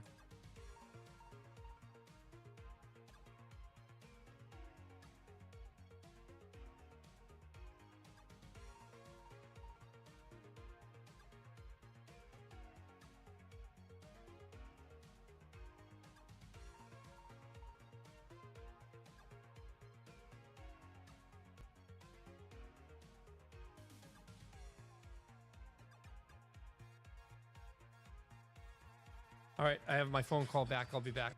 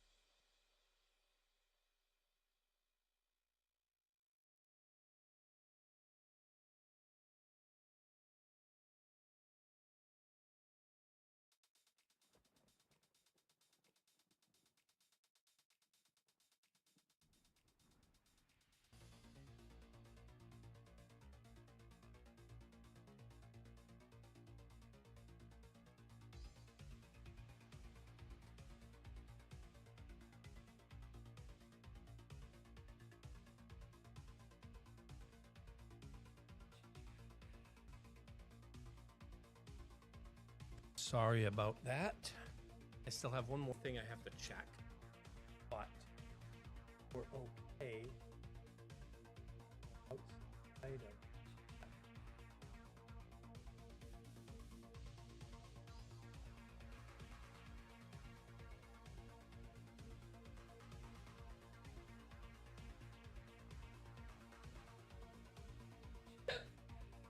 Oh, you're hiccuping. It happened. So this was done today, and this was done today. I went in to change this and noticed that. That's the problem. I now have this. You see what that number is? Okay. So I had enough for those. I don't have anything today. I could use Clyde, but I'm not going to do that. That said, you said that we had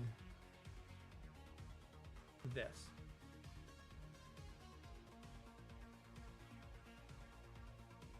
I'm going to show you what this is. Yaka came in and said, "Oh my god, I can see the pretty houses outside." Like, yeah, I've been up all night.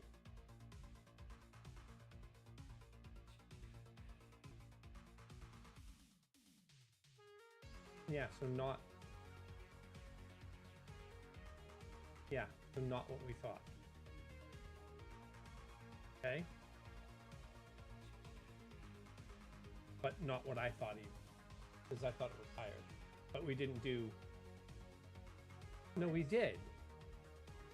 Okay, okay. We did what I said. Yeah, we did what you Ted. We did what you Ted. We did what you Ted. Yeah. And Yeah. Yep. Yeah, your hiccups are kicking your ass. Oh my god. That's okay. That's due tomorrow. Okay. I didn't know what the amount was after. Okay. All right. Well, my check this week is going to be lower because of the fuck ups that just. So we're going to be a little bit lower than.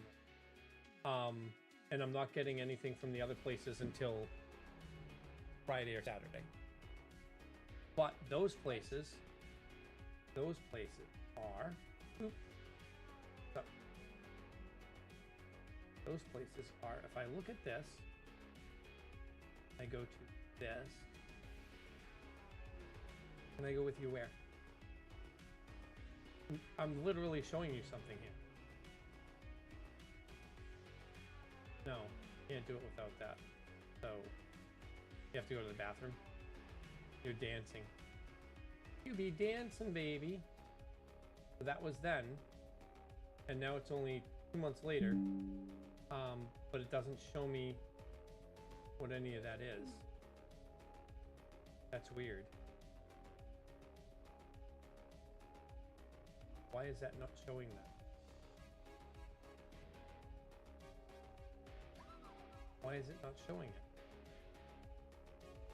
it? People have been watching. People have been watching. But no, it's not. No, that's not it. That's for this month. That's not last month. That's the thing. And this doesn't count.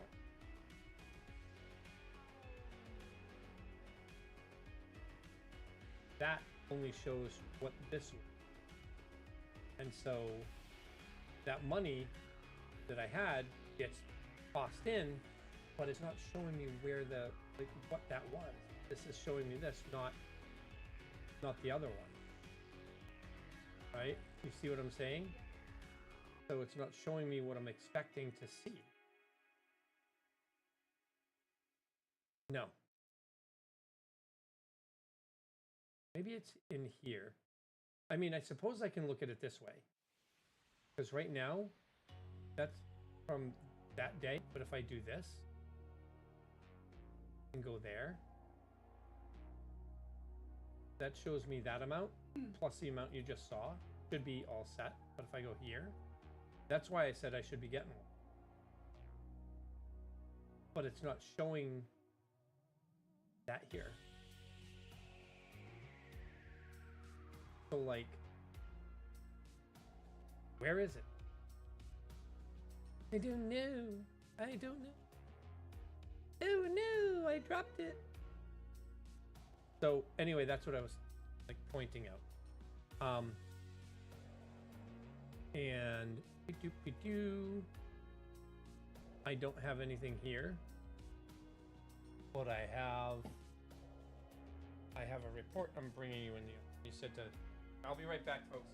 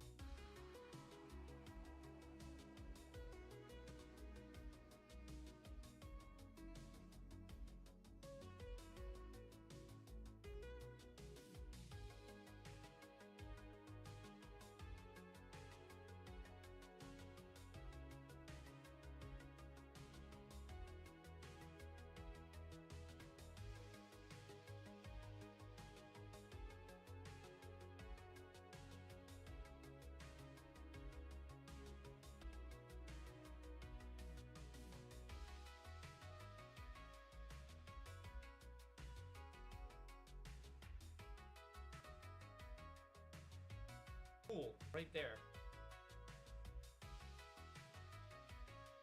Right there. Ah, right there. Pretty palm.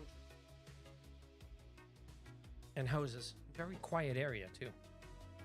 But this has to say shut when the sun starts getting up because it starts to, like it's already starting to screw my screen up. With reflection. So anyway, all right.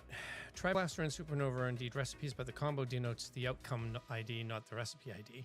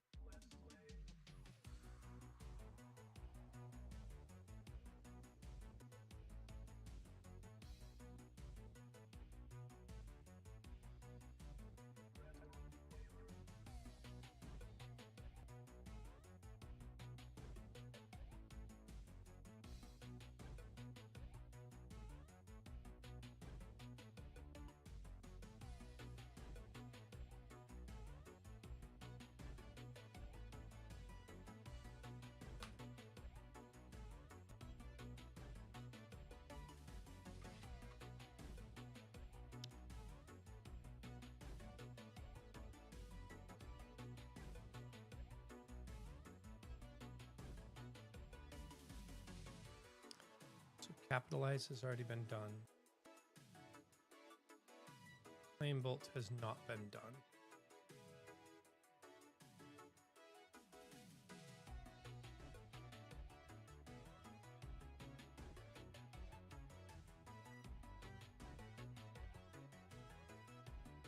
Both corrections lands. Let me restate to check I've got it. See if you've got it. I can't read this. All I see is blob, red blob, white blob, white blob, red blob, white blob, white blob. I wish I could read. I used to be able to read like all of this without having to wear combo names and outcome, not a recipe. Outcomes are skills, blah, blah, blah.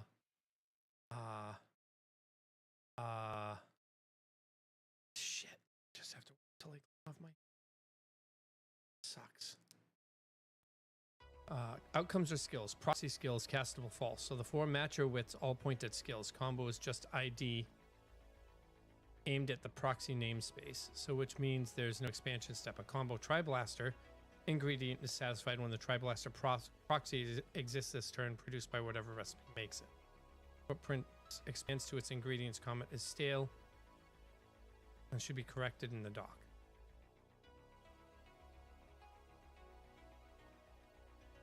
It deletes a whole chunk of load of work I was budgeting for. No flattening pass, no expansion cache. What survives is an error check. Combo X must resolve to a skill with castable false. No, yes, yes, yes. And ID X to 1 with castable true. That's a real load time invariant, and it catches the likely authoring slip of using the wrong matcher. Perfect. I'd still like a cheap cycle check. A recipe whose ingredient names its own outcome is unsatisfiable.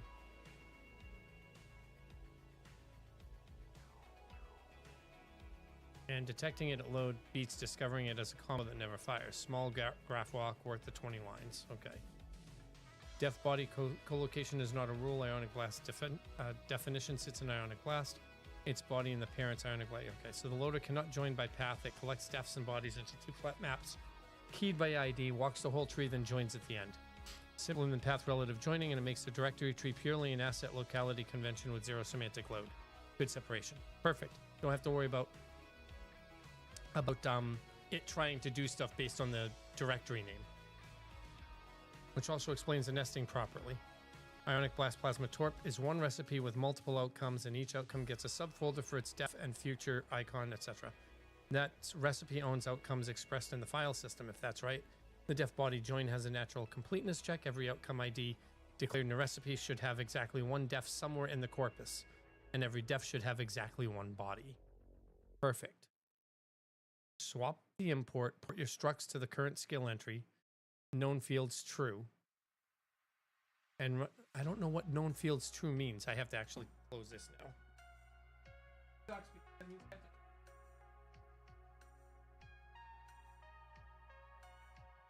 Why is this? That doesn't stay open. Air doesn't actually flow.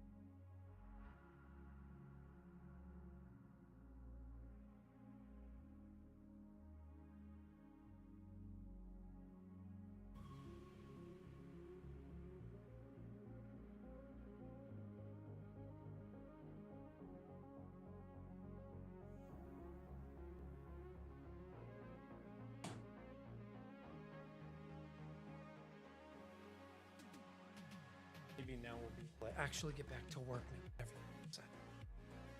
Maybe. That's fine. That's fine. All right. Okay. Whew.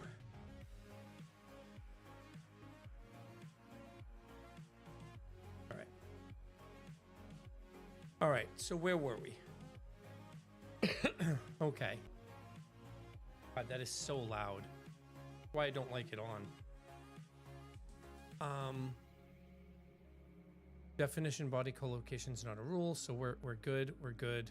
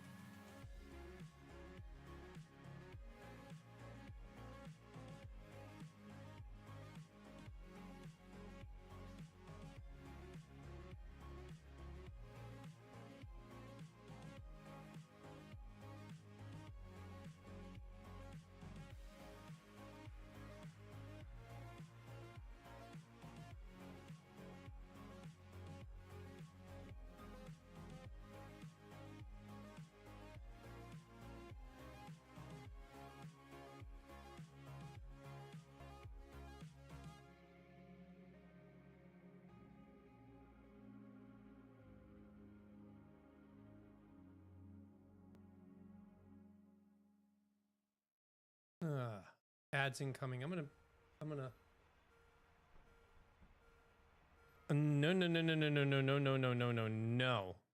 no. You should not be doing that. You should not be doing that. You're supposed to be Stream Beats, not Celine, or not Kane by Pilot. This should be Stream Beats. This should be Stream Beats, you motherfucker. So I didn't even realize it left Stream Beats.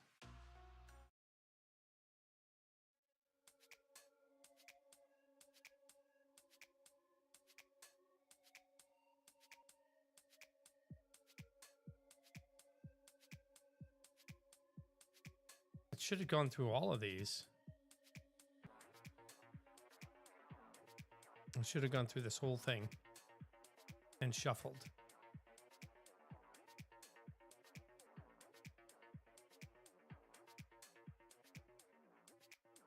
Okay.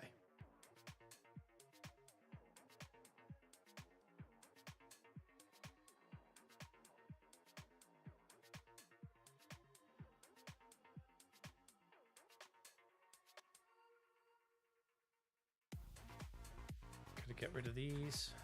Make sure that they're all in the right format.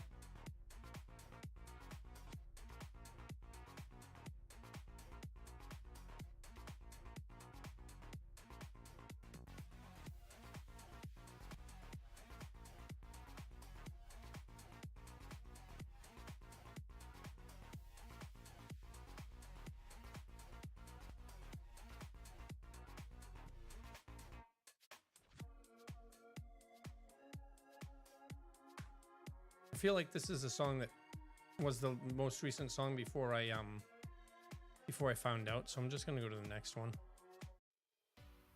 There we go.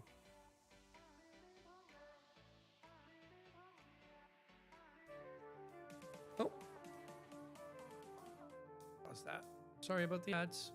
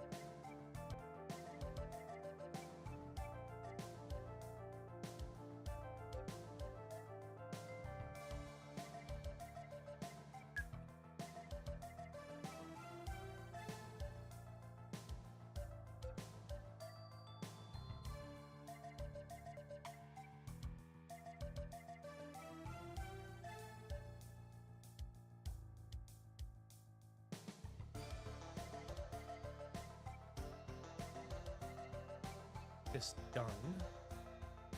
Just this minor stuff. Get back to work on the types. Figure out how I'm supposed to do the types.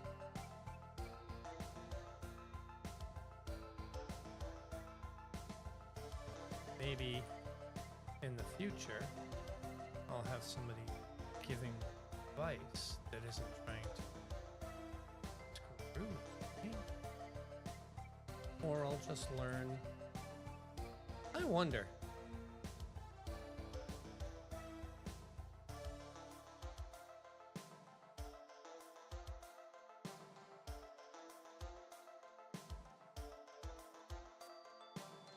I wonder.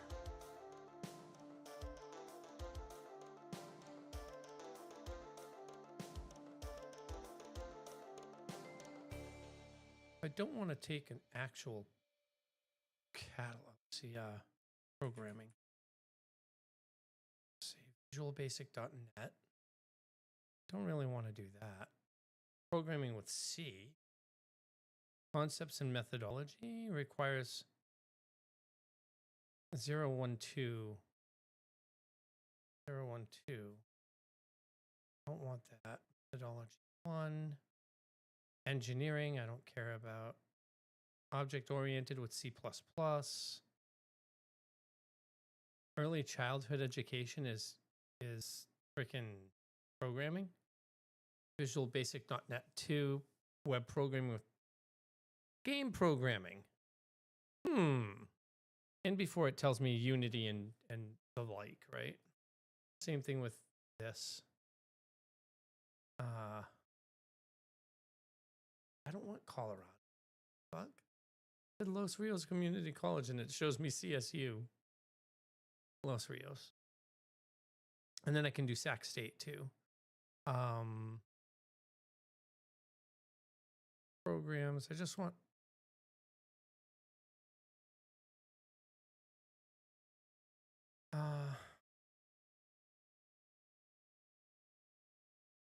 Programming, computer information science. So doesn't actually give me anything from there.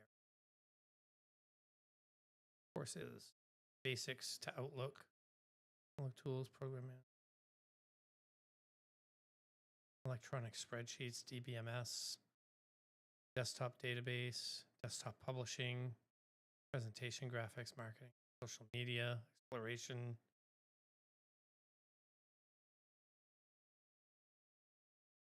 Computer information science core. Science operating system, Linux operating. So this should have like programming of some kind. Introduction to lands. A+ certs.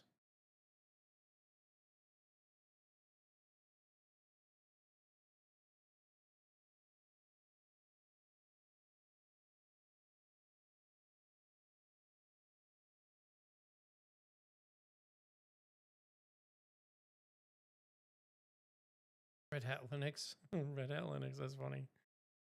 Network sysadmin, intermediate, advanced. I just want to Windows Active. CNA. Programming courses. Experimental offering in computer.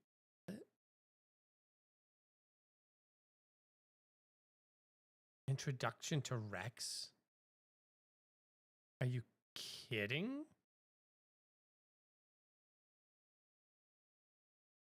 Introduction to Rex? For real? Interesting. Structured programming.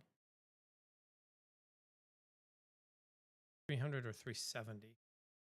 Beginning Visual Basic. So this is going to be a Visual Basic, like .NET. Beginning Visual Basic. That's kind of meh. C++, Java. Of course, there's nothing on here for Go, so let's see. I don't care about that. I want to know if they have a programming section. Programs. Got IT support, but no actual programming. So nothing there. Game programming, but it doesn't tell you what it is, so nothing there either. Yay, whatever. All right. Let's back up. Try to back up. All right. So we go back into, so Thunder's done, right? Thunder's done. Thunder's done. Tri-Blaster now needs to be done. So what we're doing here is we're just making this the instead of having a singular element list. Fuck. Is it a single element list? It's a single element something something.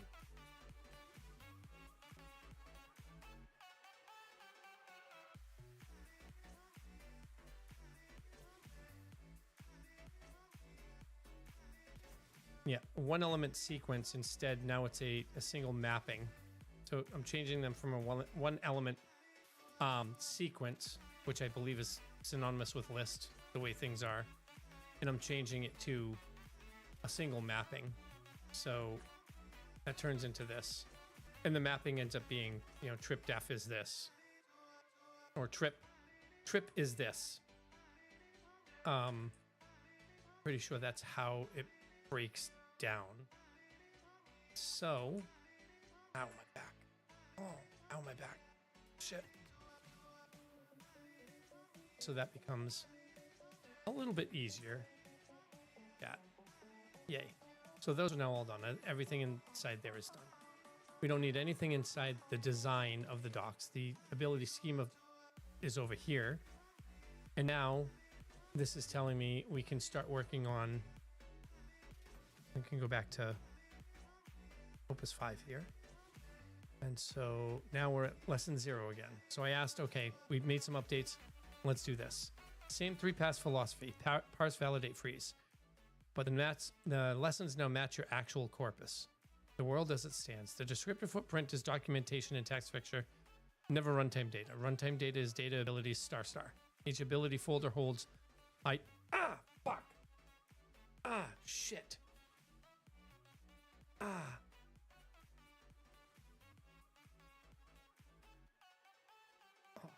ow.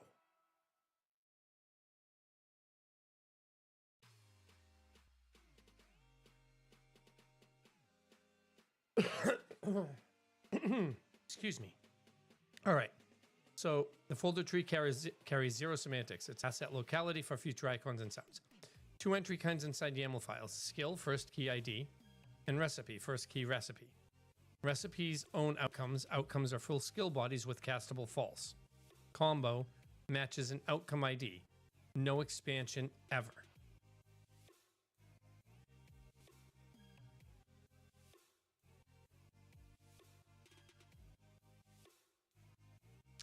TypeScript.go. Model the schema, not the file.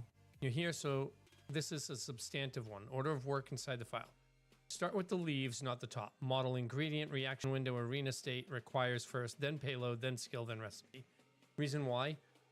The reason why for this is because we want to start from the bottom up, it looks like. Right? Each one of these is an ingredient. Structs compose upwards. Writing skill first means inventing placeholder types you'll rewrite.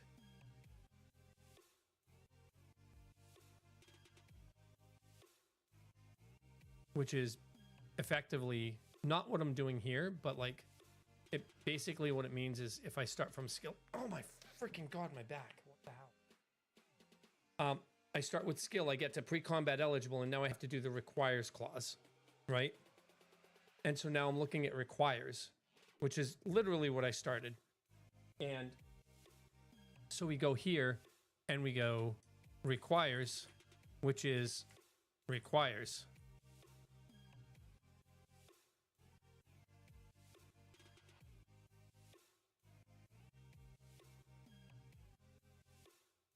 And so now from here, the back scratcher isn't because I can't reach it, because I can. It's because it it hits more and harder. So I can do this when my back starts kicking my ass. Kick it back. It's literally because I get, like, I've been getting a pain here and there, and I want to just get to it instead of like doing the whole let's get in here, you know? So it just makes it easier. I don't know why as a kid I thought back scratches were funny and stupid. I think most kids feel that way. Anyway, yeah. So, where were we? This light turned off. The light's now back on. You know, I didn't get to watch my Hamilton or my Netflix last night.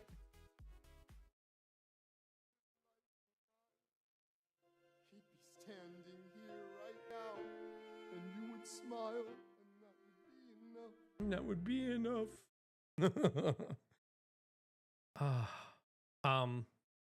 Yeah, I didn't get to. I want to know why that's not loud right now.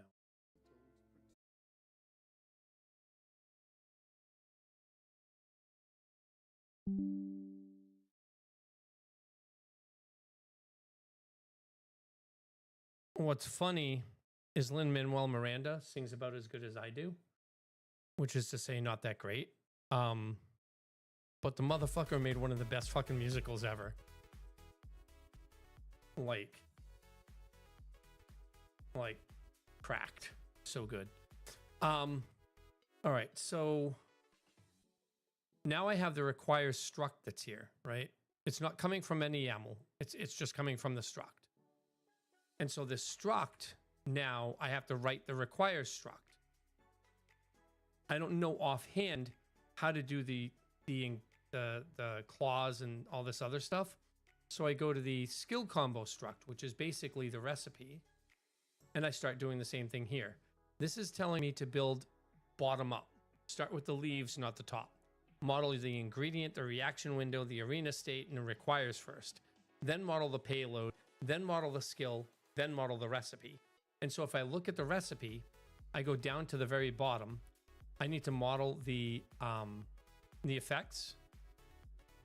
Nope. I need to model the ingredient, the reaction window.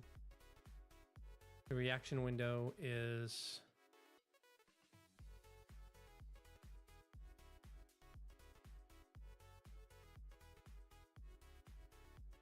not in here. That being said, every skill is the same here. So basically this is telling me to model everything here. And then I model the recipe, because that's this part. That part has an outcome, and the outcome comes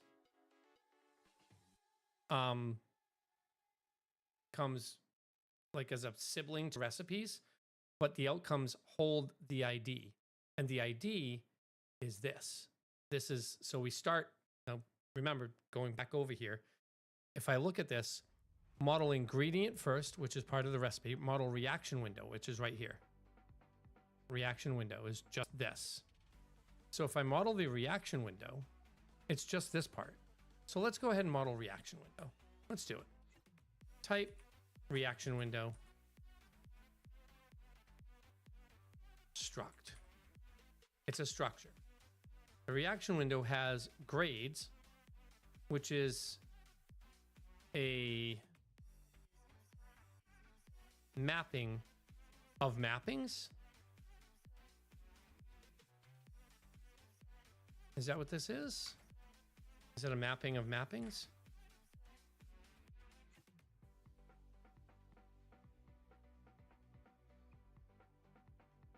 But parried perfect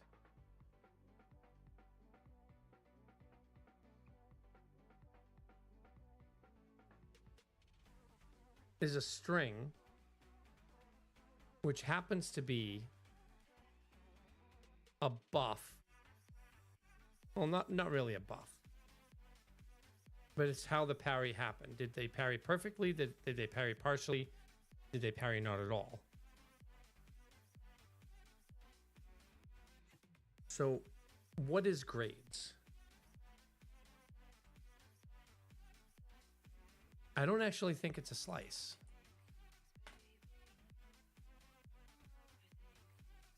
But grades itself is a struct.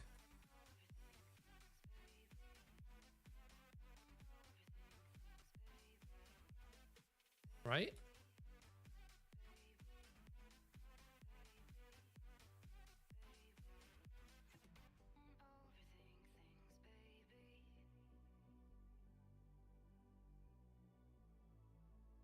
So is this right?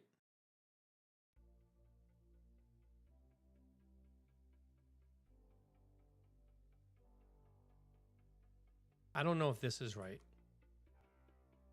I think this is actually different. I don't think I have to do it this way. But like if I do this, like my thought process for this is the same as my thought process for skill into, or for ID into, go ahead. Is the same as for ID into anything that happens to have a dash on it. So if I look at aspects, there's no dash on aspects, right? There's no dash on anything in the parent here. Even payload, there's no dash. So there's no list entry for anything. So how do I? It's just a mapping under a mapping. And a mapping under a mapping is just a struct, right? So if I want to convert this YAML to Go, it's just a struct of strings embedded in another struct. And so for that, we go down to grades. Just find grades is here.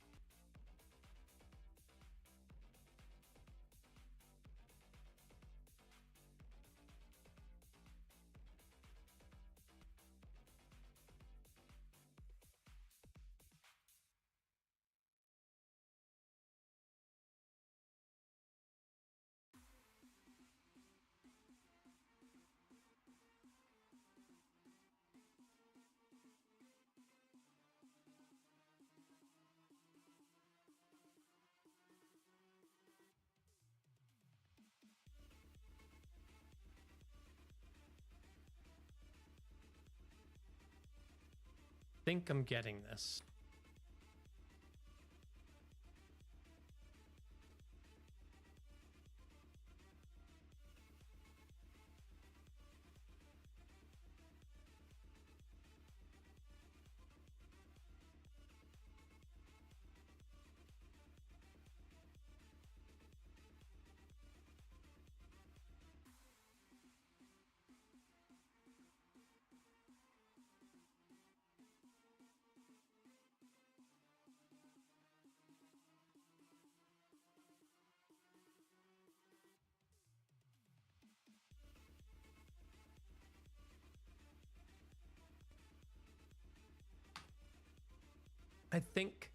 I think that's actually how it needs to be done, but I'm not positive because of the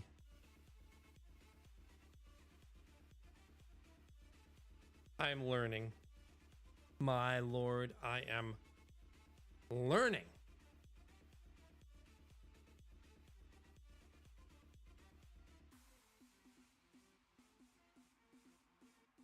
Motherfucker.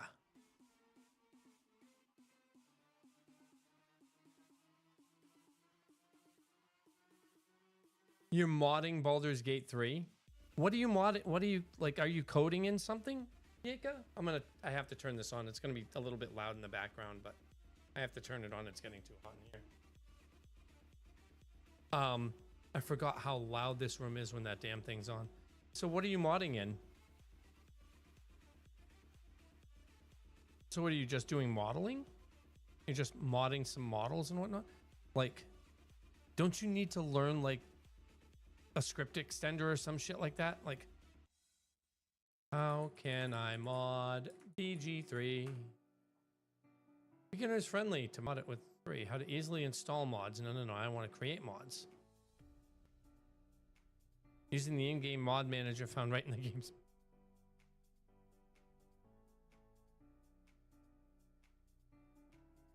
Browser search for the mod. I said I wanted to create mods for it, and like, how can I create mods? Create mods for. You're just, oh, you're not creating them. You're just adding them in.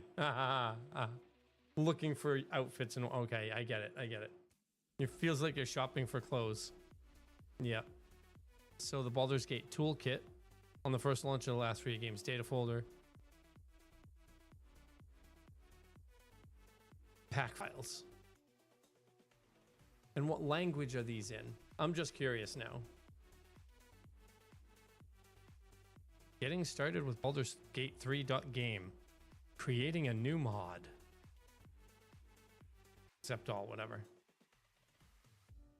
New project, create mod. What language do you code it in?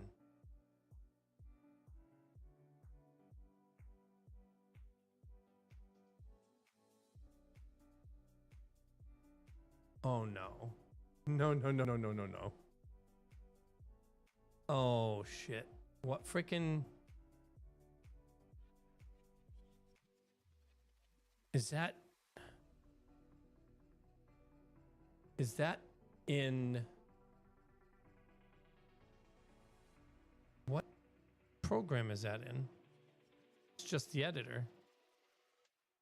It's just a regular editor.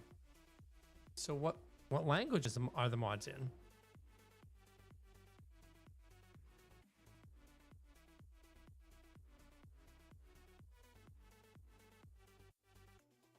Interesting. I just want to learn Go. So I was right. I did this before I came over here, and I'm exactly right. So now I look at grades, and grades has this, and the reaction window is actually as it says. I don't even have to look at that because I already did this. So we can just go back over here and just like literally, so we build it from the bottom up. Now we could build it from the top down. I go to requires. Instead of payload, we find requires. We find requires. And these dashes are I want to say that's a, so this is a mapping of a sequence of mappings, which are also a sequence of mappings, which has a mapping of a sequence of mappings.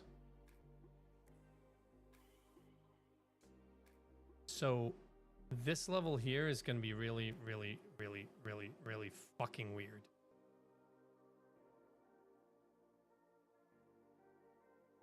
So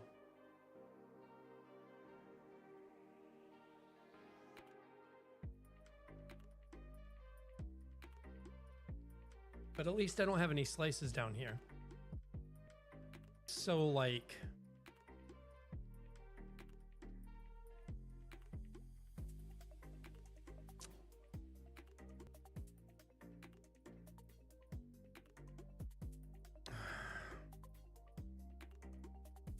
so I want to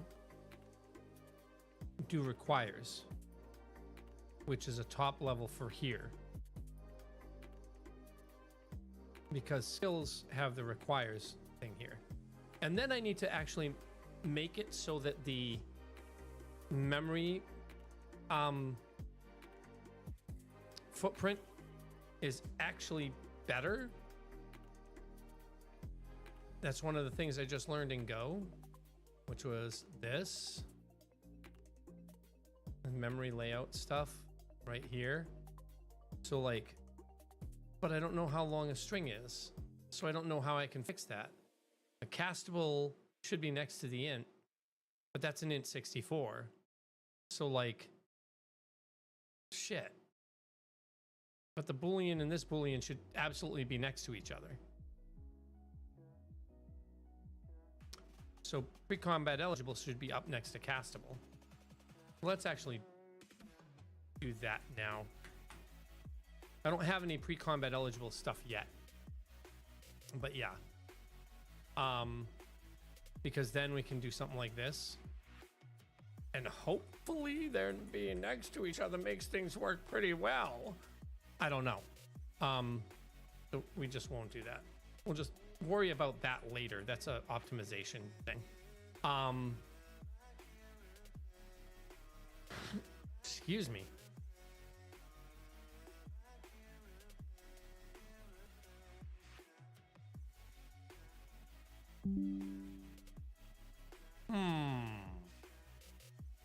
It's time to wake up and have breakfast.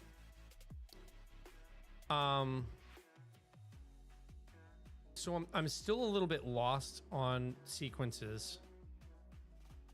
It's a mapping of a sequence of mappings of a sequence of mappings of a sequence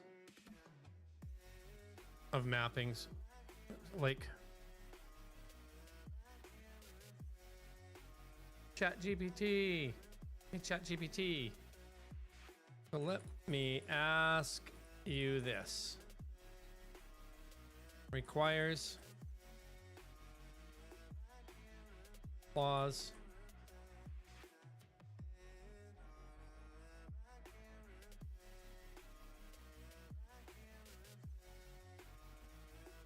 clause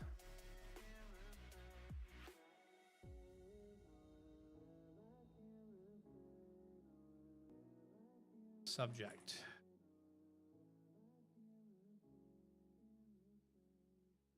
Right? Caster. Predicates.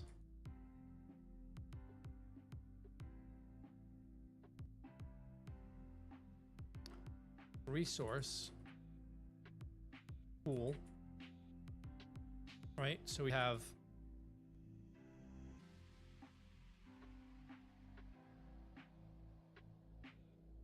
min 30%. Max 30%.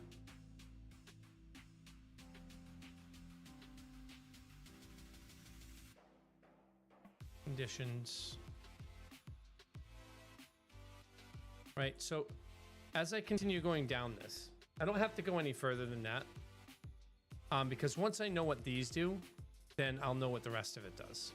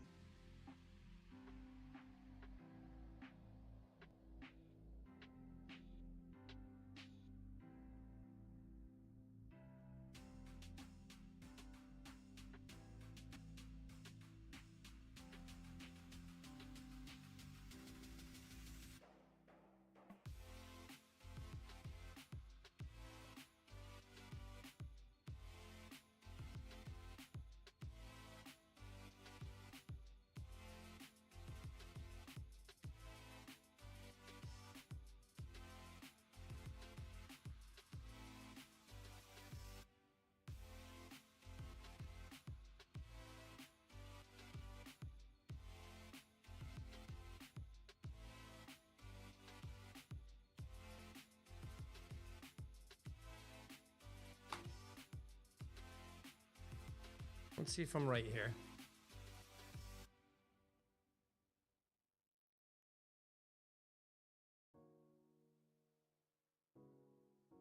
Requires sequence map clause, sequence map, subjects, predicates, sequence map, resource min max map. So YAML, predicates, resource pool, subject, predicates, resource pool, blah, blah, blah, condition, yeah. Means predicates is a sequence or list of mappings. But don't make predicates itself a struct. Why not?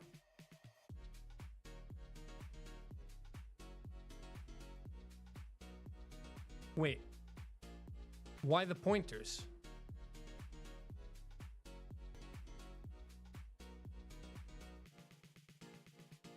Why the pointers? And why predicates an array a slice of predicates? Why is slice of predicate the predicates? And wait, what the fuck? Oh, your YAML doesn't actually have a nested pool or condition mapping.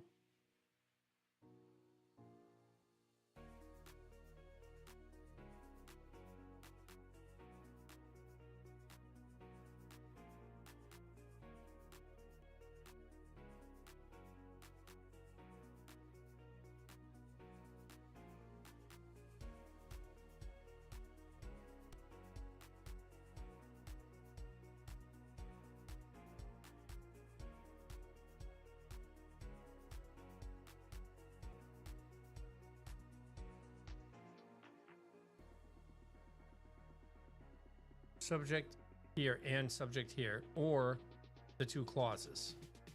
Requires is a sequence, which is what I said.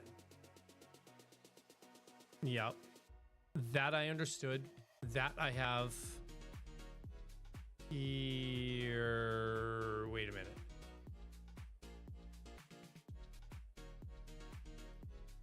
It requires is not a sequence.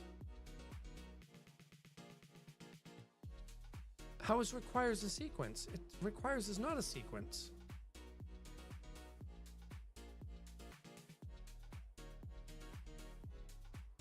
Structurally requires is a sequence.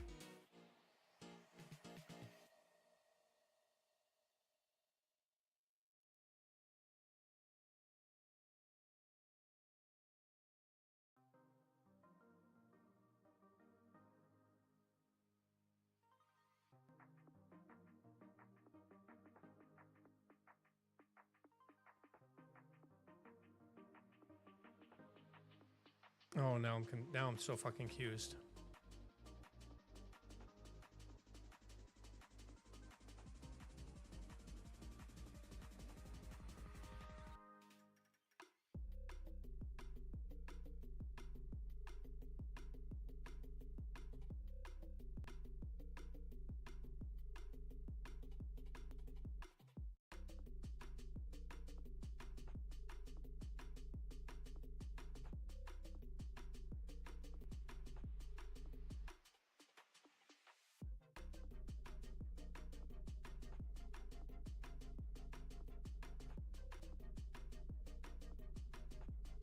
Yeah.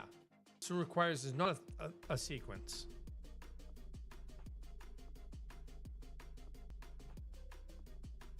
Requires is a mapping field whose value happens to be a sequence. Jesus fucking Christ. So requires itself is not a sequence. Requires is a mapping field. So I was right and wrong here. But why was I wrong here? Each clause is a requirement. It's a requirement clause. And so each one of these is a slice because this is actually an array of OR clauses. So that's one entry. That's one entry in the array. And this is another in the array. And anything inside the clause itself is an AND. Requires both of those. And that's because, yeah, that makes sense. That's because each one of those. So I was not quite right on this part, because this is now this.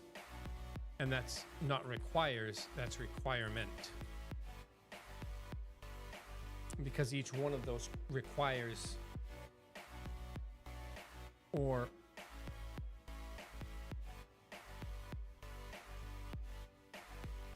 so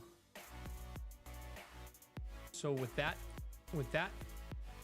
in my head now, before I even just keep looking at the other stuff, I can look at the YAML file and I think I can now start actually understanding what I'm doing with this and what the AI helped me get done with this.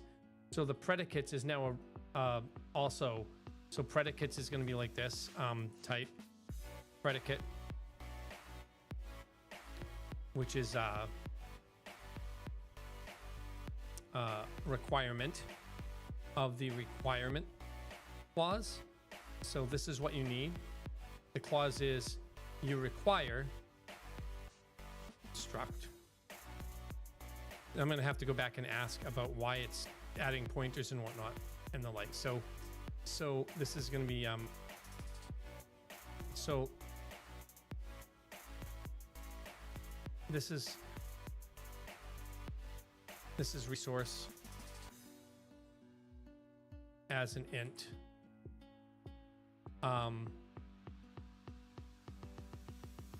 Min as an int or as an int or a percentage int, and I don't know how to do this, so I'll just pseudocode. And this is max as an int or a percentage, right? And so now that's the predicate inside the requires clause. And so when we look at requirement, type requirement of the requires clause struct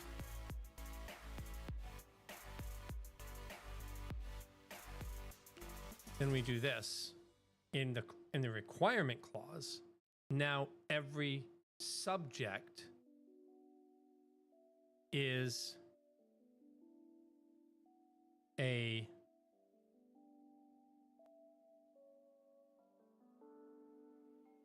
subject. This ends up being YAML, and this is actually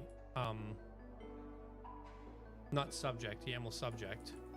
So not subject string for that, but then everything after that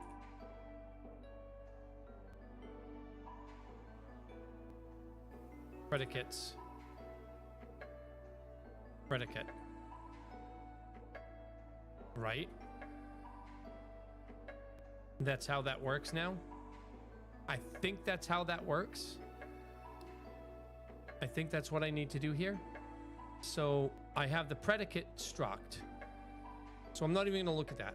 Okay, so let's see if I have part of this right. I'm not using quad because I don't want to like pollute the namespace there. And I have ChatGPT for free, so I might as well use it every day. Let's see if I have this right.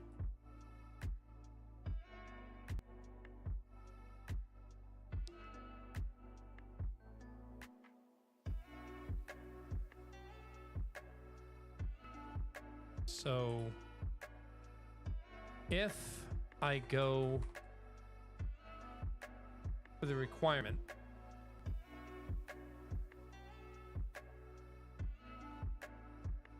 right?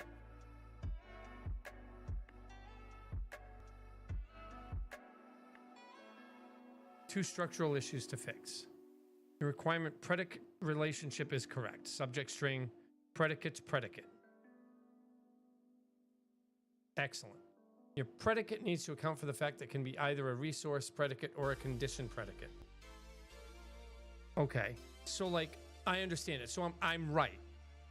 I'm right. So it can be a resource predicate. So this is for the resource predicate right here. But now I have to figure out how to make that so that it's also a condition predicate.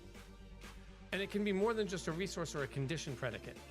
It can be um, uh,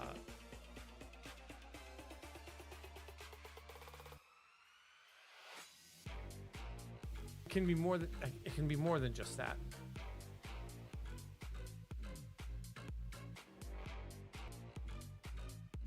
I know it can be more than that. Can it only be condition or resource? Do I have it set up so it can only be a condition or a resource predicate? Shit.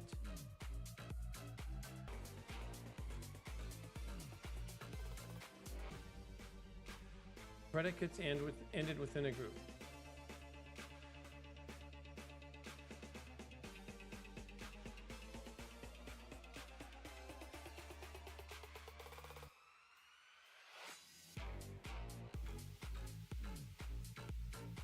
What else might I need in order to cast something on the skill only scale?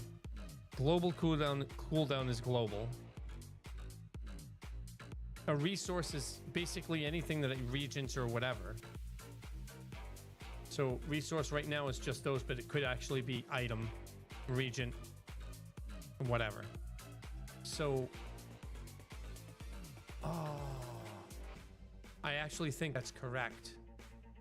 We only have those two. So conceptually, I'd make it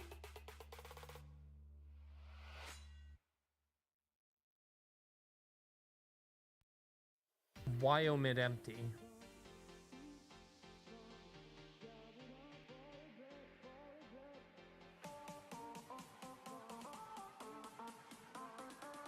So I could just make it a float.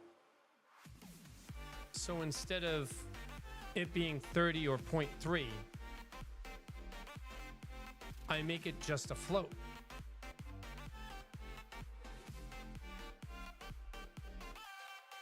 Because it's not an int, because it could be 0.5. No.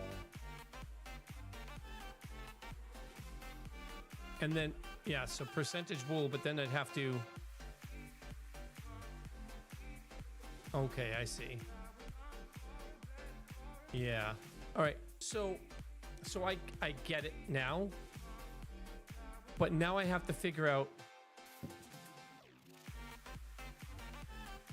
Okay, so now tell me why you were suggesting this up here.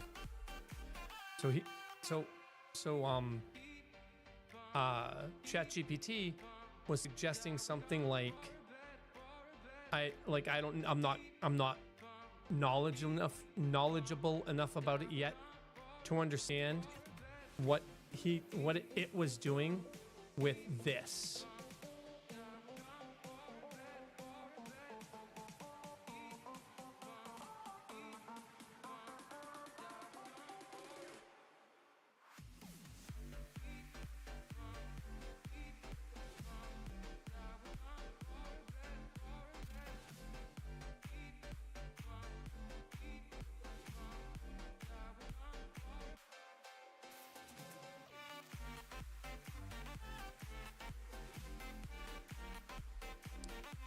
Because, like, I don't know, I think that's a pointer to the resource predicate, but why a pointer?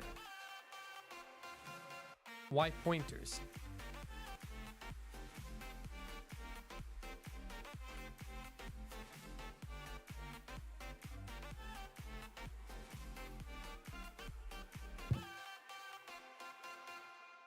In the code I gave you, I was using pointers to represent this predicate type is present versus this predicate type is absent. In retrospect, is more complicated than you need. Let me explain what it means first. The fields aren't holding a resource predicate or a condition predicate directly. They're holding a pointer to the memory of one. The pointer can be nil. So you can have predicate and resource predicate. So you find it, that's the retrieve the pointer, right? This predicate is a resource predicate. Or, which means this predicate is a condition predicate. Right. That's the reason for the pointers. Because they can be nil. But now both structs always exist. Oh!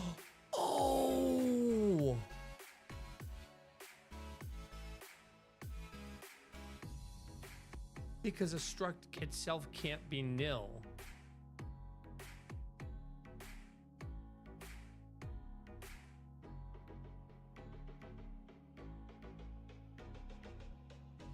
Okay.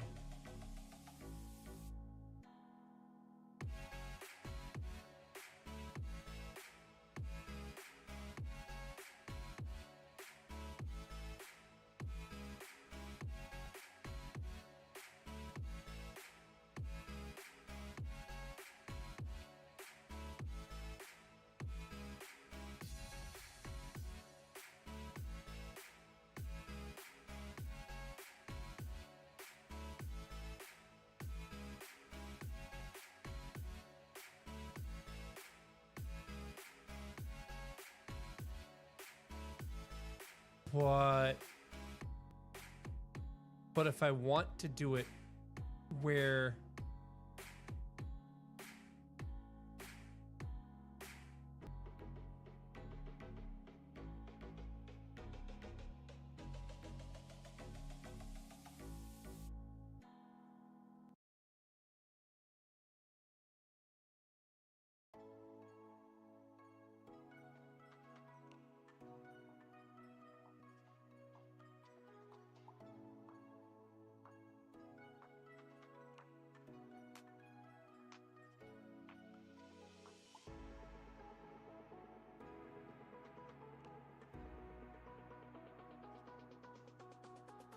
see, I know what the and symbol means because it's the same in C#, pointers and references.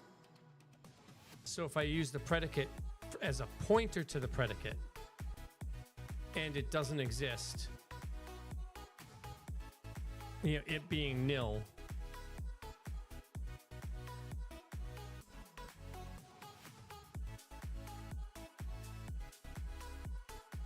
gives you a very explicit representation of three possible states. Resource is not equal to nil. Condition equals nil. It's resource predicate. If they're both nil, it's an invalid or incomplete predicate. And you can detect the invalid fourth state if both of them are not nil. And your schema is...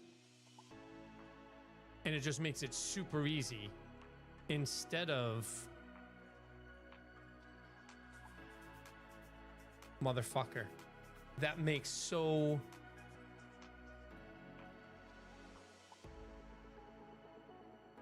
That expression is a neat little Go trick. Is true when both are nil or both are non-nil. Yep. That makes sense. Because if nil equals nil, and that equals nil, so that's true and that's true, that's true. But if not nil equals nil, that's false, and nil equals nil, that's true, so they don't equal. I understand that. It's not just a Go trick, it's a whole bunch of different tricks.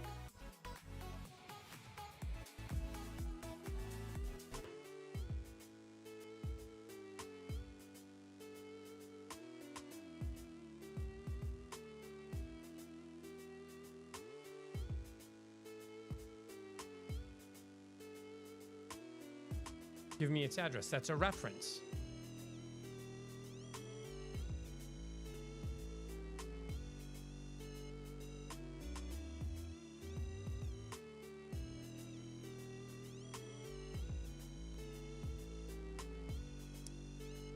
Wow. That actually makes total sense to me. But now I need to know what omit empty means.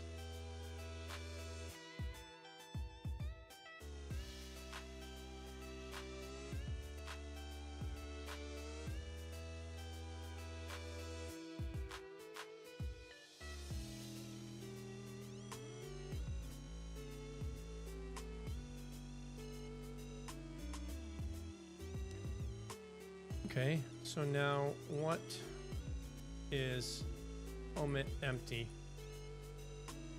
programmatically? Nil, null, empty string,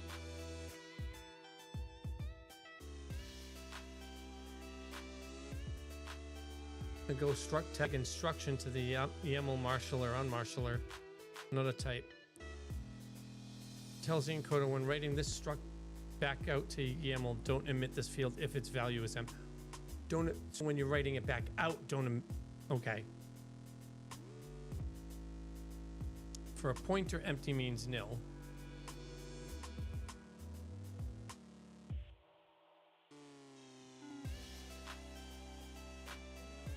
Okay.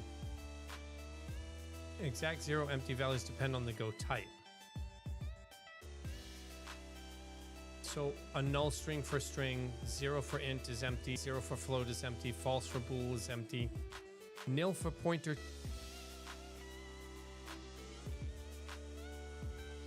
nil or length, 0 for slice of any type, A map is nil or length 0, an interface is nil. A struct depends on the YAML library or version, don't assume blindly. So resource predicate YAML resource omit empty means resource is nil, omit resource when encoding. It doesn't mean that YAML null is automatically the same thing in every context, and it doesn't change the behavior. Okay. For my particular parser, this is especially useful because you're using pointers as your either or discriminator, which I'm going to use. I think I understand this now, and I think how safe for point, I am used, I'm not gonna, I am used to thinking that C style pointers and references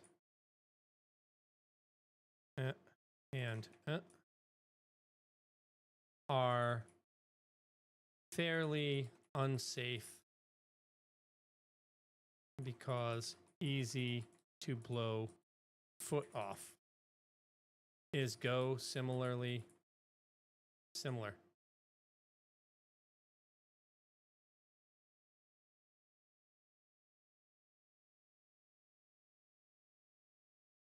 Go pointers use the same syntax, but they're significantly safer. No pointer arithmetic. You can't do pointer plus plus to skip around in memory. A pointer only points to the specific variable you assigned it to. Whew. Garbage collection. Go handles memory collection and allocation and deallocation automatically. There's no malloc or free. Memory allocate or free, which completely eliminates use after free bugs and dangling pointers. You cannot arbitrarily cast a pointer of one type to a completely unrelated type unless you intentionally bypass the safety system using the unsafe package. The only standard danger left with Go pointers is a nil pointer dereference. If you try to access a pointer that is nil, your program will safely panic immediately rather than silently corrupting random memory like in C. Okay.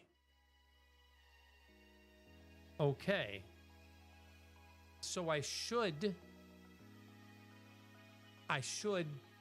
learn and use. Learn how to, and also use pointers and pointer references. Those are pointer references, right? What is it in Go called? Address of. So holds the memory address, so that's a reference.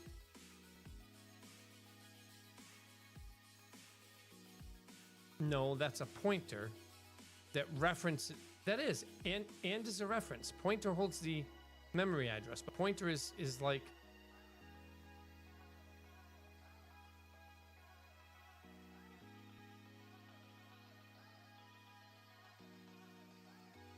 that's a 0. 0 and 1 is 0. 1 and 0 is 0. 1, 1, 1 is 1. Negative and positive is negative. A negative and negative is negative. Okay. Conditional and pointer or dereference is a companion dat. So yeah, ampersand is a reference.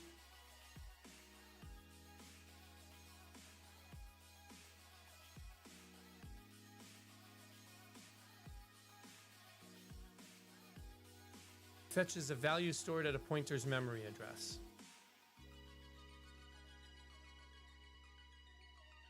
So if I do...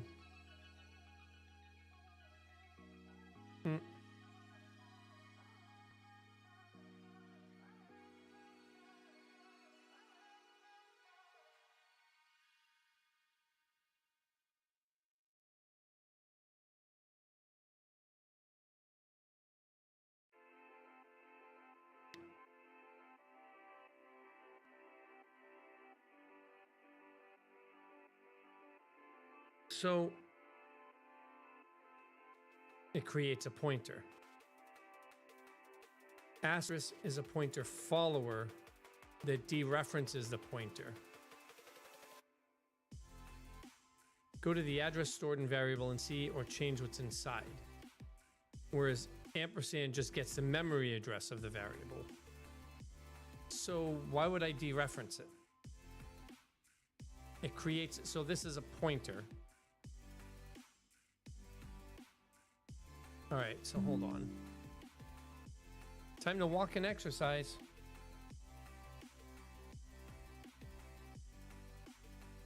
Address of house equals and house gets the address or the pointer to that.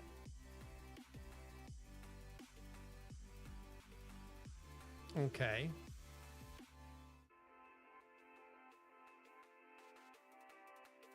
But if I never use int,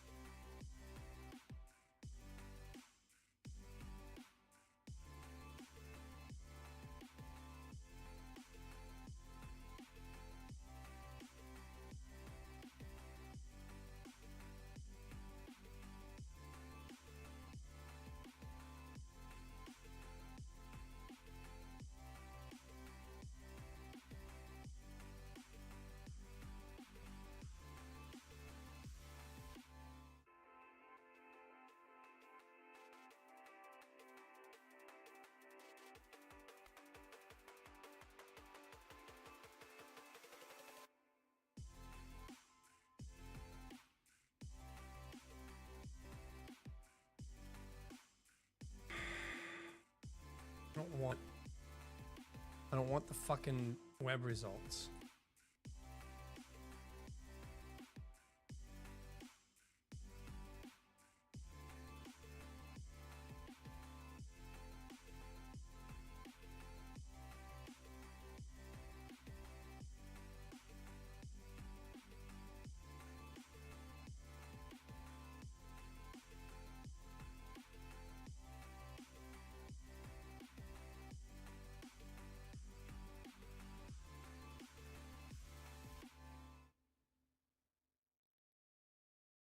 Temp becomes nil because it's a pointer.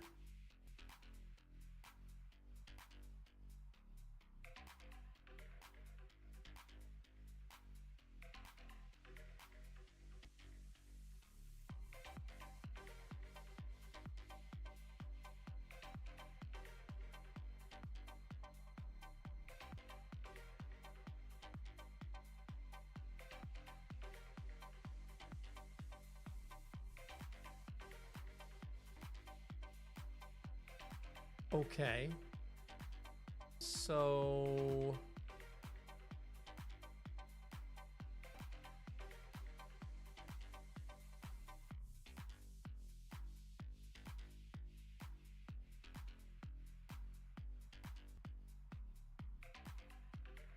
how would this work? Okay. So how does this work then?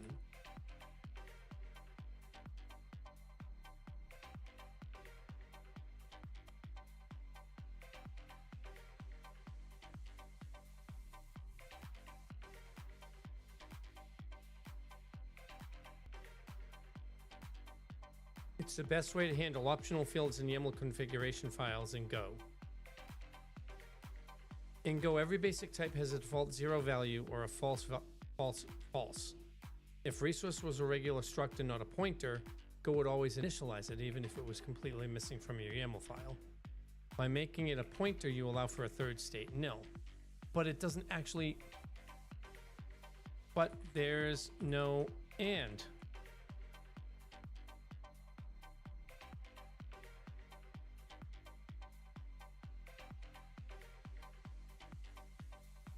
It is from the Go YAML library. Okay. So it...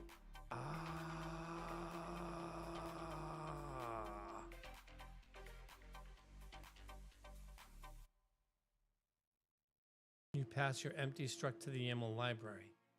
But I don't even need to do that.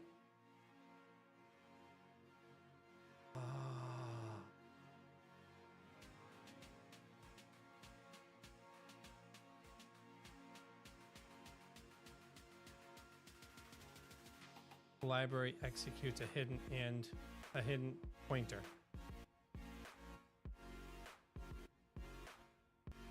Okay. The YAML parser acts as an automated factory. It detects. Okay. So now this actually makes sense to me because the parser is going to create a pointer so that this actually works.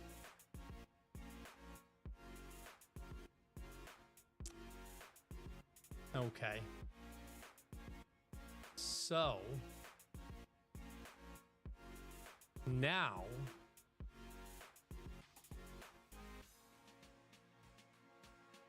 resource predicate, resource omit empty, resource predicate threshold omit empty. So now I can, oh my God, that's going to make things so much easier. That makes things so much easier because now I can do this in a single like pull.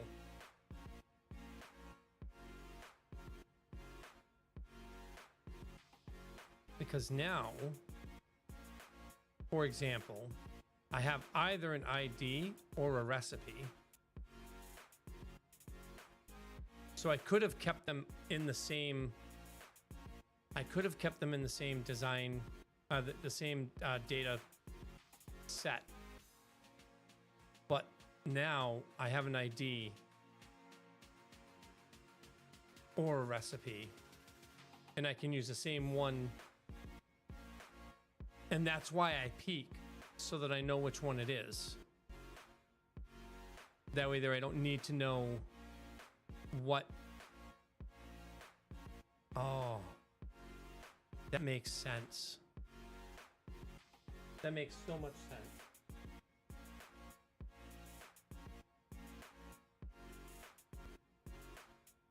Okay. All right. So ID is always going to be there. It's never going to be false. So we're going to throw an error on ID being missing. Same thing with name. Description could be empty. Description could be empty.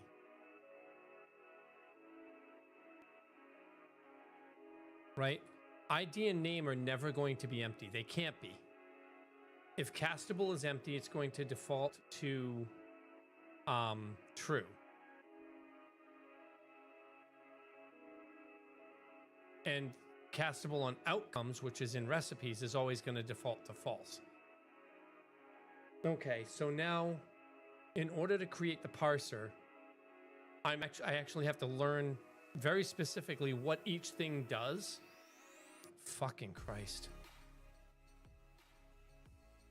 Is this why programming a game, any game at all, takes so damn long for like semi-new or new indie devs or devs in general?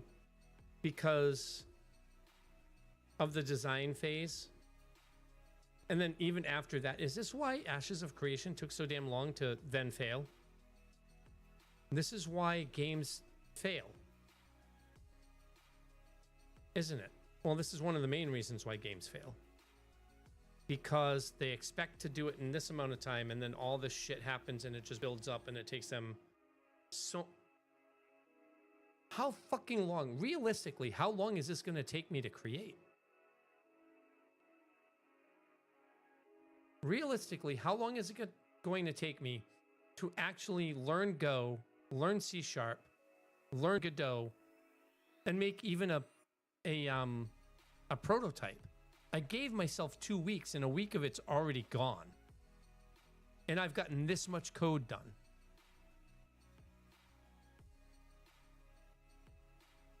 I feel so, I don't know, out of sorts.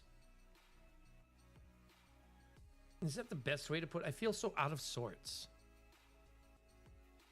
Like I'm understanding stuff here, but now I have to build this in a way that makes sense. So lesson 0, the world is at stake. Let's go back to here. Parse, the 3-pass philosophy, parse, validate, freeze. Now the lessons that Claude actually created using Fable match the corpus of basically it matches the way everything is looking. 2 entry kinds inside YAML files still. The skill, first key ID is ID. The first key is ID. And recipes, where the first key is recipe. Recipes own outcomes. Outcomes are full skill bodies with castable false. Combo matches an outcome ID. There's no expansion of that ever.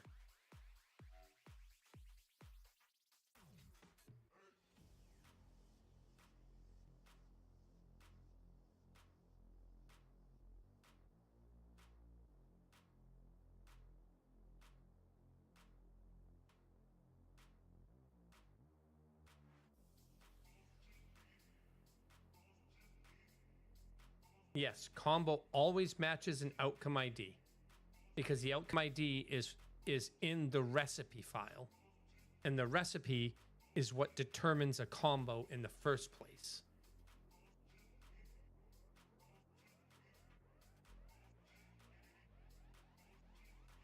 Yes. Yes. And a combo can either be an offensive combo or an action combo or a reaction combo.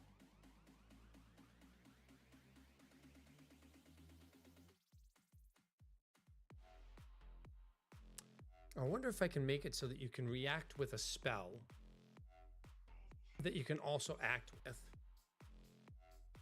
Can I make a skill both an action and a reaction? Do I have the ability to do that?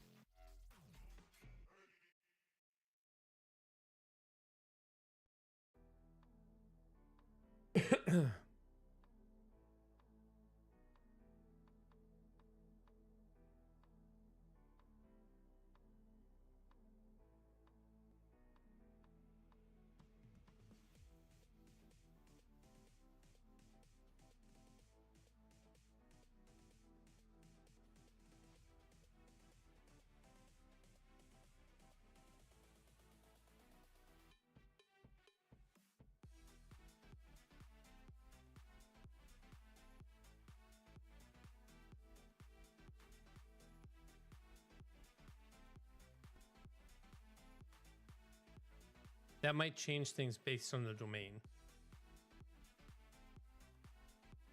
They'd have to do different things, but have the same requirements or something like that. Becomes domains, and the loader changes one field type. The cost isn't the schema, it's in what domain currently implies. Domain is a bundle. It determines when the skill is submitted, how the pool is drawn, whether pre-combat eligible is legal, and when requires predicates are checked. A dual domain skill needs an answer for each of those, and the honest options are per domain authoring blocks, which roughly doubles the skill body, or a rule that says behave as whichever domain it was activated in, which is probably what you want and costs nothing to author. Same turn double activation. Can a skill be submitted as an action and then used again as a reaction in the same turn?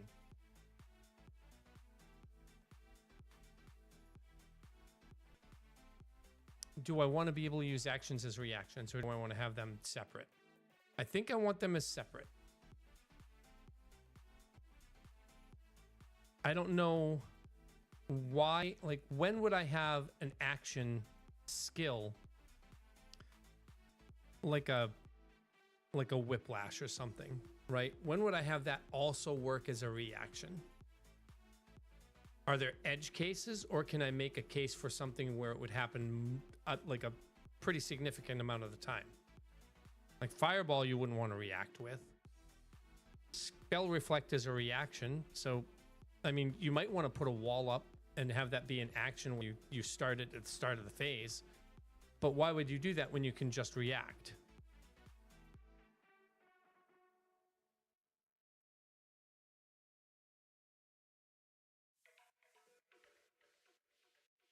No, because of the pool setup, we're not going to have it. Yeah, we're not going to have it.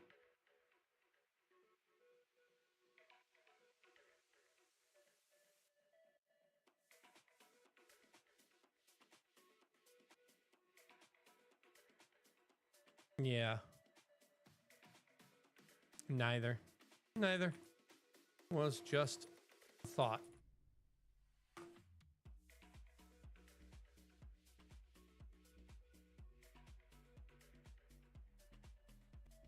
Leaves up, unions last. So back to phase 0 here. Oh, types go model the schema, not the file. Start with the leaves, not the top. Model ingredient, reaction window, arena state requires first, then payload, then skill, then recipe.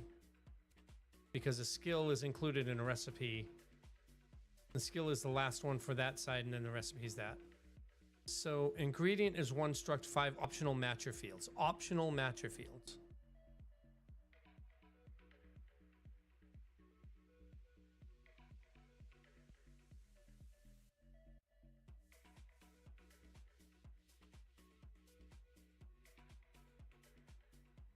Ingredient is 1 struct. So I'm going to start with ingredient because that's what it's saying to do. I'm going to hold off on all of this. I'm just going to hold off on all of that. We're going to get rid of this for now. We're not even going to do the skill combo. And we're not going to do this. I know how to do all that. So we're going to start from the bottom up, like it says. Type, not tripe, type, ingredient, struct. So this is one field. The ingredient struct, we take a look at ingredients. Ingredient is this. So this is 5 types that are all optional matchers. So let's say ID, which is an optional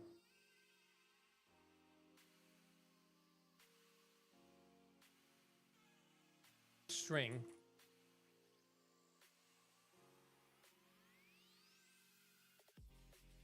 from YAML of ID, right?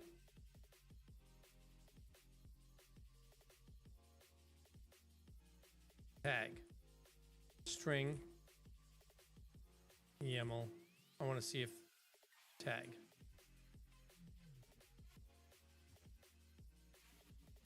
That's not right.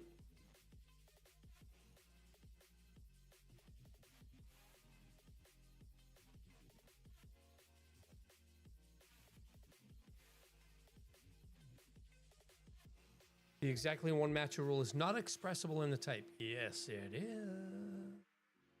No, it's not, because it could be nil. So we get them, the type has, say, 2 of them there, and then it validates and says, no, you've got 2 of them. But now my mind is a little screwy again. This is a map, a sequence of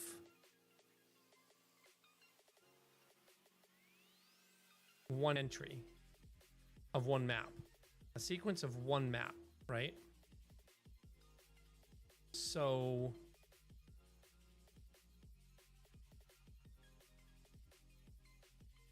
I can only have one ID. I can have multiple IDs. but I can only have one ID in the ingredient. So the ingredient itself is the ID or the tag.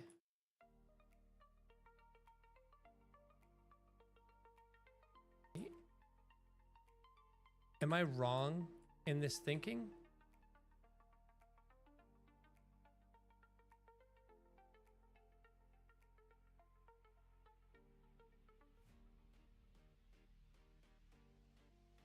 Am I wrong in this thinking? I want to double check what I'm thinking here. And it's not that.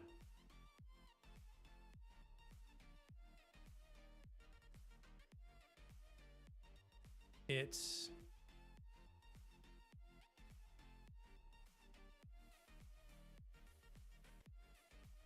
this.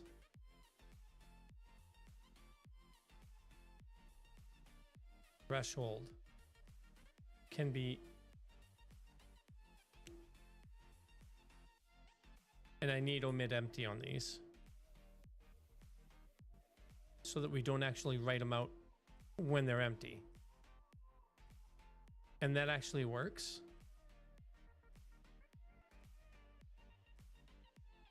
Because threshold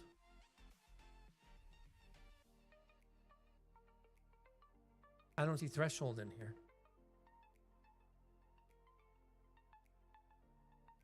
Wait a minute. What am I? Hold on. Where the fuck is threshold?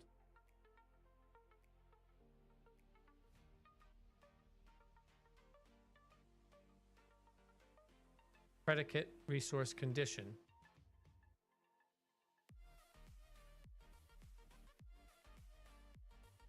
Threshold itself is a struct, is a pointer within a struct. Threshold itself is also a struct, is it not?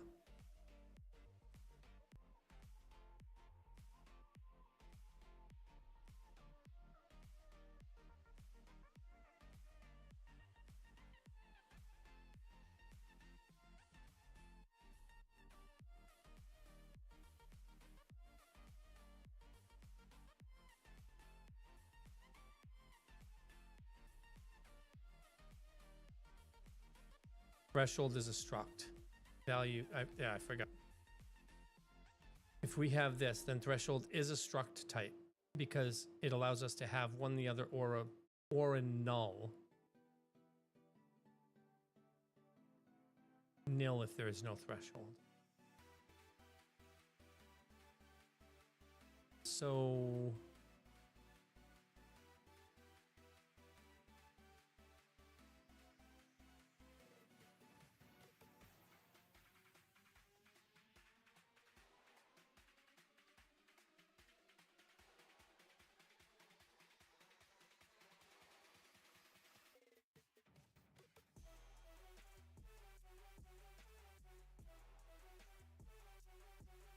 yeah, so threshold ends up being a struct as well. Okay.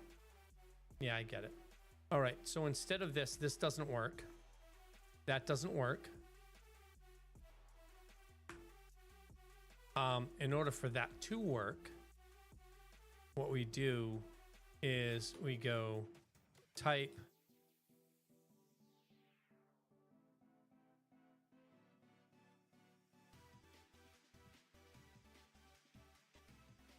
this is literally, and it's just one.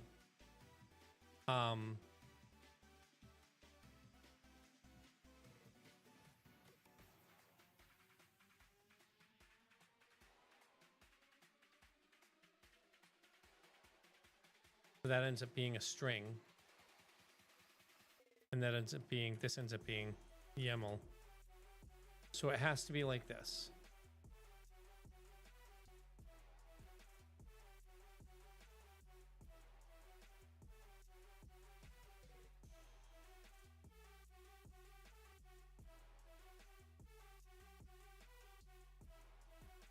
And this even said structs everywhere, right?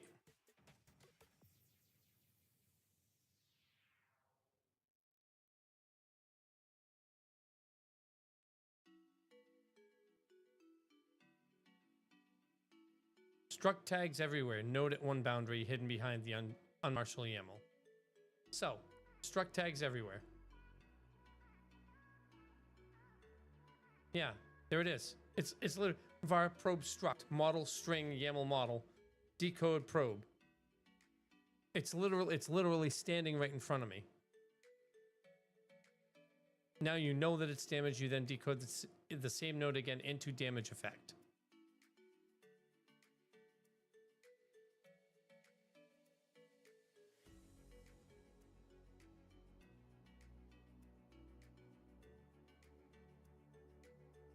So we pull the damage, we pull the model out into the probe, and then we put that into damage effect. Jesus fucking Christ. So this is actually pretty decent. Okay. So let's see if I get this right. I'm not going to get it right the first time. Let's see if I get this right the way I'm going to do it. And see if there's any way to actually optimize it. So ingredient string is the ingredient ID is there. So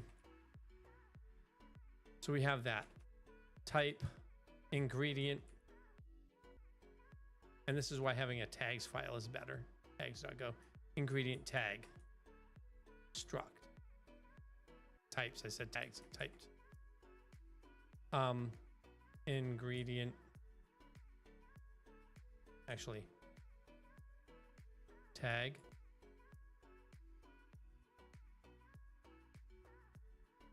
no, I don't even need that. What I can do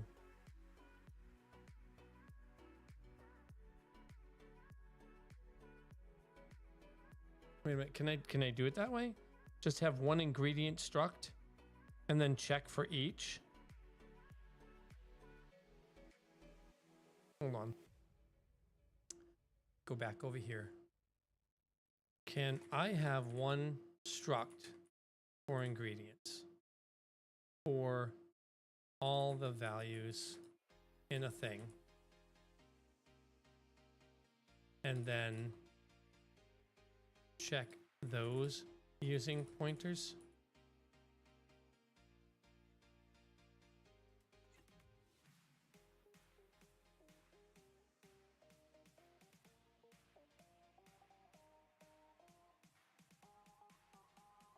So threshold,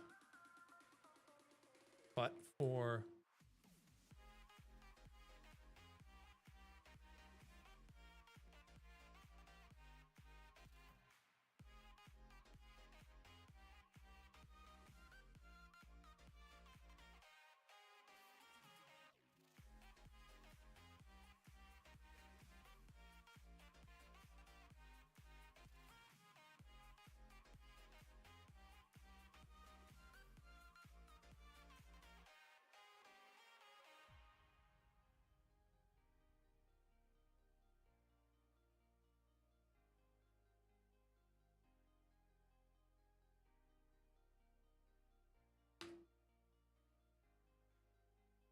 it's a better fit than creating separate ID tag ID. I know that's what that says.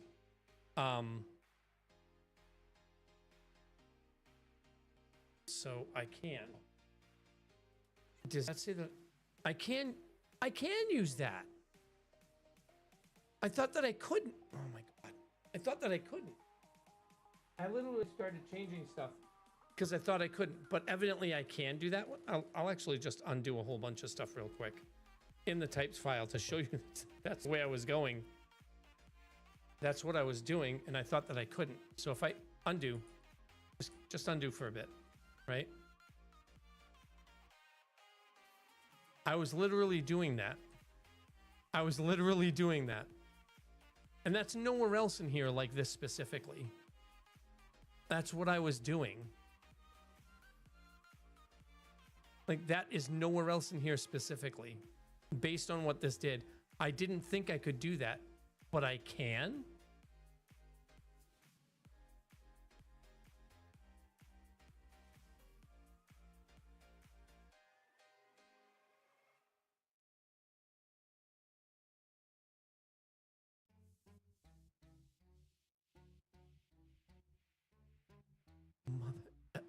can? It's so good. That's so good. So good. It's so good. It's so good. It's so good. Baby, it's so good. School.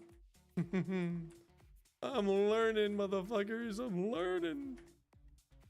String. YAML. So much text. Let's just say there's almost too much. School.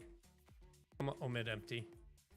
Because we don't want that. It's because we don't want that ever showing up if it doesn't exist on either side.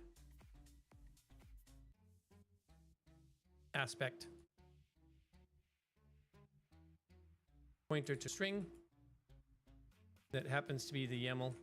YAML. Aspect. Aspect.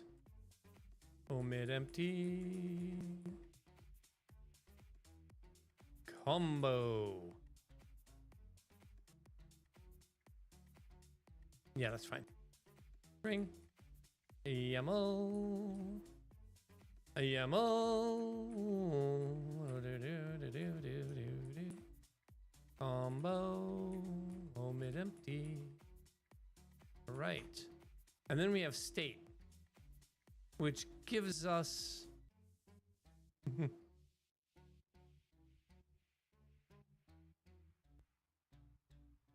the state ingredient.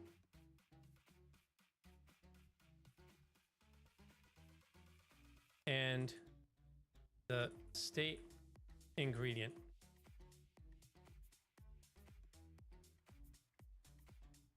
has a struct all its own because it has two types, state and consume.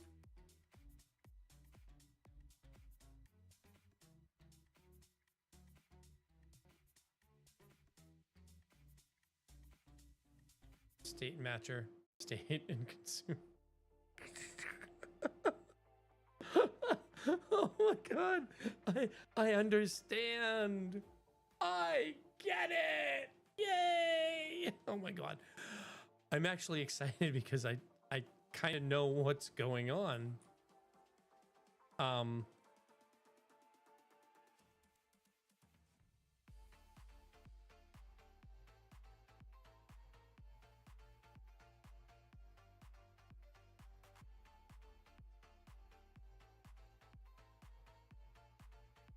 And so now we have state is string.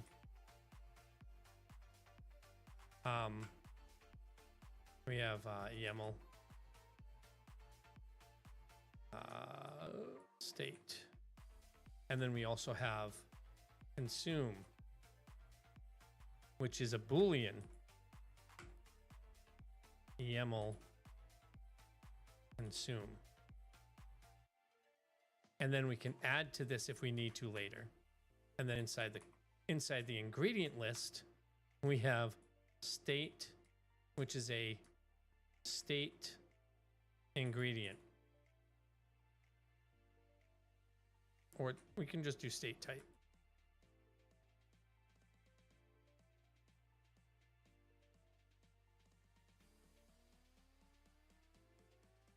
State type.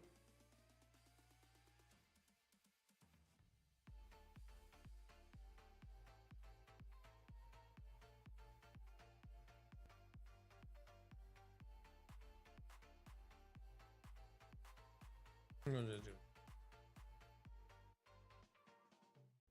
state ingredient type, which is again YAML.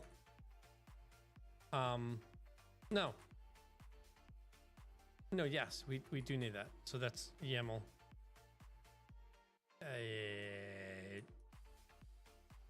YAML state, comma, omit empty.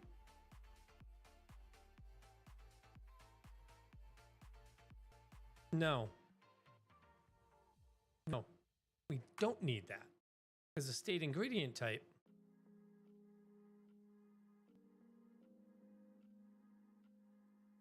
Wait a minute. Do I actually need it? No. I don't need that. State matcher.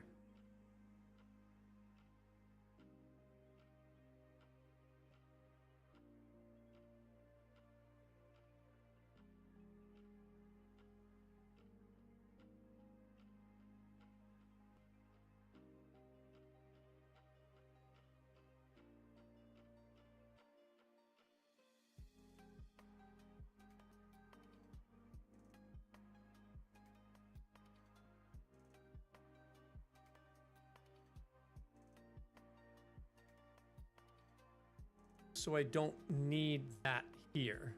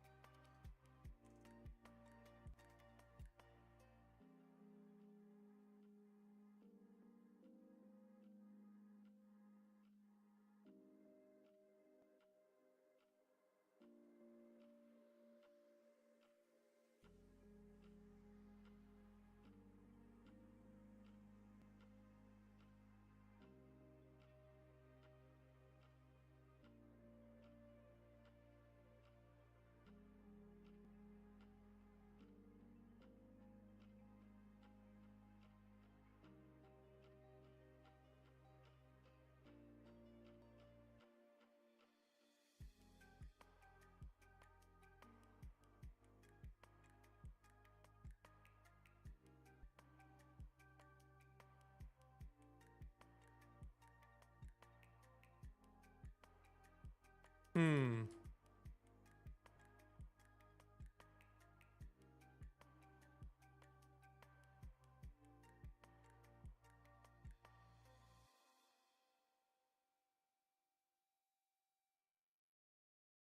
No, I don't.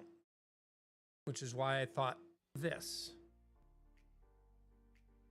But why do you keep putting that there? You don't have the YAML from this. It should go straight down to this, should it not?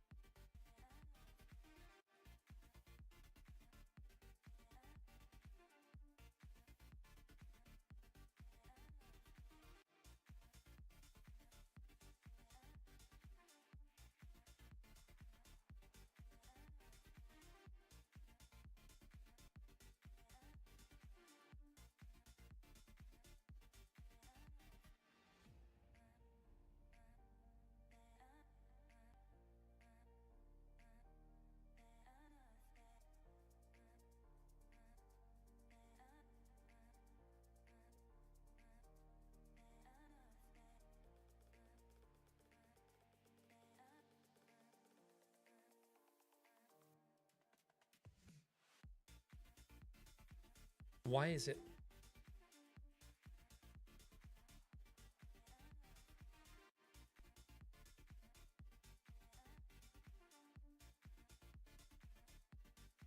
Yeah, that's one ingredient mapping. So why are you doing that again?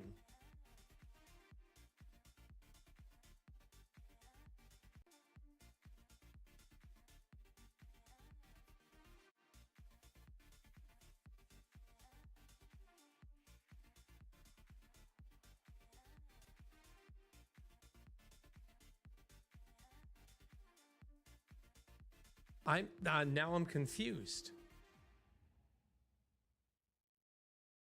Now I'm confused. Because this pulls this. Why wouldn't this work?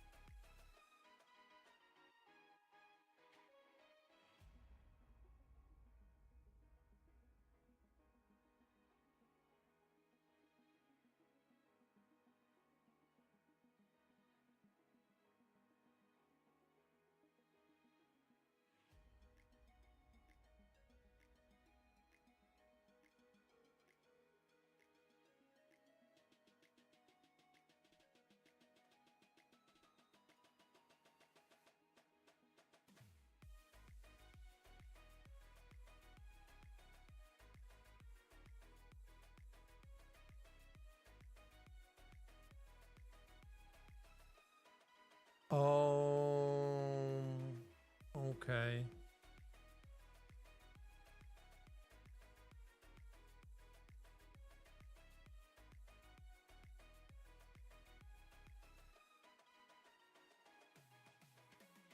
But that's not.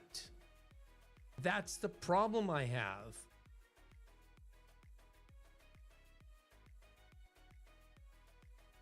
Oh, wait. Wait a minute.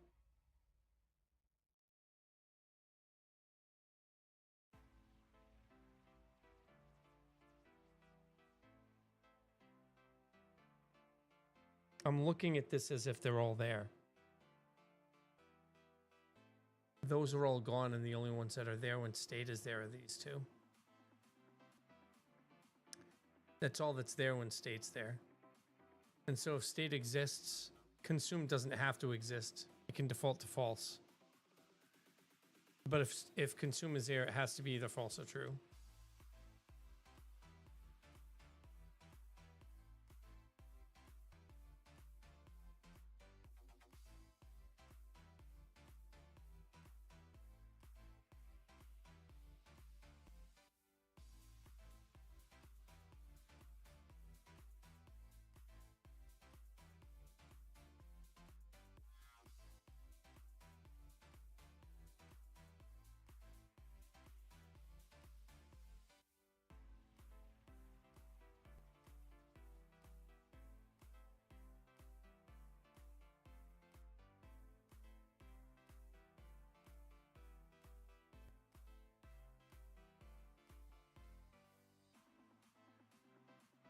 I was conflating things. Okay.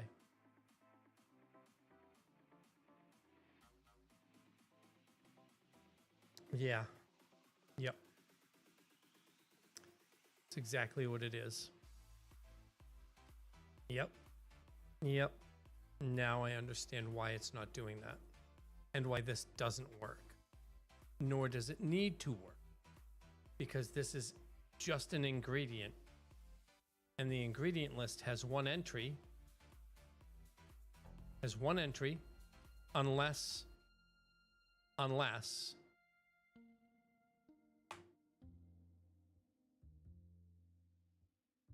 it happens to be state.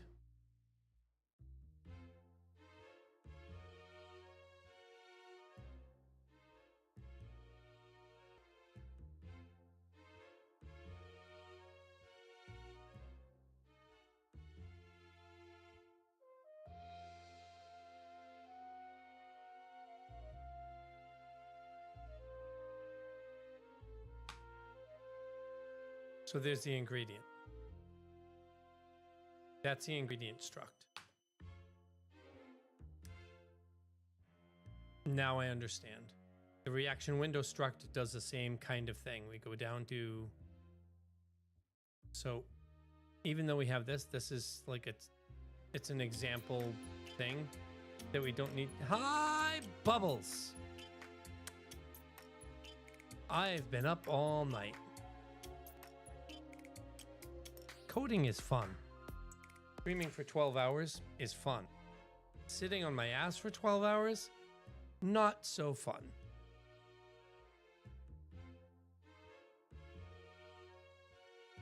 How are you doing?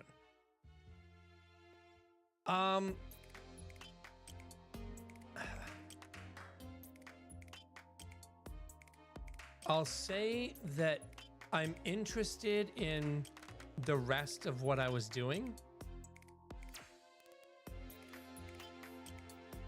but it needs some work. But the ideas presented were very, very intriguing. It made me feel like I was watching or reading something similar to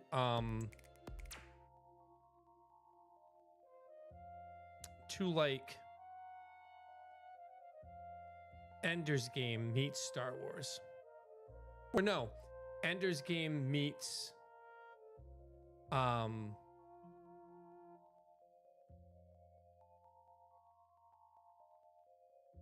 Yeah, Star Wars. I guess Star Wars would work, yeah. Like Ender's Game meets Star Wars.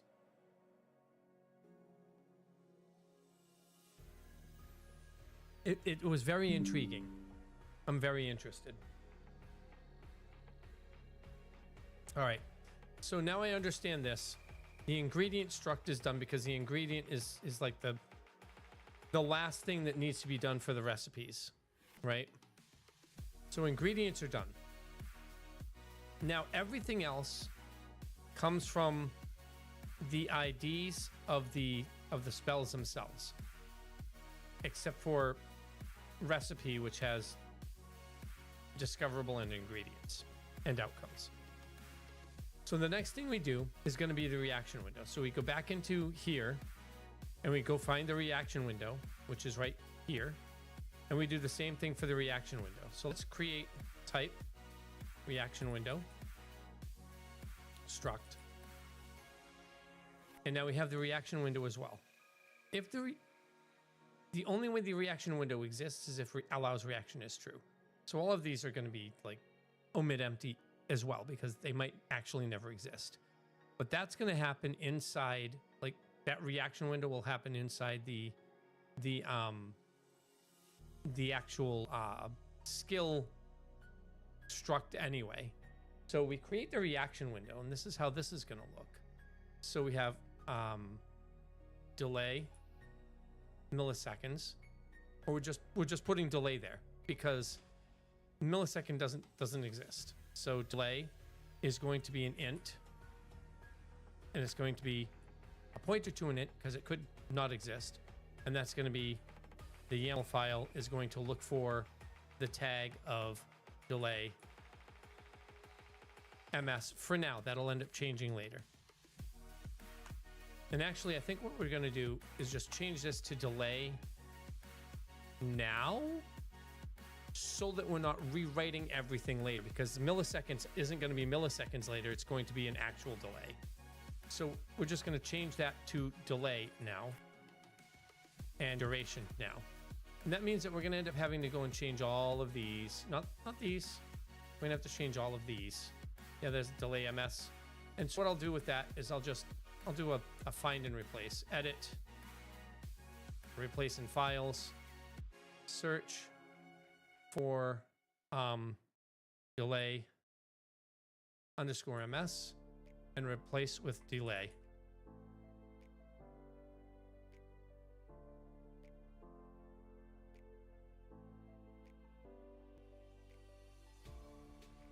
And it's just in these, which is fine.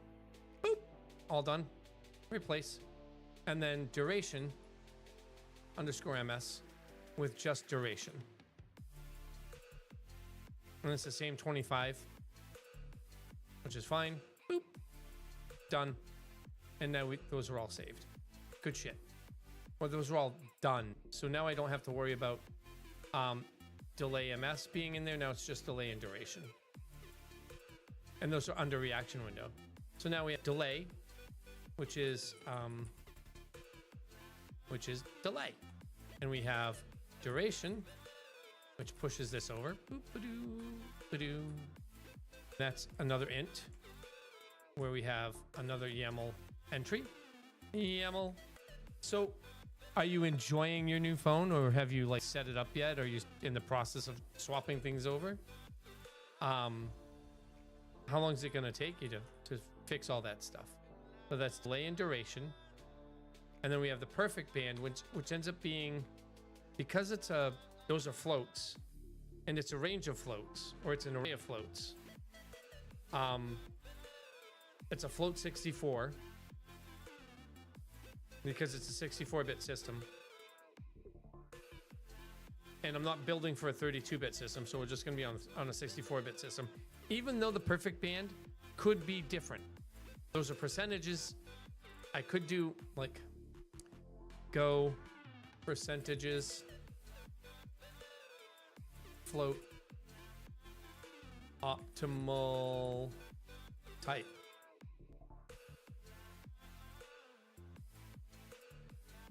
Precision needs.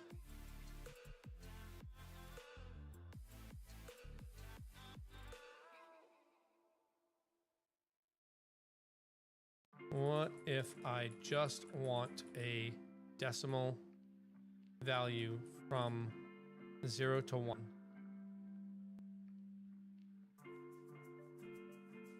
As in 0.01 to 0.99.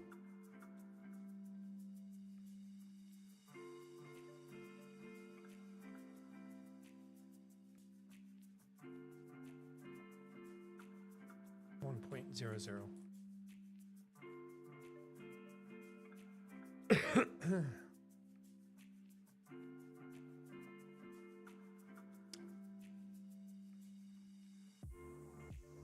However, since standard floating point numbers can introduce minor precision anomalies like 0.1 plus 0.2 equals 3, 0.3000004, clean ways to handle this in Go. Use a plain float 64. A quick helper function to clamp utility.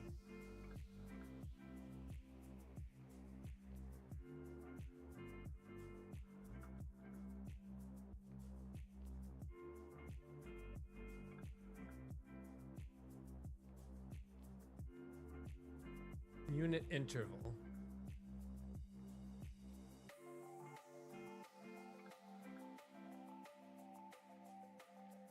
That's what we're going to do. The pure integer way, stored integer, 0 to 100 or 10,000.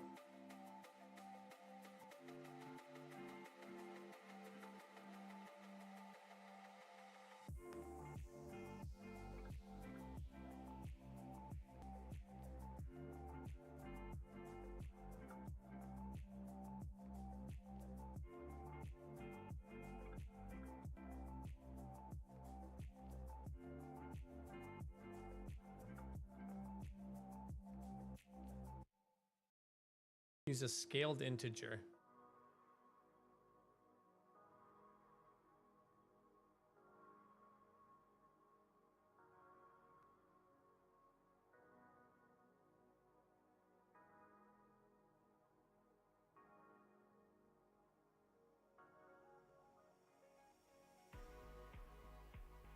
Scaled integers.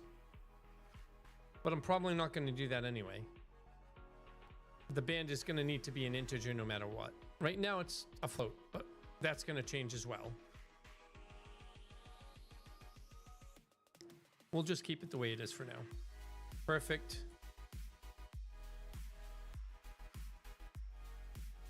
And perfect band doesn't have to exist either. We'll just use float 64.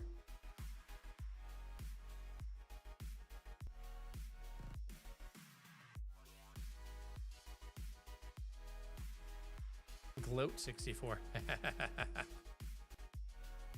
Another one. And this goes to MMO. Perfect. Band. But this isn't just a float 64. It's a slice of a float 64. That I need to make sure of. I'm pretty sure that that's kind of what was done over here, but I don't know why. Ish. Maybe. Float.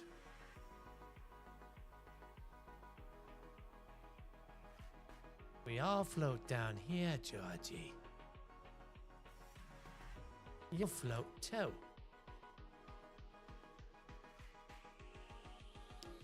I don't think that this likes me.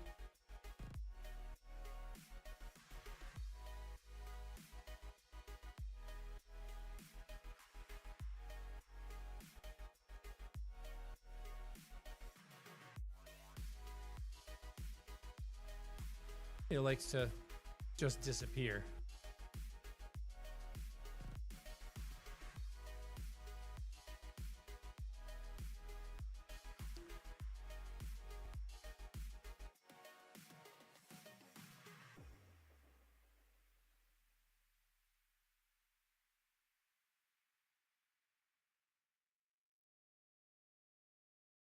Yeah.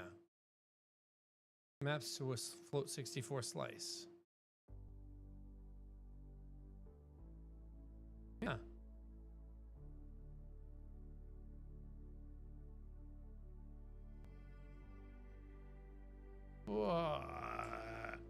I think this is what it's supposed to look like. Because it's not supposed to look like this, right?